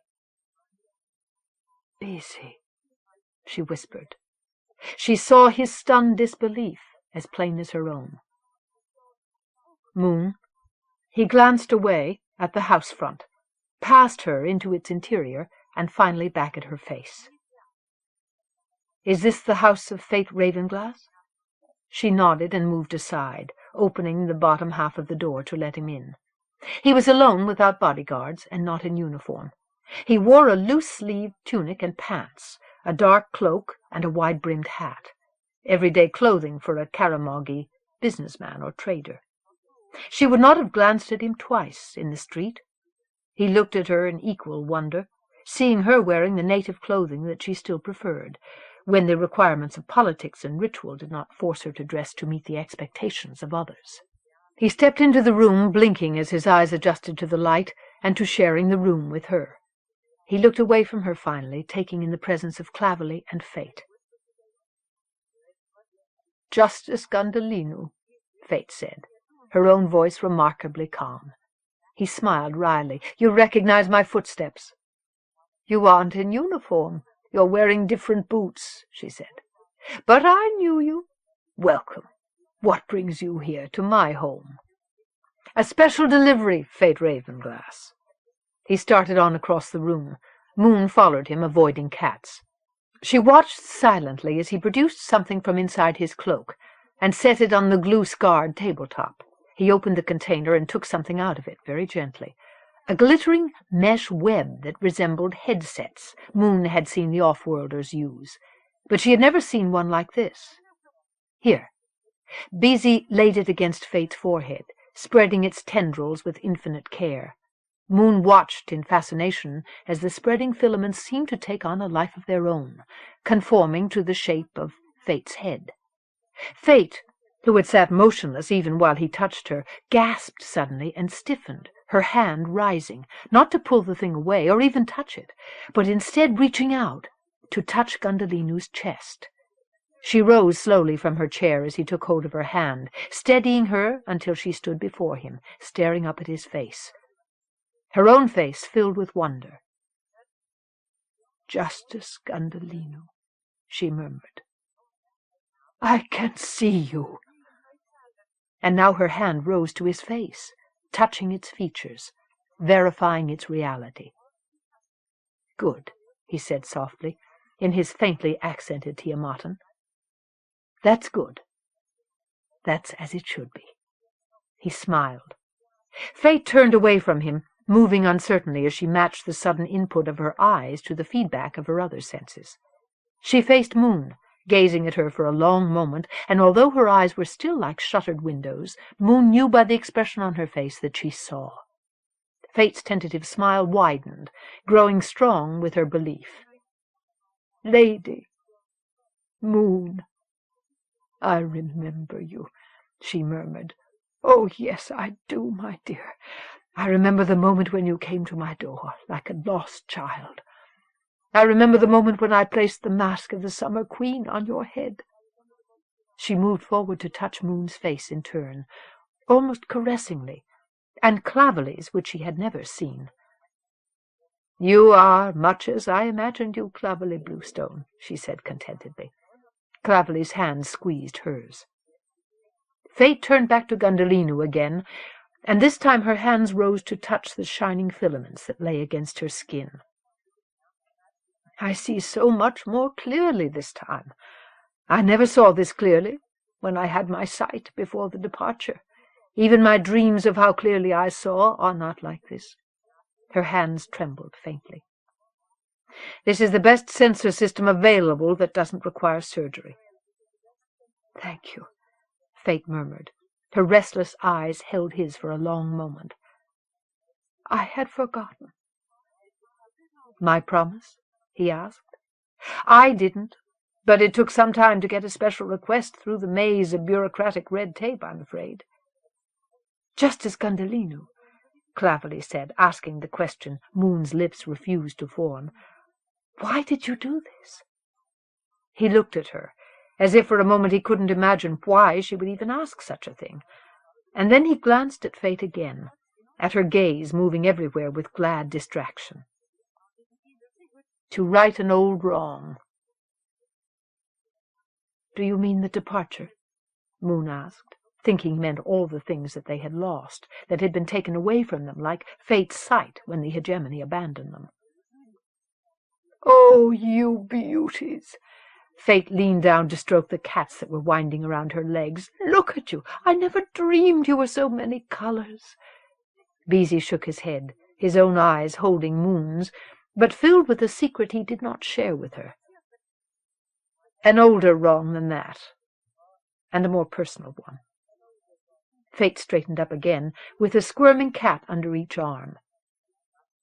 "You are a Sibyl, Justice Gundhalinu," she said, gazing at him, at the trefoil hanging against his shirt. It was not a question, but he said, "Yes," his voice oddly strained. Moon's fingers touched her own Sibyl sign, as she realized all at once that everyone in this room was a Sibyl. She watched Beezy's eyes flicker from face to face, as if he had suddenly realized the same thing. His gaze came back to her again, touching her face, her pale, plaited hair, glancing down at her pragmatic native clothing. His hands tightened unobtrusively over the deep blue fabric of his simple, ordinary shirt. She saw in his eyes, then, no queen, no Chief Justice.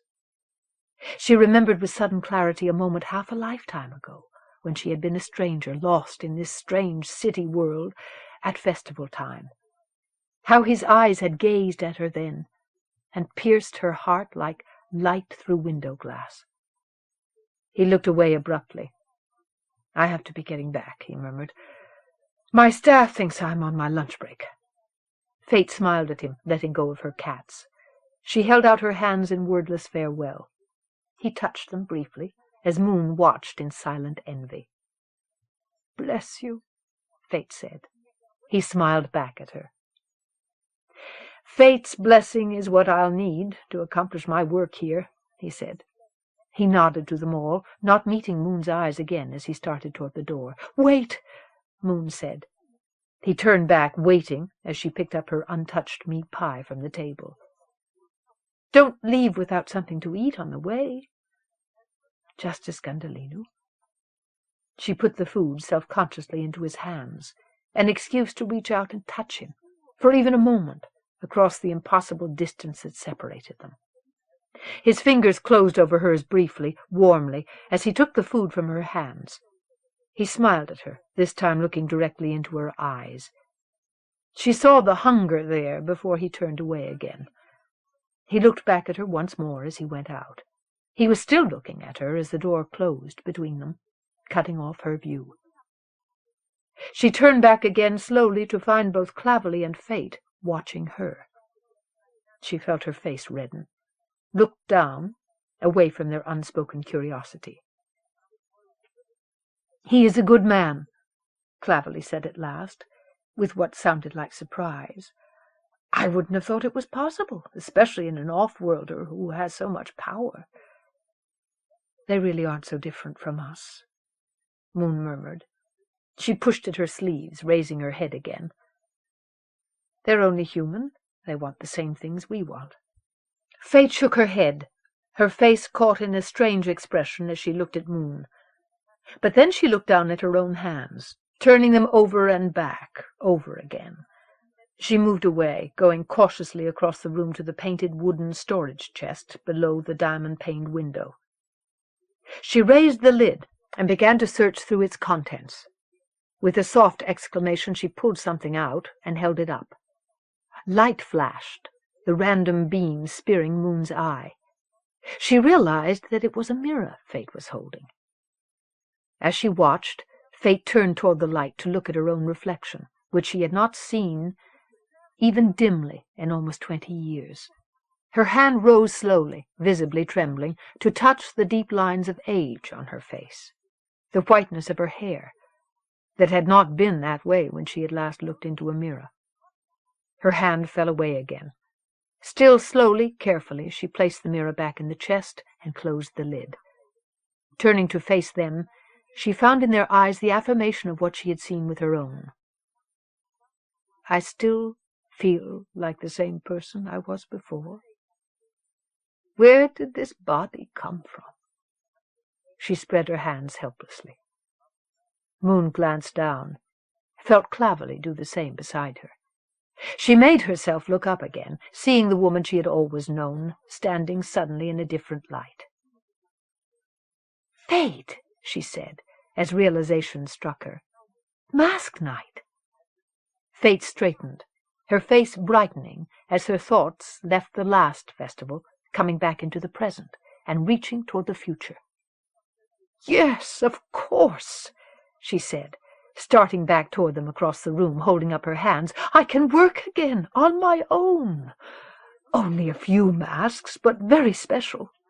My dear, you shall have one fit for a queen. Tiamat, Carbuncle. As you can see on your displays, the record clearly supports citizen whaleways. The data shows both a desire among the people and an historical precedent for replacing the summer queen with one chosen by the winters on our return. This is usually done during what they call the festival, when they celebrate the Prime Minister's visit. Ekarth's data flashed on the screen in front of Gundhalinu where he sat, surreptitiously folding a scrap of food wrapper into smaller and smaller triangles. He looked up, his hands hidden below the edge of the Taurus table that dominated the council chamber.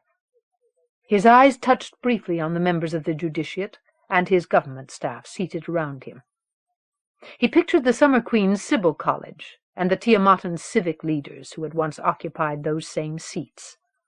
Only one figure was unchanged from that image to this one. Kerard sat whaleways. He found whaleways looking back at him, as if the Tiamatan had had him under observation all the while. Whaleways smiled faintly, knowingly, that smile which he had come to detest more than any expression he had ever seen on a human face, because it had the ability to blind him like a beam of light with his own irrational, gut-knotting rage. He forced himself to meet Whaleways' stare unflinchingly, closing the fist of his concentration around his anger, suffocating it with self-discipline. Whaleways had insinuated himself into the awareness of everyone in this room, become a constant presence in their halls. He was the official representative for the city council, lobbying for the return of the mayor hunts, working against the Queen, whose most loyal supporter he had once been, according to rumor. He had come to Gundhalinu's office a few weeks past, oozing charm and secret knowledge, hinting with barely concealed malice that if the Judiciate did not grant permission for the mayor hunts to begin again, he would provide the council with certain information about the real nature of the relationship between the hegemonic Chief Justice and the Summer Queen. Gundhalinu had listened in silence, and then played back to Whaleways the record of everything he had said, which Gundhalinu had discreetly edited, even as he spoke, eliminating all the potentially incriminating details, leaving only a damning litany of attempted bribery and coercion. "I know you have friends," he had said softly. "I have friends, too. Leave now, while you're still free to do it." Whaleways had taken him at his word. There had been no more direct attacks. Instead, Whaleways had simply gone around him, gotten to the other members of the council behind his back. He no longer pressured them directly to reinstate the mayor hunts, because Gundhalinu had overridden the council's vote and ruled that it was traditionally a matter of Tiamatan law, and under the Summer Queen's control. And so Whaleways had followed him doggedly down that path of argument, and turned Tiamatan law back on him in one swift, vicious thrust. I question the claim that a majority of Tiamatans are dissatisfied with the Queen and want her replaced, Gundhalinu said. This data is hardly proof of that, and even if it was, we are not in a position to rule on deposing her. We aren't talking about deposing her ourselves, Justice, Eckarth interrupted. Their own traditions will take care of that. I'm only recommending we see to it that they carry those traditions out when the assembly finally arrives. Then we'd really have cause to celebrate, Sandrine said, with a sour smile. If that mother-loving bitch was gone and Winters were running things, it would solve our whole problem with the local government giving us the access we need to the water of life. Laughter and murmurs of agreement spread around the table. Bigotry and threats against a local head of state are not something I consider a subject for humor. Gundhalinu snapped. Beside him, Vanu raised his eyebrows. Sandrine frowned, his irritation showing. I wasn't aware that I was saying something humorous. Either that or treasonous, Gundhalinu said, feeling himself frown. I've made it plain that prejudiced behavior toward the people of Tiamat is not acceptable from our police force. It is not acceptable from members of my government, either. Busy, Vanu murmured in Sandi, gently nudging Gundhalinu's arm. We're among friends here, after all. We're all technician. We understand each other. A situation like this is difficult enough under the best of circumstances. And the circumstances are hardly the best. Allow us a little slack, won't thou? Gundhalinu took a deep breath. I suppose thou art right, he said softly, answering in Sandi. The language of his own people was beginning to sound alien to him again, he realized. He had even begun to think in Tiamatan. You have defended our rights as a people eloquently since you've come here, Justice Gundhalinu, Wayaways said. My people are deeply grateful to you for that. He lifted his hands in something like a shrug. Why are you suddenly against something like the change, which has been a tradition of ours far longer than even the cycle of your departures and returns? Precisely because it is such an ancient tradition, Gundhalinu said, under control again. There is a new order here now, and the laws of the change no longer serve any useful function. It has become an act of barbarism. I've supported most of the innovations that your queen made during our absence because they were positive and in keeping with the kind of relationship I want to build between our peoples, now that our relationship has become permanent. But human sacrifice is something which has become indefensible. But it's a part of our religious system. Wayaways pointed at the data on the screen, his voice taking on an indignant edge. His eyes mocked Gundhalinu, coldly knowing. You defended the Queen's protection of the mayors on those grounds, did you not? Shouldn't we be the ones to determine whether the change rituals still have a meaningful function for us? Do you have some particular personal interest in the Summer Queen's well-being that makes you resist anything that might threaten her? Gundhalinu felt Vanu's eyes on him suddenly, heard the other officials around the table begin to murmur among themselves. I've stated my reasons for restricting the practice. I don't need to defend them further, he said flatly. The fact remains, Justice, Vanu said, that removing the Summer Queen would be in our best interests. She's an intractable fanatic. She reigns for life, and she's not likely to die of natural causes any time soon. I think we should seriously consider this opportunity to get rid of the Queen. Gundhalinu looked at him, away again quickly, unsure of his own expression. The Prime Minister and the Assembly are going to raise bloody hell if they don't find the water of life waiting for them, Borskad, the Minister of Trade, said. And riots instead of celebrations, Wayaways murmured. I can guarantee that feelings will run high, that there will undoubtedly be public protests and even incidents of violence, if you attempt to suppress a ritual which is such a fundamental part of our culture. Are you threatening the hegemony, Citizen Wayaways? Gundhalinu asked, his voice brittle. Wayaways stiffened and settled back into his seat. The Prime Minister and the Assembly are figureheads with no real power, Gundhalinu said impatiently, meeting other stares around the table, and absolutely no understanding of the complexity of the issues involved here. But the Central Committee has plenty of influence, Tilhan said. My uncle has already threatened to come here himself and find out what in the name of his sainted ancestors is going on if we don't reach some kind of compromise with the Queen. If we have riots when the Assembly comes, that will be all he needs to start an investigation, and that could ruin all our careers. He looked exceedingly unhappy at the prospect. Gundhalinu barely controlled a frown, aware that Tilhan's concern was well-founded. He had autonomy here only as long as he did nothing that attracted too much negative attention. He stared at the hegemonic seal, the 8 worlds symbolized by a sunburst on the wall across the room. Other voices around him were rising now, impatient, full of concern, all of them anxious about one thing, he was sure, and it was not the well-being of Tiamat's queen. I move that we vote to accept the petition brought to us by Citizen Wayaways, Borskard said, registering the motion on his screen. That there will be a full change, including the return of winter to power by the traditional practices of their own theocratic rituals. I won't allow it, Gundhalinu said. His hand moved to his touchboard, clearing the screen with an automatic veto. Eckharth touched his own board again. One by one, the others around the table did the same, as Wayaways watched, smiling, hands in his lap. Gundhalinu watched their feedback tally.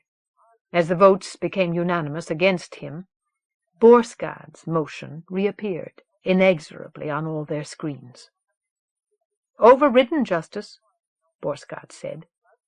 He cracked his knuckles complacently.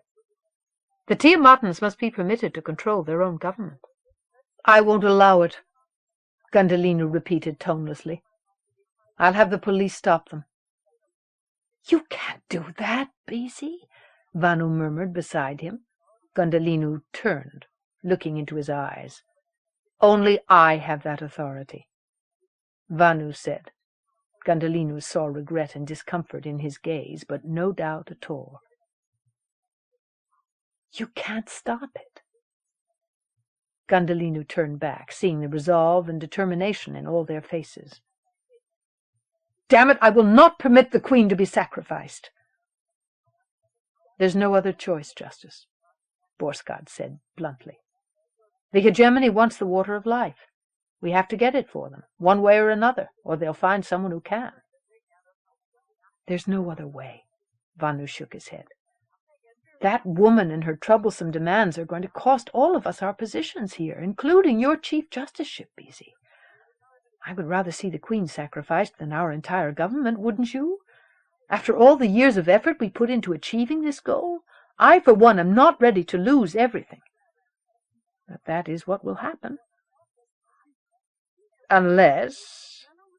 Wayaways dropped the single word among the rest. Let its ripple spread until there was complete silence. Unless what? Gundhalinu forced himself to ask, knowing that his visible humility and hidden humiliation were required elements in Wayaway's equation. Unless you change your previous ruling and permit the mares to be hunted, then we can all have what we wanted in the first place. The hegemony gets the water of life, Tiamat profits from it, and you get to save the Queen. That way everyone is happy. Except the Queen, perhaps, but I expect even she would prefer disappointment to death. I'm sure the people would agree to let her continue as Queen as long as we get what we want. She was actually quite an enlightened woman for a summer, until she developed this unfortunate religious fixation on the sacredness of the mares. The mutterings began again around the table. Their tone was positive this time, urging him to agree. Wayaway sat in their midst without speaking, staring directly at him across the torus of burnished native wood. It makes a lot of sense, Vanu murmured in Gundhalinu's ear, his voice both encouraging and conciliatory. Gundhalinu looked away from him tight-lipped, and back at Wayaways again. The mares die or the Queen dies, Wayaway's eyes said to him. You choose. All right. Gundhalinu looked down. All right, he said again, his voice stronger, as if he were actually in control of the situation. I'm rescinding my ban on the mare hunts. But there will be no more sacrifices, no more changes in the old way. Summers and winters will have to work out some other way of doing things from now on. You are as wise as you are fair, Justice Gundhalinu, Weiwei said, and smiled. The council meeting is adjourned. Gundhalinu blanked his screen and crushed the food wrapper into oblivion in his hidden fist. Tiamat, Carbuncle. The Queen, sir. Moon moved past the uniformed aide as he stepped aside for her. She glanced away self-consciously as he caught her staring a moment too long at his face. The alienness of his off-worlder features, of every person's features since she had entered the government complex, only made her feel more strongly that she had stepped outside the safety of her own world and into the unknown. She tried not to think of it as enemy ground, but the image formed anyway in her unwilling thoughts. The aide glanced down too quickly from staring at her own face a moment too long. She saw only curiosity in his gaze, nothing more. She moved on into the office, taking in old familiar surroundings made suddenly disconcerting by the overlay of things which were new and unfamiliar. Vinge Gundhalinu, Chief Justice of Tiamat, sat waiting for her behind the smooth, modular form of a desk terminal, its electronic systems all fully alive and functional, and still just as startling to some perverse part of her mind as the strangers who were its new purveyors. She wondered how long it would be before native and off-worlder stopped seeming alien to one another, whether they ever would.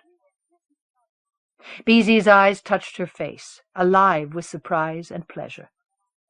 As she saw his expression, her sense of uncertainty vanished, along with all sense that she was looking at the face of a stranger. He smiled. She felt the sudden painful constriction of her heart, something she had grown so used to that she kept all sign of it from showing in her response. She forced herself to remember why she had come, that it had nothing to do with the sight of him, and that he would understand that all too soon. He pushed up from his seat.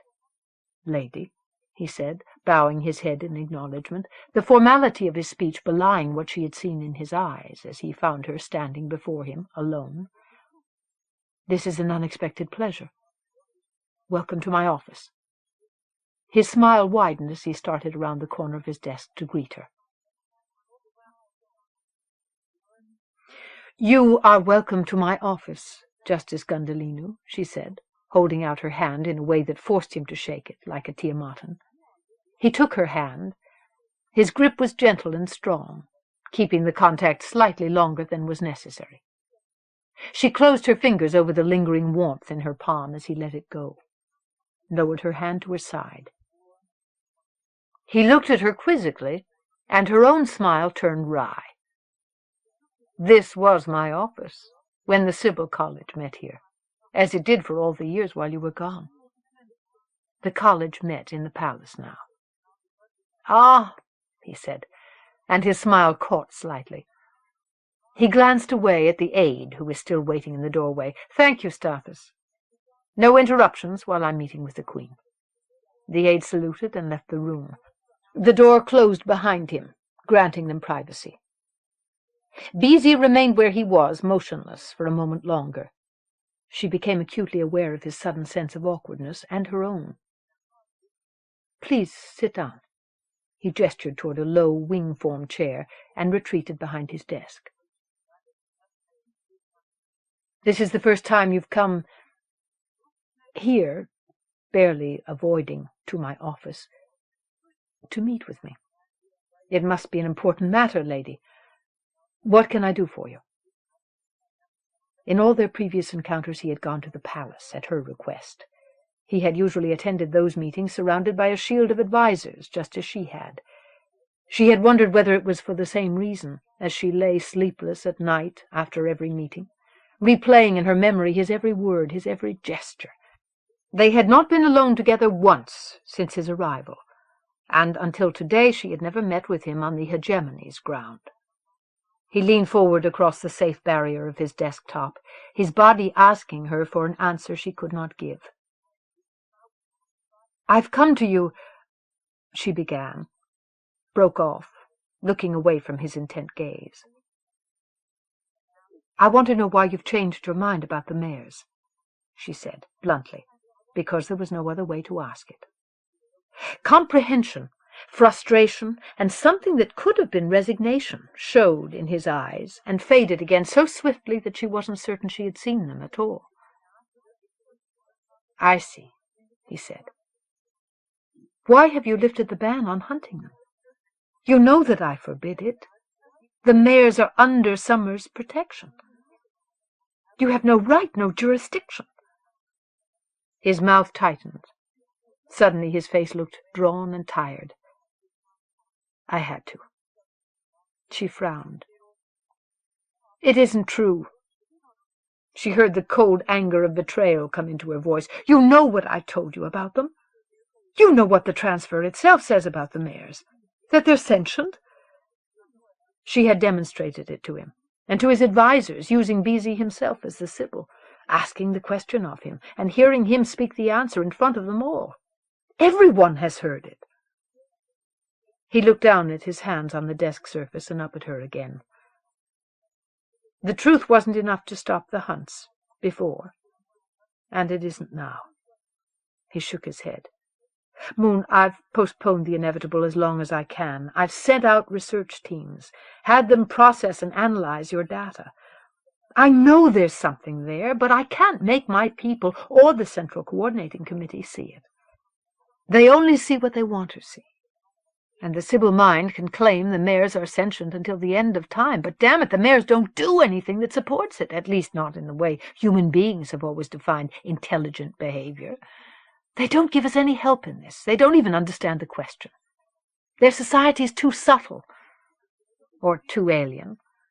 The independent studies don't give enough corroboration to stop the kind of people who want the water of life. Even if it is true. If," she began, her knuckles whitening. "They want the water of life, and they want it now." He met her anger with sudden heat. "And too many of them are in positions of power back home." Home. She realized that he meant Kharemough. "But it isn't simply about the mare's right to live.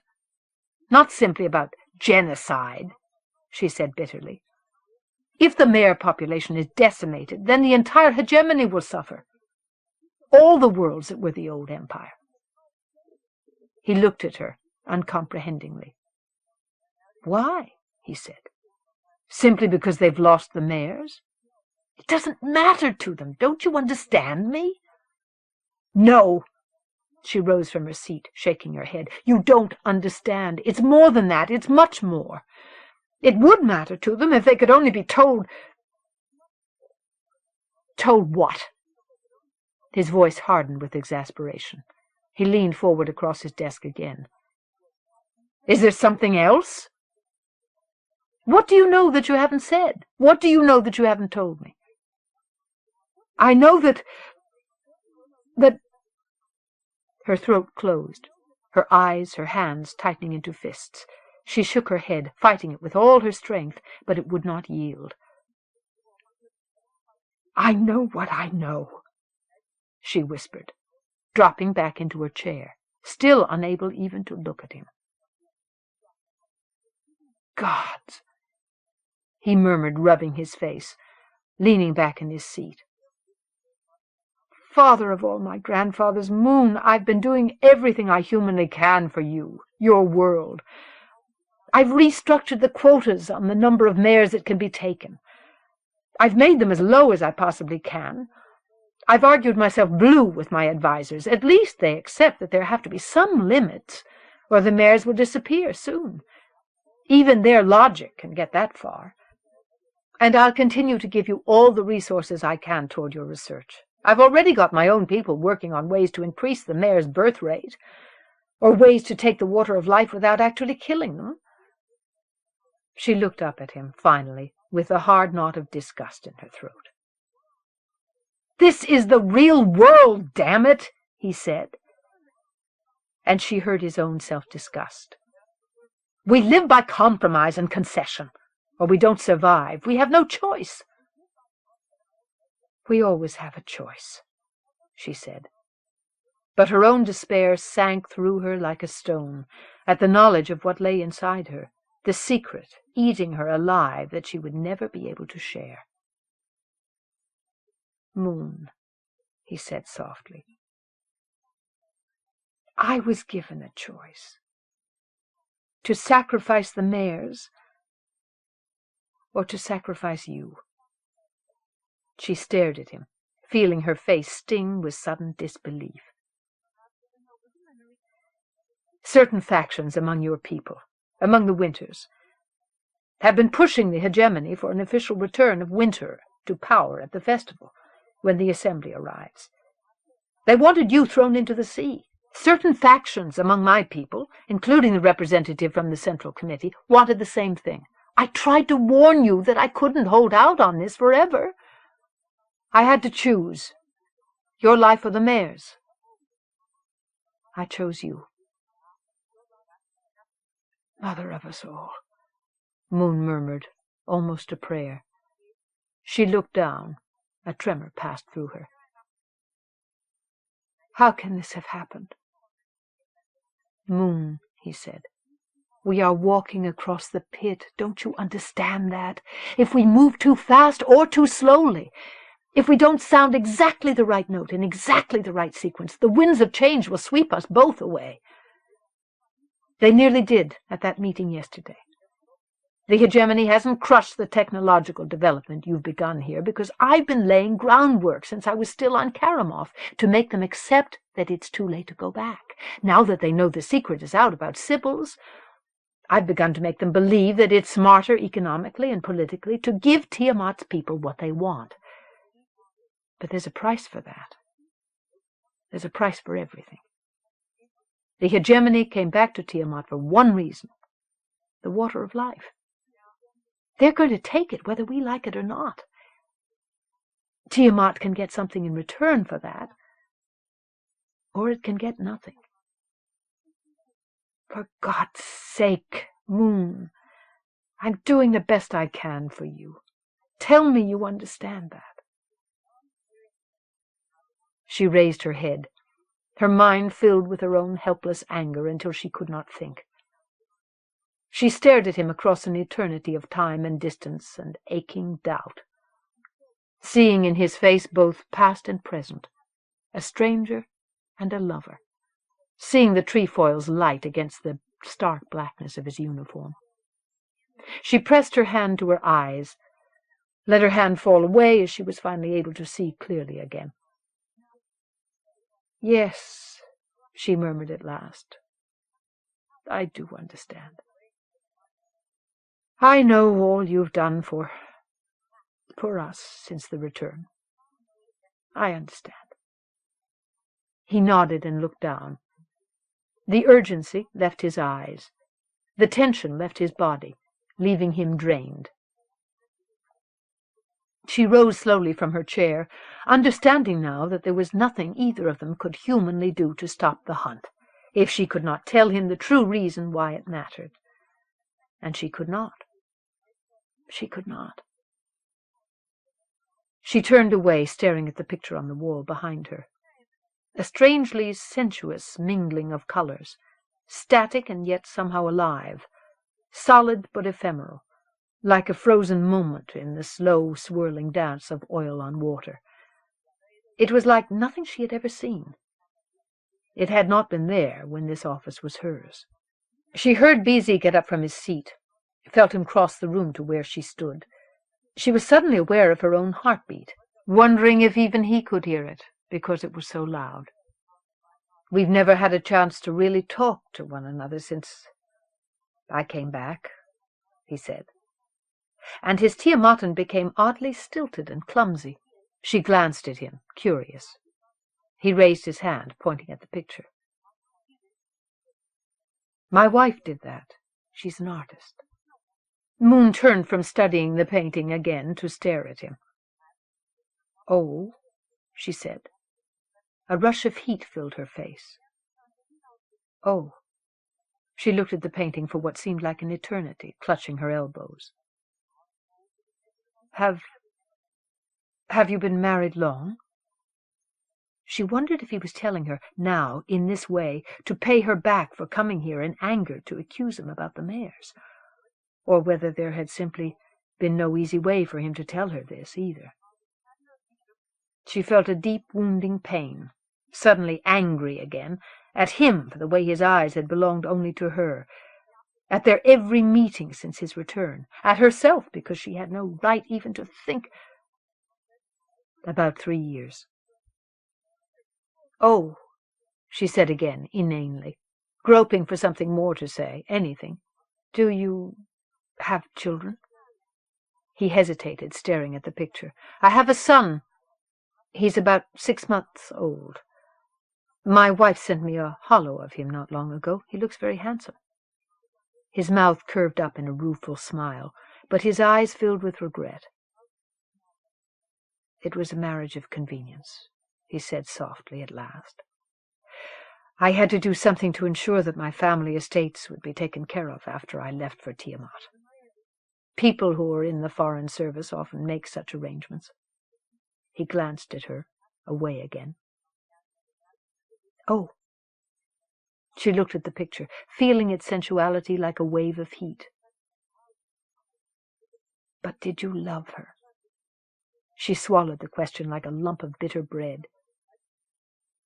"You'll never see your child?" she asked instead.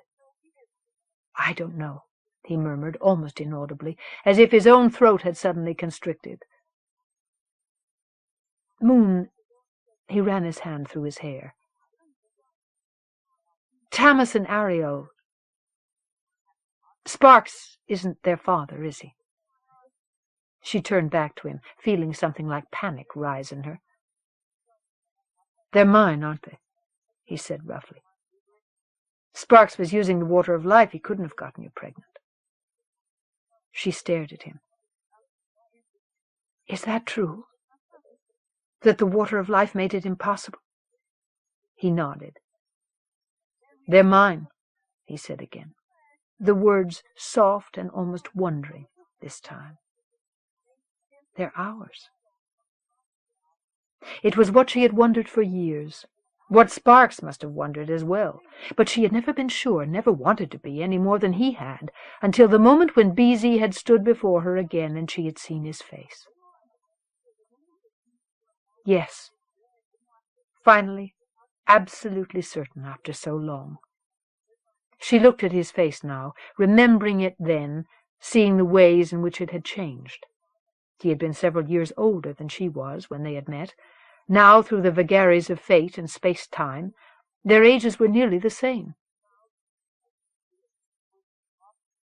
"Thank you," she said finally, her voice still strained, "for our children." "Does Sparks know?" Yes. He knows. He knows." She looked down at her hands twining, finger into finger, twisting against the smooth, imported blue-green cloth of her robes. They had not slept in the same bed since the day that Sparks had found her watching his rival through the secret window, like Arian Road. "How is he taking it?" BZ asked. "Not well." She kept her eyes averted.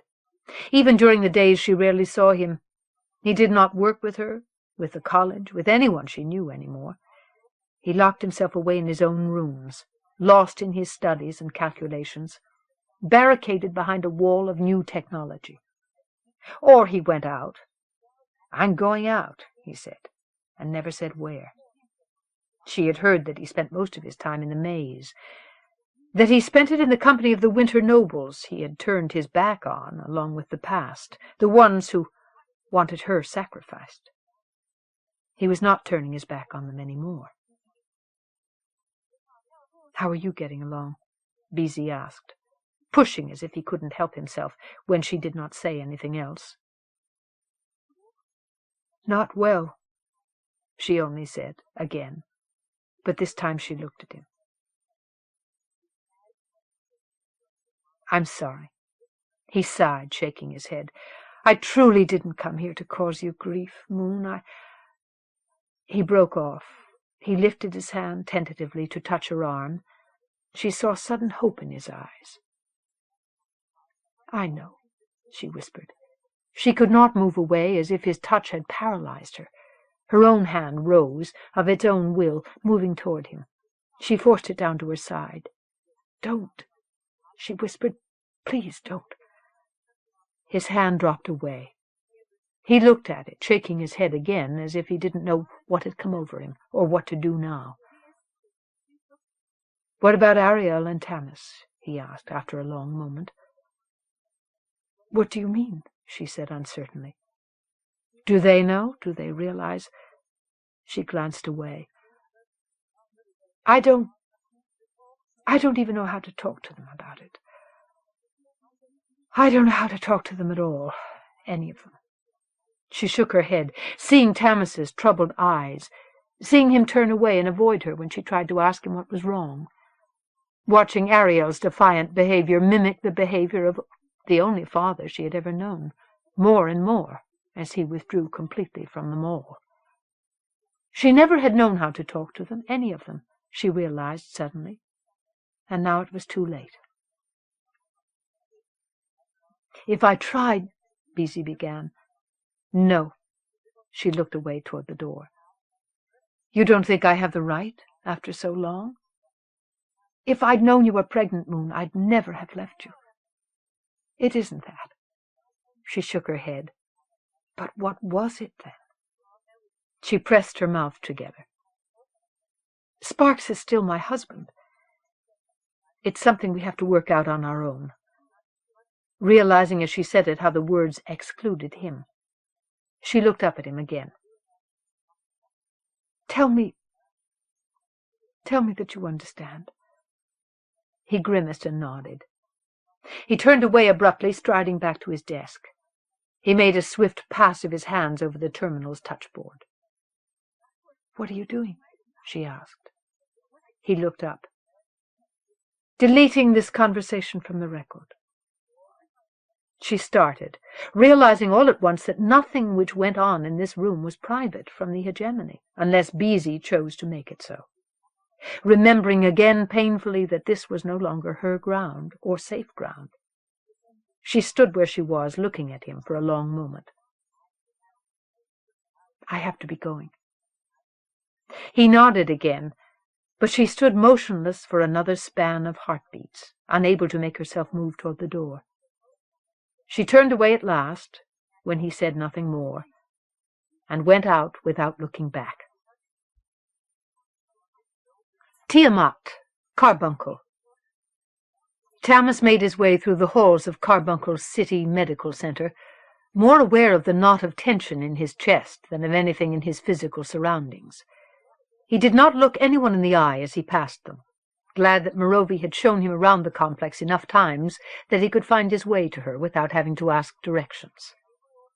Most of the staff moving past him through the halls were still off-worlders, strangers to him, just as virtually all of the mostly unidentifiable medical equipment that he glimpsed everywhere was imported from off-world. The off-worlders seemed to have a horror of finding themselves stranded here, so far from home, without the technology to save them from any imaginable disease or emergency. Although, he thought sourly, it had not hurt their consciences any to leave the people of Tiamat without it, whenever they had left this world in the past, for all the long centuries. At least his people would have permanent access to it now, and from now on. He thought of his father-in-law's bad back, and tried to be grateful, for Danakil Lu's sake. And the new Chief Justice had established the MedTech training program that Morovy had joined. It was partly pragmatism, he was sure. The hospital had been severely understaffed almost from the moment the off-worlders had returned. But it had also seemed to be part of a genuine effort by the Chief Justice to create goodwill. He wondered bleakly, if the Chief Justice was doing it all only to please the Summer Queen, if what Elko Teal and the others said behind his back was true, that Beezy Gundhalinu was his mother's former lover, who had returned after so many years. If it was true that when he looked into the Chief Justice's dark, foreign face, he actually saw an echo of his own face. His sister had stalked off furiously when he had mentioned it to her. His mother had murmured evasions, looking pale and distracted when he tried to ask her. He had not asked his father because his father would barely even look at him since the incident at his wedding feast. Merovi had said she saw no resemblance between his face and the Chief Justice's, but she had looked away from him as she said it. Merovi. His eyes registered the halls of the medical complex again. He made his way past the shining, ascetic form of some machine whose function Merovi had explained to him once, but which he no longer remembered. Merovi. Suddenly nothing was on his mind but the reason he had come here. To see Merovi, to ask her why he had come home last night to an empty house, to a handwritten message on a page still damp with tears, which said she was leaving him, that he could come and speak to her here today. No further explanation, no other words. Although sick at heart he had known her leaving needed no explanation. Someone greeted him by name, an off-worlder, one of the technicians who were Merovi's supervisors here at the hospital. "Your wife's in 212. He murmured thanks, keeping his head down, sure that anyone who got a look into his eyes would read his guilt and know exactly why he had come here, why she had left him, why... He reached the lab where Merovi was working, saw her sitting at a terminal, her thick brown hair trapped in a neat braid at her back. He saw a data model flicker and change in the air before her, watched her control its metamorphosis with deft skill and perfect concentration. Having seen her father's suffering through most of her childhood, and seeing how the off-worlder's medicine had ended it, she had wanted to have a place in the new medical technology more than he ever remembered her wanting anything, except, once upon a time, him. "Merovi," he said softly. She turned in her seat, startled but not surprised. "I'm glad you came," she said, but the words were empty. "You asked me to." He held out his hands, half shrug, half placating gesture. "Why couldn't we have done this at home?" "Because you didn't come home last night. I waited and waited for you. Again. I had work to do." "Don't lie about it." She rose from her seat, her face flushed. "We've tried to talk about it there too many times. It never does any good." "Merovi, I'm sorry." He shook his head, looking down. "This time it will be different, I swear to you. You always say that, and it never changes." Her eyes filled with tears of anger, overflowed with tears of grief. "I'm not what you want. I'm only what you need to hide behind. But I know everyone laughs at me when I'm not there, when you leave me behind, even to my face. Why do you want me to come back? I'm not a boy. I'd be anything you want, but I can't be that. I wish I could change myself, if it would make you love me as much as I love you." "I don't want you to change." His hands tightened into fists with the need to hold her, knowing that to touch her would be the worst thing he could do. "You don't know what you want." She turned away, crossing the room to the storage cabinets along the walls. She queried one and took something out. She came back across the room and held the thing out to him in her hand, a sheet with what looked like medicine patches on it. "Here," she said, her voice strained. "Take this, and wear one patch every day for a week. You have a venereal disease." He felt his face redden. He took the sheet from her with numb fingers. "How do you know?" he whispered incredulously. Her eyes turned cold and clear. "Because you gave it to me." He shut his eyes. "If you ever really decide what you want, then we can talk about it again. Not until then." Her mouth quivered, but he saw the utter conviction in her face, and knew that she would not change her mind. He turned away, his throat choked with grief, and left the room. Tiamat, Carbuncle. Moon Dawntreader stood alone, waiting among the docks that drifted like seaweed on the smooth surface of the sea below Carbuncle. She looked down at the green-black water moving below the interstices of the pier, the secret instability beneath her feet. Oil slicks and stranger, less definable secretions made iridescent patterns on the impenetrable darkness between the moored ships. She watched them shift and reform, hypnotized by their deliberate motion, by the familiar shouting and clangor, the smells of the sea and ships that filled the dockyards, filling her with nostalgia. She no longer felt the kind of yearning for the past that had once made her ache to return to the places of her childhood. She no longer had the sense that her life in the city was only a long dream. That other world was gone now, not just because of the changing climate or shifting populations, but because of the years themselves, the thousand separate moments that had settled over her memories like wind-blown sand. She could no longer clearly see the girl she had once been. Who could not have imagined a life spent in a place such as this, when she didn't feel the wind or the sun or the rain for weeks at a time, and never thought of the Sea-Mother, let alone believed that she watched over every action, heard every prayer.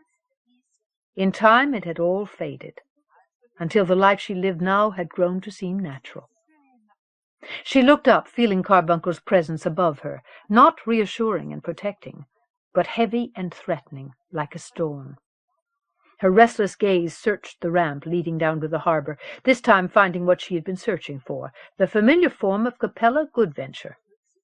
She suddenly remembered standing here half a lifetime ago, the newly chosen queen, needing desperately to have time alone to make her peace with Sparks and the sea, feeling Capella Goodventure's presence shadowing them, as the Goodventures followed her everywhere, spying on her, judging her. But now it was Capella Goodventure she needed to see, privately, intimately. Just the two of them and the sea, in this public place that was more private now than anywhere in the city above, even the palace. Her bodyguards, who were always nearby since the off-worlder's return, stood a respectful distance away, with their attention fixed intently on their surroundings. Capella Goodventure reached her side and nodded in acknowledgment. There was respect and almost warmth in her gaze as their eyes met. "What is it you need, lady?" There was also curiosity about why they were meeting here like this. "It isn't for me but for the mares that I need your help. The Chief Justice has lifted the ban on hunting them." Capella Goodventure's mouth thinned. "I knew it would come to that. He is nothing but an off-worlder, for all his pretenses." Moon bit her tongue against the need to explain, to justify, to argue against prejudices that had risen too easily in her own mind as she had made her way through the streets of the city today. She had come to respect Capella Goodventure, even to appreciate her. But the woman was unyielding in her beliefs, and her distrust of the off-worlders was as complete as her conviction that they were not a government but an infestation. Looking into that face, with its lines of hard and pitiless judgment, she was suddenly afraid that if things continued, some day she would find her own face reflected there. And so she made no attempt to argue, but only said, "I don't have the power to stop them, but I intend to impede them in every way possible." Capella Goodventure's eyes came alive. "What do you want us to do?" "I want you to spread the word among the Summers, to ask their help, when they're out on the sea, to mark the presence of off-worlders hunting for the mares, and do anything in their power to disrupt the hunt, without endangering themselves. You can interfere with the Hegemony's ships and equipment, or better, disperse mare colonies when hunters are approaching. They had never been able to make the mares understand the threat of an attack by hunters. The mares seemed incapable of comprehending the brutal unpredictability of human nature. "Of course," Capella Goodventure said. "But it will be hard. The off-worlders have their technology." The word grated like a curse. "It will be hard to get around them." "I know," Moon nodded. "I'll get you equipment of your own that can show you their locations and interfere with their tracking devices. I can get sonics that will panic the mares and drive them into the sea. to force them to save themselves. "I don't like the idea of that either," she insisted, as Capella Goodventure frowned. "But I'd rather use the off-worlders' equipment against them and see the mares slaughtered, wouldn't you?" Capella Goodventure pulled irritably at the heavy cloth of her scarf. "I don't like anything to do with the off-worlders' technology, as you well know," she said. "Learning how to use their equipment, even if it is to use it against them, goes against everything I believe to be right." Moon tensed at the other woman's threat of refusal.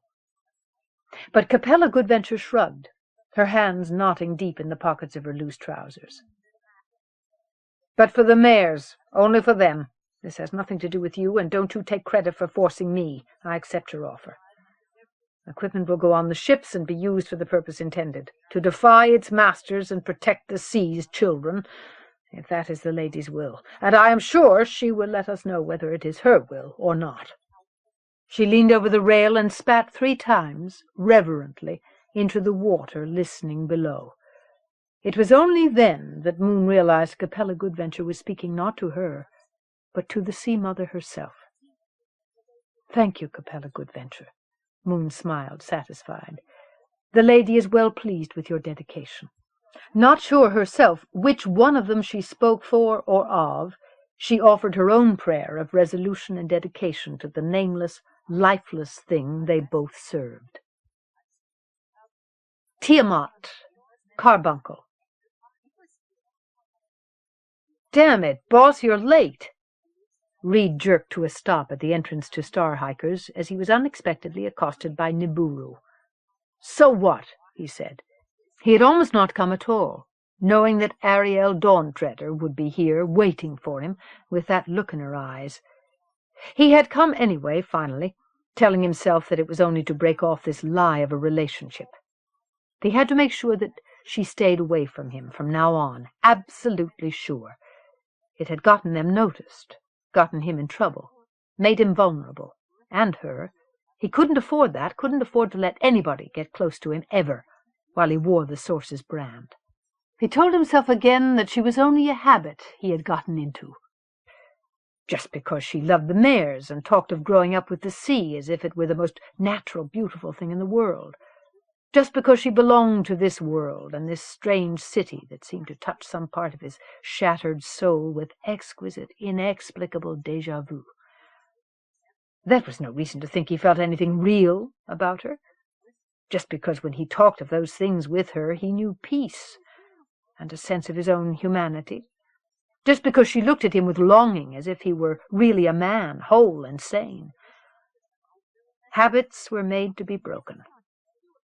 None of it meant shit, he told himself fiercely. It couldn't. It was suicide, murder. She had saved his life. Now he would save hers by never seeing her again. "Ariel," Nibiru said. "What about her?" Reed demanded. He caught Nibiru by the shoulder, making the shorter man wince. "She just left." Nibiru gestured down the street. Reed let him go, glancing away into the crowds. He thought he caught a glimpse of silver white, wasn't sure. "So what?" he repeated, oddly relieved that fate had granted him a delay. He started to push past Nibiru, heading into the club. "Reed!" Nibiru shouted in sudden exasperation. "Listen to me, you bastard!" Reed turned back, mildly incredulous. "I think maybe she's in trouble." Reed came back to him. "What do you mean?"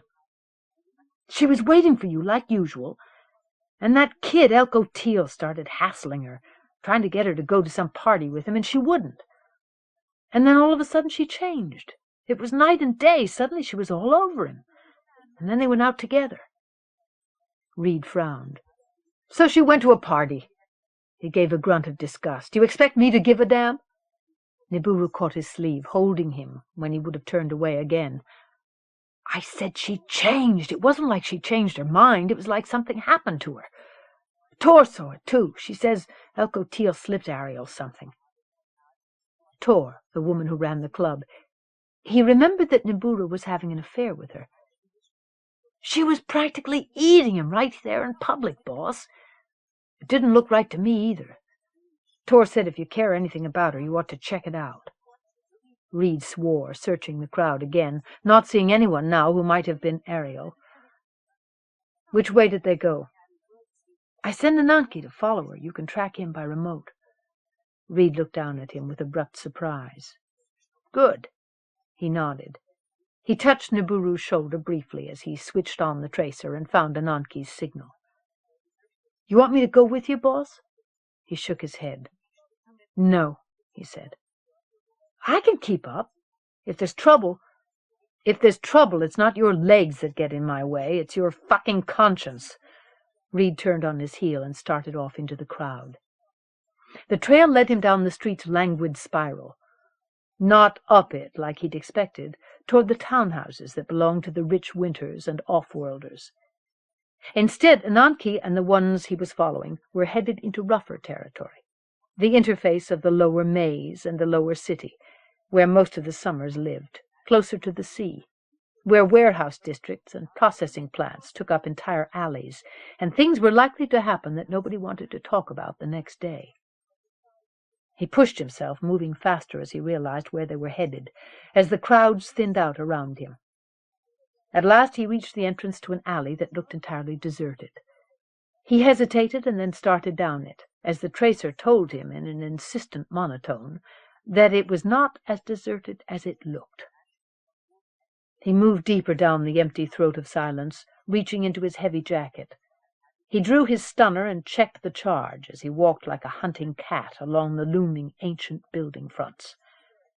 At last he heard something, a faint echo of voices. He slowed, entering the claustrophobic access way between warehouses. "Ananke!" he whispered, as his eyes made out a familiar form, waiting in the shadows. Ananke jerked around, and Reed saw light flash on metal, saw his face go from grim fear to stupefied relief inside of a heartbeat. "Boss," he murmured, sagging against the wall. The dagger he always wore at his belt, that Reed had never seen him draw, was in his hand. "I was going in." Reed could hear other voices clearly now. He gestured Ananke aside, climbed up onto the pile of boxes so that he could see in through the spot rubbed clear on the heavy, grime-coated glass of a small, high window. There was a party going on inside, and he knew without looking closer what kind of party it was. He watched a moment longer anyway, tensely searching for a familiar face, a shock of milk-white hair. There! He leaped down, facing Ananke again. "That's all you've got?" he said, nodding at the dagger. Ananke grimaced. "Sorry, boss, Shut up, take this." Reed pulled his own knife and handed it over. "Don't kill anybody, for God's sakes. At least not by accident. Is the door locked?" "I don't know." Reed grunted, pushing past him. The door was locked. He input an override sequence and shoved it open, ignoring its programmed alarm. They ran down a short corridor, met someone coming to check out the bleating door as they reached the end. Reed hit him in the face with the stunner's weighted butt, and he went down without a protest. Reed stepped over him and entered the space beyond, with Ananke following. The perimeter of the warehouse was crowded with piled crates and equipment. The bleak open space at its center had been covered with cargo mats. There was a crate topped with a variety of cheap drugs, and a crowd of maybe a dozen people, most of them off-worlders, most of them men, tough-looking, laborers and brands, probably. Elko Teal stood at one side, with 3 other young Winters from his crowd, 2 girls and a boy. Reed watched them, watching, pointing, tittering. His own eyes leaped to the object of their attention. Ariel Dawntreader stood in the center of the room, on the waiting mats, surrounded by a restless cluster of men. The one strap of her long, rainbow-shaded tunic was off her shoulder, the tunic halfway down to her waist. The total stranger she was kissing, deeply and thoroughly, was fondling her breasts, as someone else moved in on her from behind, pulling the tunic farther down her half-naked body. Whistles and catcalls echoed from the hard, pitiless surfaces of the room. Ananke swore, starting forward. Reed pushed him back again, out of the way, raised the stunner and took aim. He fired. The off-worlder, in the process of dropping his pants behind Ariel, clutched his groin with a yelp of disbelief. He collapsed on the floor in a sudden puddle of his own urine, as he lost control of his body functions. "Ariel!" Heads turned all around the room, away from the spectacle in front of them, toward him. The off-worlder, who was fondling Ariel, let her go, pushing her away roughly as she tried to cling to him. She stumbled free, turned unsteadily to stare at Reed along with everyone else. Her eyes were glassy and uncomprehending. She looked down at herself, up at his face, away again, with the peculiar quirk of her head. Reed came on into the room, brandishing the gun. No one moved, all of them caught somewhere between chagrin and disbelief. "Ananke," he said, and pointed toward Elko Teal. "Cover the little perverts over there. Don't let them go anywhere."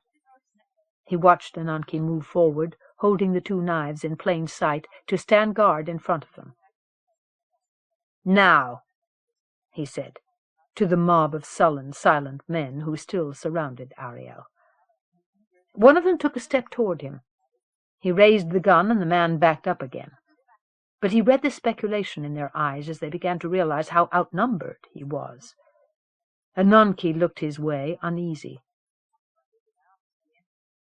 "I'm calling the Blues," Reed said, certain that he had everyone's attention, "and reporting this gang-bang. Maybe you cocksuckers want to hang around and see how much fun you can have with the Queen's daughter before they get here. Or maybe you want to see how far away you can get instead." He touched his remote with his free hand, putting in a call code.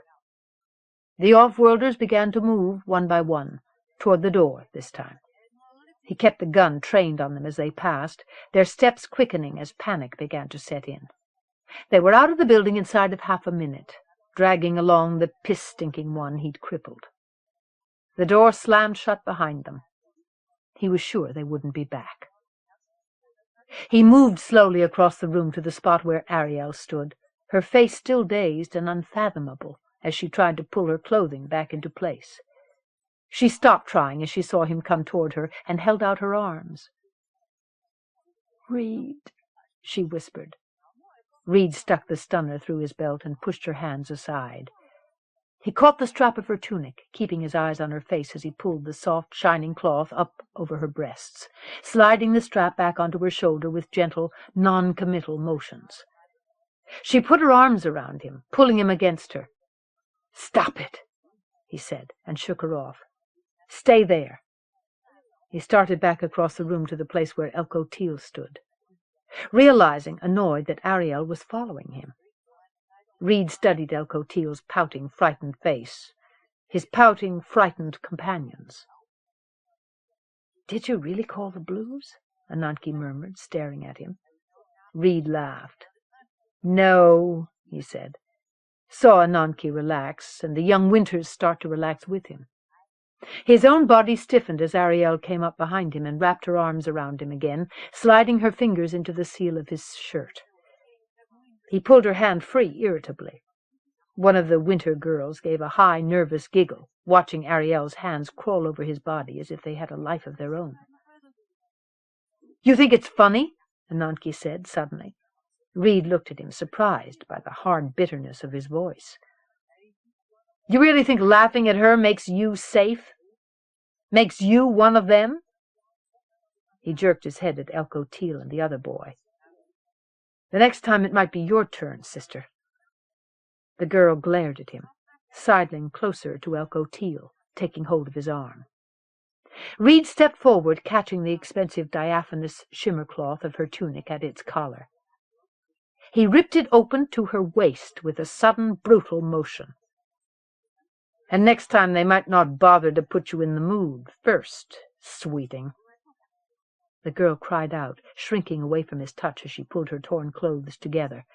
Elko Teal's face tightened, but he made no move to stop it, to help her. The other Winters gaped, wide-eyed. Reed turned his back on them, pushing Ariel away, maddeningly aware that he was starting to get an erection. He swung back to face Elko Teal, held his hand out to Ananke. Ananke passed him his blade silently, uneasily. Reed raised the knife until its tip was touching Elko Teal's throat. "I didn't call the Blues, because they might object to what I have in mind for you, little man," Reed said softly. Elko Teal went white, his whole body seeming to shrivel back from the knife's point.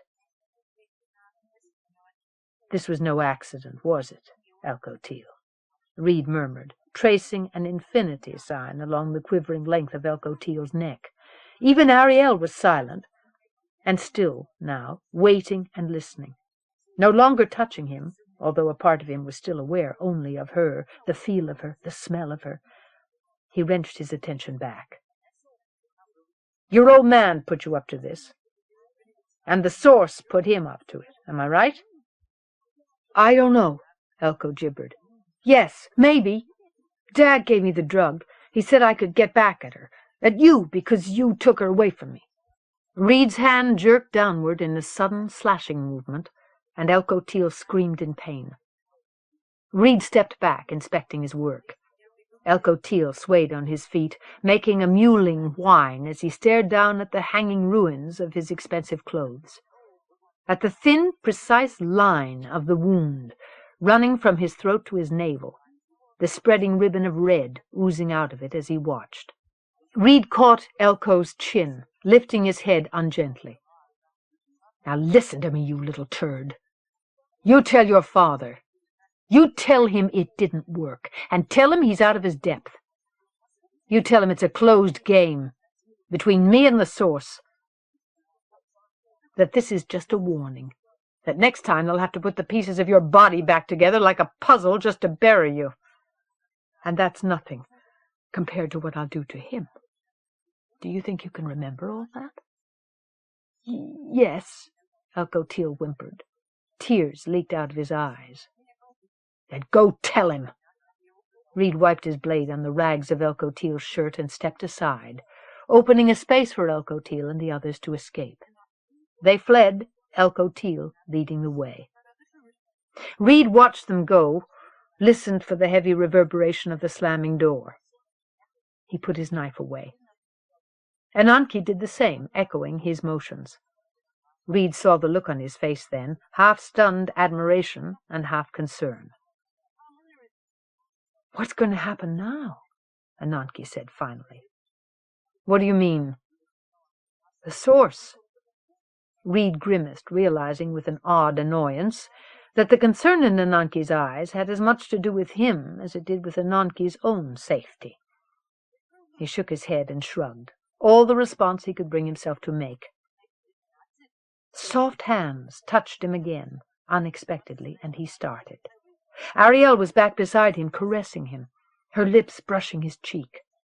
Her touch was more tentative this time, but still it made his body sing like a plucked wire. "Stop it," he murmured. But this time it was harder to push her away, as if something was slowing his motions, weighing down his resolve like gravity. Ananke stood watching them with uncertainty coming back into his face. "Go back to the club and find Nimburu," Reed said. "Tell him everything's all right." Ananke glanced at Ariel. "What about—" "She'll be all right." "Maybe I should stay and help you get her home." "I'll take care of it," he snapped, when Ananke still hesitated. "Get out." Ananke nodded with obvious reluctance. His eyes stayed on Ariel, on her hands, her mouth, and the things they were trying to do to Reed's body, as he started for the door. Reed jerked free of her again as Ananke went out, taking hold of her arms when she reached for him. His skin seemed to burn where she had touched it. Elko Teal must have slipped her a dose of possession. He knew that it breathed through the skin, making someone who was under its influence contagious, infecting whoever touched them with the same helpless arousal. The throbbing ache in his loins spread through his entire body, making him sweat, making him burn. He told himself that it was impossible. Drugs didn't affect him at all. "Ariel," he said fiercely, shaking her. "You don't want this. Stop it." She struggled against his hold, her eyes filling with tears, her eyes that were like agate, like fog, like no eyes he had ever seen. I didn't want them. I wanted you. I want you. Suddenly she was soft and yielding in his grip, candle wax touched by flame, clinging to him everywhere, warm and fragrant, murmuring, "Please, oh, please, Reed, please, only you, only you." She pressed her lips to his half-bared chest, devouring him with kisses. His own arms were suddenly strengthless as he heard her speak his name, as he saw recognition in her eyes. "No," he said as her arms slid around him. "No, Ariel." His hands rose to push her away, but now his hands seemed to have gained a life of their own, fusing to her flesh, refusing to stop touching her. Helplessly he felt the silk and velvet of her skin, the pressure of her body against his, making his nerves sing as though some live circuit had closed between them when they touched, and he knew that the impossible had happened. His mouth found hers in a long, deep kiss. He knew that he was lost. She sank down along his body, pulling open his clothes, kissing him everywhere, drawing him down with her onto the cargo mats as the cold, barren space around them dissolved into waves of heat. Ariel woke out of a dream, feeling the heaviness of arousal still congesting her languid body, making every motion deliciously sensual. She ran her hands down over herself, finding that she was naked beneath bedcovers. Not what she had expected to find. She opened her eyes and discovered the ceiling of a room she had never seen before, but no memory at all of how she had gotten to this place. She felt a sudden coldness drop through her as she saw herself in her mind's eye, saw a cold, echoing space in which she was surrounded by strangers, off-worlders with hard hands and soulless eyes, letting them... But the images metamorphosed like cloud forms, and it was no stranger, but Reed Kharemough holding her, caressing her, peeling away her clothing as his kisses dissolved her mind into sea foam. His hands on her, melting her very flesh from her bones as they opened and explored her. She remembered the burning sword of his manhood tracing a fiery track across her skin, its white heat driven deep into her loins, searing the soft folds below with its exquisite passage as he sought and found and took possession of the secret core of her being, as he buried himself soul deep in her annealing, fluid depths. She remembered a slow, deep rhythm that went on and on, filling her, fulfilling her, in a way that she had never known before, until she screamed like a sea-bird with the length, the depth, the purity of sensation as her pleasure crested and fell away into blissful release, only to be carried upward to crest again by the rhythm that went on and on, driving her into delirium dreams. She turned her head on the pillow as the cascading memories dissolved into the brightness of day. Turning away from the light that filled her eyes, she searched the space beside her for a form, a face. Suddenly afraid that she would not find him, not find anyone. But he was there, to her relief and joy, lying beside her, sound asleep. She studied his face, turned toward her, fascinated by the sight of him at rest, at peace.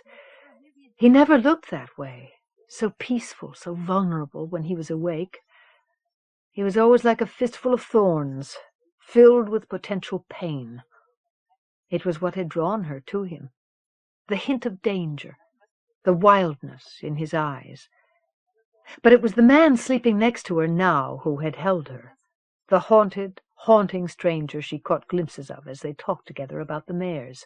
She was sure it was that man who had kept coming back to her, even while something inside him fought against it, keeping her at bay, keeping him unreachable and untouchable.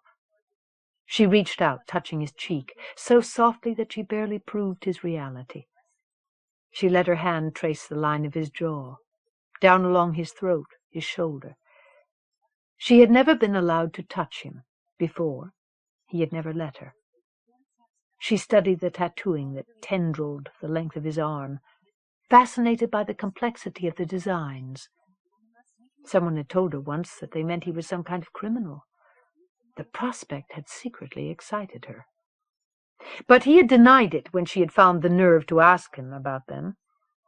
And now, looking at the beauty of the many-colored symmetries, patterns resolving into other patterns even as she looked at them, by the magic of their design, she did not believe it either. They made her think of secrets, transformations, messages with hidden meanings. They reminded her of the Mare song, of the mystery of human existence in all its richness and variety, things that she could contemplate forever, like these exotic patterns, and the mysteries of the man who wore them.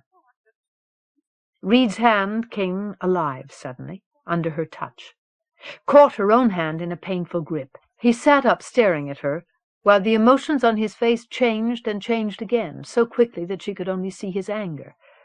Her smile died stillborn, and she shrank back from what she found in his eyes. But he looked away from her again, sank back, to lie motionless in the bedding, with his hands covering his face. "No," he whispered. "No." Ariel pushed herself up, dared to touch him again. He did not shake her off, and so she moved closer to rest her head on his shoulder. He flinched, but still he did nothing to prevent her from being there. "Oh, Reed," she murmured against his neck, "I love you so much. You've changed everything for me." He said something in a language she didn't know, that sounded like a curse. "You don't know anything about love, or about being changed, damn you," he said bitterly.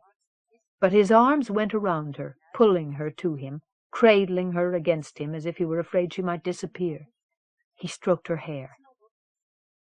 "What am I going to do?" he said, to the ceiling or the air. "Are you worried about my mother?" she asked.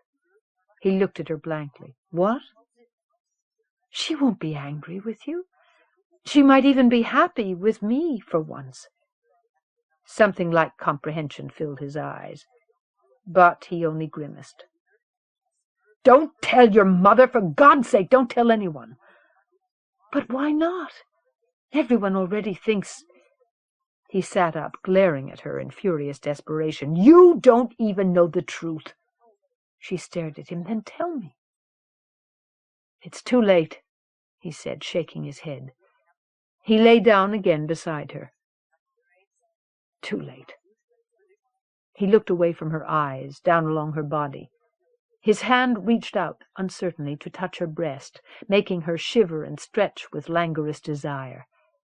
He rolled over, beginning to kiss her, beginning to make love to her again, with an urgency that took her breath away. And then sensation was all she knew. Tiamat, Hegemonic Starport. "Did you enjoy your tour of the complex, lady?" Vanu asked, behind him. Gundhalinu turned away from the window wall, abruptly startled out of his reverie. He had managed to lose himself in the spectacular, eye-numbing view of the Starport's landing grids, avoiding conversation, letting the incandescents 20 meters below him burn away all conscious thought for minutes at a time. Vanu's question forced his attention back into the crowded reception hall, as the Queen and her husband joined them. Jerusha Palathion, who had accompanied the Queen on the tour, stood with them now, staring out at the grids as if her own mind were somewhere else entirely. "Yes, it was fascinating," Moon said, her voice holding just the right amount of awe. Her glance left Vanu's face briefly. Gundhalinu saw the wary amusement in her eyes. It was not the first time she had set foot in the complex, although Vanu did not know that. The last time had also been the night of the Assembly's arrival on Tiamat. But then it had marked the beginning of the end, the final departure of the hegemony from Tiamat, and not the return. She had not been an honored, invited guest then. She had been an exhausted refugee. and so had the young Inspector Gundhalinu, missing and presumed dead. Together they had come out of the wilderness, starving, frozen, and wholly unexpected, and although the natives were forbidden to set foot in the complex, the duty sergeant had taken one look into the eyes of Inspector Gundhalinu, who had risen from the grave, and let them pass. They had arrived in the middle of a celebration exactly like the one taking place tonight, and the pleasure and unspeakable relief he had felt to find himself back among his own people, alive, safe, and going home, had matched the celebration of all the assembled guests in the hall that night. He glanced at Jerusha Palathion again, at her expressionless face, wondering what she was thinking tonight. She had been commander of police then. This time she was only a chief inspector. But her life had undergone so much change in the years between, almost as much as his own had, that he could not imagine what her reactions were. He remembered suddenly how she had smiled as she came into the infirmary room where he was being treated, how her pleasure at the sight of him had filled his beaten, shivering body with warmth and strength. And he remembered the looks on the faces of the assembly members who had followed her, thinking they had come to honor one of their own, a Kharemough technician who had been lost in the barbaric wilderness, as they saw the scars of his failed suicide attempt on his wrists, and listened to him blurt out his forbidden feelings for the Tiamatan woman who had saved his life. He glanced down at his wrists, as if he would suddenly find the red wheals of fresh scar tissue standing out against his skin, although he had had all traces of them removed long ago, and scarcely even thought about them any more. He felt surprise as he realized that, because once he had been so certain that a day would never pass when he would not think about them, even if they were made invisible, when he would not hate himself simply for being alive. But now, after so many years, it also surprised him to realize that although he could barely remember what he had eaten for dinner yesterday, he still remembered every stinging word of mockery and censure that had been spoken to him that night in the infirmary. How if he had had the strength left in him to do it, he would have taken the nearest sharp medical instrument and finished what he had so ineffectually started. He felt himself blinking too much, forced his mind to concentrate on the complexities of an Adani until his emotions were back under control. He glanced at Moon, wondering what she remembered of that night, so long ago for both of them, when his own people's self-righteous cruelty had driven him to turn renegade, rejecting everything he had ever believed, and by that act helped Moon Dawntreader achieve her destiny. She was not looking at him now, but stood listening to Vanu discuss more details of the Starport's function, with her own face carefully composed. She wore a long fluid robe that would not have been out of place on Kharemough, although there was something about the subtle dappling of greens in the restless fabric that made him think of leaves moving in the wind, waves on the sea, something wholly Tiamatan. She wore her hair in a simple loose plait down her back, woven with golden thread, and on her head a diadem made of what looked like crystal. He had never seen her wear anything like a crown before, realized that it must be one of Aryan Rhodes, and worn for a calculated effect. She held herself like a queen, but that, he realized, was something she had always done. He looked away from her as the ache in his chest suddenly grew too strong. Sparks Dawntreader was listening too, his face taking on a rare animation, as if he were honestly interested in the subject Vanu was discussing. He was dressed in an imported tunic and pants, formally cut, and there was nothing superficially that would have marked him as a native. "But forgive me," Vanu said. "I must be boring you, droning on about such technical matters." Gundhalinu heard the unconscious dismissal of the queen and her husband as less than rational, educated human beings. "Not at all," Moon said. Gundhalinu saw the brief glint of anger in her eyes and knew that she had heard the unthinking judgment too. "This has certainly satisfied a healthy curiosity in me to know what your starport is like. It has been a restricted area for my people for so long. even though it has played such a vital part in the fate of our world. Although I have to admit it really doesn't compare with the orbital cities that circle your home world, Commander Vanu. Vanu looked at her blankly. Have you seen the tape of the Starport hub, then? He asked. No, I've seen the Starport. I visited there when I was a girl. That was when I learned about the Sybilnet. She smiled pleasantly in the face of Vanu's suddenly acute discomfort. How did you get there and get back again? He asked. No one has been able to leave your world for years. And before that, I believe any Tiamatan who did leave was proscribed from returning. Isn't that right? I'm afraid I broke the law, she said simply. But that was long ago. What I did is no longer illegal under the terms of our new relationship with the hegemony. And I am most grateful to you for your wisdom in changing the old oppressive system. It was an unjust law. There were many of them in those days. Isn't that true, Justice? She looked suddenly at Gundhalinu as if she had felt his eyes on her. He smiled, his own smile as guarded as the one he saw on her face now. True justice is what we hope to establish in our relations with your people this time, lady, he said softly. He glanced at Vanu's face, seeing barely controlled annoyance, and at Sparks' Dawntreader. Dawntreader looked at him with a cold speculation that was not the expression he had been expecting to see, one that triggered an unpleasant reaction in his gut. Dawntreader looked away again, staring out at the landing grids, at the recently arrived ships of the assembly in the docking bay beyond the windows, with a kind of fierce hunger. Gundhalinu wondered whether he was really wishing that he could fly away, disappear, leave this world and all its sorrows. Or maybe he was only wishing the hegemony would disappear instead. He heard a sudden stirring in the crowd across the room. The Prime Minister and the Assembly members were making their entrance at last. For half a second, he knew exactly the emotion Dawntreader had been feeling. Well, the living museum of ancient history has arrived, Jerusha Palathion said dryly and quite clearly. Palathion! Vanu snapped, his indignation not simply for appearance's sake. But Gundhalinu felt his own sudden paralysis disappear.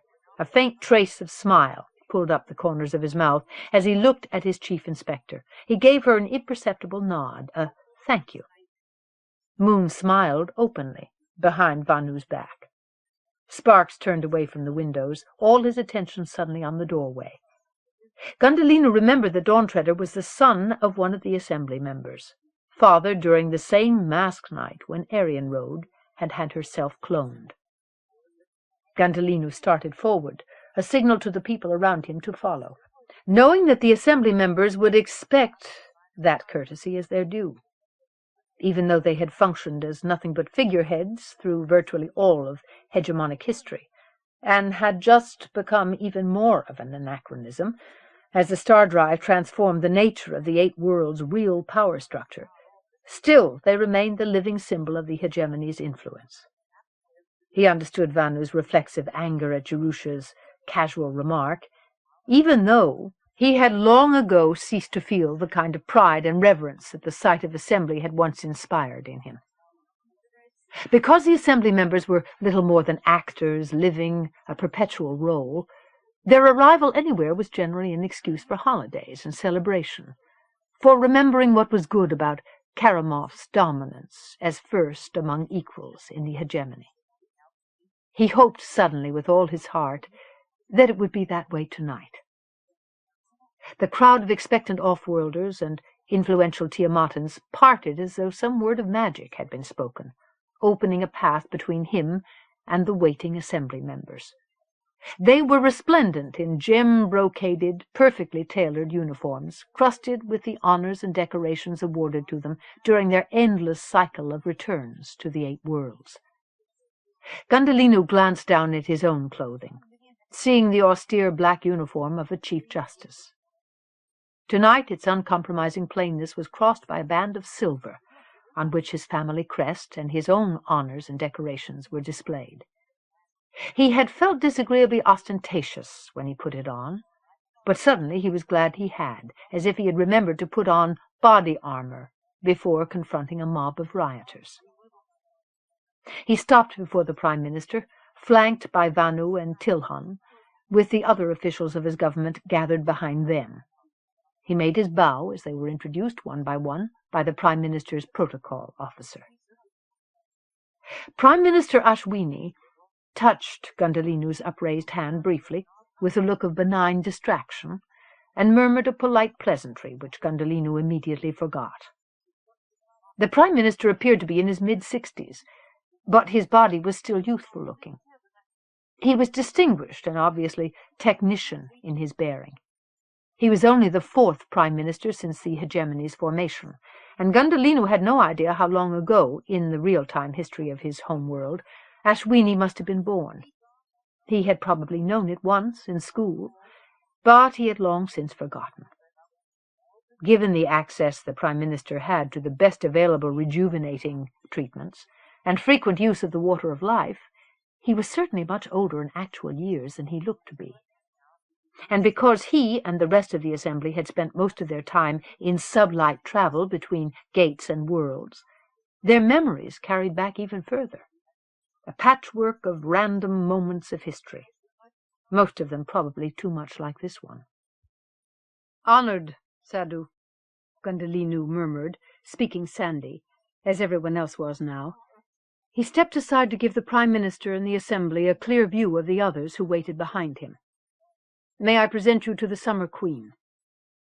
"Aryan Road," the Prime Minister said, his face filling with surprise. "I say!" He touched his nose briefly with his hand, glancing at Gundhalinu again. "Isn't she supposed to be dead? Didn't we see them drown her a few months ago?" He broke off before Gundhalinu could make an answer. His eyes glazed over as if he were listening to someone speaking inside his own head. Gundhalinu realized that Ashwini was getting a data feed from somewhere, possibly from his protocol officer, or else some file of stored information tuned to his own speech. "Oh," Ashwini said, after a brief moment that had begun to seem interminable, and then, "Of course, this is the Summer Queen. My apologies. Honored lady, to be sure." He stepped forward, holding out his hand like a local. Moon bowed with equal dignity and shook it solemnly. "Is this something new, then?" he said to her. "Do you have yourselves altered to match your predecessors now?" Gundhalinu saw Moon flush, and winced inwardly. "No," she said without using titles, as one equal to another. She spoke Sandhi that was slightly stilted but perfectly clear. "We do not." "Oh," he said, and the look of consternation filled his face again. "But what are you doing here at all? Your people weren't even permitted in the Starport the last time I was here." "Things have changed, Sadhu," Gundhalinu said with gentle urgency. "If you recall, because of the star drive, our relationship with Tiamat included." Ashwini half frowned and seemed to listen to his inner voice. "Of course they have," he said, blinking. "Well, of course, that makes perfect sense." He nodded to Moon again, as if they had just been introduced, before looking back at Gundhalinu. "And you are the man we have to thank for it all, are you not, Justice?" he said, with a smile that actually seemed genuine and full of appreciation. "You must tell me the whole story of it, in your own words, at dinner." "It would be my pleasure, Sadhu." Gundhalinu returned the smile briefly, before the Prime Minister's attention wandered. Gundhalinu exchanged glances with Vanu as Ashwini looked away, seeing his own disconcertion reflected in Vanu's eyes. God, the man is a shuffle-brain, a walking cipher. But he went on making introductions as if nothing had happened, presenting Sparks Dawntreader, the Queen's consort, the son of First Secretary Cyrus. A murmur went through the gathered men and women of the Assembly, and he saw someone push forward for a better look. Cyrus himself, if he recalled the half-remembered face correctly. The man looked no older than Sparks Dawntreader did now. But he smiled, with pride and feeling, as his eyes found his son. Gundhalinu felt Dawntreader look back at him in brief surprise, before turning to face his father. The Prime Minister was being guided on into the room with gentle insistence, chaperoned by a handful of advisers and protectors. Gundhalinu felt his neck muscles loosen with relief as other members of the Assembly and their companions came forward to greet him and his staff, by turns blandly congenial or unthinkingly arrogant, or seeming vaguely disoriented, as the Prime Minister had. They spent the majority of their time in their own hermetically sealed floating world, except when they left their ships to attend functions like these. An endless succession of sparkling soirees and elegant dinners among the ever-changing elite of world after world. Generally they only elected new members when someone died. He supposed it was surprising that their behaviors did not seem even stranger. He accepted a drink from the assortment of mild drugs offered by a passing servo, as its highly burnished form wove an expert course through the flesh-and-blood bodies of the gathered guests. He swallowed down half the drink at once, disgusted at himself for needing it, for letting his memories get on his nerves so much. He had encountered the Assembly only once before, in that brief, bitter meeting at the port hospital. That meeting had been 13 years ago for him, but these people had scarcely aged, and it seemed to him that some of their faces were familiar, too like the ones burned indelibly into his brain. What was it, he wondered, that gave humiliation such a terrible power over the human soul, making the painful memories of half a lifetime ago more vivid than his memories of last week, let alone of all the good and worthwhile things he had accomplished in the years between? When he had returned to Kharemough with the star drive, no one had dared mention his disgrace. Years had passed without a single disapproving stare or a cutting remark about his past. His suicide attempt had even begun to seem like ancient history to him. But for these people, the memory of their last encounter with him was only a few months old. He had been barely 25 then, and looking half dead besides. But even so, he found himself praying to the shades of his ancestors that no one would remember or make the association. "Justice Gundhalinu," a voice said, too loudly, from just behind his left ear. "A great pleasure to meet you, Sadhu. Someone who has come to be a living symbol of what makes Kharemough great, of why we still rule the hegemony after so long." Gundhalinu turned, backing up a step from the other man's uncomfortable proximity and the overpowering scent of cologne. His stomach turned at the odor, one he had never forgotten. "I.P. Kharemough," the man said, "Speaker of the Assembly." "Honored," Gundhalinu murmured automatically, meeting the speaker's palm as he looked down into the other man's fleshy, smiling face. The speaker had obviously been a handsome man in his youth, but his life of ease and privilege had not worn well on him. "I feel we've met this way before." A strange expression came over the speaker's face as their hands touched. "Have we?" "No, I don't think so." "But I remember your name from before." Kharemough wagged his finger, and Gundhalinu watched the answer struggling inexorably toward the surface of his mind. Gundhalinu kept his expression neutral with an effort, as memory doubled his own vision. "Yes, Kharemough Sadhu," he said quietly, "we have met. On your last visit to Tiamat. I was a police inspector then." And Kharemough had refused to touch his hand in greeting because he had crippled it in his attempt to slash his wrist. "Inspector Gundhalinu," Kharemough murmured. "Sainted ancestors! Are you that one? The one from the wilderness?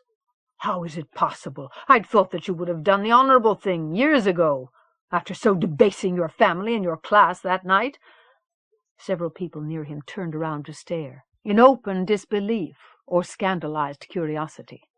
Gundhalinu heard someone whisper, "I said so." Gundhalinu said nothing for a long moment, seeing Vanu among the onlookers who were suddenly bearing witness to this confrontation. "The honorable thing?" he repeated, finally, his voice perfectly even. "By that do you mean that I should be dead now?" You were a failed suicide, Quaropus said. The term also meant coward. And with a filthy native girl for a mistress besides. Do you mean Moon Dawntreader? Gundhalinu asked, damming the flood of words. Then you are referring to the Summer Queen. He nodded toward Moon, who stood motionless in the crowd near them, with her expression caught somewhere between anger and pain. Sparks was with her, and there was only bleak disgust on his face. In that case, Gundhalinu continued with deadly calm, you are mistaken. She was, and is, married to First Secretary Cyrus's son. Their children are here among the guests tonight. She helped me in a time of need. I did as much for her a long time ago. That was all. There is nothing more to be said about the matter. He took a deep breath. Except that I came to realize that to throw away my life was the real act of cowardice. The truly honorable choice was to go on living, and by my actions earn the right to forget the past. Well said, Gundhalinu Ken. Cyrus, the First Secretary, was standing now behind Sparks Dawntreader. His dark, shrewd eyes met Gundhalinu's. And well done, too. I dare say, Quaropus, he murmured, lowering his voice as he moved forward to stand between the speaker and Gundhalinu, I would sooner commit suicide myself than speak such words to this man here. We both committed an unworthy act during our last visit. To have questioned his honor even once, under circumstances we could not fully understand. To insult the Honorable Gundhalinu Eshgrad twice is unforgivable. Quaropus bristled, glaring at Cyrus with the shoe of attention suddenly on his own foot, and pinching. If it were not for the Chief Justice, Cyrus went on, I would not have the great pleasure of seeing my son again tonight, or meeting his family. His wife would not be queen of this world. We would not be here at all, with a new future before us, and the water of life back in our hands, if he had not given us the star drive. I salute you, Sadhu. He looked toward Gundhalinu and raised his enameled goblet. The crowd began to murmur again around him, but this time there was nothing hostile or mocking in the sound. Gundhalinu saw other glasses raised, and palms held up in solemn acknowledgment to him. Gundhalinu nodded, letting Cyrus read the gratitude in his eyes. Cyrus smiled and turned away, and time began to flow again. By the boatman, you skewered that corch neatly. Jerusha Palathion was suddenly standing beside him. She touched his arm, and he saw their shared past mirrored in her eyes. His mouth pinched. I've had enough years lying awake nights to think about what I would say this time. He shook his head and smiled faintly. Maybe I'm really not a coward. He looked back at her. How are you doing? She shrugged. I'll live. I've had worse receptions, but I think I need more fortification. She moved away, following the track of a servo. Gundhalinu sipped his own drink, searching the crowd until he spotted Vanu. Vanu met his gaze briefly, then glanced away, his eyes filled with uncertainty. Gundhalinu started forward, wanting to speak to him, but the Prime Minister was suddenly in front of him, between them, smiling at him with benign dignity. A toast to Chief Justice Gundhalinu? Nothing could be more appropriate, or give me more pleasure. Few people in our history have deserved our tribute more, for their contributions to the prominence of Kharemough and the prosperity of the hegemony. Gundhalinu bowed his head, with the gesture avoiding having to look anyone in the eye. He wondered in that moment why it had to be that such an honor, which once would have meant more to him than life itself, was given to him now, when it scarcely meant anything at all. When he raised his head again, Vanu was nowhere in sight. Someone spoke his name behind him, and he turned around. Moon came toward him, with Cyrus and her family around her. Thank you, Justice Gundhalinu, for your defense of my reputation and my family, she said. He nodded, hiding the surge of emotion he felt as he saw her face. It was no more than what was due to any of us to set the record straight, lady. He avoided Sparks Dawntreader's gaze, the silent watching eyes of Ariel and Tamas, turning to Cyrus instead. "My gratitude, Sadhu." Cyrus's mouth quirked up in a slightly embarrassed smile. He was a tall man, large-boned for a Kharemough technician. Gundhalinu remembered vaguely having been told that he was in fact half Samathan, a son of the prime minister's from some distant visit to Cyrus's home world. The accident of Cyrus's birth had helped him to become an important political leader on Samath. He had been invited to fill a vacancy in the assembly on their next visit. "I would be grateful, Gundhalinu Sadhu, if you would consider the scales equal between us, after what must be for you so long." Cyrus glanced away, at Sparks and at Ariel and Tamas. Tamas stood behind his mother, beside Merovi, his own young wife. "We in the assembly have been unstuck in time due to our travels for all these centuries. But now you have given me the chance to see what great things my son and his wife have accomplished, to see my grandchildren. It was something we put much store by among my mother's people, something I have regretted about my choice in joining the assembly." He put an arm around Sparks's shoulders, turning to him. "I know I have not had the chance to be any kind of father to you, son, and perhaps my pride is presumptuous. But it is heartfelt nonetheless, and it seems you have done extremely well with your life, in spite of my absence." Sparks smiled briefly, looking back at his father. But the smile disappeared as quickly as it had come. Gundhalinu wondered what doubts and regrets and secrets hid behind the expression that replaced it. Suddenly sure somehow that Dawn Treader's expression hid as many secrets as his own had a few minutes past. He stood with them, making desultory, polite conversation as an excuse to go on watching them speak and interact among themselves. He knew that he should be mingling with the crowd, doing his duty, however unpleasant, and yet he was somehow unable to make himself leave Moon's side, unable to take his eyes off her, to stop watching her surrounded by her family. Her family.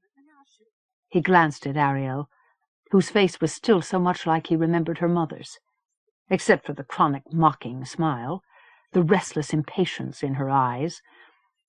She had pasted a stim patch from the passing tray in the middle of her forehead like a third eye. Her cropped, cream-white hair was caught up in a cascade on top of her head.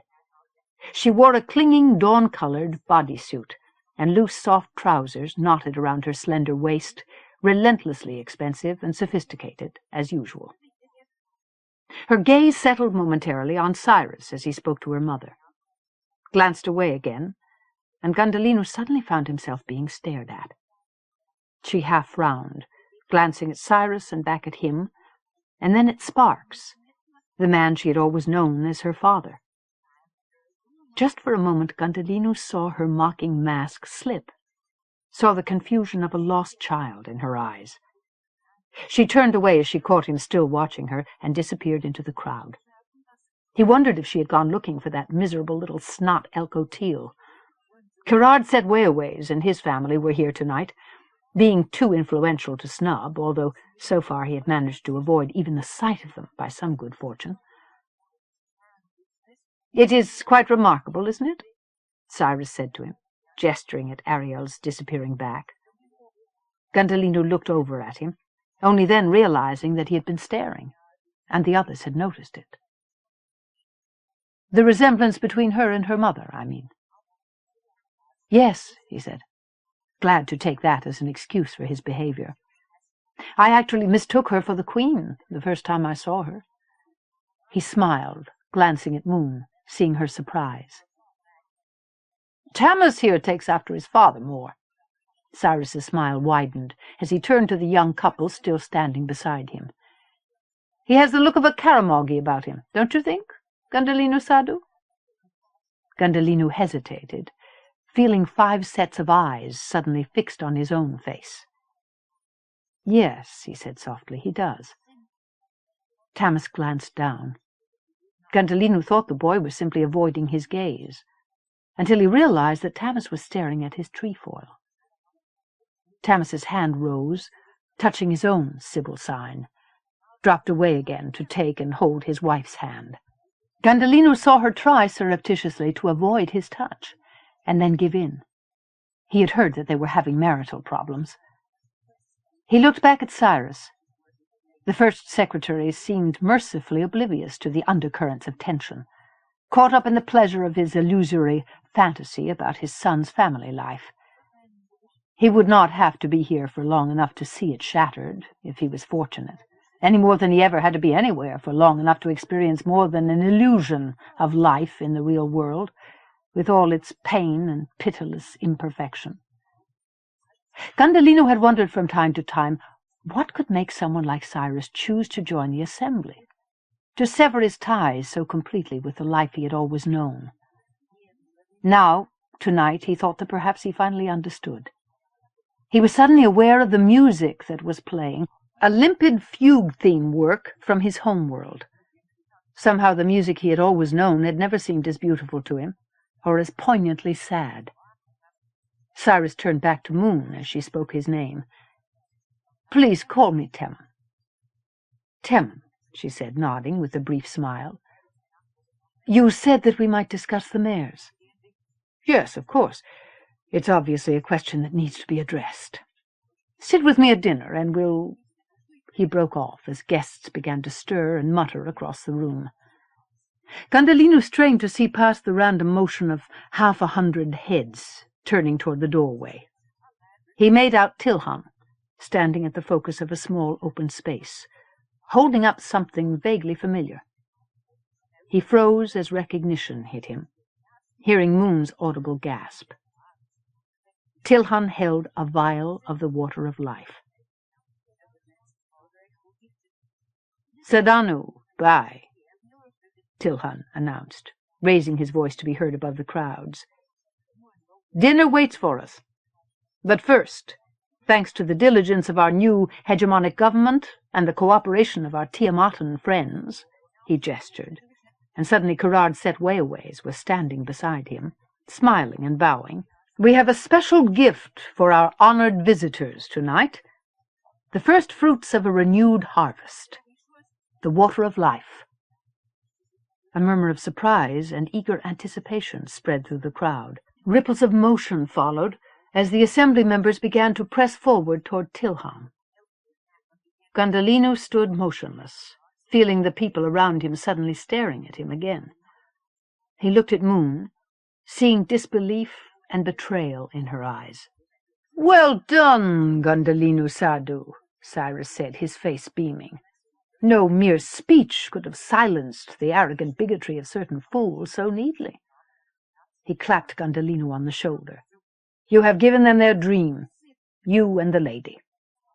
He turned to Moon, but she had looked away, watching in anguished fascination as the assembly members passed the vial from hand to hand, lifting it to their mouths, inhaling, swallowing the spray of heavy silver droplets with an eagerness approaching lust. "Well, come then," Cyrus said, his expression turning to surprise as everyone around him remained motionless. "Surely we are all entitled to our share of this blessing? Unless, of course, you've already sampled it." "No," Moon said, her voice filled with desolation. "I don't drink blood. Mares die for every drop of the water of life you take. The hegemony has broken our laws to slaughter them."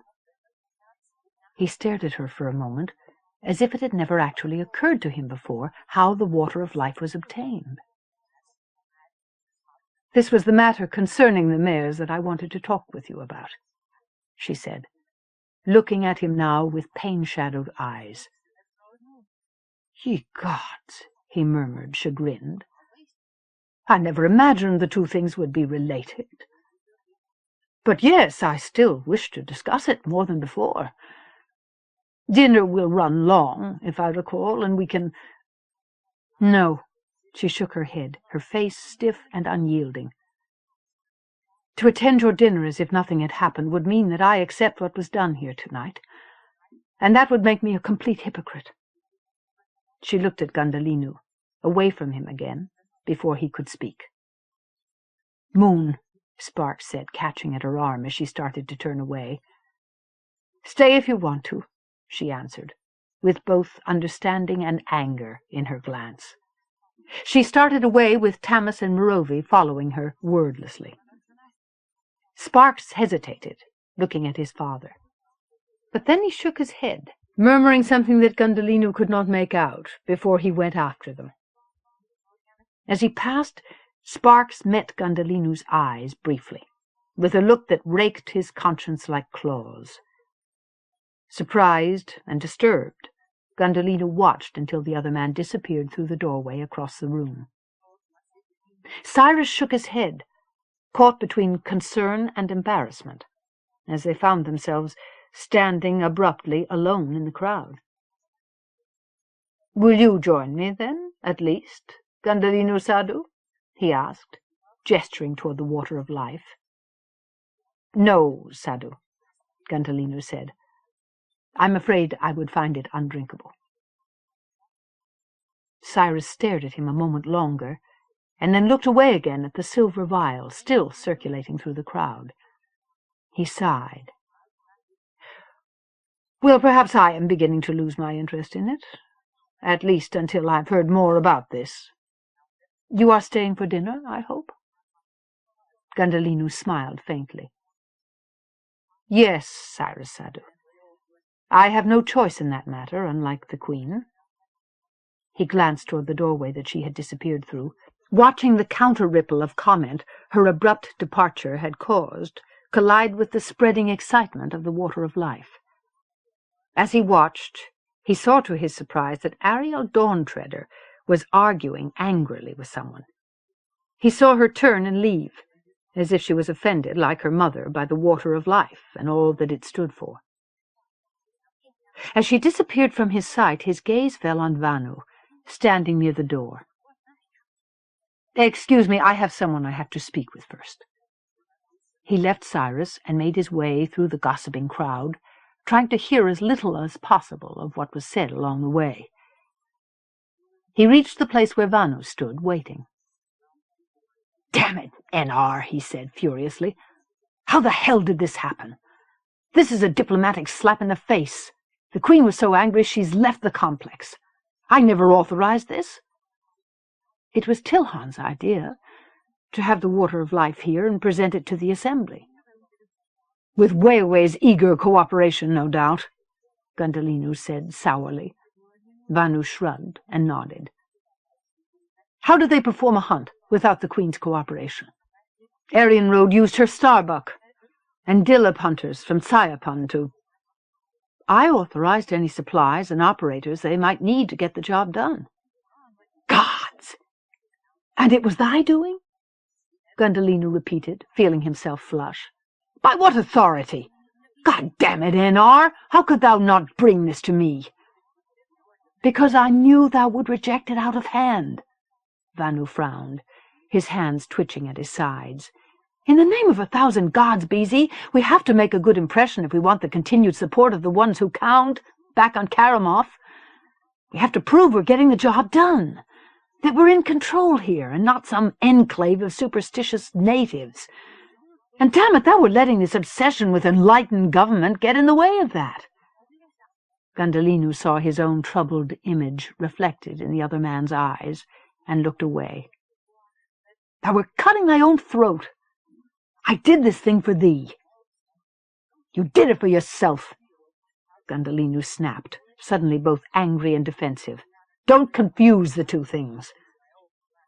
Vanu's mouth tightened at his use of the formal you. "Very well, then. I did it for both of us. For all of us, just as Tilhan did." His expression changed. He put his hands on Gundhalinu's shoulders with gentle insistence. "BZ, thou know I have always had the highest regard for thee. Thou art my friend. There is no one I admire more, but whatever thy reasons are for wanting to be here, I promise thee, once thou have taken the time to think it through, thou will be grateful for what we did tonight." Gundhalinu said nothing more, watching the last of the water of life disappear down the last eager assembly member's throat. "They're going in to dinner," he said finally, turning back, meeting Vanu's gaze. "Shall we join them?" Vanu nodded, and they went in together without further conversation. The rose-colored light of dawn was showing through the storm walls at the end of Azure Alley as Gundhalinu reached his townhouse door at last, weary and alone. He glanced toward the dawn, the proof that a world and a universe still existed beyond the changeless walls and undimming light of Carbuncle. He looked away from the brightening sky again, without emotion, too drained to feel anything at the sight of it, to find any false symbolism in the simple light of day. His memory of the night just past, after the appearance of the Water of Life and the disappearance of the Queen, was a blur. An endless meal that he had barely touched, punctuated by endless questions from the First Secretary. He had answered the questions to the best of his ability, unable to focus on anything but the knowledge that Cyrus was a powerless figurehead, which Cyrus knew as well as he did, that no protest anyone made, no matter how influential, would be enough, that Moon had left the Starport without giving him a chance to explain. All that he knew clearly now, standing on his own doorstep, was that he had a headache 3 times the size of his head, and even the complexities of his door lock were barely within the capacity of his problem-solving. He tripped over something that lay in the shadows of his entryway, swore as he lost his balance, and banged his shoulder against the wall. He bent down to discover a wide, flat bundle sitting on his step. He explored it cautiously with his hands. It was large but very light, and rustled faintly when he shook it. There was no note attached to it, not even his name. But for a reason he could not explain, he sensed no threat about it. He picked it up, holding it under his arm as he deactivated the security lock and let himself inside. He dropped the lidded basket on a table in his living room and went in search of a pain patch for his aching head. He came back through the wide arched doorway, loosening his collar, and collapsed on the earth-colored native couch. He breathed in the faint ocean smell of the dried sea hair that had been used to stuff its cushions. He sighed, realizing that he had actually begun to find the peculiar odor soothing. He put his feet up and closed his eyes, calling on music from the entertainment system across the room. The familiar strains of a Kharemough art song filled the silence of the house as he let the analgesic patch do its work, feeling it dull the pain until there was only a bearable heaviness behind his eyes, and he could think again. But the thoughts that seeped back into his consciousness as his mind cleared only seemed to him to be a different kind of pain.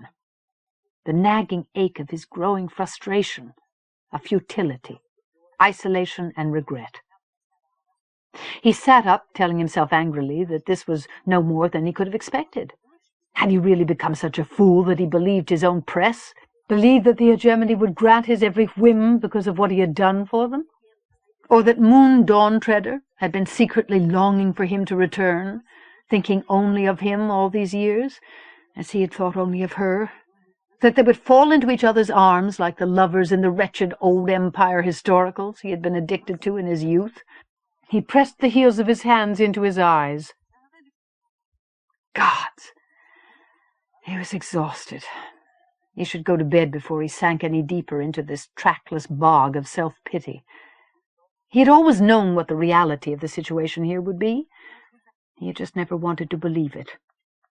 He let his eyes take in the timeless, vaguely alien contours of the room, picturing the layout of the townhouse, one of the best in the city.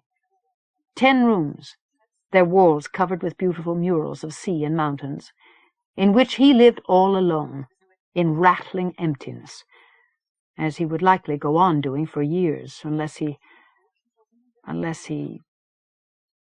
He stood up abruptly and spoke the music off again. This had been his own choice. He had made his bed. He might as well lie in it.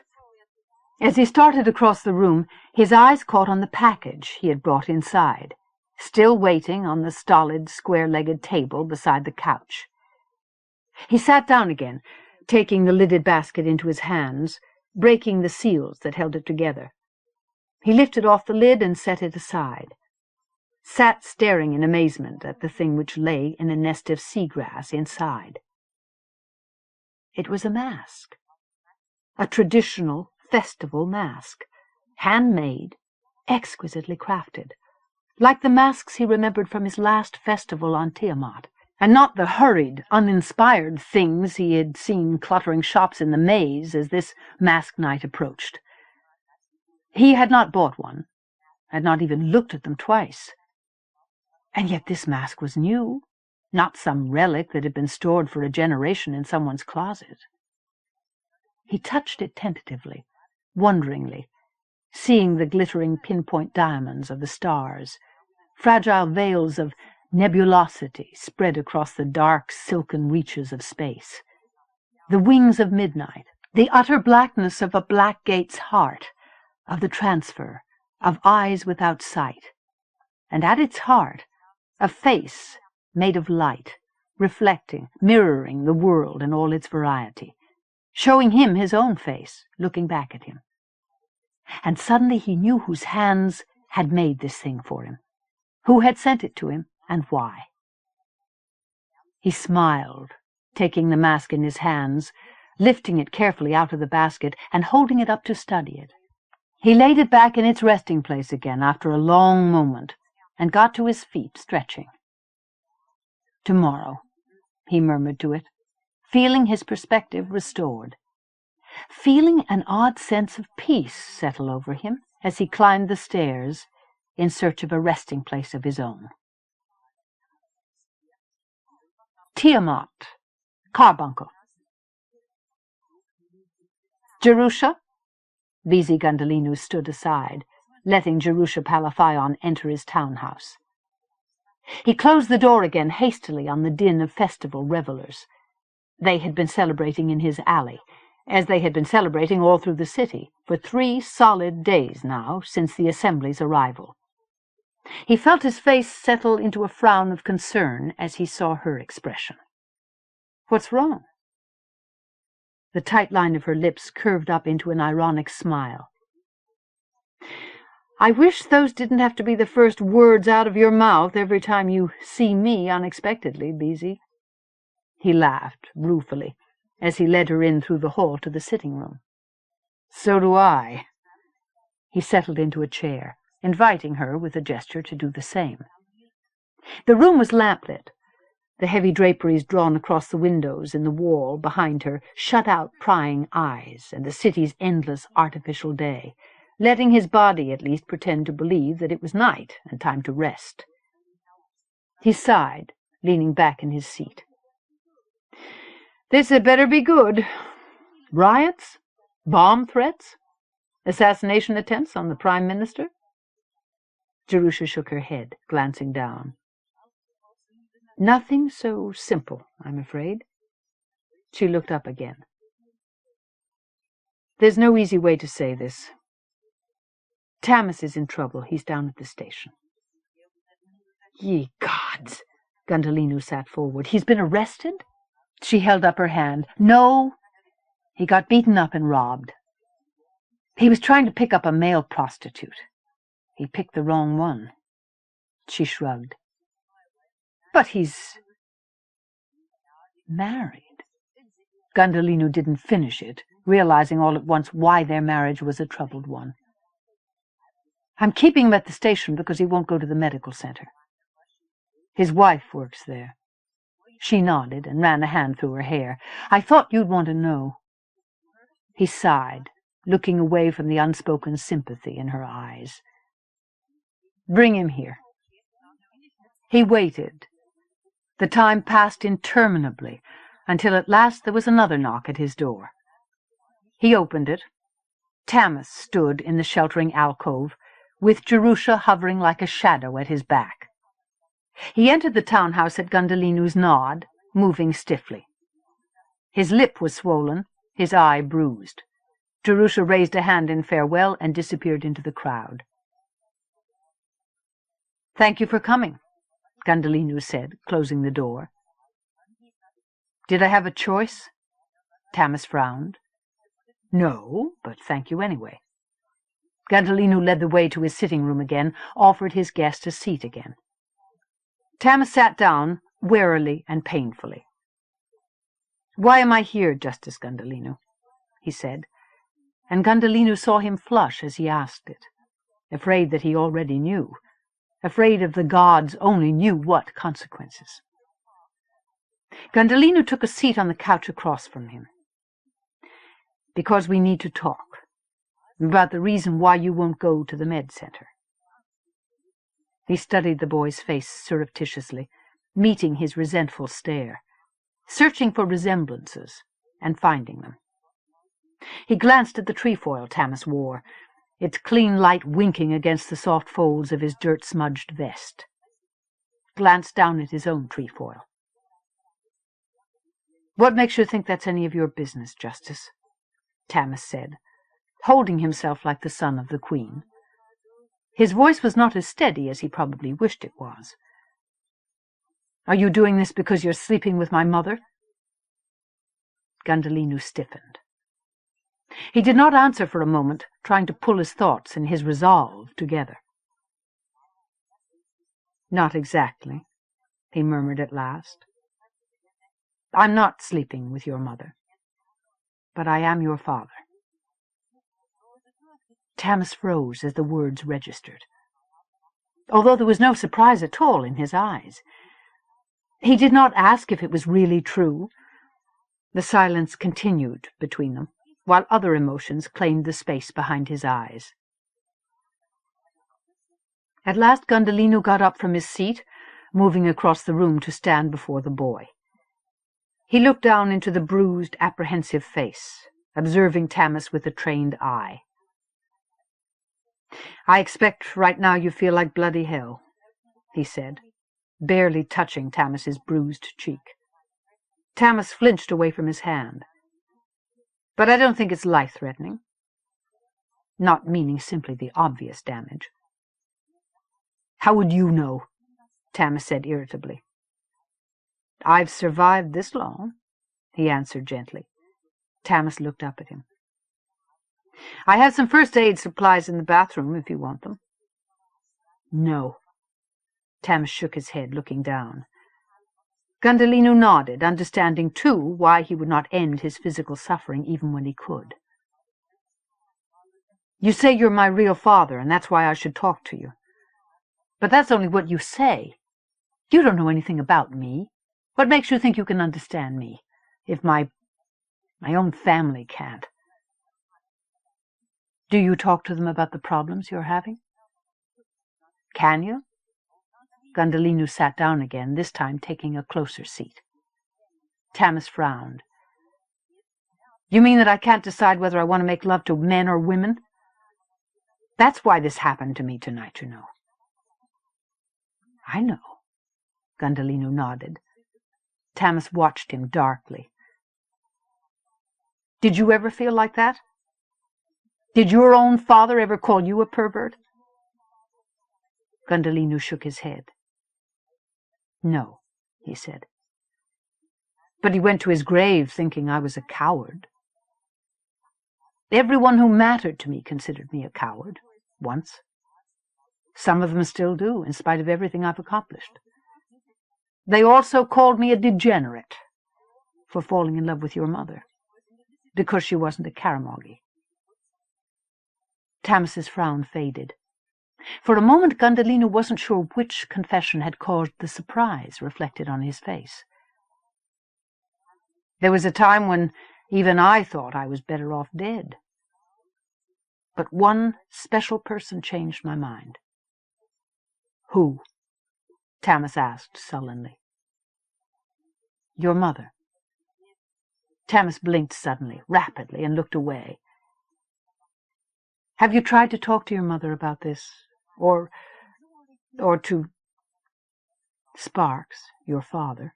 he broke off. Tamas shrugged, a hopeless gesture. "She never has time to listen to anything. She hasn't for years. And she's a summer. She makes us go to the summer clan gatherings and study our traditions so that we know who we are and what our people believe. For years I've heard the Summers, my people, talk about how wanting somebody you couldn't make children with went against the lady's way." Habitually he made the triad sign with his fingers. They say the mother loves children above all else, even though they use childbane. They don't have to have children. Somehow that's all right with a lady, as long as they always put the right parts together. His voice turned bitter. If my mother knew, she might stop loving you. His face reddened. He pressed his lips together and nodded. Like Da. Da saw me once. He lifted his hands, let them drop into his lap hopelessly. I'm an adult. I'm a married man. I should be able to solve my own problems. He shook his head. What about the Winters? Your friends? He shrugged again. I don't know what they really think. Neither do they. Some of them don't like it. Some of them don't care about anything. But that's because they're like the off-worlders. They don't have strong traditions and values the way we do. You mean like Summers? He nodded. Gundhalinu smiled faintly. Oh, you'll be surprised. There's an old saying we have on Kharemough. My gods or your gods, who knows which are stronger? That's why we honor them all, just in case. There are more cultures even than gods in the 8 worlds, and among them you'll find people who are willing to kill you, or each other, over any difference in belief or lifestyle or physical appearance you can imagine. And some you can't. They all think they're right. There's no truth, Tamas, only differences of opinion. If that confuses the Tiamatans, they're not alone. How would they feel on Kharemough if you wanted to make love to another man instead of a woman who wasn't like you? Well, that would depend on his caste and mine, probably. Tamas looked at him uncomprehendingly. The varieties of prejudice are infinite, Gundhalinu shrugged. But if social rank was not a problem, most Kharemoughies I know wouldn't care what consenting adults did with each other, as long as they did it discreetly. Public displays of affection or flesh are considered in bad taste. On the other hand, in parts of New Haven, from what Jerusha Palathion tells me, near nudity is typical because of the heat. Tamas's eyes widened briefly, as if the idea that Jerusha Palathion had ever been a casually naked child was more than his mind could imagine. Jerusha used to say she'd never get used to the cold weather here. I used to think I'd never get used to the faces, the eyes, all those pale, cold eyes. He glanced away from Tamas's eyes, which were the warm earth-brown of his own. Tamas shifted in his seat, pulling his soft-shod feet up under him. But I don't live in any of those places. I live here. And the people I live with, that I care about, they all hate what I am. They say even the lady hates it. Just because you're outnumbered doesn't mean you're wrong. Tamas pressed his mouth together. That's easy for you to say. Gundhalinu laughed. Much easier than it was when I left Tiamat. He touched the Sibyl sign, glancing down. As far as having judgment passed against you, you wear one of these. You'll never meet a more terrifying, impartial judge of character than the Sibyl choosing place. On Kharemough, every technician child is required to go and be judged at one. When I was a boy, I was so afraid of being found unworthy that I lied to my family and said I'd failed the test, rather than go in and actually know for sure that I was not strong or stable enough to suit it. Then how... Tamas gestured at Gundhalinu's trefoil, touched his own. I'll tell you that tale another time. Gundhalinu smiled faintly. It will prove to you that Sibyls aren't saints. Do you know who Hegemonic and Ilmarinen are? Tamas shook his head. You should. They were responsible for setting up the Sibyl net that served all our worlds ever since the old empire fell. They were 2 men who were lovers. They'd been lovers for years, and I remember knowing that it was their love that made them believe they could make a difference, even in an impossible situation, when that is, one of them was my ancestor. Ilmarinen is the one my family has revered as its founder for centuries. Tamas glanced away. But that means, did he have both men and women for lovers? Gundhalinu shrugged. I only know that he found his solution. You'll have to find your own. But if you ever need to know that you have a right to be alive, just look down. Think about what Sibyls mean to your people, and why. Tamas sighed, stretching out his legs again, as if he were uncoiling a spring.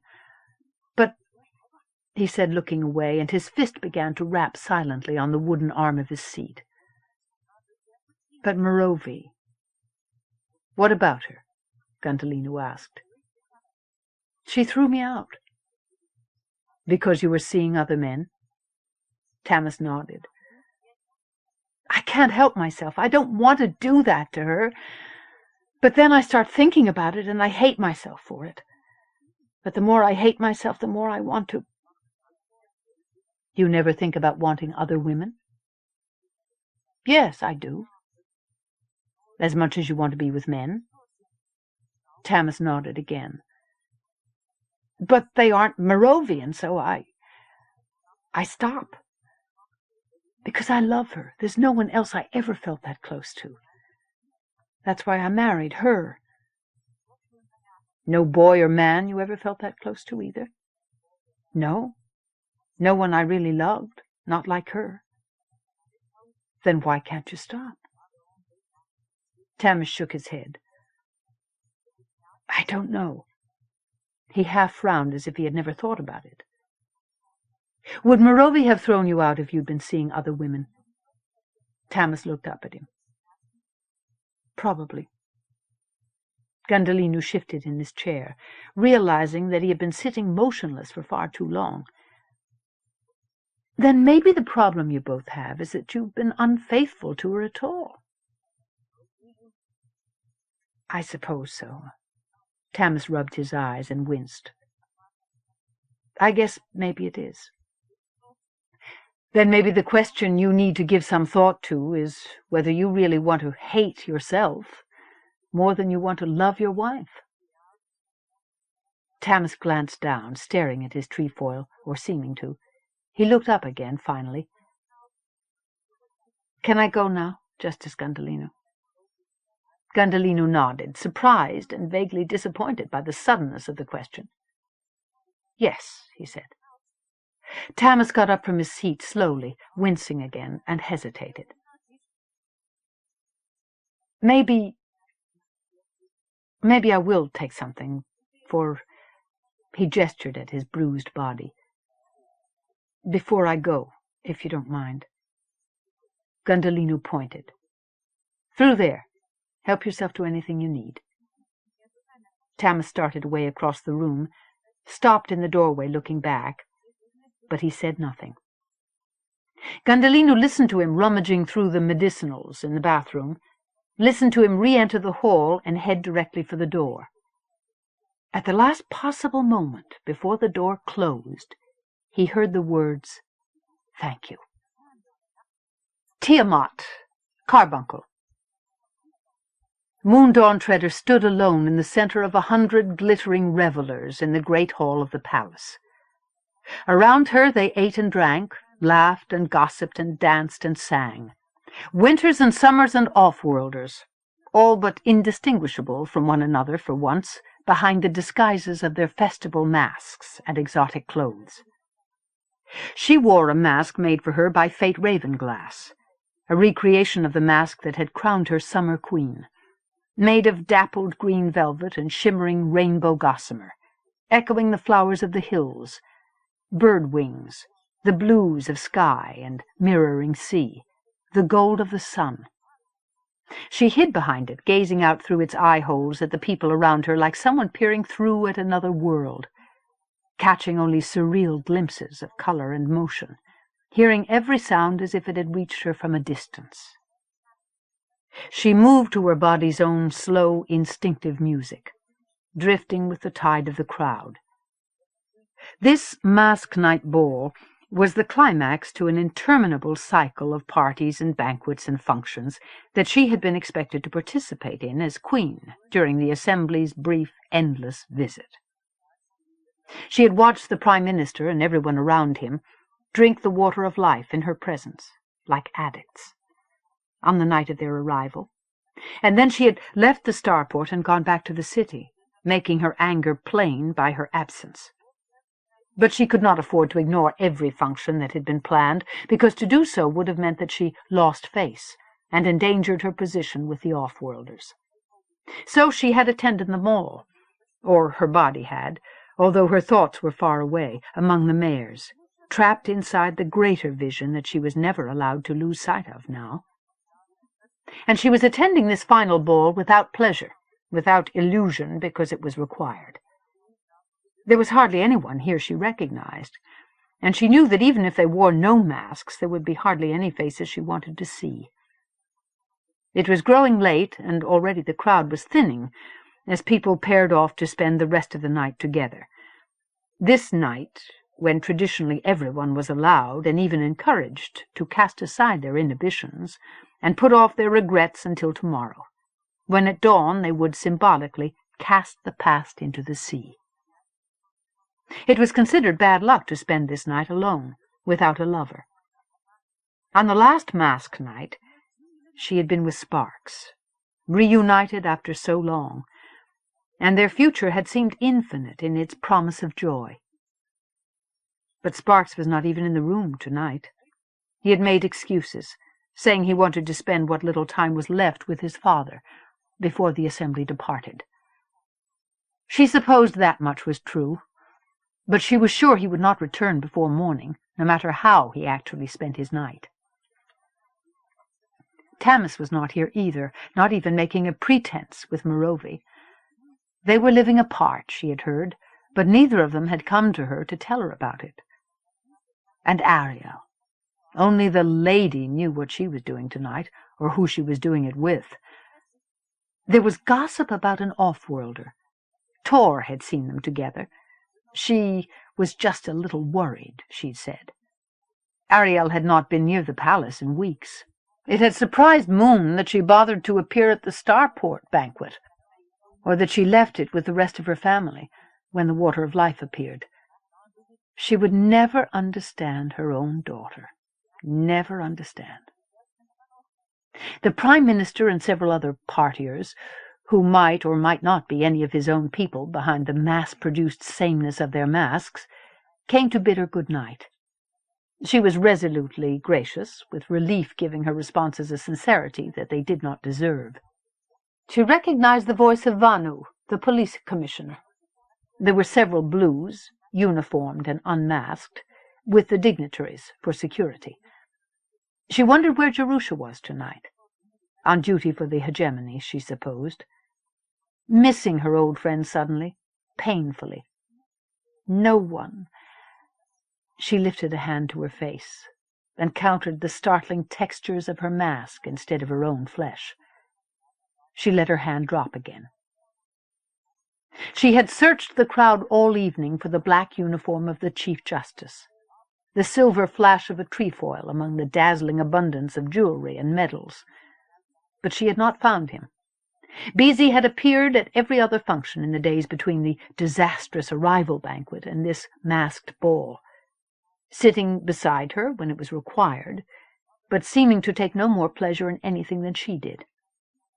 She had seen in his eyes both apology and resignation, and they had spoken to each other only when it was necessary. Tonight he must have left early, if he had even come at all, since with masks to hide behind anything was possible. She started on, moving slowly toward the stairway at the far end of the room. The Prime Minister had gone. There was no one here any more that she was required to wait for. A sudden flash of reflected light caught her eye. Turning, she glimpsed a mask through the blur of colors that made her stop in sudden fascination. In the crowd of bright repetition, someone was wearing a mask as distinctive as her own. Something indefinable about it told her that, like her own, it had been made by Fate Ravenglass. But she knew all the masks that Fate had made, only a dozen or so, by hand, in the old way, after she had been given back her sight. Fate had given them to Moon and her family, to Tor, to a few other people she considered her special friends. There were other surviving mask-makers, and some of them had gone back into business, selling handmade masks to rich Tiamatans and off-worlders. But Fate, who had been counted the best of them all, had said she would not be bothered this time with masks that were not gifts of friendship. Moon wondered who it was who had received this gift, only able to tell that it was a man from this distance. The shine of the mask caught her eye again as its wearer turned toward her, as if he felt her staring at him. The mask's face was a mirror, reflecting the light and color and motion all around him, until it became a star in the heart of the night blackness that framed it. She stood where she was, motionless, as he began to move toward her through the crowd. She watched him come, hypnotized by her own reflection, gradually becoming visible in the mirror of his face, growing clearer, more distinct as he approached her. And suddenly she knew him by his motion, in the same way she had recognized the workmanship of his mask. "Beezy," she said, softly and with certainty, although he was not in uniform. She lifted her hand to him. Moon. His voice, his eyes, looking back at her from the heart of her own bizarre, masked reflection. He took her hand in his, touching it palm to palm in a warm caress. His fingers cupped hers and did not release them. "I thought you hadn't come," she murmured. "It's almost over." "I almost didn't come." He shook his head. His mask rustled like soft laughter.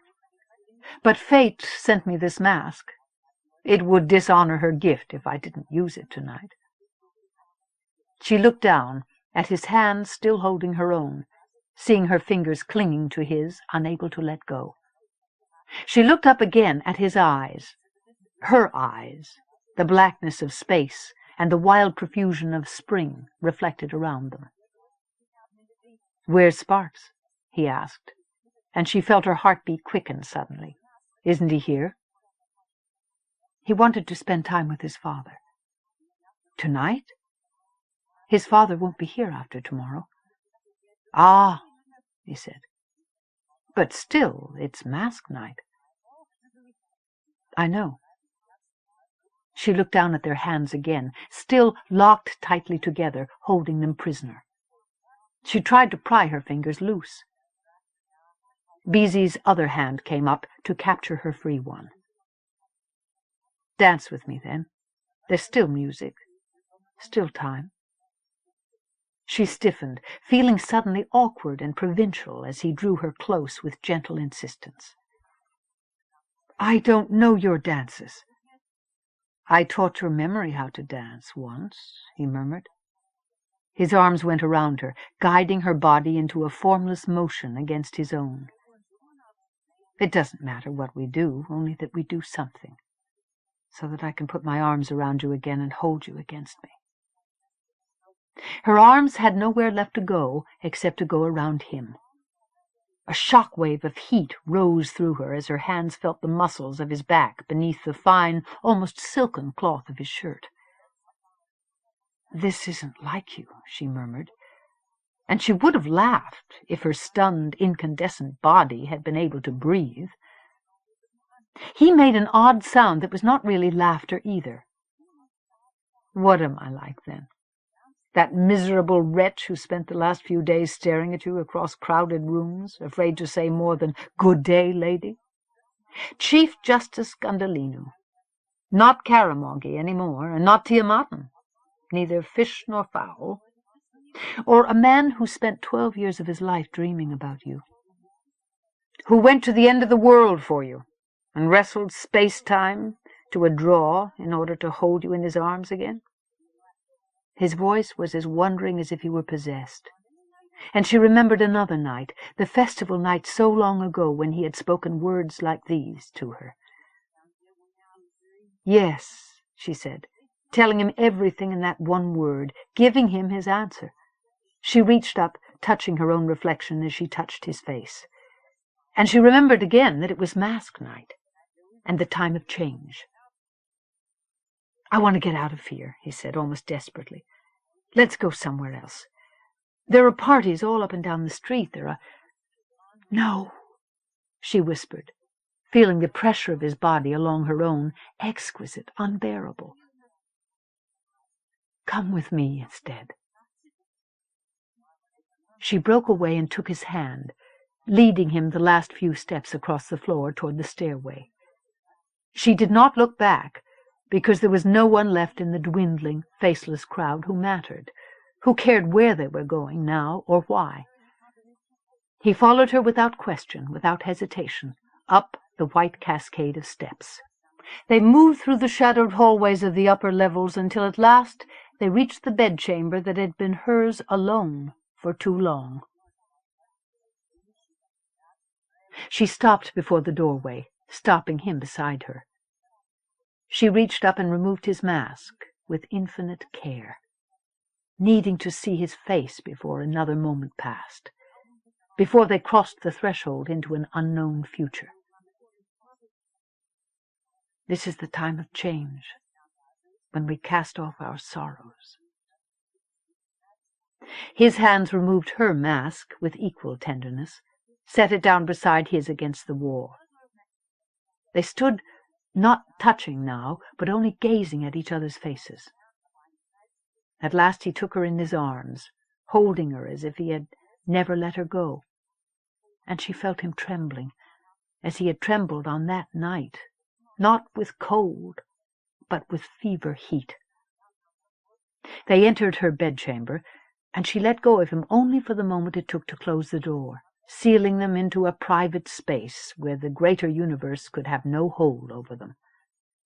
But as the door closed behind her, she felt him hesitate, saw him look toward the bed she had shared for so many years with another man. "Are you sure?" he whispered. "Moon, are you sure?" He looked back at her. "Because this time, by the gods, I won't give you up."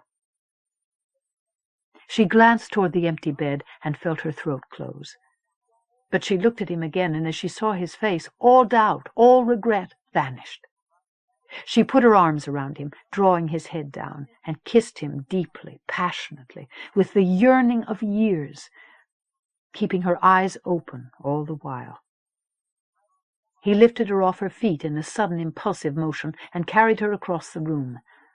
And then the wide, soft expanse of her bed was beneath her, and he was beside her on it, stroking her hair, caressing her face, his kisses like nectar as she drank the sweet draught of his soul. They broke apart at last, were caught up short by the sudden tangle of silver in silver, the barbed spines of their trefoils tangled in an embrace of thorns. She lifted her hands to slip the chain over her head. Beezy did the same, setting himself free. The trefoils dropped to the floor, still entwined. But she saw the tattoo on his throat, like her own, still marking them both. She began to unfasten the clasps of her robes. Her fingers stumbled over her sudden, painful awareness of time, of all that lay between their first night of intimacy and this one. His eyes were to her the eyes of a stranger to whom she was about to make her body utterly vulnerable. He stopped the stumbling motion of her hands, moved them tenderly aside. "Let me," he murmured, his voice husky. She lay back, letting her body go fallow, as he began, lovingly and gently, to remove her clothes. Every touch of his hands against her skin was like fire and ice, until she lay beside him, shivering with desire, feeling as if even her soul were laid bare. He touched her breasts, her belly, touched her softness. She caught hold of his hand, pressing it against her. But he withdrew his hand with a gentle insistence, whispering, "Wait." She watched him loosen his clothing, his own movements suddenly hesitant and self-conscious, as if he were afraid she would be disappointed by what she saw as he revealed himself to her. He stood before her, and she saw how quickly his breath came, how his heart beat, the smooth sheen of perspiration on his skin, how achingly eager he was. She touched him once, gently, felt him go rigid all over, heard him gasp. He sank onto the bed beside her. She kissed the tattoo in the hollow of his throat as all her inhibition dissipated like smoke, kissed his chest, tasting moisture and salt, kissed the dark, soft line leading downward, while he buried his hands convulsively in the silver waves of her hair. His hands opened again, falling free, circling down her back in motions that were more and more urgent, as she devoured him with her hungry mouth, as he discovered her every hidden and private place until she had no secrets left, no thoughts, nothing but desire. She felt his arms go around her again, lifting her gently, drawing her down beside him as he laid his body against her, sliding onto her, between her, inside her, until at last their separate beings were joined into one. She sighed as he began to move inside her, with the same slow, sensual motion of their dance. The rhythm of their love-making was like the restless sea.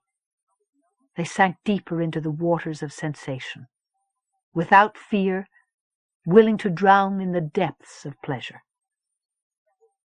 She cried out as orgasm swept over her like an undersea swell. He moaned softly and shuddered with reaction. But the swell passed, and the rhythm continued, building again. "Gods," BZ murmured, his eyes stunned, his face dazed with astonishment. "Oh, gods." He murmured something more in Sandy, a lilting flow of words, like a prayer to something inside himself. And then his lips were on hers again, and his hands covering her breasts, and he was still inside her, moving like the waves, as he had been meant to be, as he had always been, would always be.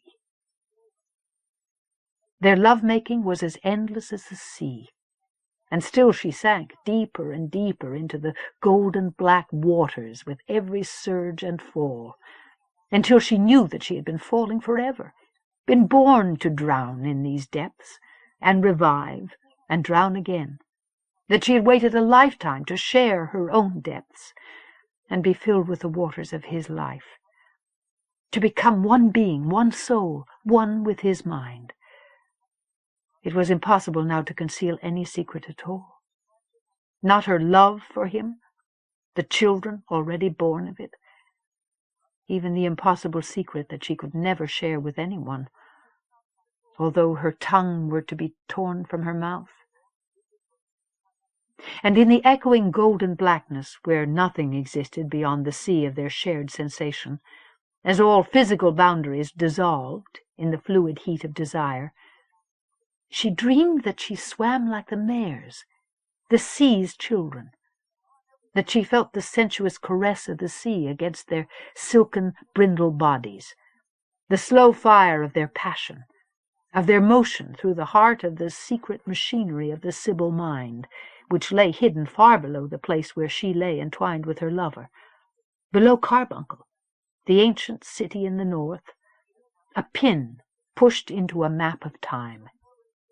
She heard the mares singing, a rippling golden vision, how their songs brought healing and order to that secret, vulnerable, vital organ entrusted to their keeping.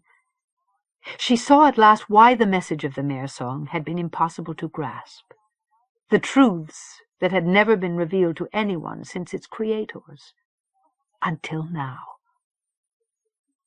Caught inside an exultation that swept her beyond thought, beyond the boundaries of time, she was terrifyingly free.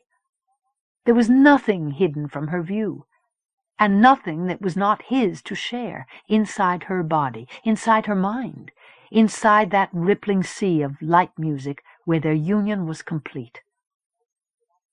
And as he realized the truth, his epiphany became ecstasy and set him free. The energy of his release cascaded back through the matrix of her body, shock waves of light resonating through every nerve. The feel of him inside her, his lips against her throat, his inarticulate cry, her incoherent sob of joy. She held him until she was sure once more of the location of every atom of his body and her own, and that she was no longer made of fluid light. It was a long time before she was able to speak again, a long time before he even tried, before there was any need for the superfluity of sound, when their lips, their tongues were still preoccupied with more important tasks, while they had no breath to waste, while they still clung to one another through the slowing spiral of their return to earth. "I understand," he said at last, with an awe and wonder that seemed to fill his whole being.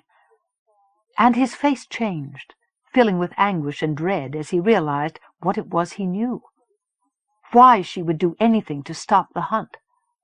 Why she had never told him the whole truth. Why he would never be able to tell anyone else. "It's going to be all right," he whispered, holding her. But she did not answer him, her own face stricken as she saw his eyes. Her arms tightened around him. "No," she murmured. "It will be terrible." She felt him look back at her, felt the gentle touch of his hand against her face. But he did not deny it. Sparks climbed the stairs from the silent, empty ballroom, still seeing in his mind the telltale detritus of the masked night. Countless masks with their empty, patient eyes gazing at him from doorways or steps, waiting for the dawn while their owners made merry within, all along the littered empty streets. He had worn a mask tonight, the one given to him by Fate Ravenglass, all reds and golds, glittering like the sun, as vital, as angry as fire. He had spent the early part of the night talking with his father, and the rest of it wandering from party to party. But he had felt as lifeless and hollow-souled as his mask, once he and his father had said their goodbyes. He had not gone for the night, or even for an hour, with anyone, although he had had sufficient opportunities, because he was certain that Moon was spending her night alone, faithful to the word, if not the spirit, of their long-ago vow. He had broken both the word and the spirit of their pledge many times since the off-worlders' return, although he had sworn at their departure that he would never do it again. But tonight he had talked with his father about memories of family and home. He had shared the loneliness and regret of a man who had had neither for far too long. His father had told him that he planned to leave the assembly when it next visited his home world, that being here at Tiamat's time of change had made him realize how disillusioned he had grown with an existence that seemed ever more pointless. Carrying his father's words, his father's sorrow, with him as he wandered the streets, he had come to realize at last that this was a time of change for him as well, even if it was in name only, that there was still time before dawn for him to lie with the only woman he had ever truly loved, and promise her a new beginning. He walked quietly down the hall to the bedroom he and his wife had always shared until these last few months. He stopped, standing motionless before the closed door. 2 masks lay side by side against the wall, in mute testimony to the absurdity of dreams. He stared at them for a long time, and then he turned away and went slowly back down the hall. Tiamat, Carbuncle.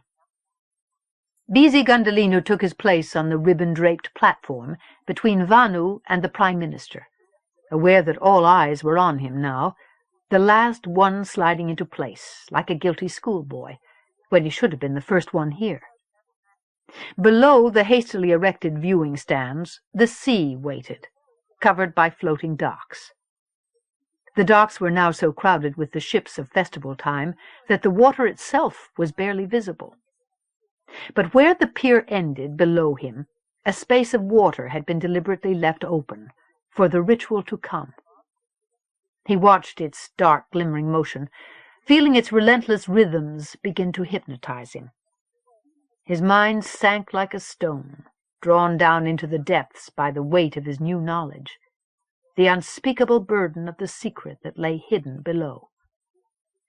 He forced his eyes away, clutching the rail in front of him harder than necessary, as he searched the clear space that separated the stands, filled with influential off-worlders, from the stands which held the most influential Tiamatans, segregated as they had always been.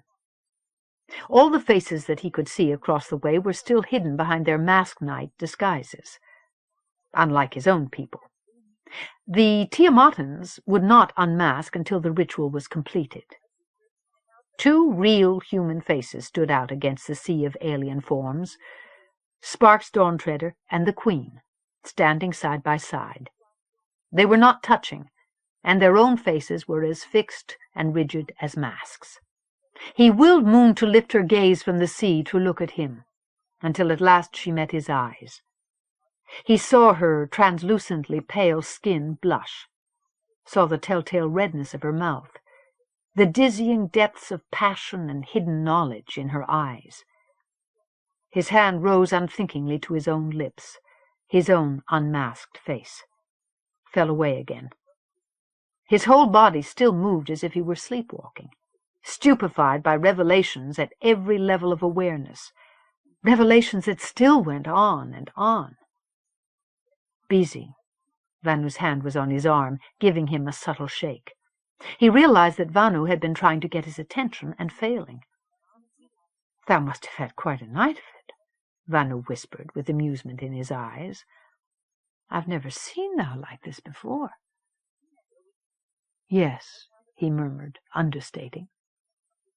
"I had a most entertaining night myself," Vanu said, his smile turning private with the memory. "Really quite an interesting custom." "Yes, indeed," Sandrine muttered behind them. "But barbaric that they make us get up at dawn the morning after to stand here in this wind and watch them throw straw dummies into the sea." The others around him had already taken off their masks, as if it was beneath their dignity to be seen wearing one in their official capacity in the light of day. He had left his own mask behind at the palace, forgotten in the bedazzlement of his waking, their leave-taking, his frantic dash back to his townhouse to change into his uniform in time for the change ceremony. He looked back across the open space at Moon and Sparks, away again, as a murmur of anticipation began far above them in the police-cordoned crowds lining the ramp that led down from the city. The sound swept toward him, infecting the people in the stands, who began to murmur and point as they caught their first glimpse of the sight they had been waiting here to see. A ship-formed cart was progressing slowly down the ramp, surrounded by summers dressed in traditional clothing, dyed in shades of green and decorated with embroidery and designs worked in polished shell.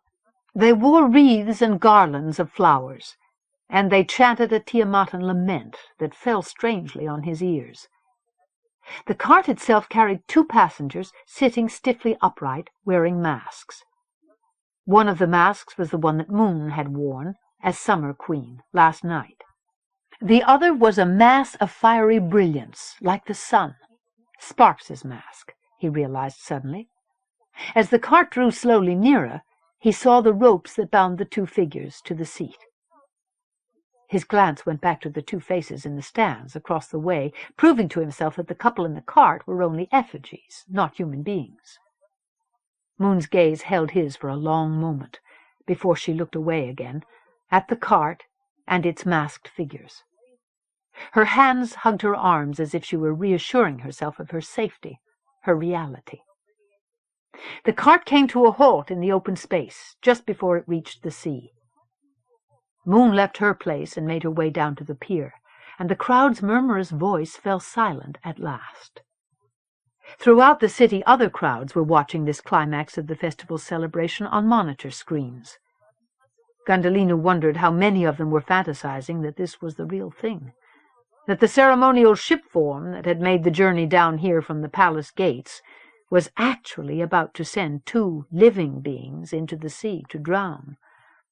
He wondered how many of those watching had seen the real thing, the last time. The last time it had happened, he had been in the hospital, recovering from pneumonia, the result of his ordeal among the nomads. Suddenly, staring at the effigies, he was glad that he had not been here to watch Moon give the command that had sent the Snow Queen into the sea. He wondered what she must have felt then, watching her mother, her rival, her mirror image, drown before her eyes.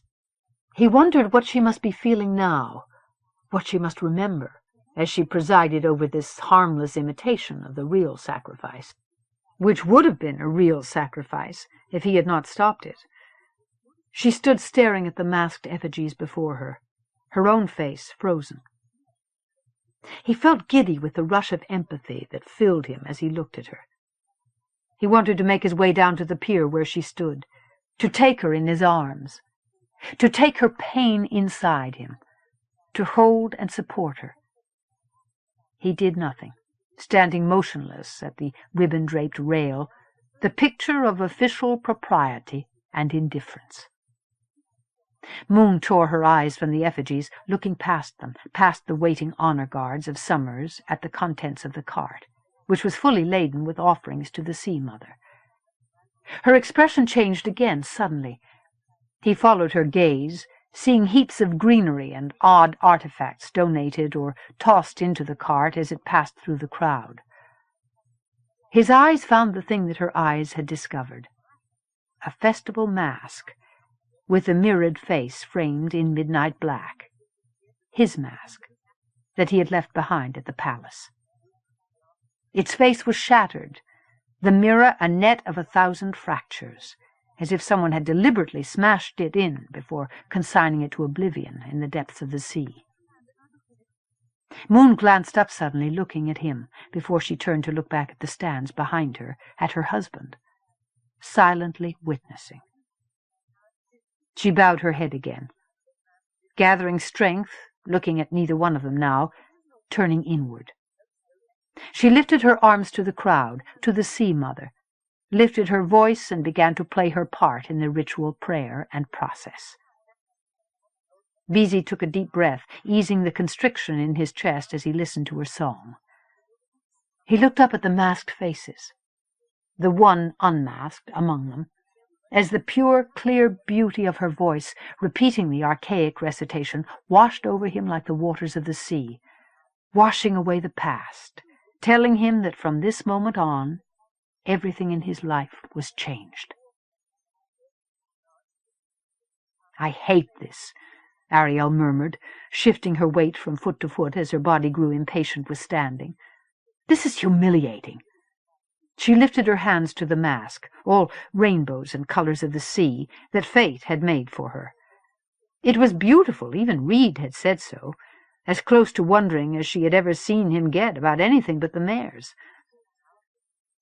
She had felt beautiful wearing it, shining through the countless parties, falling through the pleasures of the night with her chosen lover, until he had abandoned her at dawn, forcing her to come here alone, to endure this ceremony without him. Already stung by Reed's refusal to stay with her, she had watched the off-worlders standing in judgment on the platform across the way, every one of them unmasked, their alien faces staring back at her in curiosity and bemusement. They were watching her mother perform the traditional change ritual, as if she and all her people were some sort of animals, quaintly dressed in clothing and imitating human behavior. Now, standing here under their eyes, she felt the beauty of the mask she wore wither and die, as if their gaze was frost. Her hands tightened over the fragile form, as something inside her tried to force her to take it off.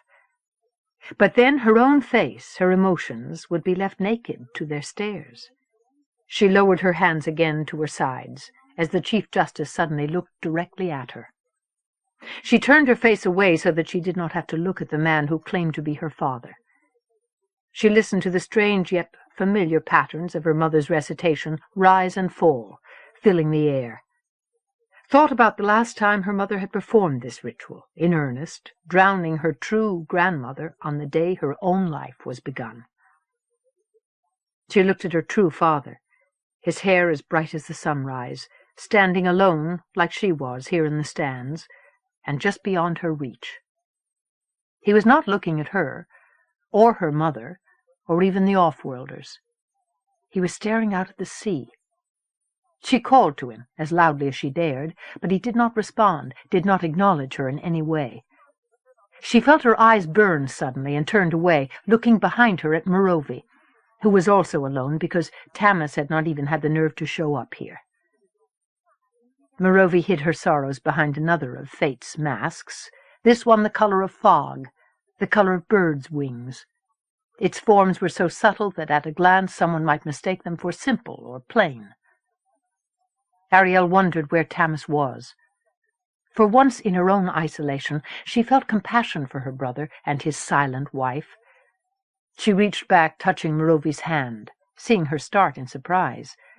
She felt Merovi's fingers close over hers, briefly and warmly.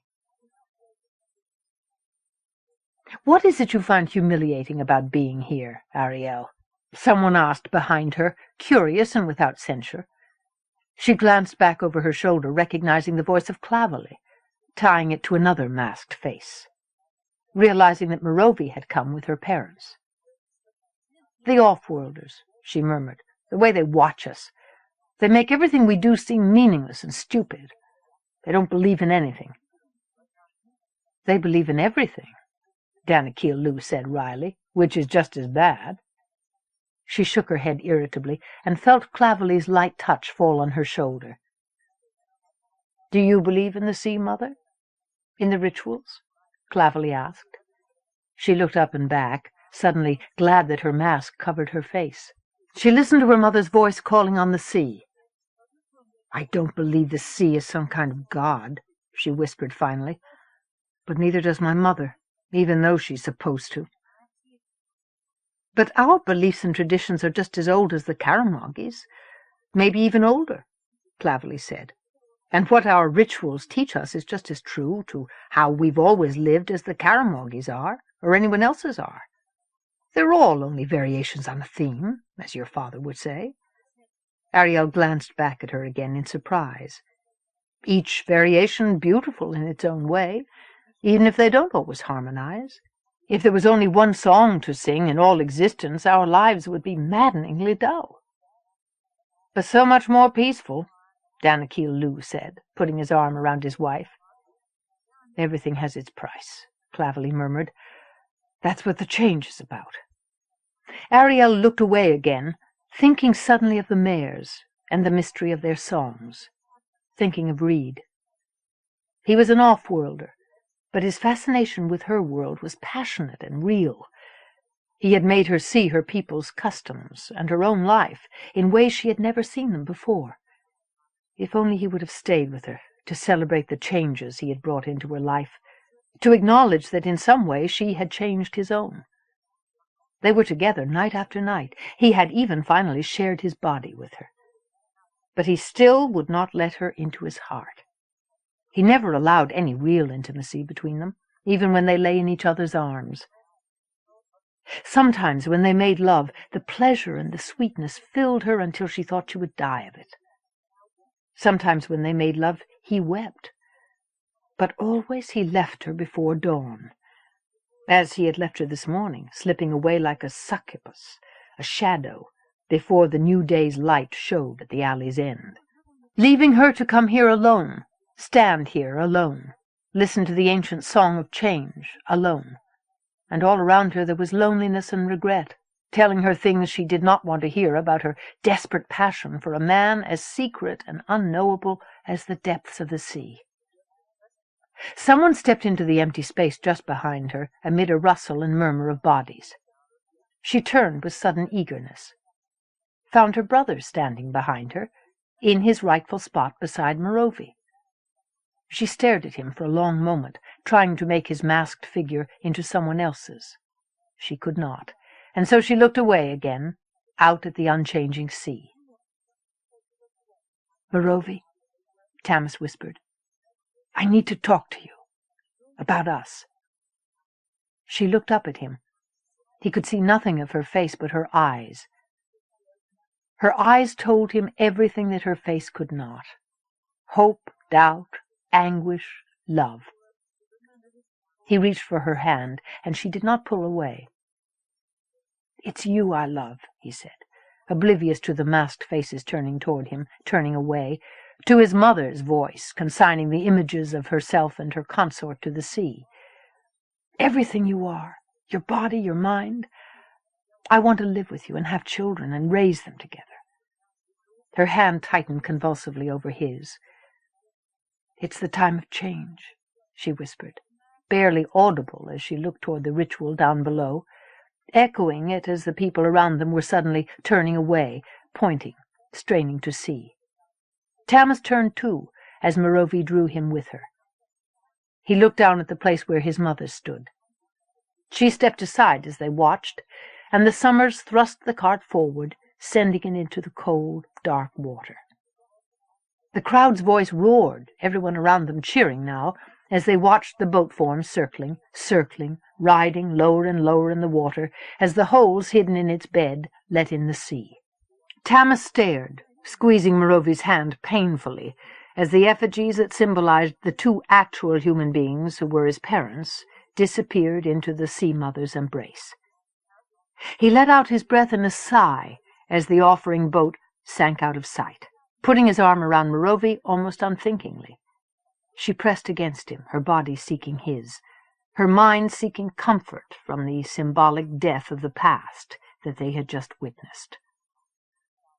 "All things change," his mother's voice was saying, "except the sea. The lady has taken our offering, and will return it ninefold. The life that was is dead. Let it be cast away, like a battered mask, an outgrown shell. Rejoice now, and make a new beginning." Having no mask of her own to take off, she raised her hands, a sign to the waiting crowd. Tamas reached up to lift off his mask, feeling the sea wind finger his hair and cool his suddenly flushed face. Merovi removed her mask. He looked at the two strange, suddenly sightless fantasy faces gazing up at him. Traditional totem figures, half bird, half fish. Unreal, and yet somehow full of secret meaning. The masks fell together as his hand and hers released them, and he looked up at her face. She smiled at him, and he felt the warmth spread through his entire body. All around them other masks were dropping away, revealing Clavely and Danakil Lu, Fate, Tor, letting him see the release that lit the faces of the people he knew and loved, and suddenly felt at one with again.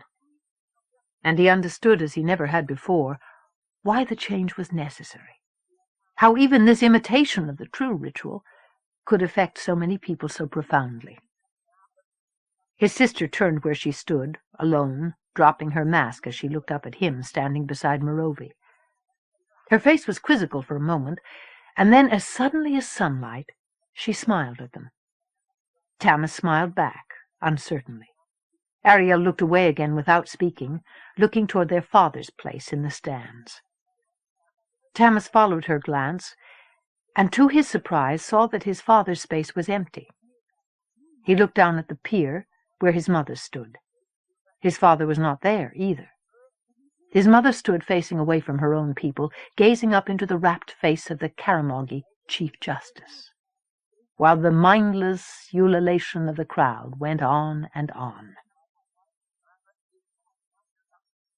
Tiamat, Carbuncle. "Well, this time they didn't get there first, by all the gods!"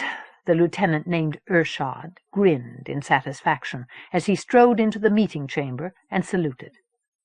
He still wore his thermal dry suit, for effect, Gundhalinu supposed sourly, and he carried a heavy container in one gloved hand. He set it on the conference table with an audible thud, as the members of the Hegemonic government rapped the table surface in applause. Gundhalinu kept his own hands motionless. There were brownish-red stains on Urshad's dry suit and on the container. Dried blood. Mare blood. "There's more where this came from," Urshad said, folding his arms. "We sent it straight to the processing plant, and we arrested those goddamn summer dissidents and confiscated their equipment again. This time they didn't get there in time to interfere with our business, at least." "Good work, Urshad," Vanu said finally, when Gundhalinu's silence had begun to grow awkward. Urshad nodded and smiled again. "What did you do with the Summers?" Jerusha Palathion asked, with her eyes on the bucket and an edge in her voice. "They're in the lockup, ma'am," he said, "and a couple of them are in the hospital. They resisted arrest." His mouth quirked. Palathion kept her expression neutral, but Gundhalinu felt his own mouth tighten at the subtle signs of pleasure he saw spreading over the other faces in the room. Jerusha got up from her seat, glancing at Vanu. "I'll make arrangements to have them turned over to the local authorities," she said. She rose from her seat and started toward the door before he had time to object, before anyone could see the hard lines of pain that Gundhalinu knew were already forming on her face. Urshad watched her go out too, his expression darkening.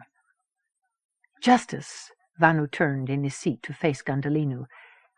"These people interfere with every hunt we attempt, using sophisticated equipment to disrupt our activities.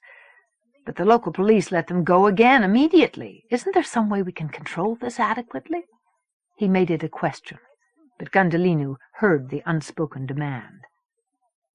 "We can't prosecute them under our law unless they actually make a physical assault on one of our people," he answered, still frowning.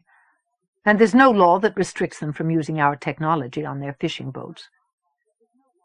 "Maybe we should just drop a few of them overboard and let them swim home next time, sir," Urshad said. "That ought to discourage them." "Then you would be breaking Tiamatan law, Urshad," Gundhalinu remarked dryly. "And our own, too. Take that container out of here and see that it's disposed of appropriately." "Yes, sir." Urshad saluted again and was gone. "Maybe we should consider making some new laws," Vanu said impatiently. "We need one that equates interfering with the mare hunts to interfering with the police action." There were mutterings of assent all along the table. "This world has one thing that makes it worth the hegemony's while, and we're still having trouble producing it," Tilhan said. "The coordinators are getting impatient with us again, and we all know what that means. We have to produce, or we'll be—" "I know," Gundhalinu cut him off sharply, knowing that what he said was true, knowing at the same time that every container of spilled blood that was transformed into the water of life not only brought the extinction of the mares closer, but also the extinction of the Sybil network itself. And he could not tell them. He could not. He could not. "I know the matter is vital. I will give it my full attention. And now, Sadanu, I'm adjourning this meeting. It's been another very long day." He pushed to his feet almost peremptorily, preventing any objections or further attempts at discussion. Vanu walked with him out through the crowded hallways of the government complex, through the endless sea of blue uniforms and off-world faces. Neither of them spoke until they had passed through the building's entrance and stood in the neutral ground of the alleyway. "I hope that will give this matter more thought, Beezy," Vanu said at last, his eyes searching Gundhalinu's face. Gundhalinu looked away, studying the changing flow pattern of the bodies within his sight.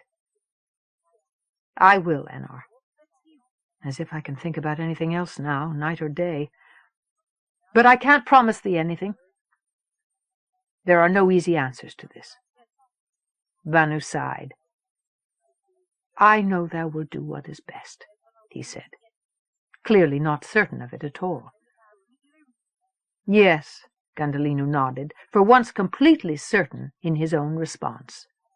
"That I will do." "Wilt thou come down to the survey hall with us this evening?" Vanu nodded at Tilhan and Sandrine, who were just emerging from the building behind them. "There is a general meeting, and some new recreational interactives have just arrived, I understand." He put a hand on Gundhalinu's shoulder in a placating gesture, trying to bridge the gap of their strained relations. Gundhalinu hesitated, shook his head, glancing down. "Not tonight, Enar. I'm going directly home. I have reports to catch up on, and I intend to go to bed early." "What, again? Early to bed is becoming a habit with thee, and it seems to me that on the mornings after thou appear quite exhausted." He smiled suddenly, knowingly. "Art thou still seeing that woman thou met on mask night?" Gundhalinu felt himself flush, and knew that it was betraying him. "Well," he murmured, "thou found me out, I'm afraid, Enar." He smiled too, keeping his gaze averted, pushing his hands deeply into his pockets, which were empty. Vanu chuckled. "Father of all my grandfathers," he said, "she must be a spellbinder to make a Chief Justice blush like a schoolboy." Gundhalinu glanced away in relief as Inspector Kitaro came up beside them, carrying her helmet under her arm. "Sir, Justice Gundhalinu." She saluted them, smiling. Her eyes stayed on Gundhalinu slightly longer than they needed to. He looked back at her, mildly surprised. "Coming to the hall tonight, Kitaro?" Vanu asked, as Tilhan and Sandrine came up beside him. She glanced at him and shook her head. "Not tonight, Commander. It's been a long day. Thought maybe I'd get to bed early, sir." Vanu shrugged. "By all means, get some sleep, then." She laughed, an oddly girlish sound. "Well, I didn't say anything about sleeping." She tossed her head, her dark curls shining in the artificial light. She glanced at Gundhalinu again and away, still smiling. Vanu raised an eyebrow, made mildly uncomfortable by her non-technician frankness. He glanced between them, and an amused smile appeared on his face. "Have a good night, then, both of you." "Come," said Anu. "Let's not keep them from their evening's plans." He nodded to Sandrine and Tilhan, and they started off down the alley in search of transportation. Gundhalinu murmured his own self-conscious good night to Kitaro, vaguely nonplussed, and started away toward the alley's entrance. She fell into step beside him, with seeming casualness. "See you to your door, sir?" He looked at her, his curiosity and surprise deepening, along with his annoyance. "No, thank you, it's not much of a walk, and out of your way, besides, I think. I don't want to make you late." "It's not out of my way, sir," she said, with mild insistence. "I have to stop at the market." They passed Vanu, Tilhan, and Sandrine standing at the corner, waiting for the tram. Gundhalinu turned uphill, following the street, and she went with him. He felt the eyes of the others follow them speculatively. "The chief inspector said she wanted to be certain there's always someone covering your ass, sir," Kitaro said, throwing a glance over her shoulder as she walked, with the pretense of looking into a shop window. "And people do like to talk."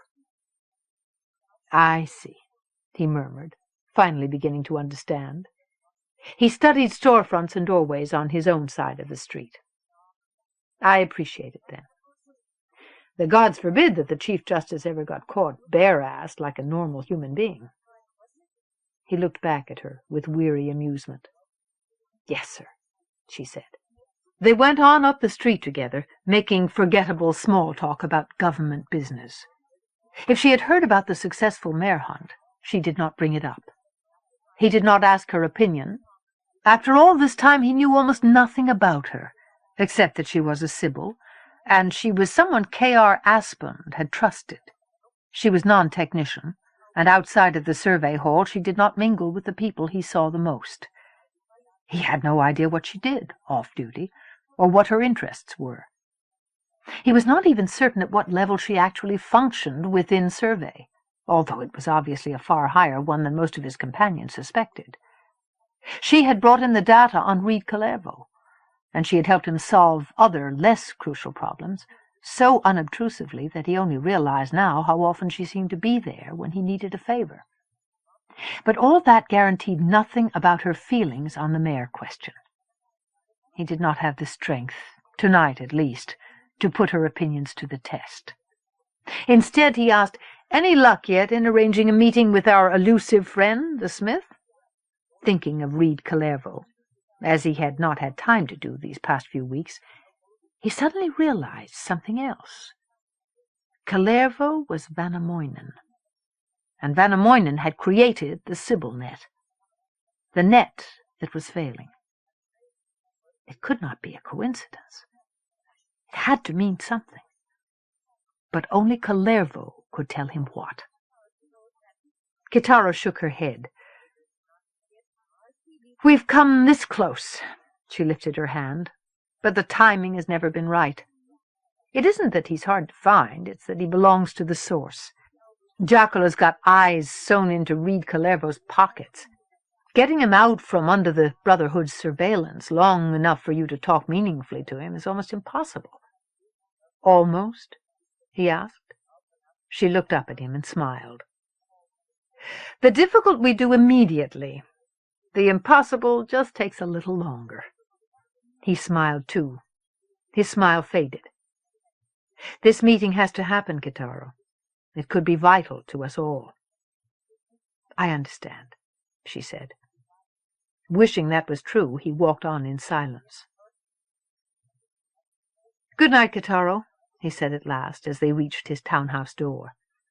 He hesitated uncomfortably, wondering whether she expected to be invited inside. The sky was dark beyond the alley's end. He hadn't realized it was so late. But she only pressed her fist to her chest in the salute with a fleeting smile. "Have a good night yourself, Justice," she said, and started back down the quiet alley. He watched her out of sight before he stepped forward into the shadows and set his fingers to the identification key on his front door. The door opened silently, letting him into the sanctuary of his home. It closed again, as silently, behind him. He pulled open the seal on his uniform jacket, sighing. "Busy?" She stepped out of the glow of a lamp-lit side room into the darkened hall. He saw her limned with light, her hair silver, her face half in shadow, half visible. Moon. He felt the tightness that was half anticipation and half fear of disappointment release inside his chest. He started toward her. "I'm sorry I was late. The meeting ran over." "There was a successful hunt," she said, still standing motionless. He stopped moving because she made no move toward him. "Yes," he said, his throat closing on the word.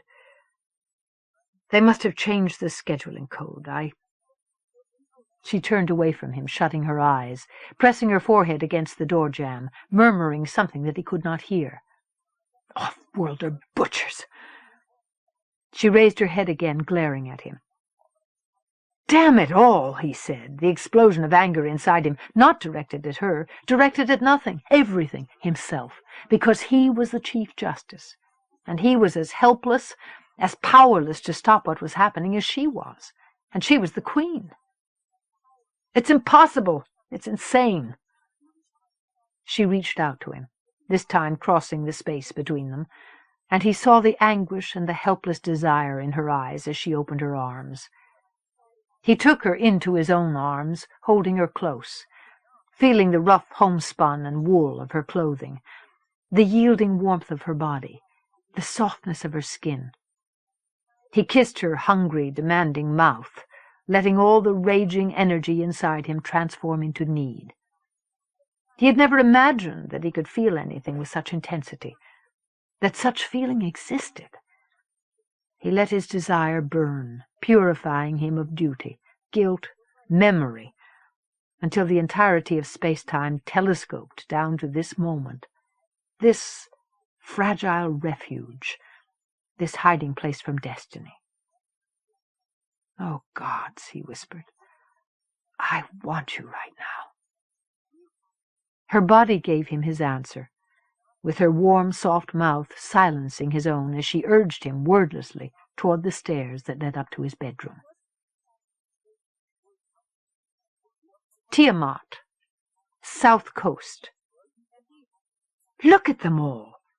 Ariel raised her hands, shielding her eyes against the mirroring glare of the wet sand. The beach ran for nearly a mile along the coast, between 2 points where the foothills waded out into the sea. It was a rare, perfect strip of fine sand, as soft beneath her bare feet as velvet cloth. And it was covered with a shifting mass of mares. Not a single colony, but several at once, sharing the same territory, the same resting place on the sudden, incomprehensible journey. What are they doing here like this? Where are they going? Silky rested beside her on the beach, the mareling's body pressing against her leg, just enough to make pleasant contact without making her stumble.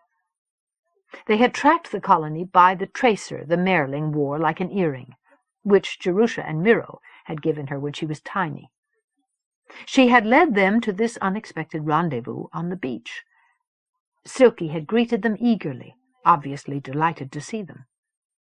She seemed content now in their company, but something indefinable about the way she held herself told Ariel that she was not.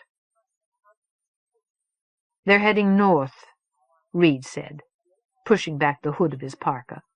"All of them. I don't know why, but they are."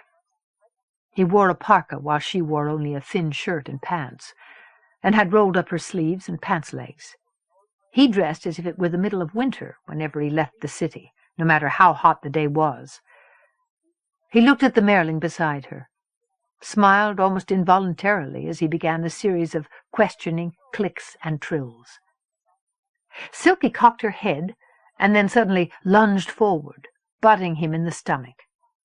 He sat down with a grunt of surprise in the sand. He began to laugh, climbed to his feet again, rubbing his bruised pride. "Damn, I guess that wasn't the question." Ariel looked at him in mild amazement. She had never heard him laugh like that, easily and freely. It struck her how rarely she heard him laugh at all. "Your pitch was off," she said. He shrugged, extending his hand to her in invitation. She repeated the run of sounds, watching Silky warily. The mare moved her head in a rhythmic series of nods, and answered with a run of tonal mare speech. Ariel frowned, repeating the sounds in her mind, breaking them down into comprehensible fragments. "A presence," she translated slowly, "and a need." "It's there," Reed murmured. He laughed again suddenly. "Because it's there?" She grinned and punched him in the shoulder. "You!" She broke off as Silky interrupted her with another unexpected run of trilling. "That was mare song," she said, looking back at Reed, seeing the recognition in his eyes. "Do you think it's about that? That there's some kind of gathering where they share songs?" "Yeah," he said, crouching down, face to face with the mare. "That may be it. It feels right to me." Silky nuzzled him with her lips in a brief apology, and he buried his face in the warm, dense fur of her neck. She allowed him the intimacy, snuffling his hair in unspoken affection. Ariel smiled, knowing that she would have been jealous, except that she knew herself how helpless she was to resist Reed Kharemough.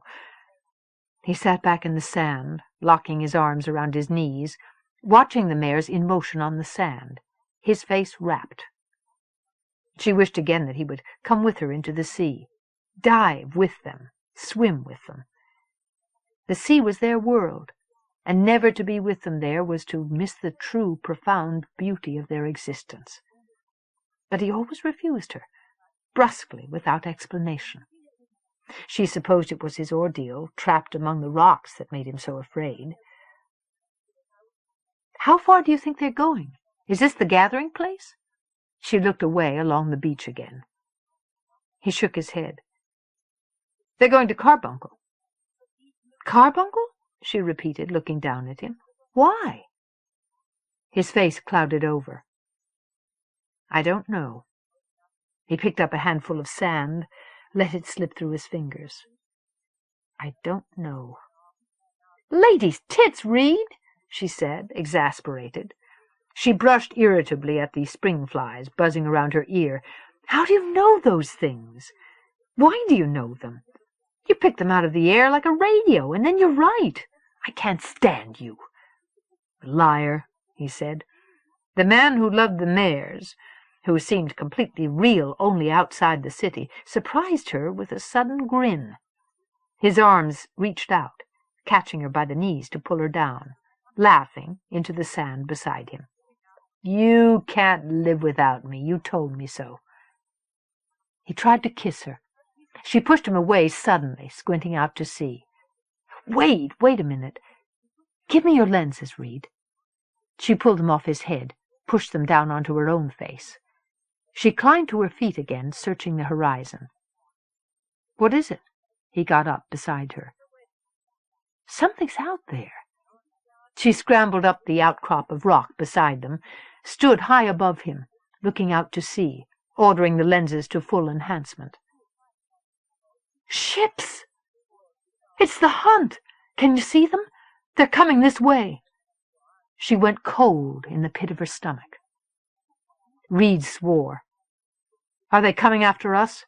he demanded, "or after the mares?" She felt him climb up to where she stood, unable to take her eyes away from the sight framed inside the lenses. "Yes," she said faintly. He took the goggles from her as he reached her side, slipping them back onto his own head. "Anything flying out there?" She squinted into the sun, shielding her eyes with her hands.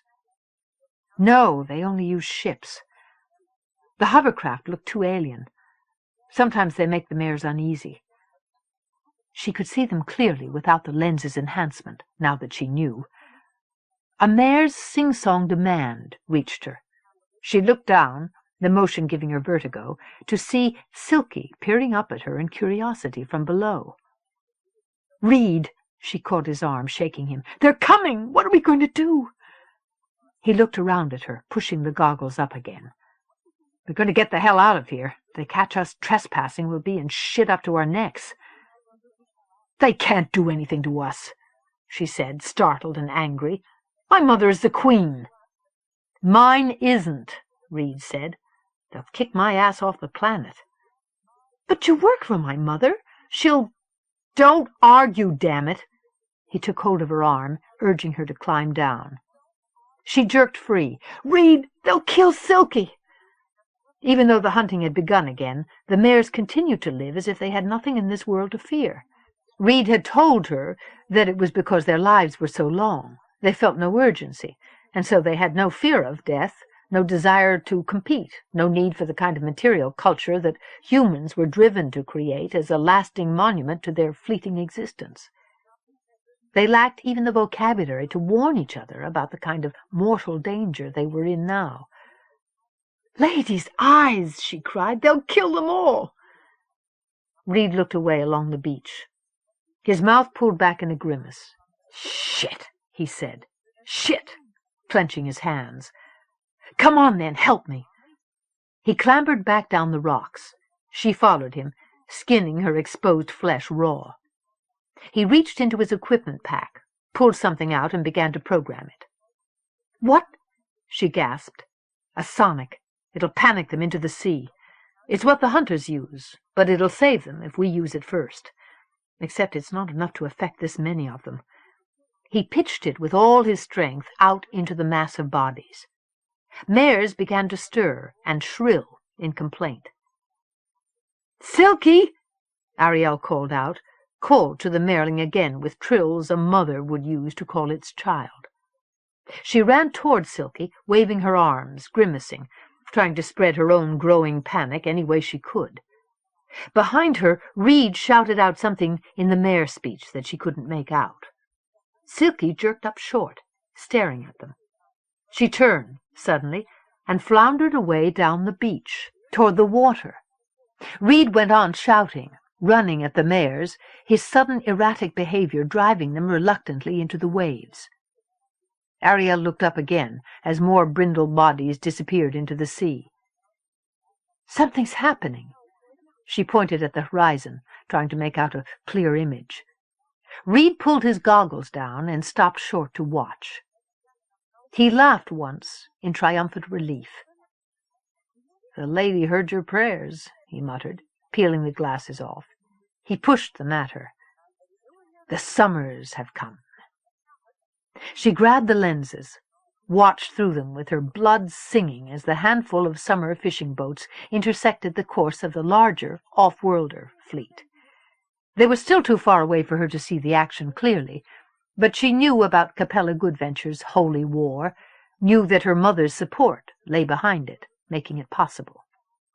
She felt a sudden pride and purpose, as if she were looking through her mother's eyes, and she realized all at once that there was something they shared, something far more important than any superficial physical resemblance. Reed jogged her arm, silently demanding the goggles back. She gave them to him with a crow of delight. "They'll stop it," she said. "They've done it before. My mother protects them from the off-worlders." Reed swore, suddenly and viciously. "No! No, damn it!" "What? What?" she cried, straining to see. "Those blue fuckers, they rammed a boat. They're boarding her. God, that's another one. It's breached." "No, lady and all the gods." Ariel turned, looking away along the beach again in desperation. She crouched down, picking up stones until her arms were loaded. She ran toward the uncomprehending mares, hurling rocks at them, shouting. "Ariel," Reed called. "Get back to the flyer. Come on." He started after her. "No," she shrieked. "I won't leave them." "Listen to me, damn you!" He caught her, jerked her to a stop. "You said a hovercraft might spook them. We've got one. Let's use it, for God's sake. Come on." She nodded and turned back without further protest, running toward the cliffs and their waiting craft. Reed flung himself into the pilot's seat, barely waiting for her to clear the door before he sealed it.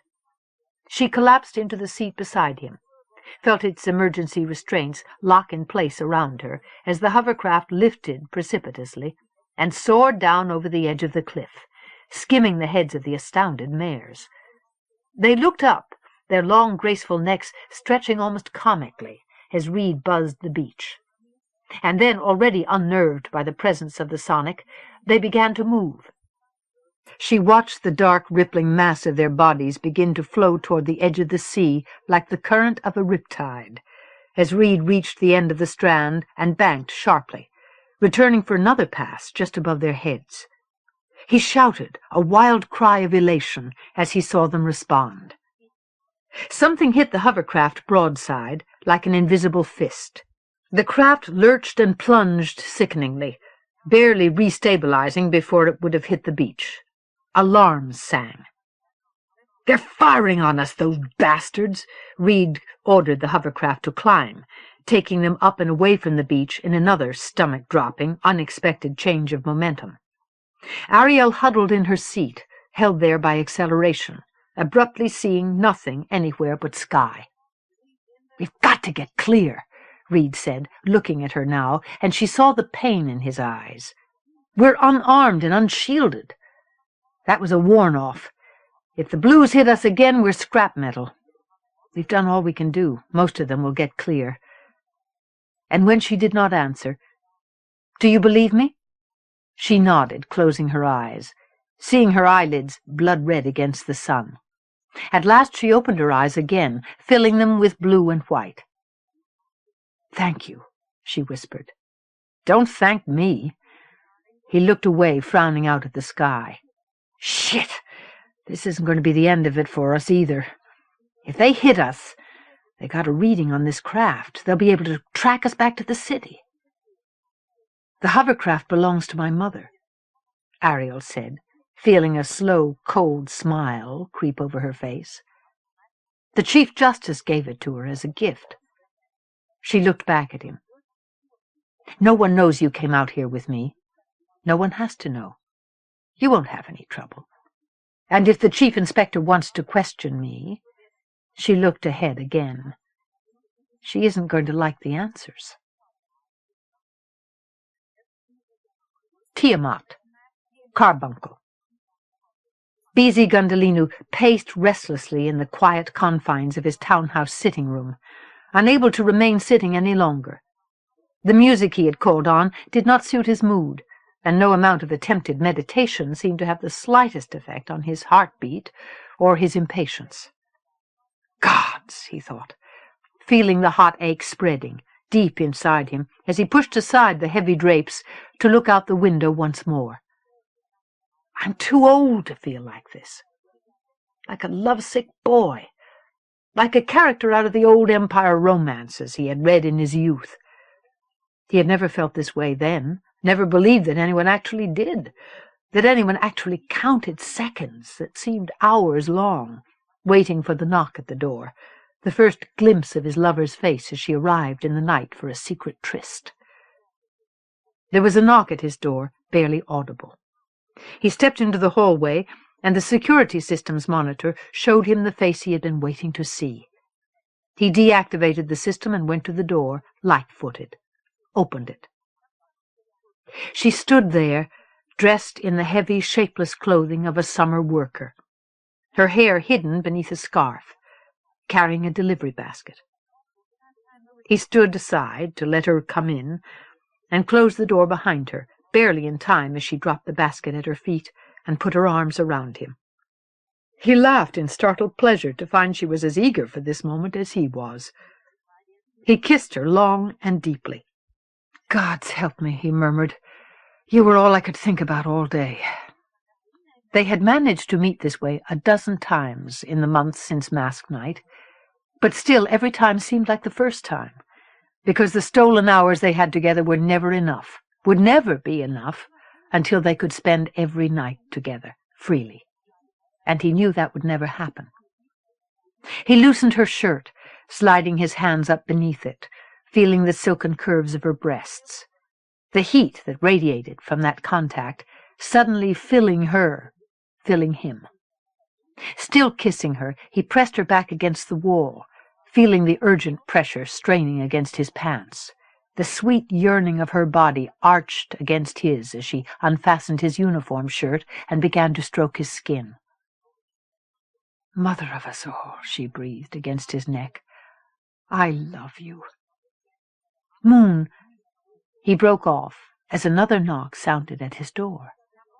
Moon let go of him, her eyes startled. "Justice Gundhalinu," a voice called, muffled but clearly audible beyond the door. "Capella Goodventure," Moon said, her surprise deepening. "Justice Gundhalinu." The Goodventure elder's voice reached them again, louder and more demanding. "I know you're in there." "There was another hunt today," Moon said, her expression turning distant and grey. "Wasn't there? She's come about the mares." "Yes." He looked down, away from the grief in her eyes, toward the door. "I think you should speak to her." He nodded, resigned, the burning need inside him suddenly gone to ashes. He refastened his shirt, went to the door and opened it, revealing Capella Goodventure's startled, angry face. Her disbelief at seeing him face to face would have been laughable under other circumstances. "Come in," he said wearily, standing aside. She pushed her way past him as if he had tried to bar her way, stopped dead as she discovered Moon Dawntreader waiting in the hall behind him. The Goodventure elder stared at the Summer Queen, at her clothing, turned back to look at him, at his own disheveled clothes. "You," she said softly, shaking her head. Capella Goodventure hugged her arms against her chest, beneath the loose folds of her cloak, as she moved toward Moon. "I thought I would find him dallying with some foolish, empty-headed market girl. But you and him! This is why the hunts go on, why nothing we do is enough. You and him!" Her head jerked in his direction. "No," Moon said, swallowing her chagrin. "He is with us, Capella. He wants to save the mares. He is doing all he can for them, just as he has for our people." He controls policy for the Hegemony. He controls what his people here can or cannot do, or so he claims." Capella Goodventure looked back at him, her eyes like searchlights. "And today not only did they slaughter the lady's sacred children, but they also sank the ships of our people who tried to stop it. 3 people drowned. One was my own grandchild. Is that how you intended to help us, Justice?" Moon murmured something under her breath, a prayer or a curse. 3 people dead," Beezy repeated. "No one gave them orders to do that. They'll be punished to the full." "No!" Capella Goodventure's voice was shrill with hysteria. "No, the punishment is the lady's, by right. It is my duty as her hand to deal it out to those who are guilty." She withdrew her hands from beneath her cloak. Beezy froze as he saw the gleam of metal in both her fists. He threw himself forward, trying to knock her off balance as she lunged at Moon. As he caught her, she swung around, bringing up one of the blades. He felt a sickening pain lance through him as his own momentum drove the blade into his side.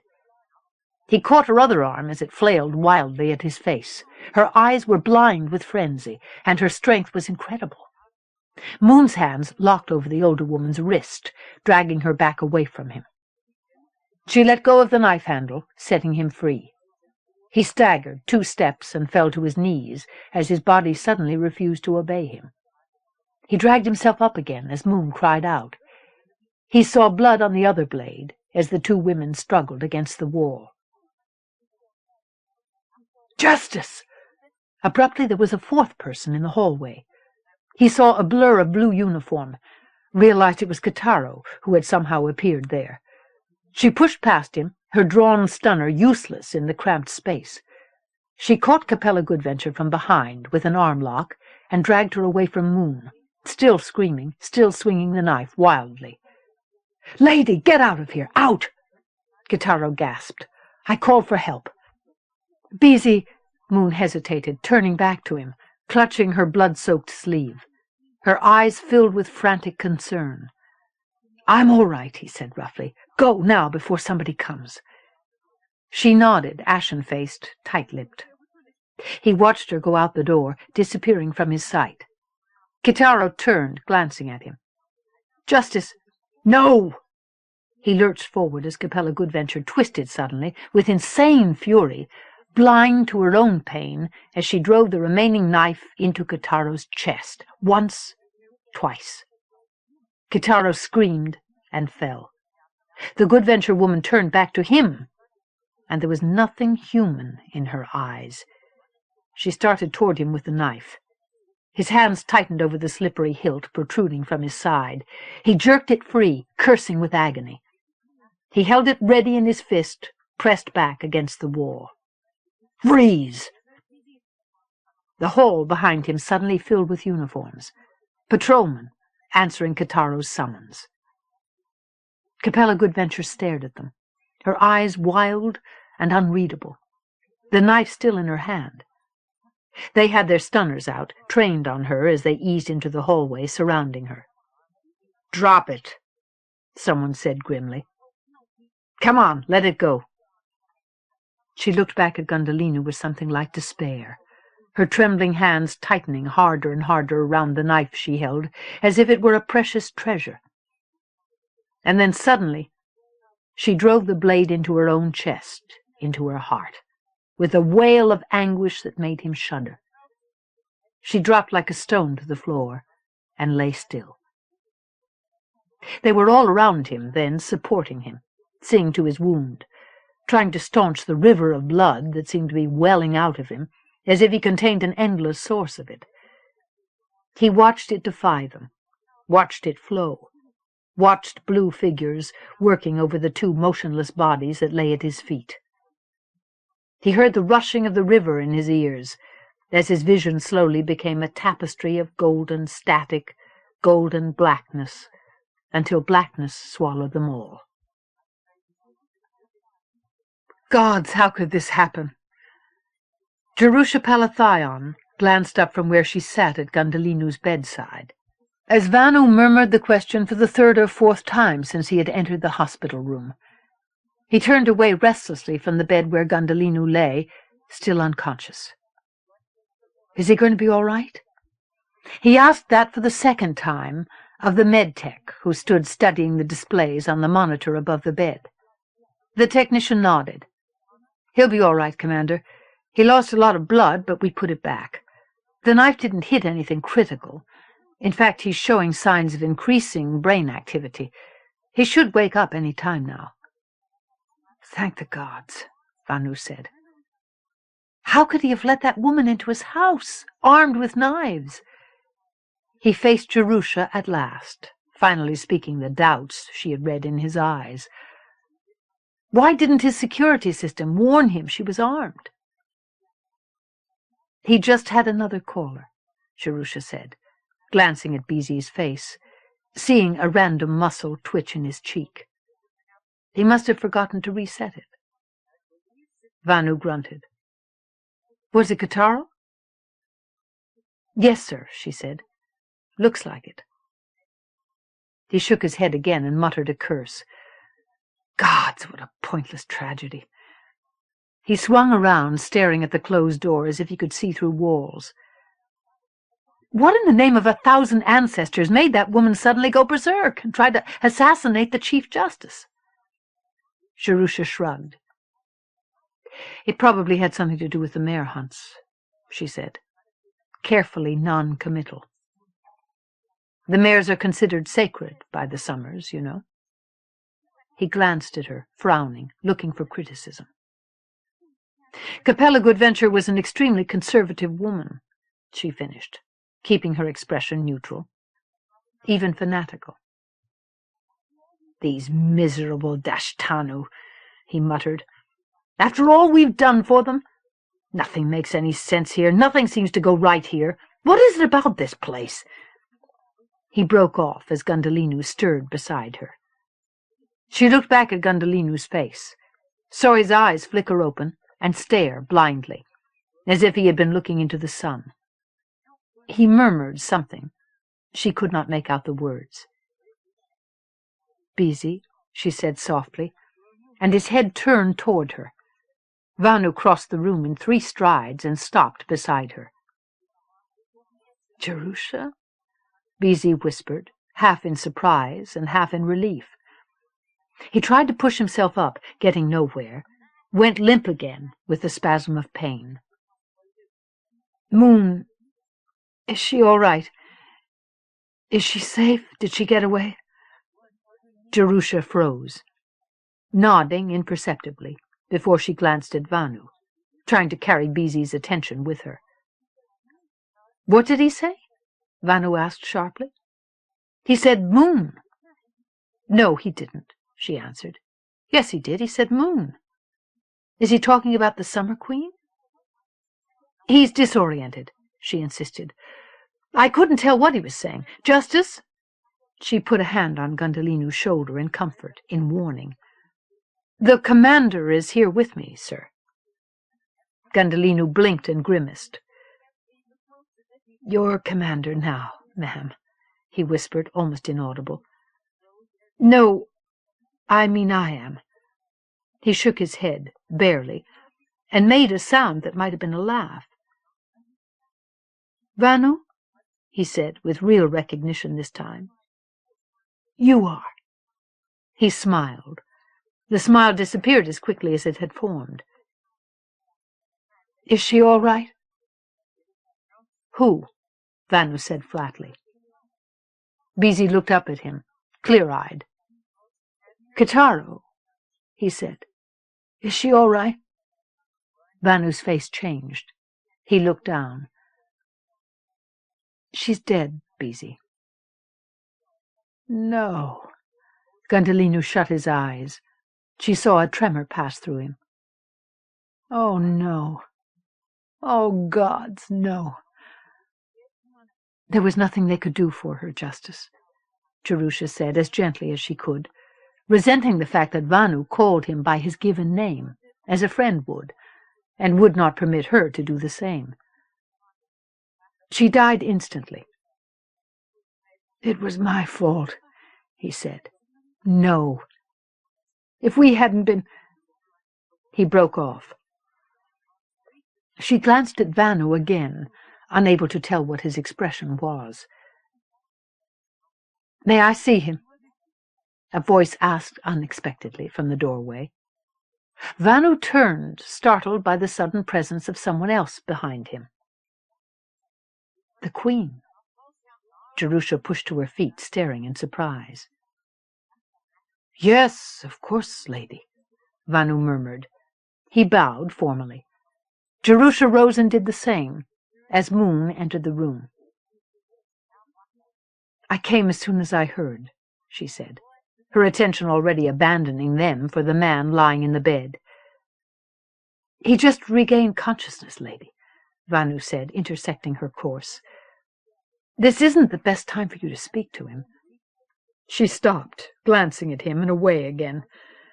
Jerusha noticed that one of her hands was clenched whitely at her side. The other hung loose-fingered and oddly still against the folds of her cloak. "I'm all right." Bizi's own voice, thready but resolute, cut off Vanu's attempt to stop her. He pushed himself up onto an elbow. Jerusha saw in his eyes what the effort cost him.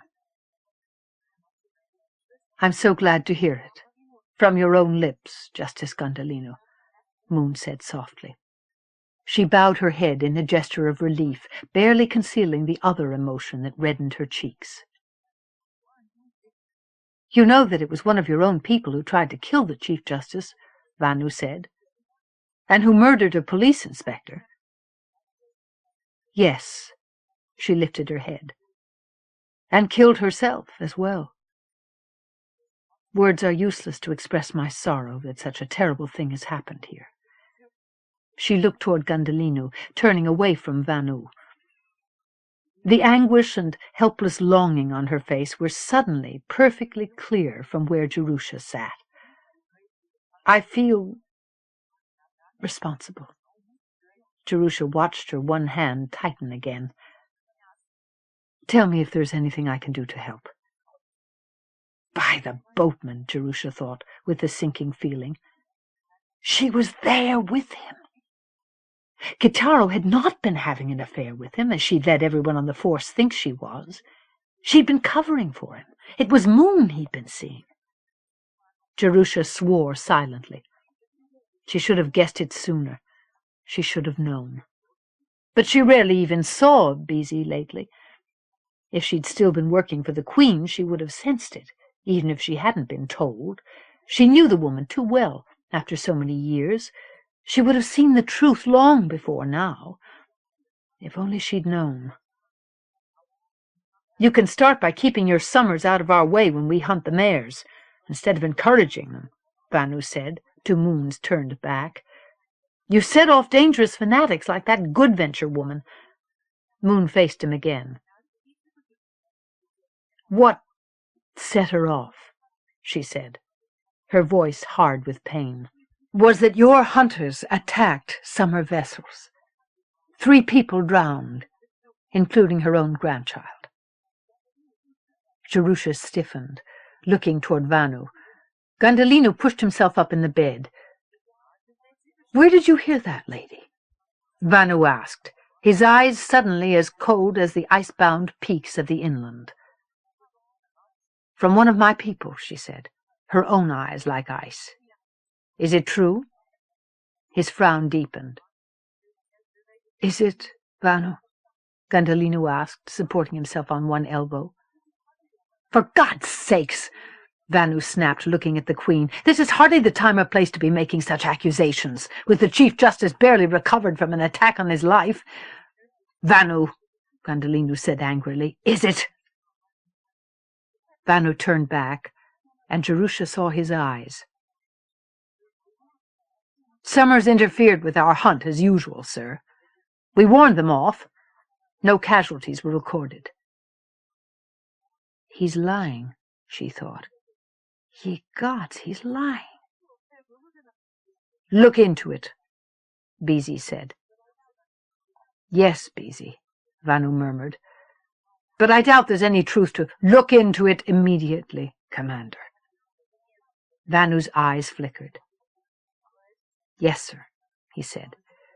He turned away, abruptly colliding with the Queen.